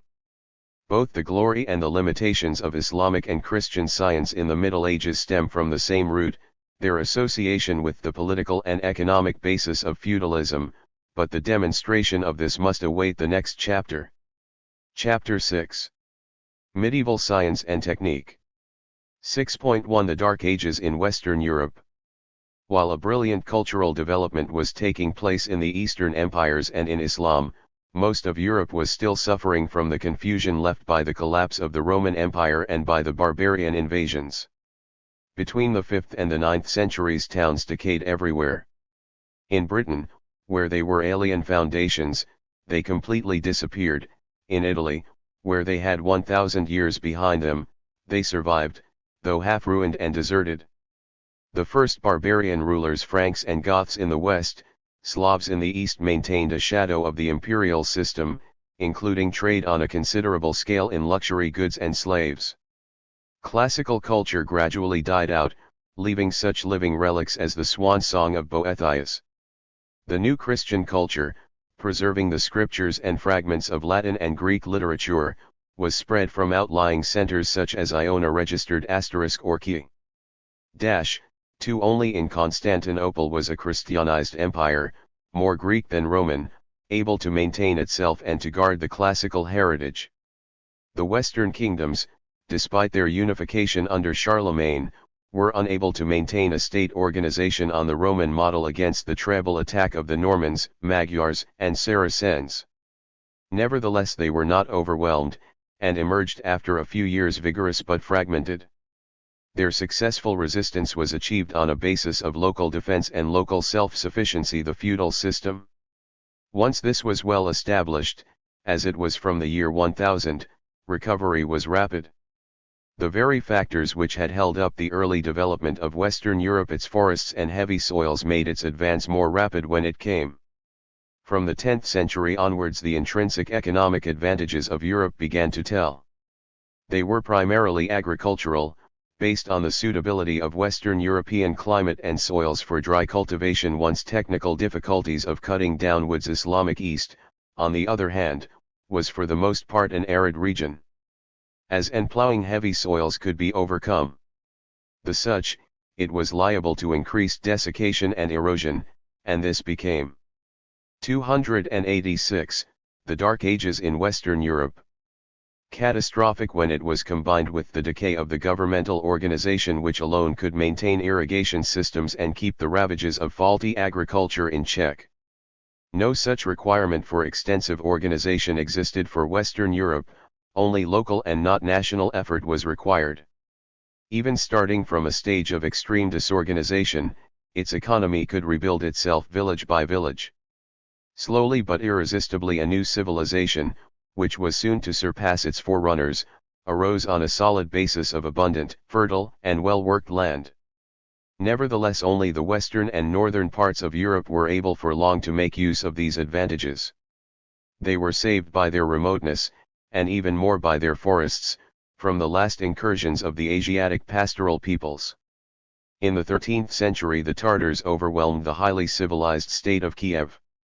This Byzantine equivalent of Charlemagne's Frankish Holy Roman Empire was not entirely wiped out, but had to be recreated from its offshoots in the northern forests. As a consequence the Russian state came into action, as Great Muscovy, some centuries later than the west of Europe. In the 14th and 15th centuries the same fate fell on southeastern Europe when the South Slav kingdoms and finally Byzantium itself were overrun by the Turks. The world of medieval Christendom was thus a very limited one. Its central spine ran from Italy through eastern France to England. To the east it included only the Rhineland and the Low Countries, to the west, Gascony and Catalonia. Even in this area the most characteristic developments were more limited still, centering on the rich, well-watered agricultural plains of Flanders, Normandy, Champagne, and the Paris Basin, and on the southern counties of England. It was in the land of the Franks, in the very Île-de-France of which Paris is the center, that the economic forms, the architecture, and the intellectual developments of medieval scholarship first came to flower. The other great cultural center, that of Italy and particularly of Lombardy and Tuscany, was too impregnated with the influence of the classical world to produce such distinctive contributions. Its turn was to come in the later Middle Ages and the Renaissance. 6.2 The feudal system. In contrast to the slave economy of classical times that preceded it and that of capitalist economy that followed it, the economy of the whole period from the 5th to the 17th century may be taken as feudal. Nevertheless, it is only in Europe from the 11th to the 14th centuries that the feudal system appears fully developed, complete with its political and religious hierarchies and with the corresponding art and knowledge, degree. The economic basis of the feudal system was the land. It was marked by its dependence on local agricultural production, largely consumed on the spot, and on a scattered handicraft industry. The economic unit in the feudal system was the village. There, some scores of men and women, mostly kinsfolk, shared out the land and work, holding most in common. They were not far removed in sentiment and sometimes even in ancestry from the old clan groupings.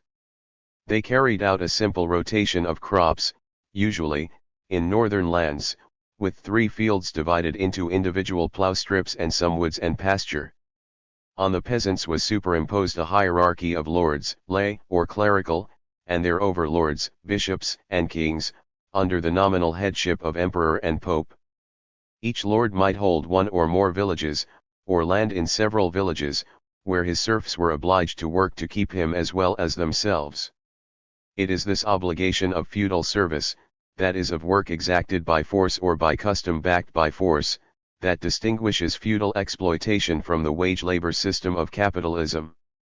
It is the imposition of this obligation on peasants with secure tenure cultivating their own land that distinguishes it from the chattel slavery of classical times.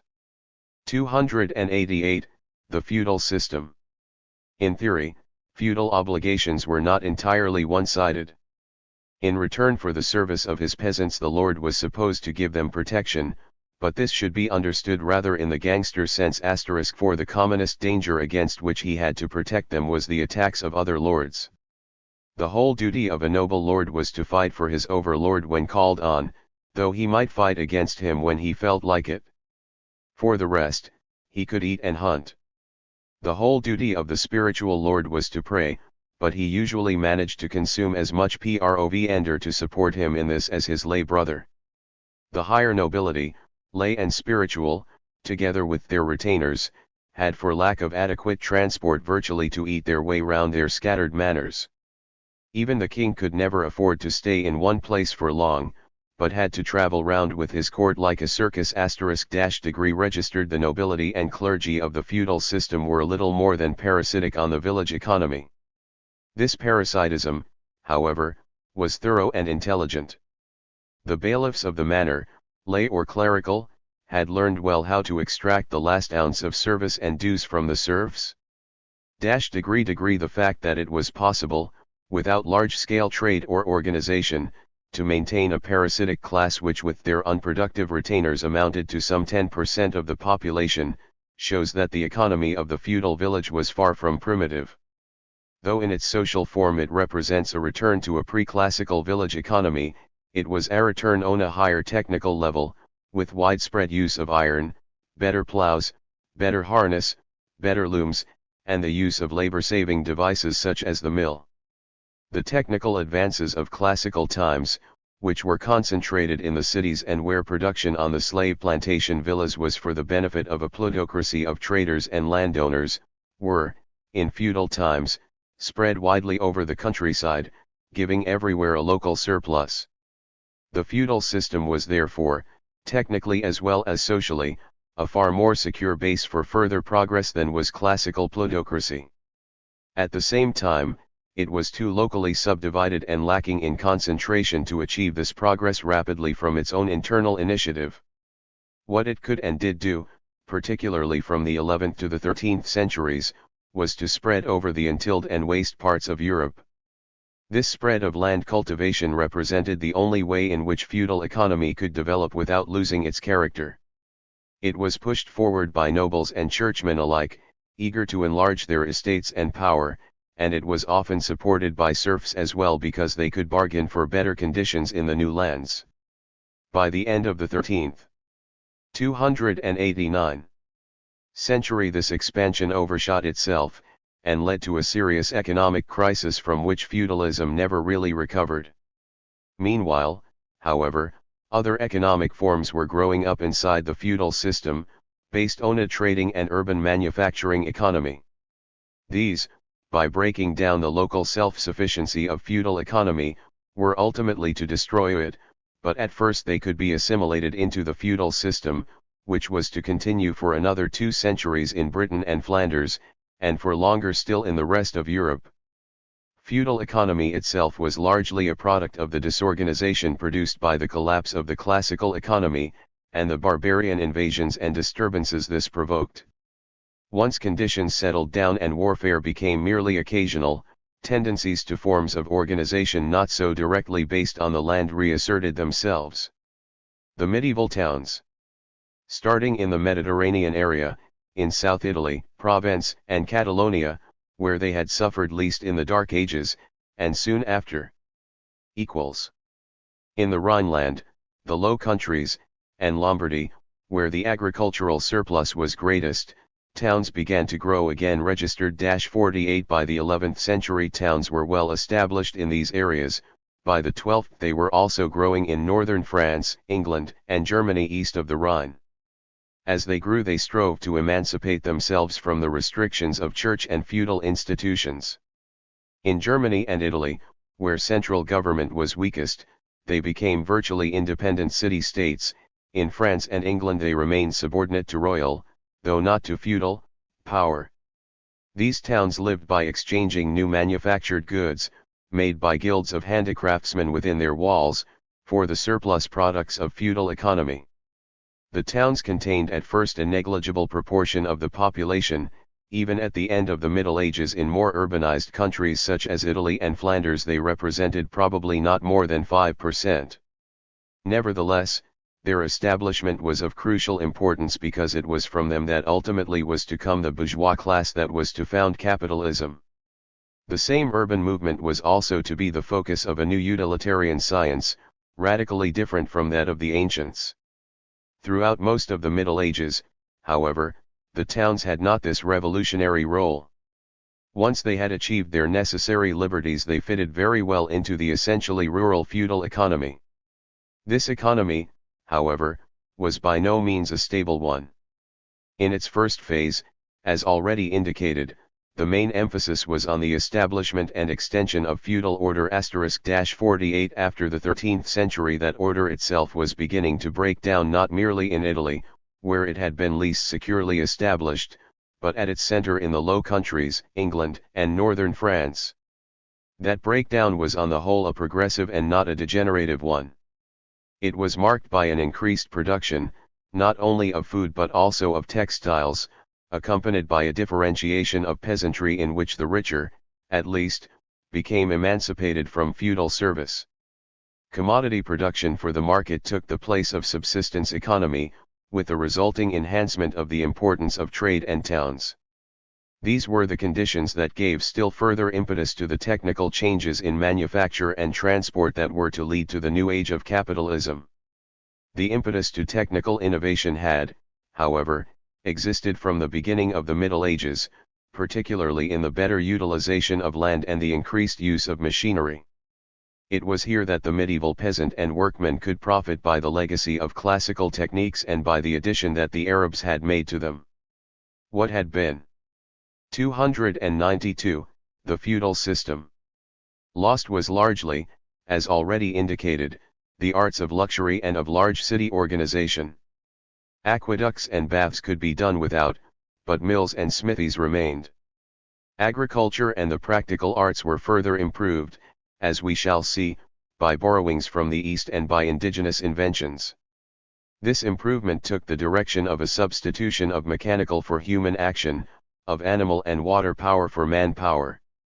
There was nothing, it is true, that the medieval craftsmen could do that could not have been done by the Greeks or Romans, but they lacked the compelling incentive, the need to do more work with fewer men. For most of the Middle Ages there was a chronic labor shortage.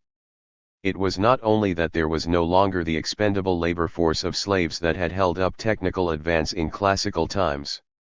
There was also the drive for extension of cultivation that stemmed from the nature of the feudal system. The nobles needed more and more land, but land was useless without peasants, and there were never enough of them, especially at harvest time.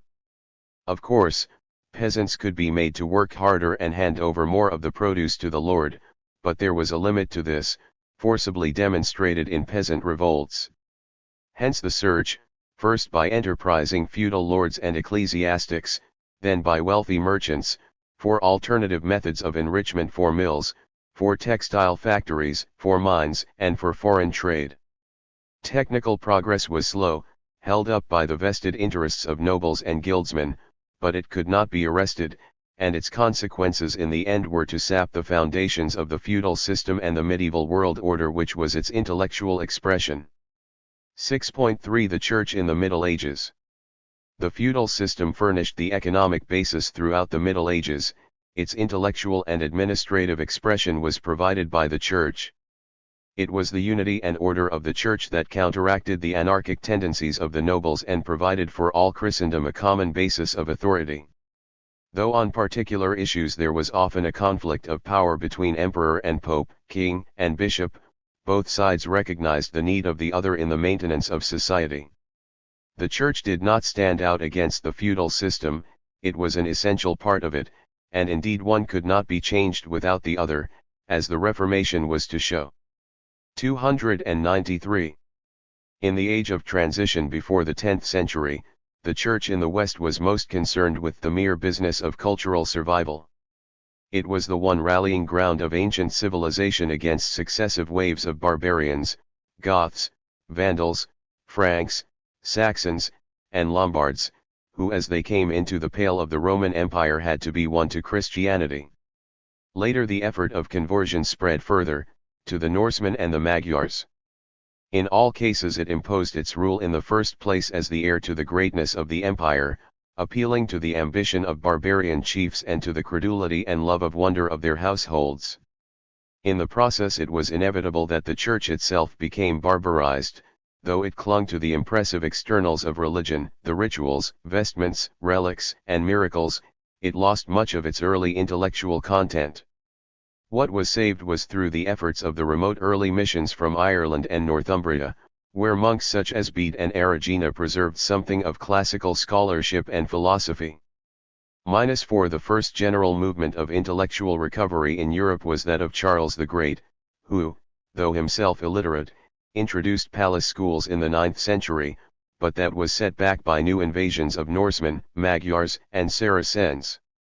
It was only in the 10th century with the monastic Reformation, starting at Cluny in Burgundy, that the Church seriously began to build an organization which could control the lives and thoughts of all the people of Christendom from king to serf. This organization was itself feudal, and indeed doubly so, for not only were the hierarchy of secular churchmen, popes, archbishops, bishops, and priests, all feudal landowners, but also the regular clergy, the monks, actually opened up land on their own account in their abbeys and were the spearhead of feudal expansion.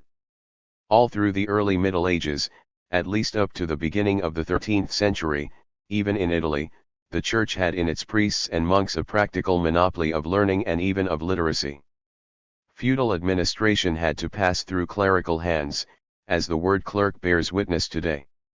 This monopoly was to give medieval thought a degree of unity, but it was also seriously to limit its scope. Neither Greek nor Islamic thought had been so confined to a single order of men. The professed attitude of the medieval church to human affairs had been set in the dark days of the decay of the Roman Empire.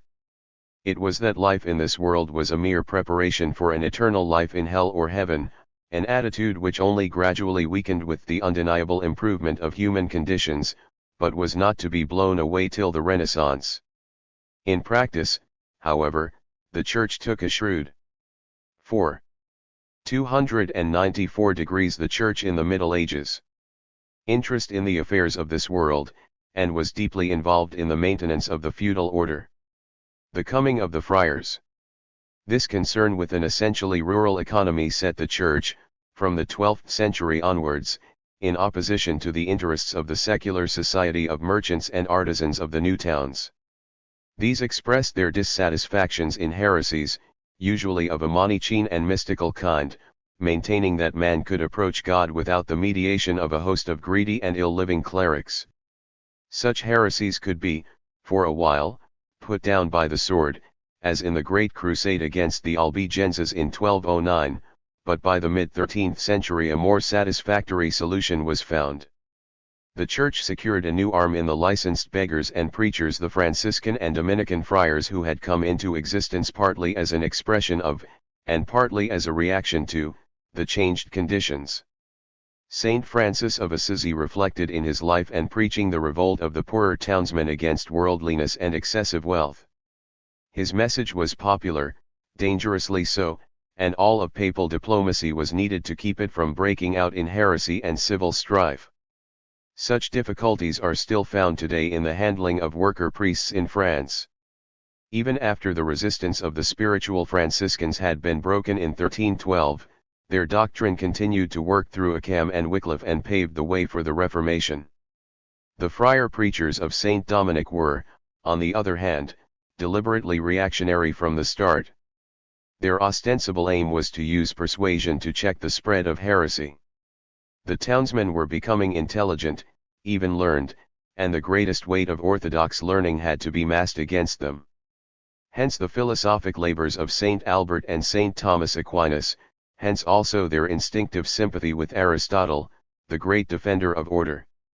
How effective this persuasion was, as compared with the more brutal efforts of the Crusades and the Inquisition, it is difficult to tell, but heresy was kept down for some 300 years.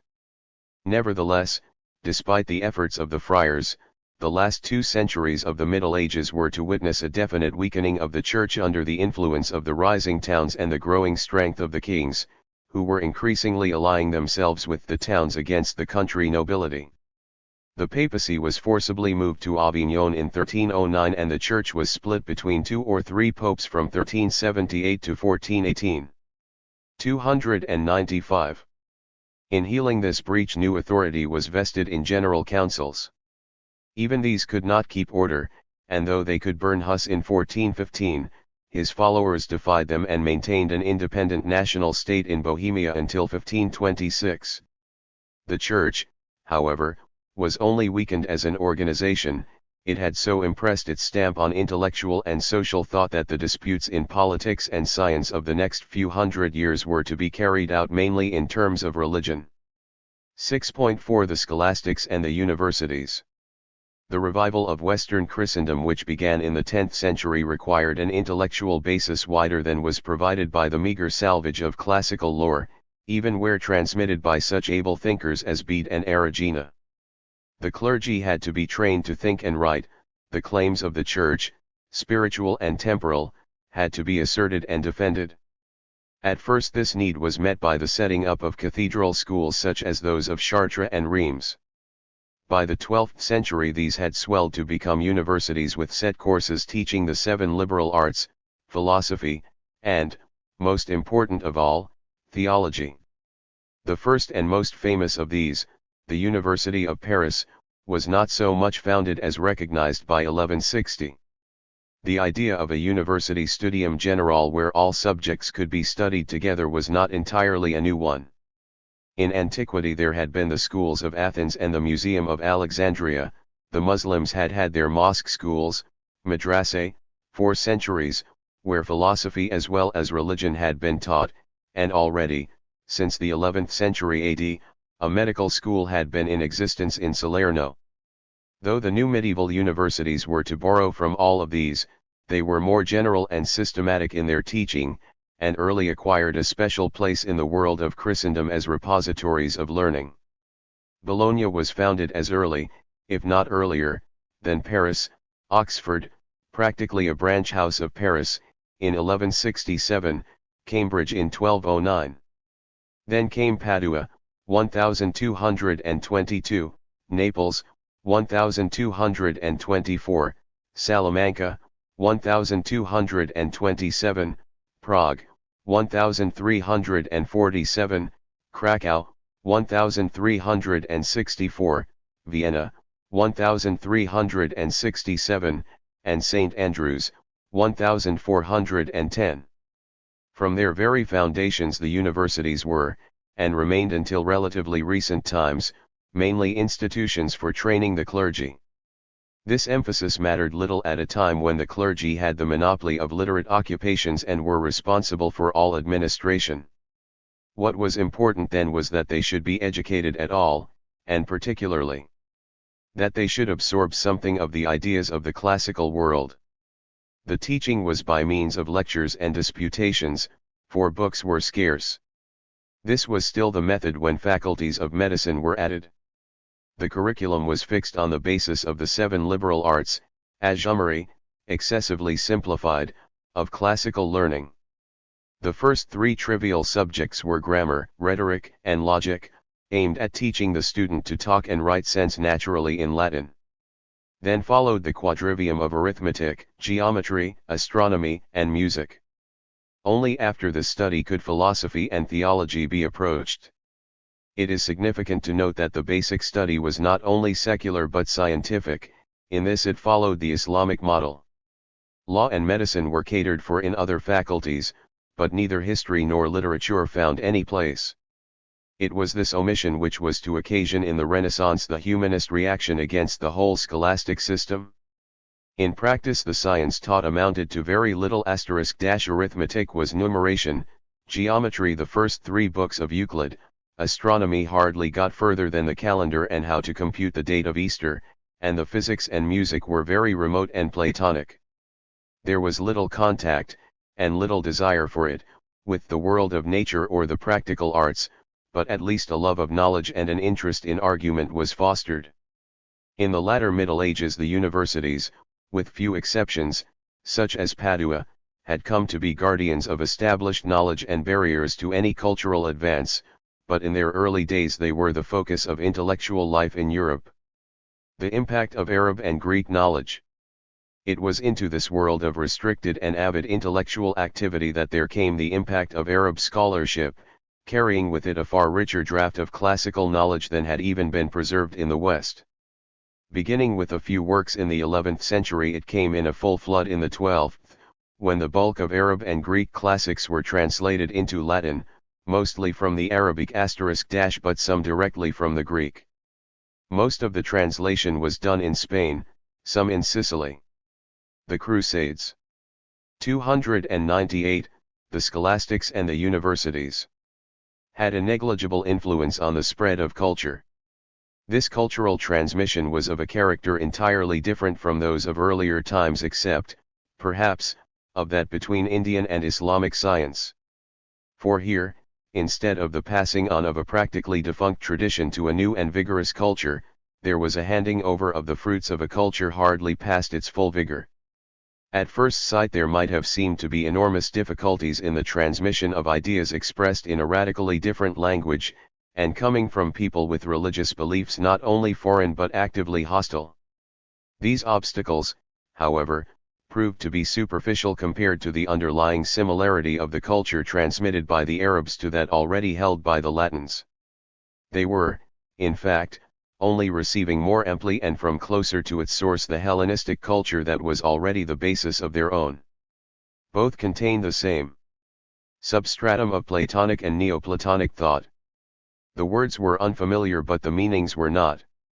Not only that, but the very religion of Islam had been faced with the same intellectual problems of the creation of the universe, of the reconciliation between faith and reason, of the literal inspiration or the eternal existence of the Quran, of the validity of mystical experience that were to perplex the Christians. Duns Scotus and Thomas Aquinas were to continue the dispute already opened between Al-Ghazali and Averroes. In terms of science alone, it would be logical to treat the period from the 9th to the 14th century as a unitary Arabic-Latin effort to reconcile religion and philosophy and complete the classical world picture. But this would be to ignore geographical and economic differences that were to bring about a decisive divergence in the consequences of that enterprise. For while in Islamic countries a compromise was reached which sterilized the advance of science, in Christian hands the dispute went on until, under the impact of economic changes, the whole Greek world picture was destroyed and replaced by another. Faith and reason. Already in the 11th century, before the full impact of Arab learning was felt, the disputes of the schools had been turning to this central problem of providing a basis for faith in reason or, more narrowly, of reconciling the scriptures and the fathers with the logic of the Greeks. At first this seemed easy enough. Saint Anselm proved the existence of God from that of the idea of perfection. The details of a rational religion, however, were more difficult to fill in. Abelard indeed presented, in his Sic et non, respectable citations from the Fathers expressing opposite opinions on almost every vital question.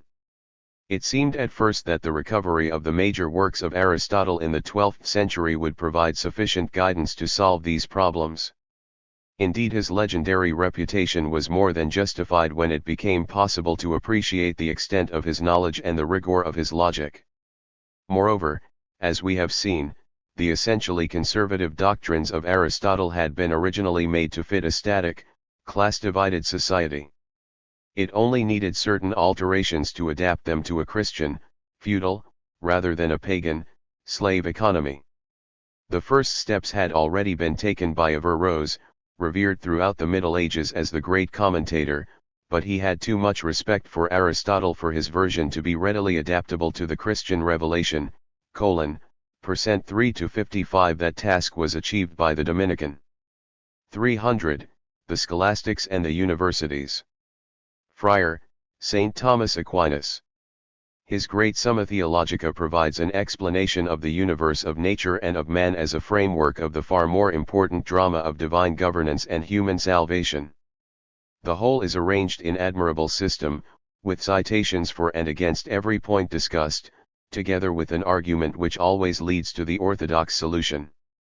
Faith is always superior to reason, in the sense that there are things that reason alone could never discover, but equally revelation and reason can never be in conflict. The answers being known in advance, the saints' arguments often have the air of special pleading. Nevertheless, they have never been improved on, and form the basis of Catholic doctrine to this day. Given the limitation of the time, St. Thomas's performance was a remarkable feat of system and ingenuity, for it is more than a mere adaptation of Aristotle. It includes the use of the Aristotelian method to deal with situations of feudal society, which the Greeks could never have come across. Nevertheless, it marks no original advance in thought, and to take it today as a philosophic basis is a confession of the intellectual bankruptcy of the Neo-Thomist supporters of reaction. St. Thomas, indeed, was too able. Not only did he reconcile with reason the fragmentary and often contradictory doctrines of early Christianity, but he used the Neoplatonic forgery, the celestial hierarchy of the so-called Dionysius the Areopagite, which, to be fair, was taken as gospel by nearly all medieval thinkers as the major basis for his world order, which is accordingly no more Christian than it is scientific. Some recent historians, impressed with the fact that modern science arose out of medieval scholasticism, have praised the quality of argumentation that enabled the schoolmen to do so. Now, in the first place, it was not the schoolmen who created modern science, but men like Leonardo, Bacon, and Galileo, who violently repudiated their aims and methods. Further, the history of the scientific revolution shows that the removal of the accretion of nonsense of all ages was far the most difficult and tedious task in the foundation of science. When we realize that it took the best part of 1,000 years to carry out the amount of thinking that, without these obstructions, could have been packed into 200, we may feel less inclined to revere those who established the doctrines that so effectively held back the advance of science. The nominalist opposition. The labors of St. Thomas were less kindly received in their times than they were to be long after. Even before the impact of Arab knowledge. 301. There had been an opposition to the highly general method of argumentation based on the reality of Platonic ideas or Aristotelian substantive forms. The arguments of Rassellinus, the first of the nominalists, as opposed to the realists, were reinforced despite St. Thomas by the Franciscan Duns Scotus. The nominalists, in effect, by asserting the importance of individuality and maintaining that things came before names or ideas, effectively rejected the whole rational theological scheme. Because they were also good Christians, this did not lead them into scepticism, nor for the most part into a direct study of nature, but rather, like Al-Ghazali, into an assertion of blind faith mystically held and so superior that human reason cannot hope to grasp it. Nevertheless, because they needed to dispute with realists, they had to develop their reasoning in a critical sense, and thus provided arguments that were to be of use in the later revival of natural science. William of Ockham's famous razor entities should not be multiplied without reason, or more authentically, it is vain to do with more what can be done with fewer, has served to remove a lot of nonsense from scientific theory. Later still, the school of Buridan and Oersma in Paris used Ockham's methods to criticize Aristotle's doctrine of motion, and thus prepared the way for Galileo's reformation of dynamics. 3-2, 3-5 in chemistry, where reason for long had a most tenuous hold. The alchemical approach also found support from the mystically minded. Raymond Lull of Majorca, who was the major source for the introduction of Islamic Sufic mysticism into Christendom, was reputed to be, one of the founders of the chemical tradition which, as will be shown, was to run through Paracelsus and Van Helmont to the chemistry of the present day. 6.5 Medieval Science. This long theological, philosophic preamble to medieval science is necessary because what little scientific investigation there was in that age was undertaken almost exclusively for religious ends and by clerics, priests, monks, or friars. In this it is in marked contrast to the conditions of Islamic science, where few of the scientists had any religious calling and most had frankly utilitarian ends. The present fashion of extolling the science of the Middle Ages to the detriment of that of the Renaissance is a particularly silly one. Inaccurate. 302. Medieval Science. In fact, it is especially unfair to the medieval cleric and scholar, giving him credit where he did not seek it and obscuring his real contribution. Even Roger Bacon, in his ill-tempered and perverse denunciations of his contemporaries, he treats the great Saint Albert and Saint Thomas as ignorant boys, would never have questioned that the main end of science was the buttressing of revelation *:*. His only difference from them is that he sought his confirmation in experience instead of reason.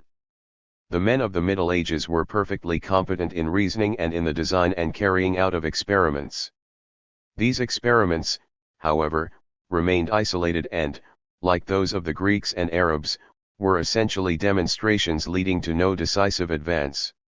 Much as they deserve credit for their achievements, the handful of medieval experimenters did not make much use of these methods to investigate nature and less to control it.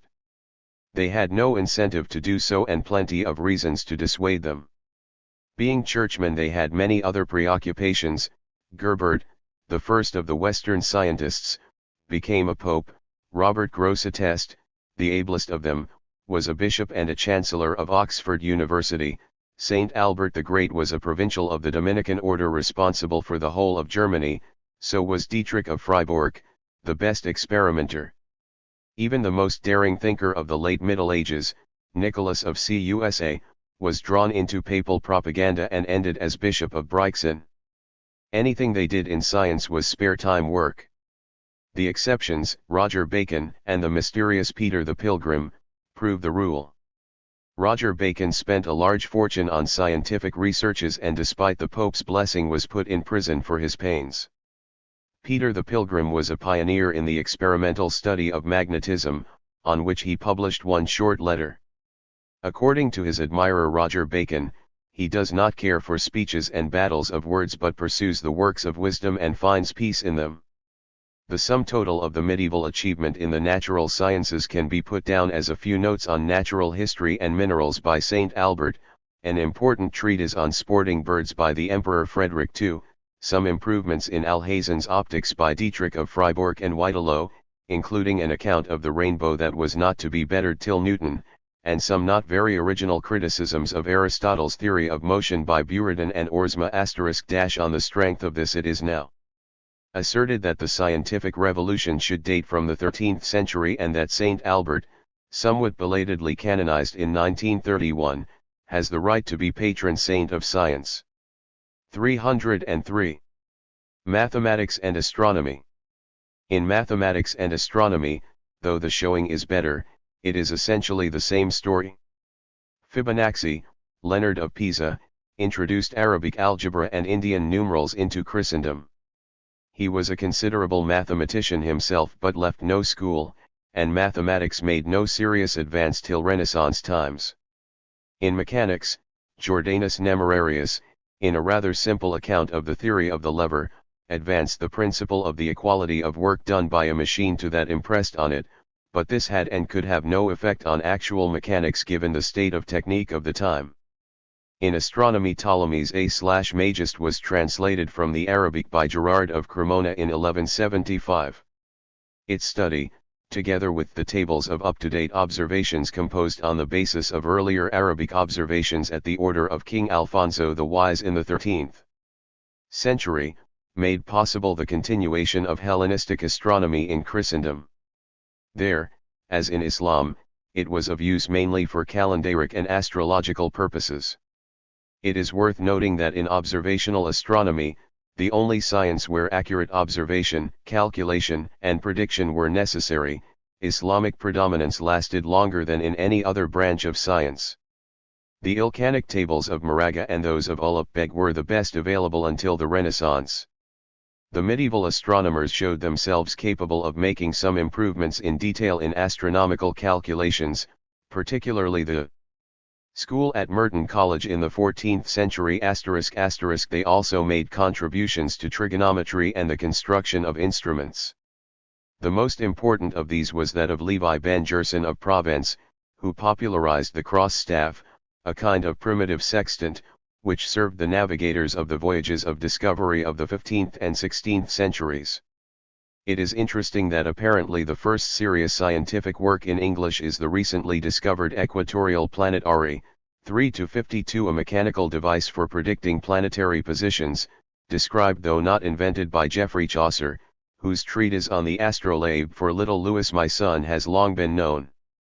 8. There was no radical revision of astronomy, for though the opposition impetus school of Albert of Saxony, Oersma and, most clearly, Nicholas of Cusa dared to suggest that it was the earth and not the heavens that turned daily, they did so on philosophic grounds. They were not astronomers themselves, and professional astronomers continued to follow Ptolemy till well into the 17th century. The limitations of medieval science. Though the contribution of medieval Christendom to science may have been unfairly ignored in the past, the danger today is rather to exaggerate its importance to the extent of making the whole history of science unintelligible. The significant fact is that as a live tradition it flourished only in the 12th and 13th centuries and had by the early 15th lapsed into obscure pedantry which justifies and explains the contempt of the men of the Renaissance for Gothic barbarism. This fact, coupled with the practical identity of the subjects treated and the methods used by the schoolmen with those of Islamic science, points to the conclusion that medieval science as a whole must be treated as the end rather than the beginning of an intellectual movement. It was the final phase of a Byzantine Syriac Islamic adaptation of Hellenistic science to the conditions of a feudal society. It arose as a consequence of the breakdown of the old classical economy and was in turn to decay and vanish with that of the feudal economy that succeeded it. It is unfair to expect more of such a science than what was demanded from it in its time.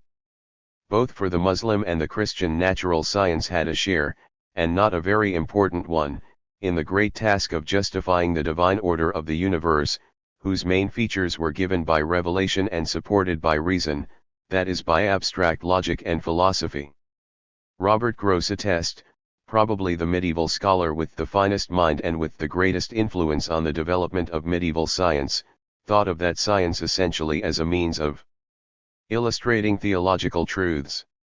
His study of light and his verification by actual experience of the refraction of lenses were undertaken because he conceived of light as analogous to the divine illumination. Those who thought otherwise in the Middle Ages, and there were very few of them, were likely to be prosecuted for heresy or at best ignored. Here again Grosseteste's pupil, Roger Bacon, the most authentic voice from that time preaching a science for the service of man and prophesying the conquest of nature through knowledge, proves how far we have come from the medieval outlook.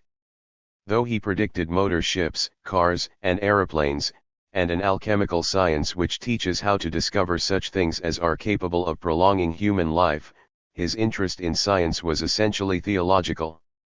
For him scientific knowledge is only part, with revelation, of an integral wisdom to be contemplated, experienced, and used in the service of God.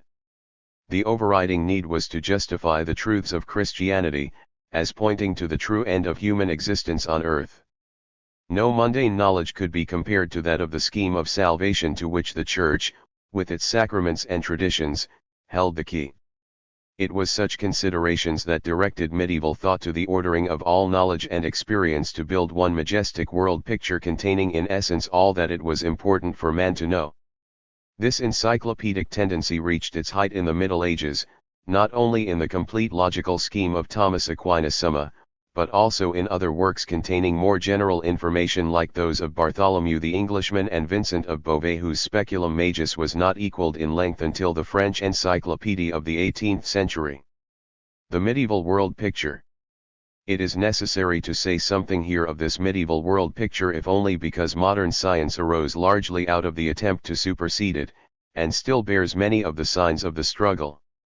The main characteristics of the Graeco-Arabic medieval system were those of completeness and of hierarchy. The ethereal, cosmological scheme of Aristotle and the Alexandrian astronomers had become a rigid, theological physical world, a world of spheres or orbs, the spheres of the moon and the sun, the spheres of the planets, above all the great sphere of the fixed stars beyond which lay heaven, and, as a theologically necessary counterweight, the underworld, the circles and pits of hell so grimly described in Dante's Inferno. The world was ordained as one of rank and place.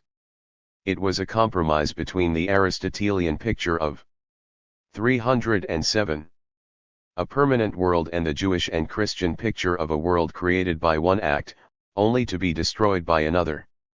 It was an interim world which, though it had its own rules, was there merely as a stage for the playing out of each man's life on which depended his ultimate salvation or damnation. Hierarchy. The hierarchy of society was reproduced in the hierarchy of the universe itself, just as there was the Pope, bishops and archbishops, the emperor, kings, and nobles, so there was a celestial hierarchy of the 9 choirs of angels, seraphim, cherubim, thrones, dominations, virtues and powers, principalities, archangels, and angels. Each of these had a definite function to perform in the running of the universe, and they were attached in due rank to the planetary spheres to keep them in appropriate motion. The lowest order of mere angels that belonged to the sphere of the moon had naturally most to do with the order of human beings just below them. In general, there was a cosmic order, a social order, an order inside the human body, all representing states to which nature tended to return when it was disturbed. There was a place for everything and everything knew its place. The elements were in order: earth underneath, water above it, air above that, and fire, the noblest element, at the top. The noble organs of the body, the heart and lungs, were carefully separated by the diaphragm from the inferior organs of the belly. The animals and the plants had their appropriate parts to play in this general order, not only in providing man with necessities, but even more by furnishing him with moral examples: the industriousness of the ant, the courage of the lion, the self-sacrifice of the pelican. This tremendous, complex, though ordered cosmos was also ideally rational. It combined the most logically established conclusions of the ancients with the unquestionable truths of scripture and church tradition. The schools might differ on some of its details, but none doubted that it was substantially a true picture. The essential problem had, as it seemed, been solved for all time. It was possible to have a universe which was at the same time practical, theologically sound, and eminently reasonable. 6.6 The transformation of medieval economy by new techniques. In the light of this, it is easy to see how an attack on any part of the universal picture was considered to be something much more serious than a mere intellectual adjustment, but rather an attack on the whole order of society, of religion, and of the universe itself. It was therefore necessary to resist it with all the power of church and state. The medieval system of thought was necessarily conservative, and if it had been left to 399 itself, it would probably have been conserved to this day. But it was not left to itself. However much the medieval system of thought might tend to be static, the medieval economy could not stay still. 12 The feudal system, as has already been explained, contained the seeds of its own transformation. Greater trade and improved techniques of transport and manufacture drove relentlessly towards a commodity and money economy in place of one based on prescribed service. It was the technical aspect of this economic revolution that was to be the decisive factor in creating a new, progressive, experimental science to take the place of the static, rational science of the Middle Ages. It was to present the men of the Renaissance with situations and problems that the old knowledge was inadequate to deal with. These intellectual adjustments consequently belong to the later period, but the essential technical changes themselves took place during the Middle Ages and indeed represent their most significant contribution to the scientific civilization of the future. In such an apparently well-ordered and static society, these technical changes remained for long unrecognized because they were for the most part beneath the notice of the clerical chroniclers, though they appear prominently enough in manorial accounts and lawsuits. We have one precious document in the notebook of a master mason, Villard de Honcourt degree containing accounts and drawings of many mechanical devices. Very few of the medieval scholars mention technical matters, and fewer still try to understand them. How exceptional such an interest was is shown by Roger Bacon's eulogy of Peter the Pilgrim, Cent. He knows natural science by experiment, and medicaments and alchemy and all things in the heavens or beneath them, and he would be ashamed if any layman, or old woman or rustic, or soldier should know anything about the soil that he was ignorant of. Whence he is conversant with the casting of metals and the working of gold, silver, and other metals and all minerals. He knows all about soldiering and arms and hunting. He has examined agriculture and land surveying and farming. He has further considered old wives' magic and fortune-telling and the charms of them and of all magicians, and the tricks and illusions of jugglers. But as honor and reward would hinder him from the greatness of his experimental work, he scorns them. Such an ideal was very far, however, from the aspiration of the schoolman, who paid scant attention to matters with so little bearing on salvation or preferment. The Renaissance humanists, who thought all good things came straight from Greece or Rome, for their part deliberately ignored them. They were in revolt against the whole achievement of the Middle Ages, which they stigmatized as barbarous and Gothic. Medieval architecture. Yet we, who are no longer fighting a life and death struggle against feudalism, have only to look at the development of that Gothic architecture, from the dark massiveness of the Norman to the luminous lightness of the Perpendicular, to see that those 3 centuries span a world in rapid technical advance. Architecture was indeed the greatest and most characteristic expression of medieval technique and thought. It was, however, a purely technical rather than a scientific achievement. The marvelous construction of vault and buttress, far more daring than anything the Romans or Greeks attempted, were the result of a series of ad hoc solutions to practical difficulties. Theory did not enter into them at all, nor could it, for the theory of the arch, apart from the working knowledge of it, was only discovered in our time. For the same reason medieval architecture contributed little, directly or indirectly, to the advance of science. It was different with other innovations, some of which, like the compass or gunpowder, were to furnish the basis of the new science, while others, like horse harness and the sternpost rudder, were to affect science indirectly through the improvement in productivity they brought about. 1-28, 1-29, 2-51, 2.52. The technical advances of the Middle Ages were made possible by the exploitation and development of inventions and discoveries which, taken together, were to give Europeans greater powers of controlling and ultimately of understanding the world than they could get from the classical heritage. Significantly, the major inventions, those of the horse collar, the clock, the compass, the sternpost rudder, gunpowder, paper, and printing, were not themselves developed in feudal Europe. All seem to have come from the East, and most of them ultimately from China. As we come to know more about the history of science in China, we are beginning to see the enormous importance for the whole world of Chinese technical developments. Already enough is known to show that the whole concept of the superiority of Western Christian civilization is one based on an arrogant ignorance of the rest of the world. Transmission is always difficult to prove, but the fact remains that many inventions only appearing in the 10th century or later in Western Europe were fully described in China in the very first centuries of our era. 312 degrees. The transformation of medieval economy by new techniques. What still requires to be explained is why this early technical advance in China, and to a lesser extent in India and Islamic countries, after a promising start, came to a dead stop before the 15th century, and why it resulted in the formation of Oriental civilizations with a high but static technical level. The reason given by Dr. Needham as especially applicable to China is the rise of a bureaucracy, the mandarins with a literary education, having no interest in improving technique and being very concerned with keeping down the merchants, who alone could have driven techniques forward by opening up new markets. It was precisely this that was to happen in Europe. The new inventions, in the measure in which they came to be used, set in motion a revolution in technique which contributed in a cumulative way to the breakdown of feudal organization through increased productivity and trade. Better means of agricultural production in the villages meant more surplus to exchange. Better transport of bulk goods relieved the need to produce everything from land more suited to a particular crop, and thus indirectly increased productivity.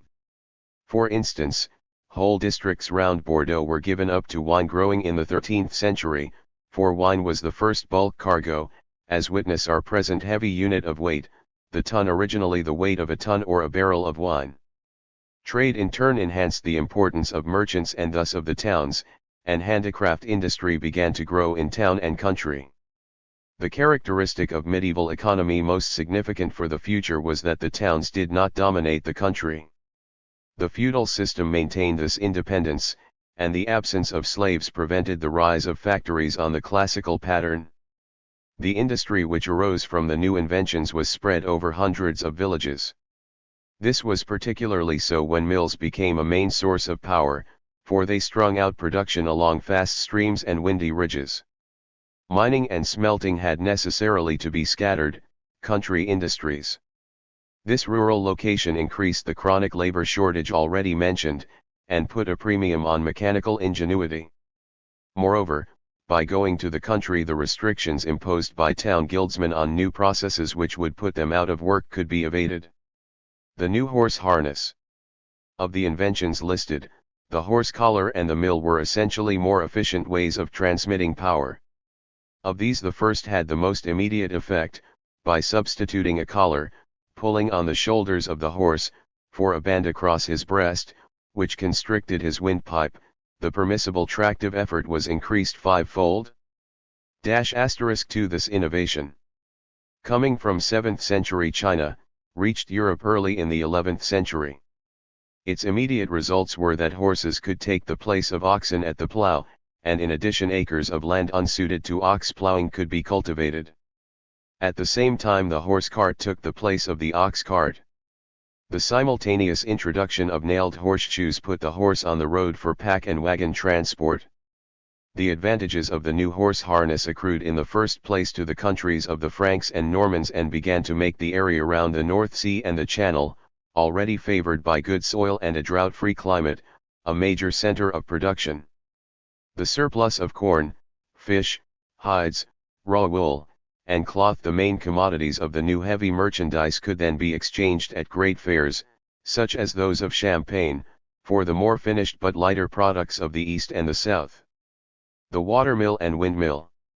The actual invention of watermills belongs to the classical period. One is described by Vitruvius. The mill, however, has a right to be considered as a medieval device because it was only in the Middle Ages that it came to be widely used. Roman mills were few, streams were not very suitable for them, and Mediterranean slaves could always be found to do the work.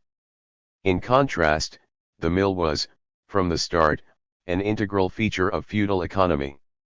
A mill and a miller were to be found in almost every manor, and the lord made full use of his right to demand that all his serfs have their corn ground at his mill. Nor were mills limited to grinding corn, they opened the way to a more general use of power *: for wherever steady or repeated applications of force were necessary to which work could be brought, for the mill was intrinsically static, mill mechanism could be adapted. For the conversion of rotary into reciprocal motion came two devices, both apparently from China, the trip hammer and the crank, ***. The latter is important because, unlike the trip hammer, it can also be used to convert reciprocal into rotary motion. Windmills, apparently from Persia, reached Europe about 1150. Mills were used for fulling cloth, blowing bellows, forging iron, or sawing wood, but not until the Industrial Revolution for the equally arduous but more scattered tasks of spinning, weaving, or threshing. The very fact of the use and rapid development in Europe of mills for so many purposes bears witness to the shortage of labor and to the connection between this and technical and scientific development.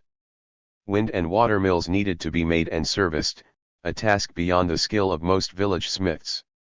So there grew up a trade of millwrights who went about the country making and mending mills. These men were the first mechanics in the modern sense of the word. They understood how gears could be made and how they worked, as well as the management of dams and sluices, which made them hydraulic as well as mechanical engineers. They were the repositories of ingenuity from which the Renaissance, and even more the Industrial Revolution which followed it, drew the craftsmen who alone could have put into practice the ideas of the new philosophy. The clock and the watch. The mechanics also had a hand in the development in medieval Europe of the present form of mechanical clock. The clock, as its name implies, was originally just the bell rung to mark the hours of service, later all the hours. It was rung by a watchman using an hourglass. Somewhere in the 11th century an ingenious mechanism, the verge and foliot, which imparted a to and fro motion to the clapper, was devised. All the watch had to do was to release a weight which, through a train of clockwork, struck the appropriate hour. It occurred to some millwright or monk that the same mechanism working over and over again could be used to tell the time itself, thus making a mechanical watch as it is still known in the trade and eliminating the watchman. So the mechanical clock, which included the watch, was born, the prototype of modern automatic machinery, self-regulating as well as self-moving. S47. Timepieces are of course of great antiquity. The Arabs improved greatly on the Greek water clocks and made them the basis of many complicated and automatic devices, but these were operated by floats and cords and lacked the precision and the force of trains of gear wheels. We now know, however, that cogwheel gearing has a far greater antiquity both in Greece and China. The clock can no longer be claimed as a European invention, though it was most developed there. Clocks were objects of prestige, rather than of use. They were the pride of towns or cathedrals, but the rare trade of clockmaker and afterwards of watchmaker was in the Renaissance to become for science what the millwright was to be for industry, a fruitful source of ingenuity and workmanship. 42. The mariner's compass. The observation of the directive power of the Earth's magnetism on a natural magnet or lodestone must have been one of the most difficult, as well as the most important, of scientific discoveries. There seems little doubt that the directive property of a pivoted lodestone was known to the Chinese several centuries before we have any record of its use elsewhere.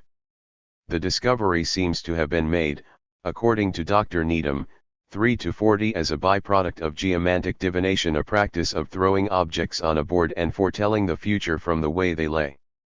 These practices still continue and have, incidentally, given us most table games, including dice, cards, and chess. One object was the sign of the north, the Great Bear or Dipper, represented in the form of a spoon. Such spoons cut from lodestone, one of the 5 sacred stones, would always point in one direction. It was discovered before the 6th century that this pointing property was also possessed by pieces of iron touched by the lodestone or even allowed to cool when pointing north and south. A water compass in which such a piece of iron was supported on wood is fully described in the 11th century, but was probably known long before. This is the traditional Chinese compass, its association with the divining boards being shown by the symbols on its frame. How it passed to the West is still a mystery. There is a reference to it as already well known in a 12th century saga. The pivoted needle and the card with the windrows seem to be Italian inventions of the 13th century. Asterisk.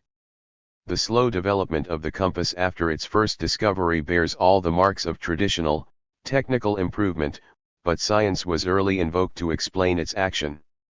The first original scientific work of Western Christendom was Epistola de Magnet, the work of Peter the 318, the transformation of medieval economy by new techniques.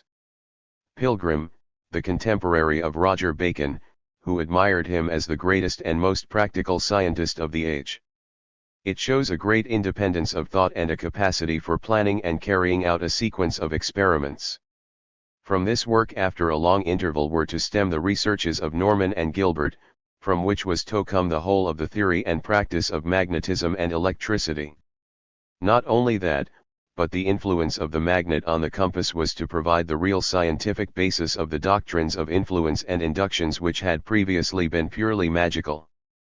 Even more important, it was to furnish a working model of the doctrine of attractions which permeated the whole of science, and which was to be the guiding star of the great synthesis of Newton.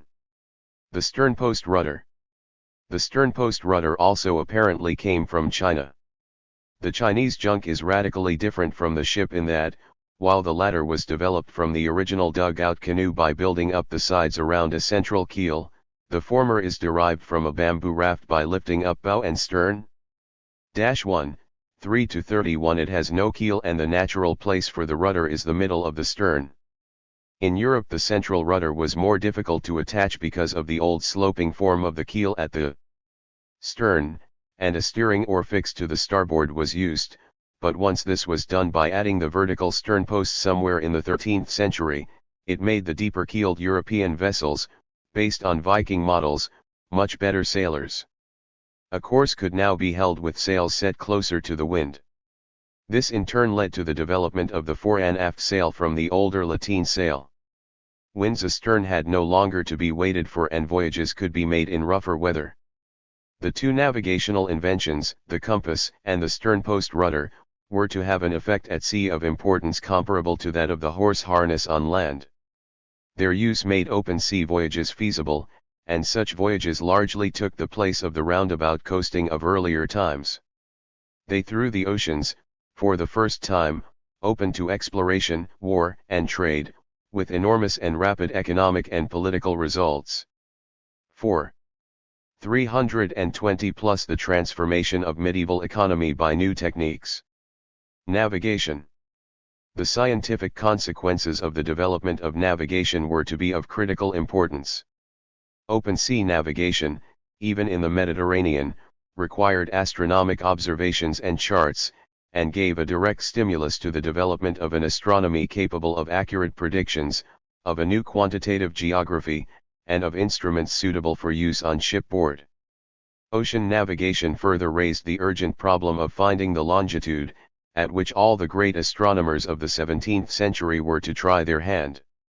The need for compasses and other navigating instruments brought into being a new skilled industry, that of the card and dials makers, whose subsequent influence on science, particularly in setting higher and higher standards for accurate measurement, was enormous.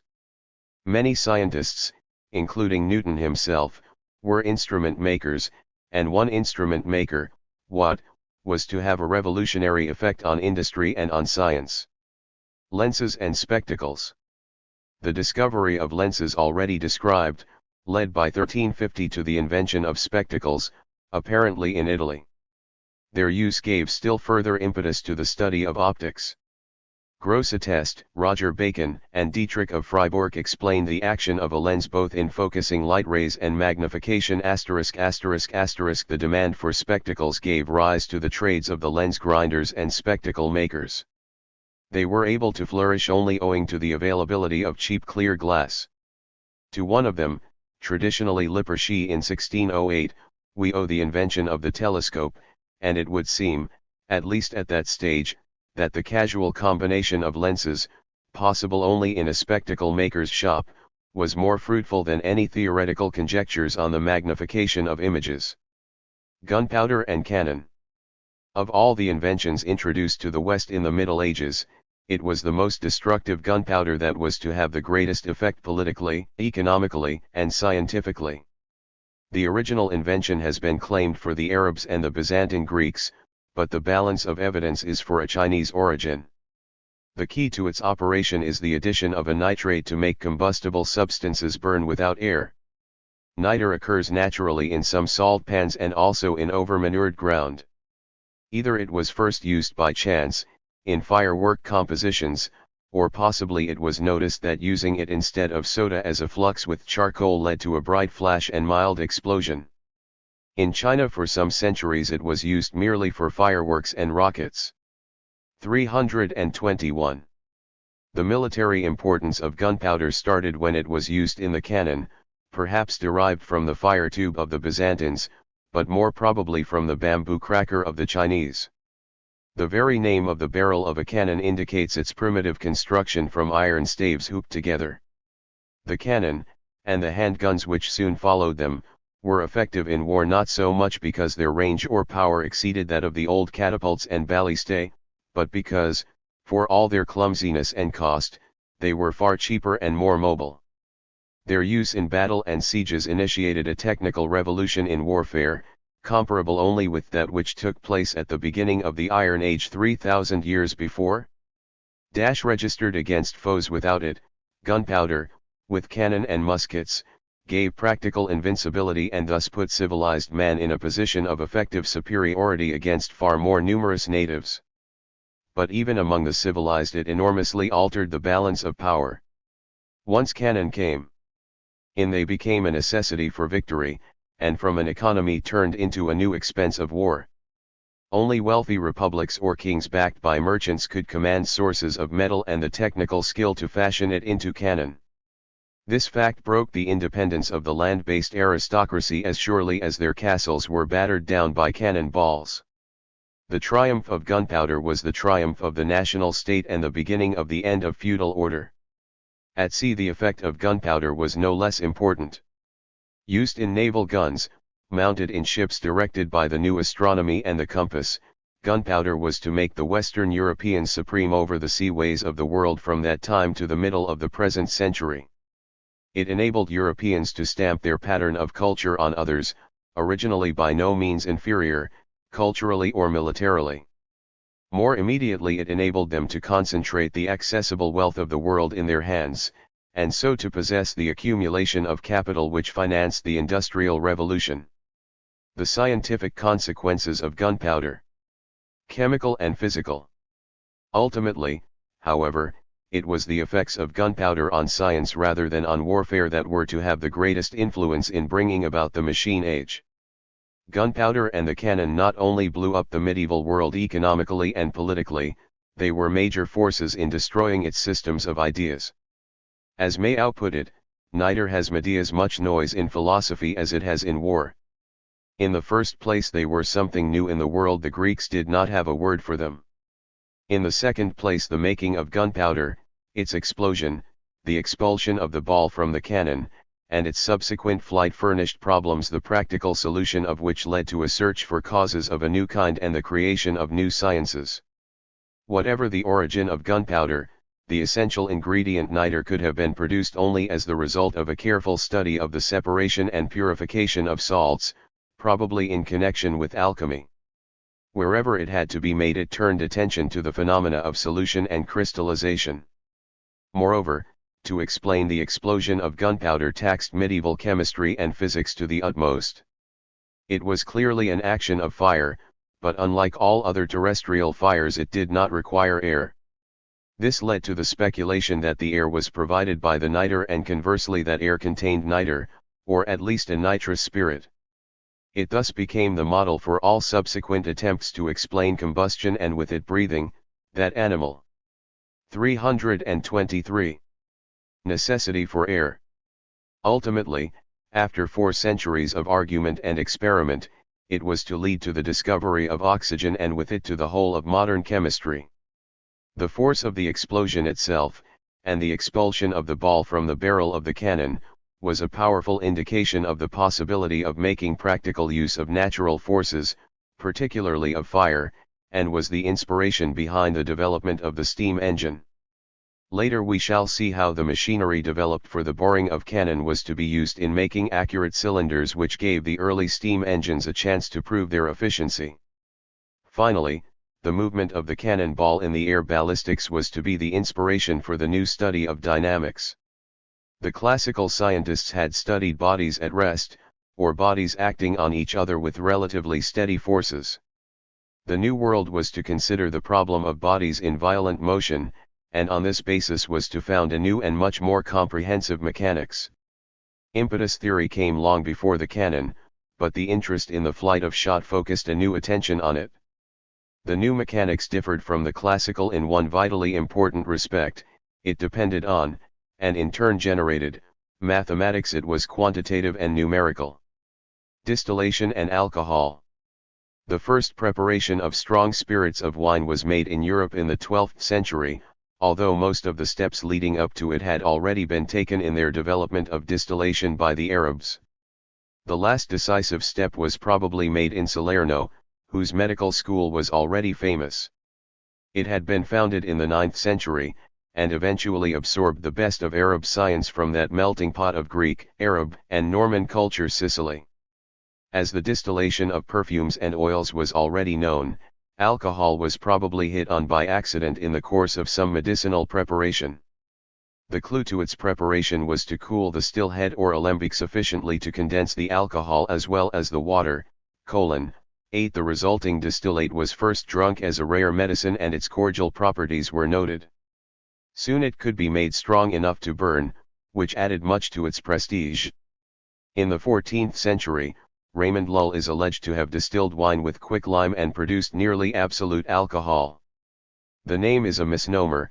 The Arabic term really applies first to eye paint and then to any fine powder.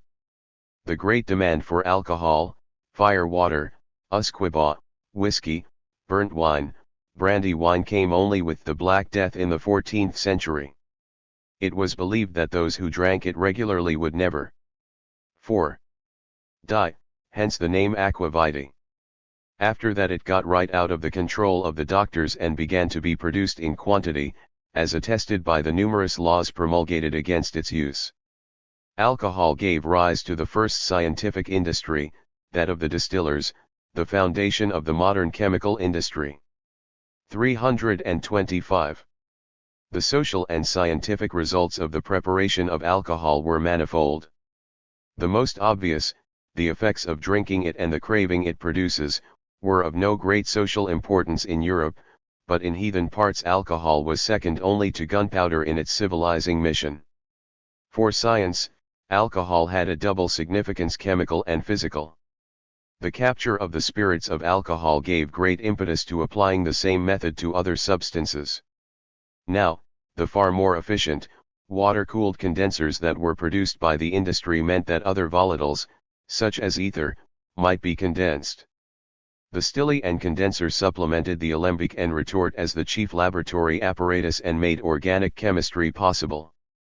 The physical processes of distillation, particularly the strange transfer of heat from the fire to the condenser water, proved very difficult to understand.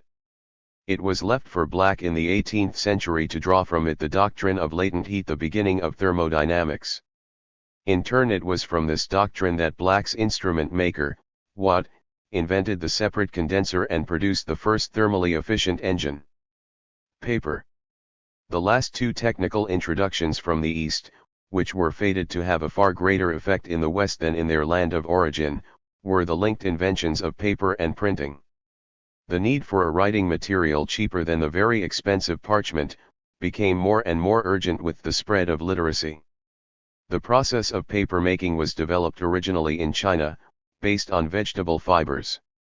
It was already being used there as a cheap writing material in the 1st century BC. It was introduced to Europe via the Arabs in the 12th century. In Europe linen rags provided the basis for the first paper of quality, since then unexcelled. Paper turned out to be so good and cheap that its increased availability led in turn to a shortage of copyists and hence to the success of the new method of copying which printing provided. Printing. The technique of printing is not a very difficult one to invent or to practice. In fact, in seals, rubbings, and stampings it has been used since the very earliest times. Its rapid spread in Europe was an example of a social and organizational need making use of and further developing a technical device. Before a need can be effective it must be felt to exist. But the particular need that brings the technique into existence is not necessarily the main one that the new technique ultimately comes to serve. Even in the late Middle Ages few people were aware of the need for a large quantity of paper books. In fact, printing would probably not have been developed in the first place merely for literary purposes. The full value of printing is felt only when large numbers of cheap copies of one text are needed. Consequently, it is not surprising that it first arose in the East for the reproduction of Taoist or Buddhist prayers, where quantity is a definite spiritual advantage, and later for the printing of paper money, which also implies large numbers. In the West, oddly enough, it was another use, the development of playing cards, originally a form of divinatory magic, that gave rise to the need for large-scale block printing, with papal indulgences, prayers, and sacred images not far behind. Cheap books, religion, and the new learning. Printing with movable wooden type was originally a Chinese invention of the 11th century. Movable metal types were first used by the Koreans in the 14th century. It was introduced into Europe in the mid-15th century and spread extraordinarily rapidly, first for prayers and then for books. The new, cheap, printed books promoted reading and thus created the need for more books, so setting off a kind of explosive or chain reaction.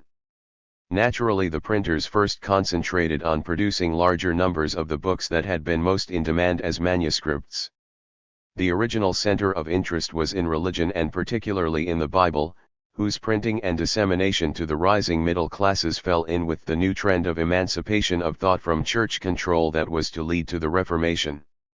A close second was literature and poetry, both ancient and modern, for the delight of the now cultured aristocracy and upper bourgeoisie of the Renaissance. Later still, largely in the 16th century, printing was to be the medium for great technical and scientific changes by its setting out at large, for all to read and see, descriptions of the world of nature, particularly of its newly discovered regions, and also, for the first time, of the processes of the arts and trades. Hitherto the techniques of the craftsman had been traditional and never written down. They were passed on from master to apprentice by direct experience. Printed books made it first possible and then necessary for craftsmen to be literate. Their descriptions of technical processes, and even more their illustrations, helped to bring about for the first time close relations between the trades, the arts, and the learned professions. 328. 6.7 The development of late medieval economy. This discussion of the importance of printing has brought us beyond the limits of the Middle Ages, but, before passing to a consideration of the revolution in science of the Renaissance, it is necessary to assess the effect of these and other technical advances taken together on the economy and ideas of the late Middle Ages.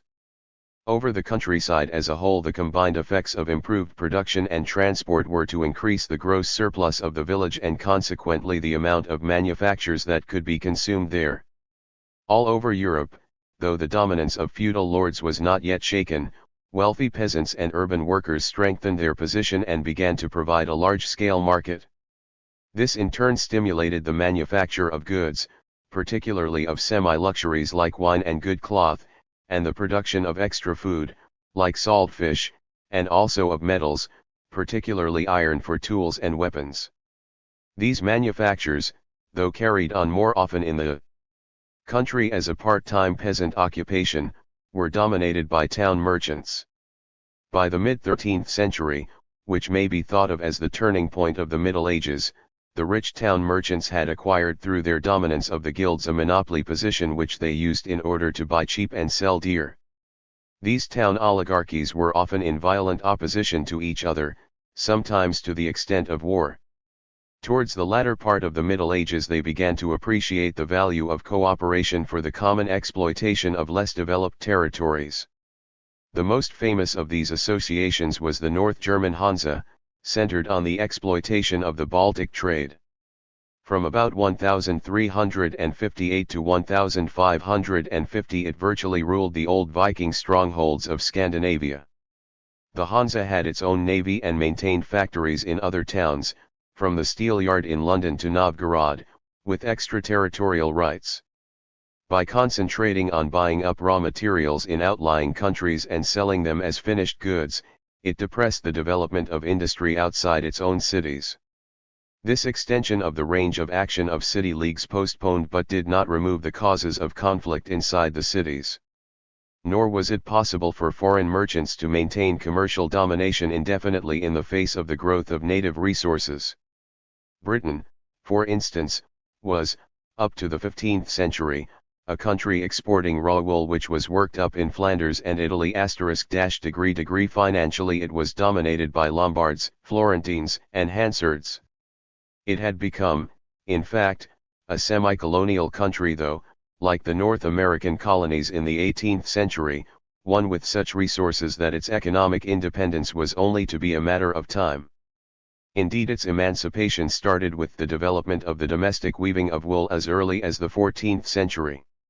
In the most advanced medieval cities, those of Italy and the Low Countries, the rule of the wealthy guildsmen provoked revolts of the craftsmen, like that of the Ciompi in Florence in 1378 and of the weavers of Bruges, Liege, and Ghent from 1302 to 1382.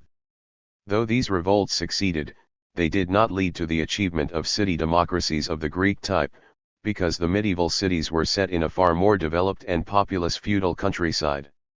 Instead, the final result of struggles inside or between cities was to strengthen either the feudal kings or the merchant princes and hired captains, who seized power in Italy. This was to lead to the establishment of the nation-states of the Renaissance, still feudal in essence but centered on the towns. It was only in a later period that the capitalist system was to grow from this bourgeois nucleus. It is to the cities, therefore, that we must look for the development of ideas and particularly of science in the later Middle Ages. Here were growing up a new lay intelligentsia, good Christians but largely independent of, and in some degree in opposition to, the Church, which was still by far the greatest landowner, and firmly attached to the feudal system. At first, however, their interests hardly clashed, for the new bourgeoisie were interested more in profit and display than belief. Commercial arithmetic, fine craftsmanship, and art concerned them far more than the disputes of the schools. It was only later, when they found the Church an obstacle to their increasing wealth and power, that they were to become the most ardent advocates of reform. The Arabic numbers introduced by Leonardo Fibonacci in 1202 found their main use in commercial accountancy.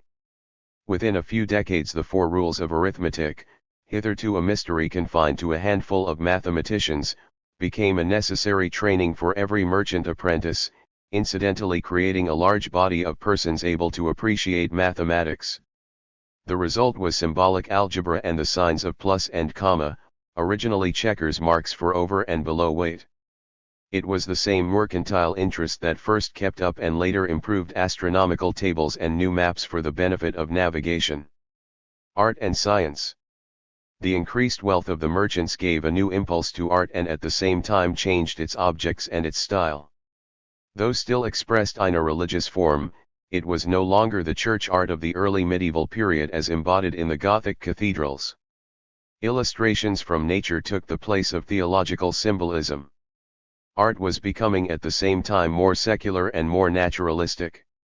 Much of the surplus accumulated by the merchants was spent on mansions and pictures, partly for pleasure, partly for prestige. 1***. The number of craftsmen multiplied, and their techniques were continuously improved. In textiles, pottery, glass, and metalwork there was ample incentive and opportunity for practical research in the properties of matter, physical and chemical. This was to provide the material basis for the revival of science. The stage was set for the full flourishing of the Renaissance. 6.8 The achievement of the Middle Ages. The legacy of the Middle Ages was essentially economic, technical, and political. Its intellectual contribution was not so lasting. For whereas the foundation laid by feudal economy modified by urban trade was able to support the further advances of the Renaissance and the Industrial Revolution without any breakdown, the ideas of the Middle Ages had to be ruthlessly scrapped before a new scientific philosophy could take their place. This is not to disparage the enormous intellectual effort of the scholars of the Middle Ages involved in recovering and absorbing the elements of classical science. However, for the reasons already discussed, they were as incapable as the Arabs before them of advancing beyond the limits that had been reached by Aristotle nearly 2,000 years earlier. The medieval contributions were certainly more finished than those of the Arabs. They had established the principles of the scientific method. Robert Grosseteste at the outset of the period had stated the double method of resolution and composition or of induction and deduction as clearly as Newton was to put it 500 years later. But method without either the desire or the means to use it is almost worse than useless. The complacency it generates is in itself a bar to advance. The fundamental reason why that advance was so long delayed was that in a feudal economy, Islamic or Christian, there was no way in which rational science could be used to any practical advantage. Astrology was esteemed enough by princes to keep astronomy going, and alchemy may have improved chemical technique, but owed little to reason, its theories being almost pure magic. As long as science was called on mainly to provide examples for theologians, there was no reason to demand more than a formal analogy to experience. The searching test of practical use need never be applied. Science through the Middle Ages was accordingly largely confined to book learning and disputation. The intellectual advances that were to come later owed little to the schoolmen except the stimulus provided by the desire to prove them wrong. They were to come rather from the combination of the rediscovery of the best of classical thought with the new experimental methods inspired by a new practical interest in the world of nature and art. Much more significant for the future than medieval thought was the impressive total of technical development in manufacture and transport, and the legacy of difficult practical problems requiring the application of intelligence for their solution. The question raised at the outset as to what determined the time and place of the birth of modern science can be partly answered in terms of these considerations. Of the heirs to the first great burst of Hellenistic natural science, only Western Europe was in a shape to make any forward move. By the 15th century the Islamic world had collapsed economically and had been ruined by internecine war and invasion. For all the later successes of the Turks and Mongols it had lost its intellectual drive. Its religion had ceased to be liberal and shrank to a narrow orthodoxy. India had become a battleground between waves of Islamic invaders and a Hinduism frozen in a caste structure that provided stability at the expense of any possibility of advance. China preserved its old culture, but with a state system that prevented it, and would prevent it for another 400 years, from taking the necessary step of linking technique and book learning. Culture in Europe at the end of the Middle Ages was hardly materially or even intellectually at a higher level than in the great empires of Asia. That it held greater promise could only be apparent from its relative lack of fixity and uniformity in social and economic forms. Great as was the weight of tradition, it was being everywhere challenged by consequences of the conflicts between the various interests of town and country, church and state. Nor was the authority of pope and emperor, themselves most often at cross purposes, sufficient to impose any rigid limit on change. The feudal system itself that had given its essential character to the Middle Ages was evidently breaking up by the end of the 14th century. But this was not an evidence of social decay, for economically and technically there was in many places indubitable evidence of advance. If an old society was dying, a new one was taking its place, one able to make far greater use of the advantages of the natural resources of Europe and the labor of its peoples than had the lords and prelates of the Middle Ages.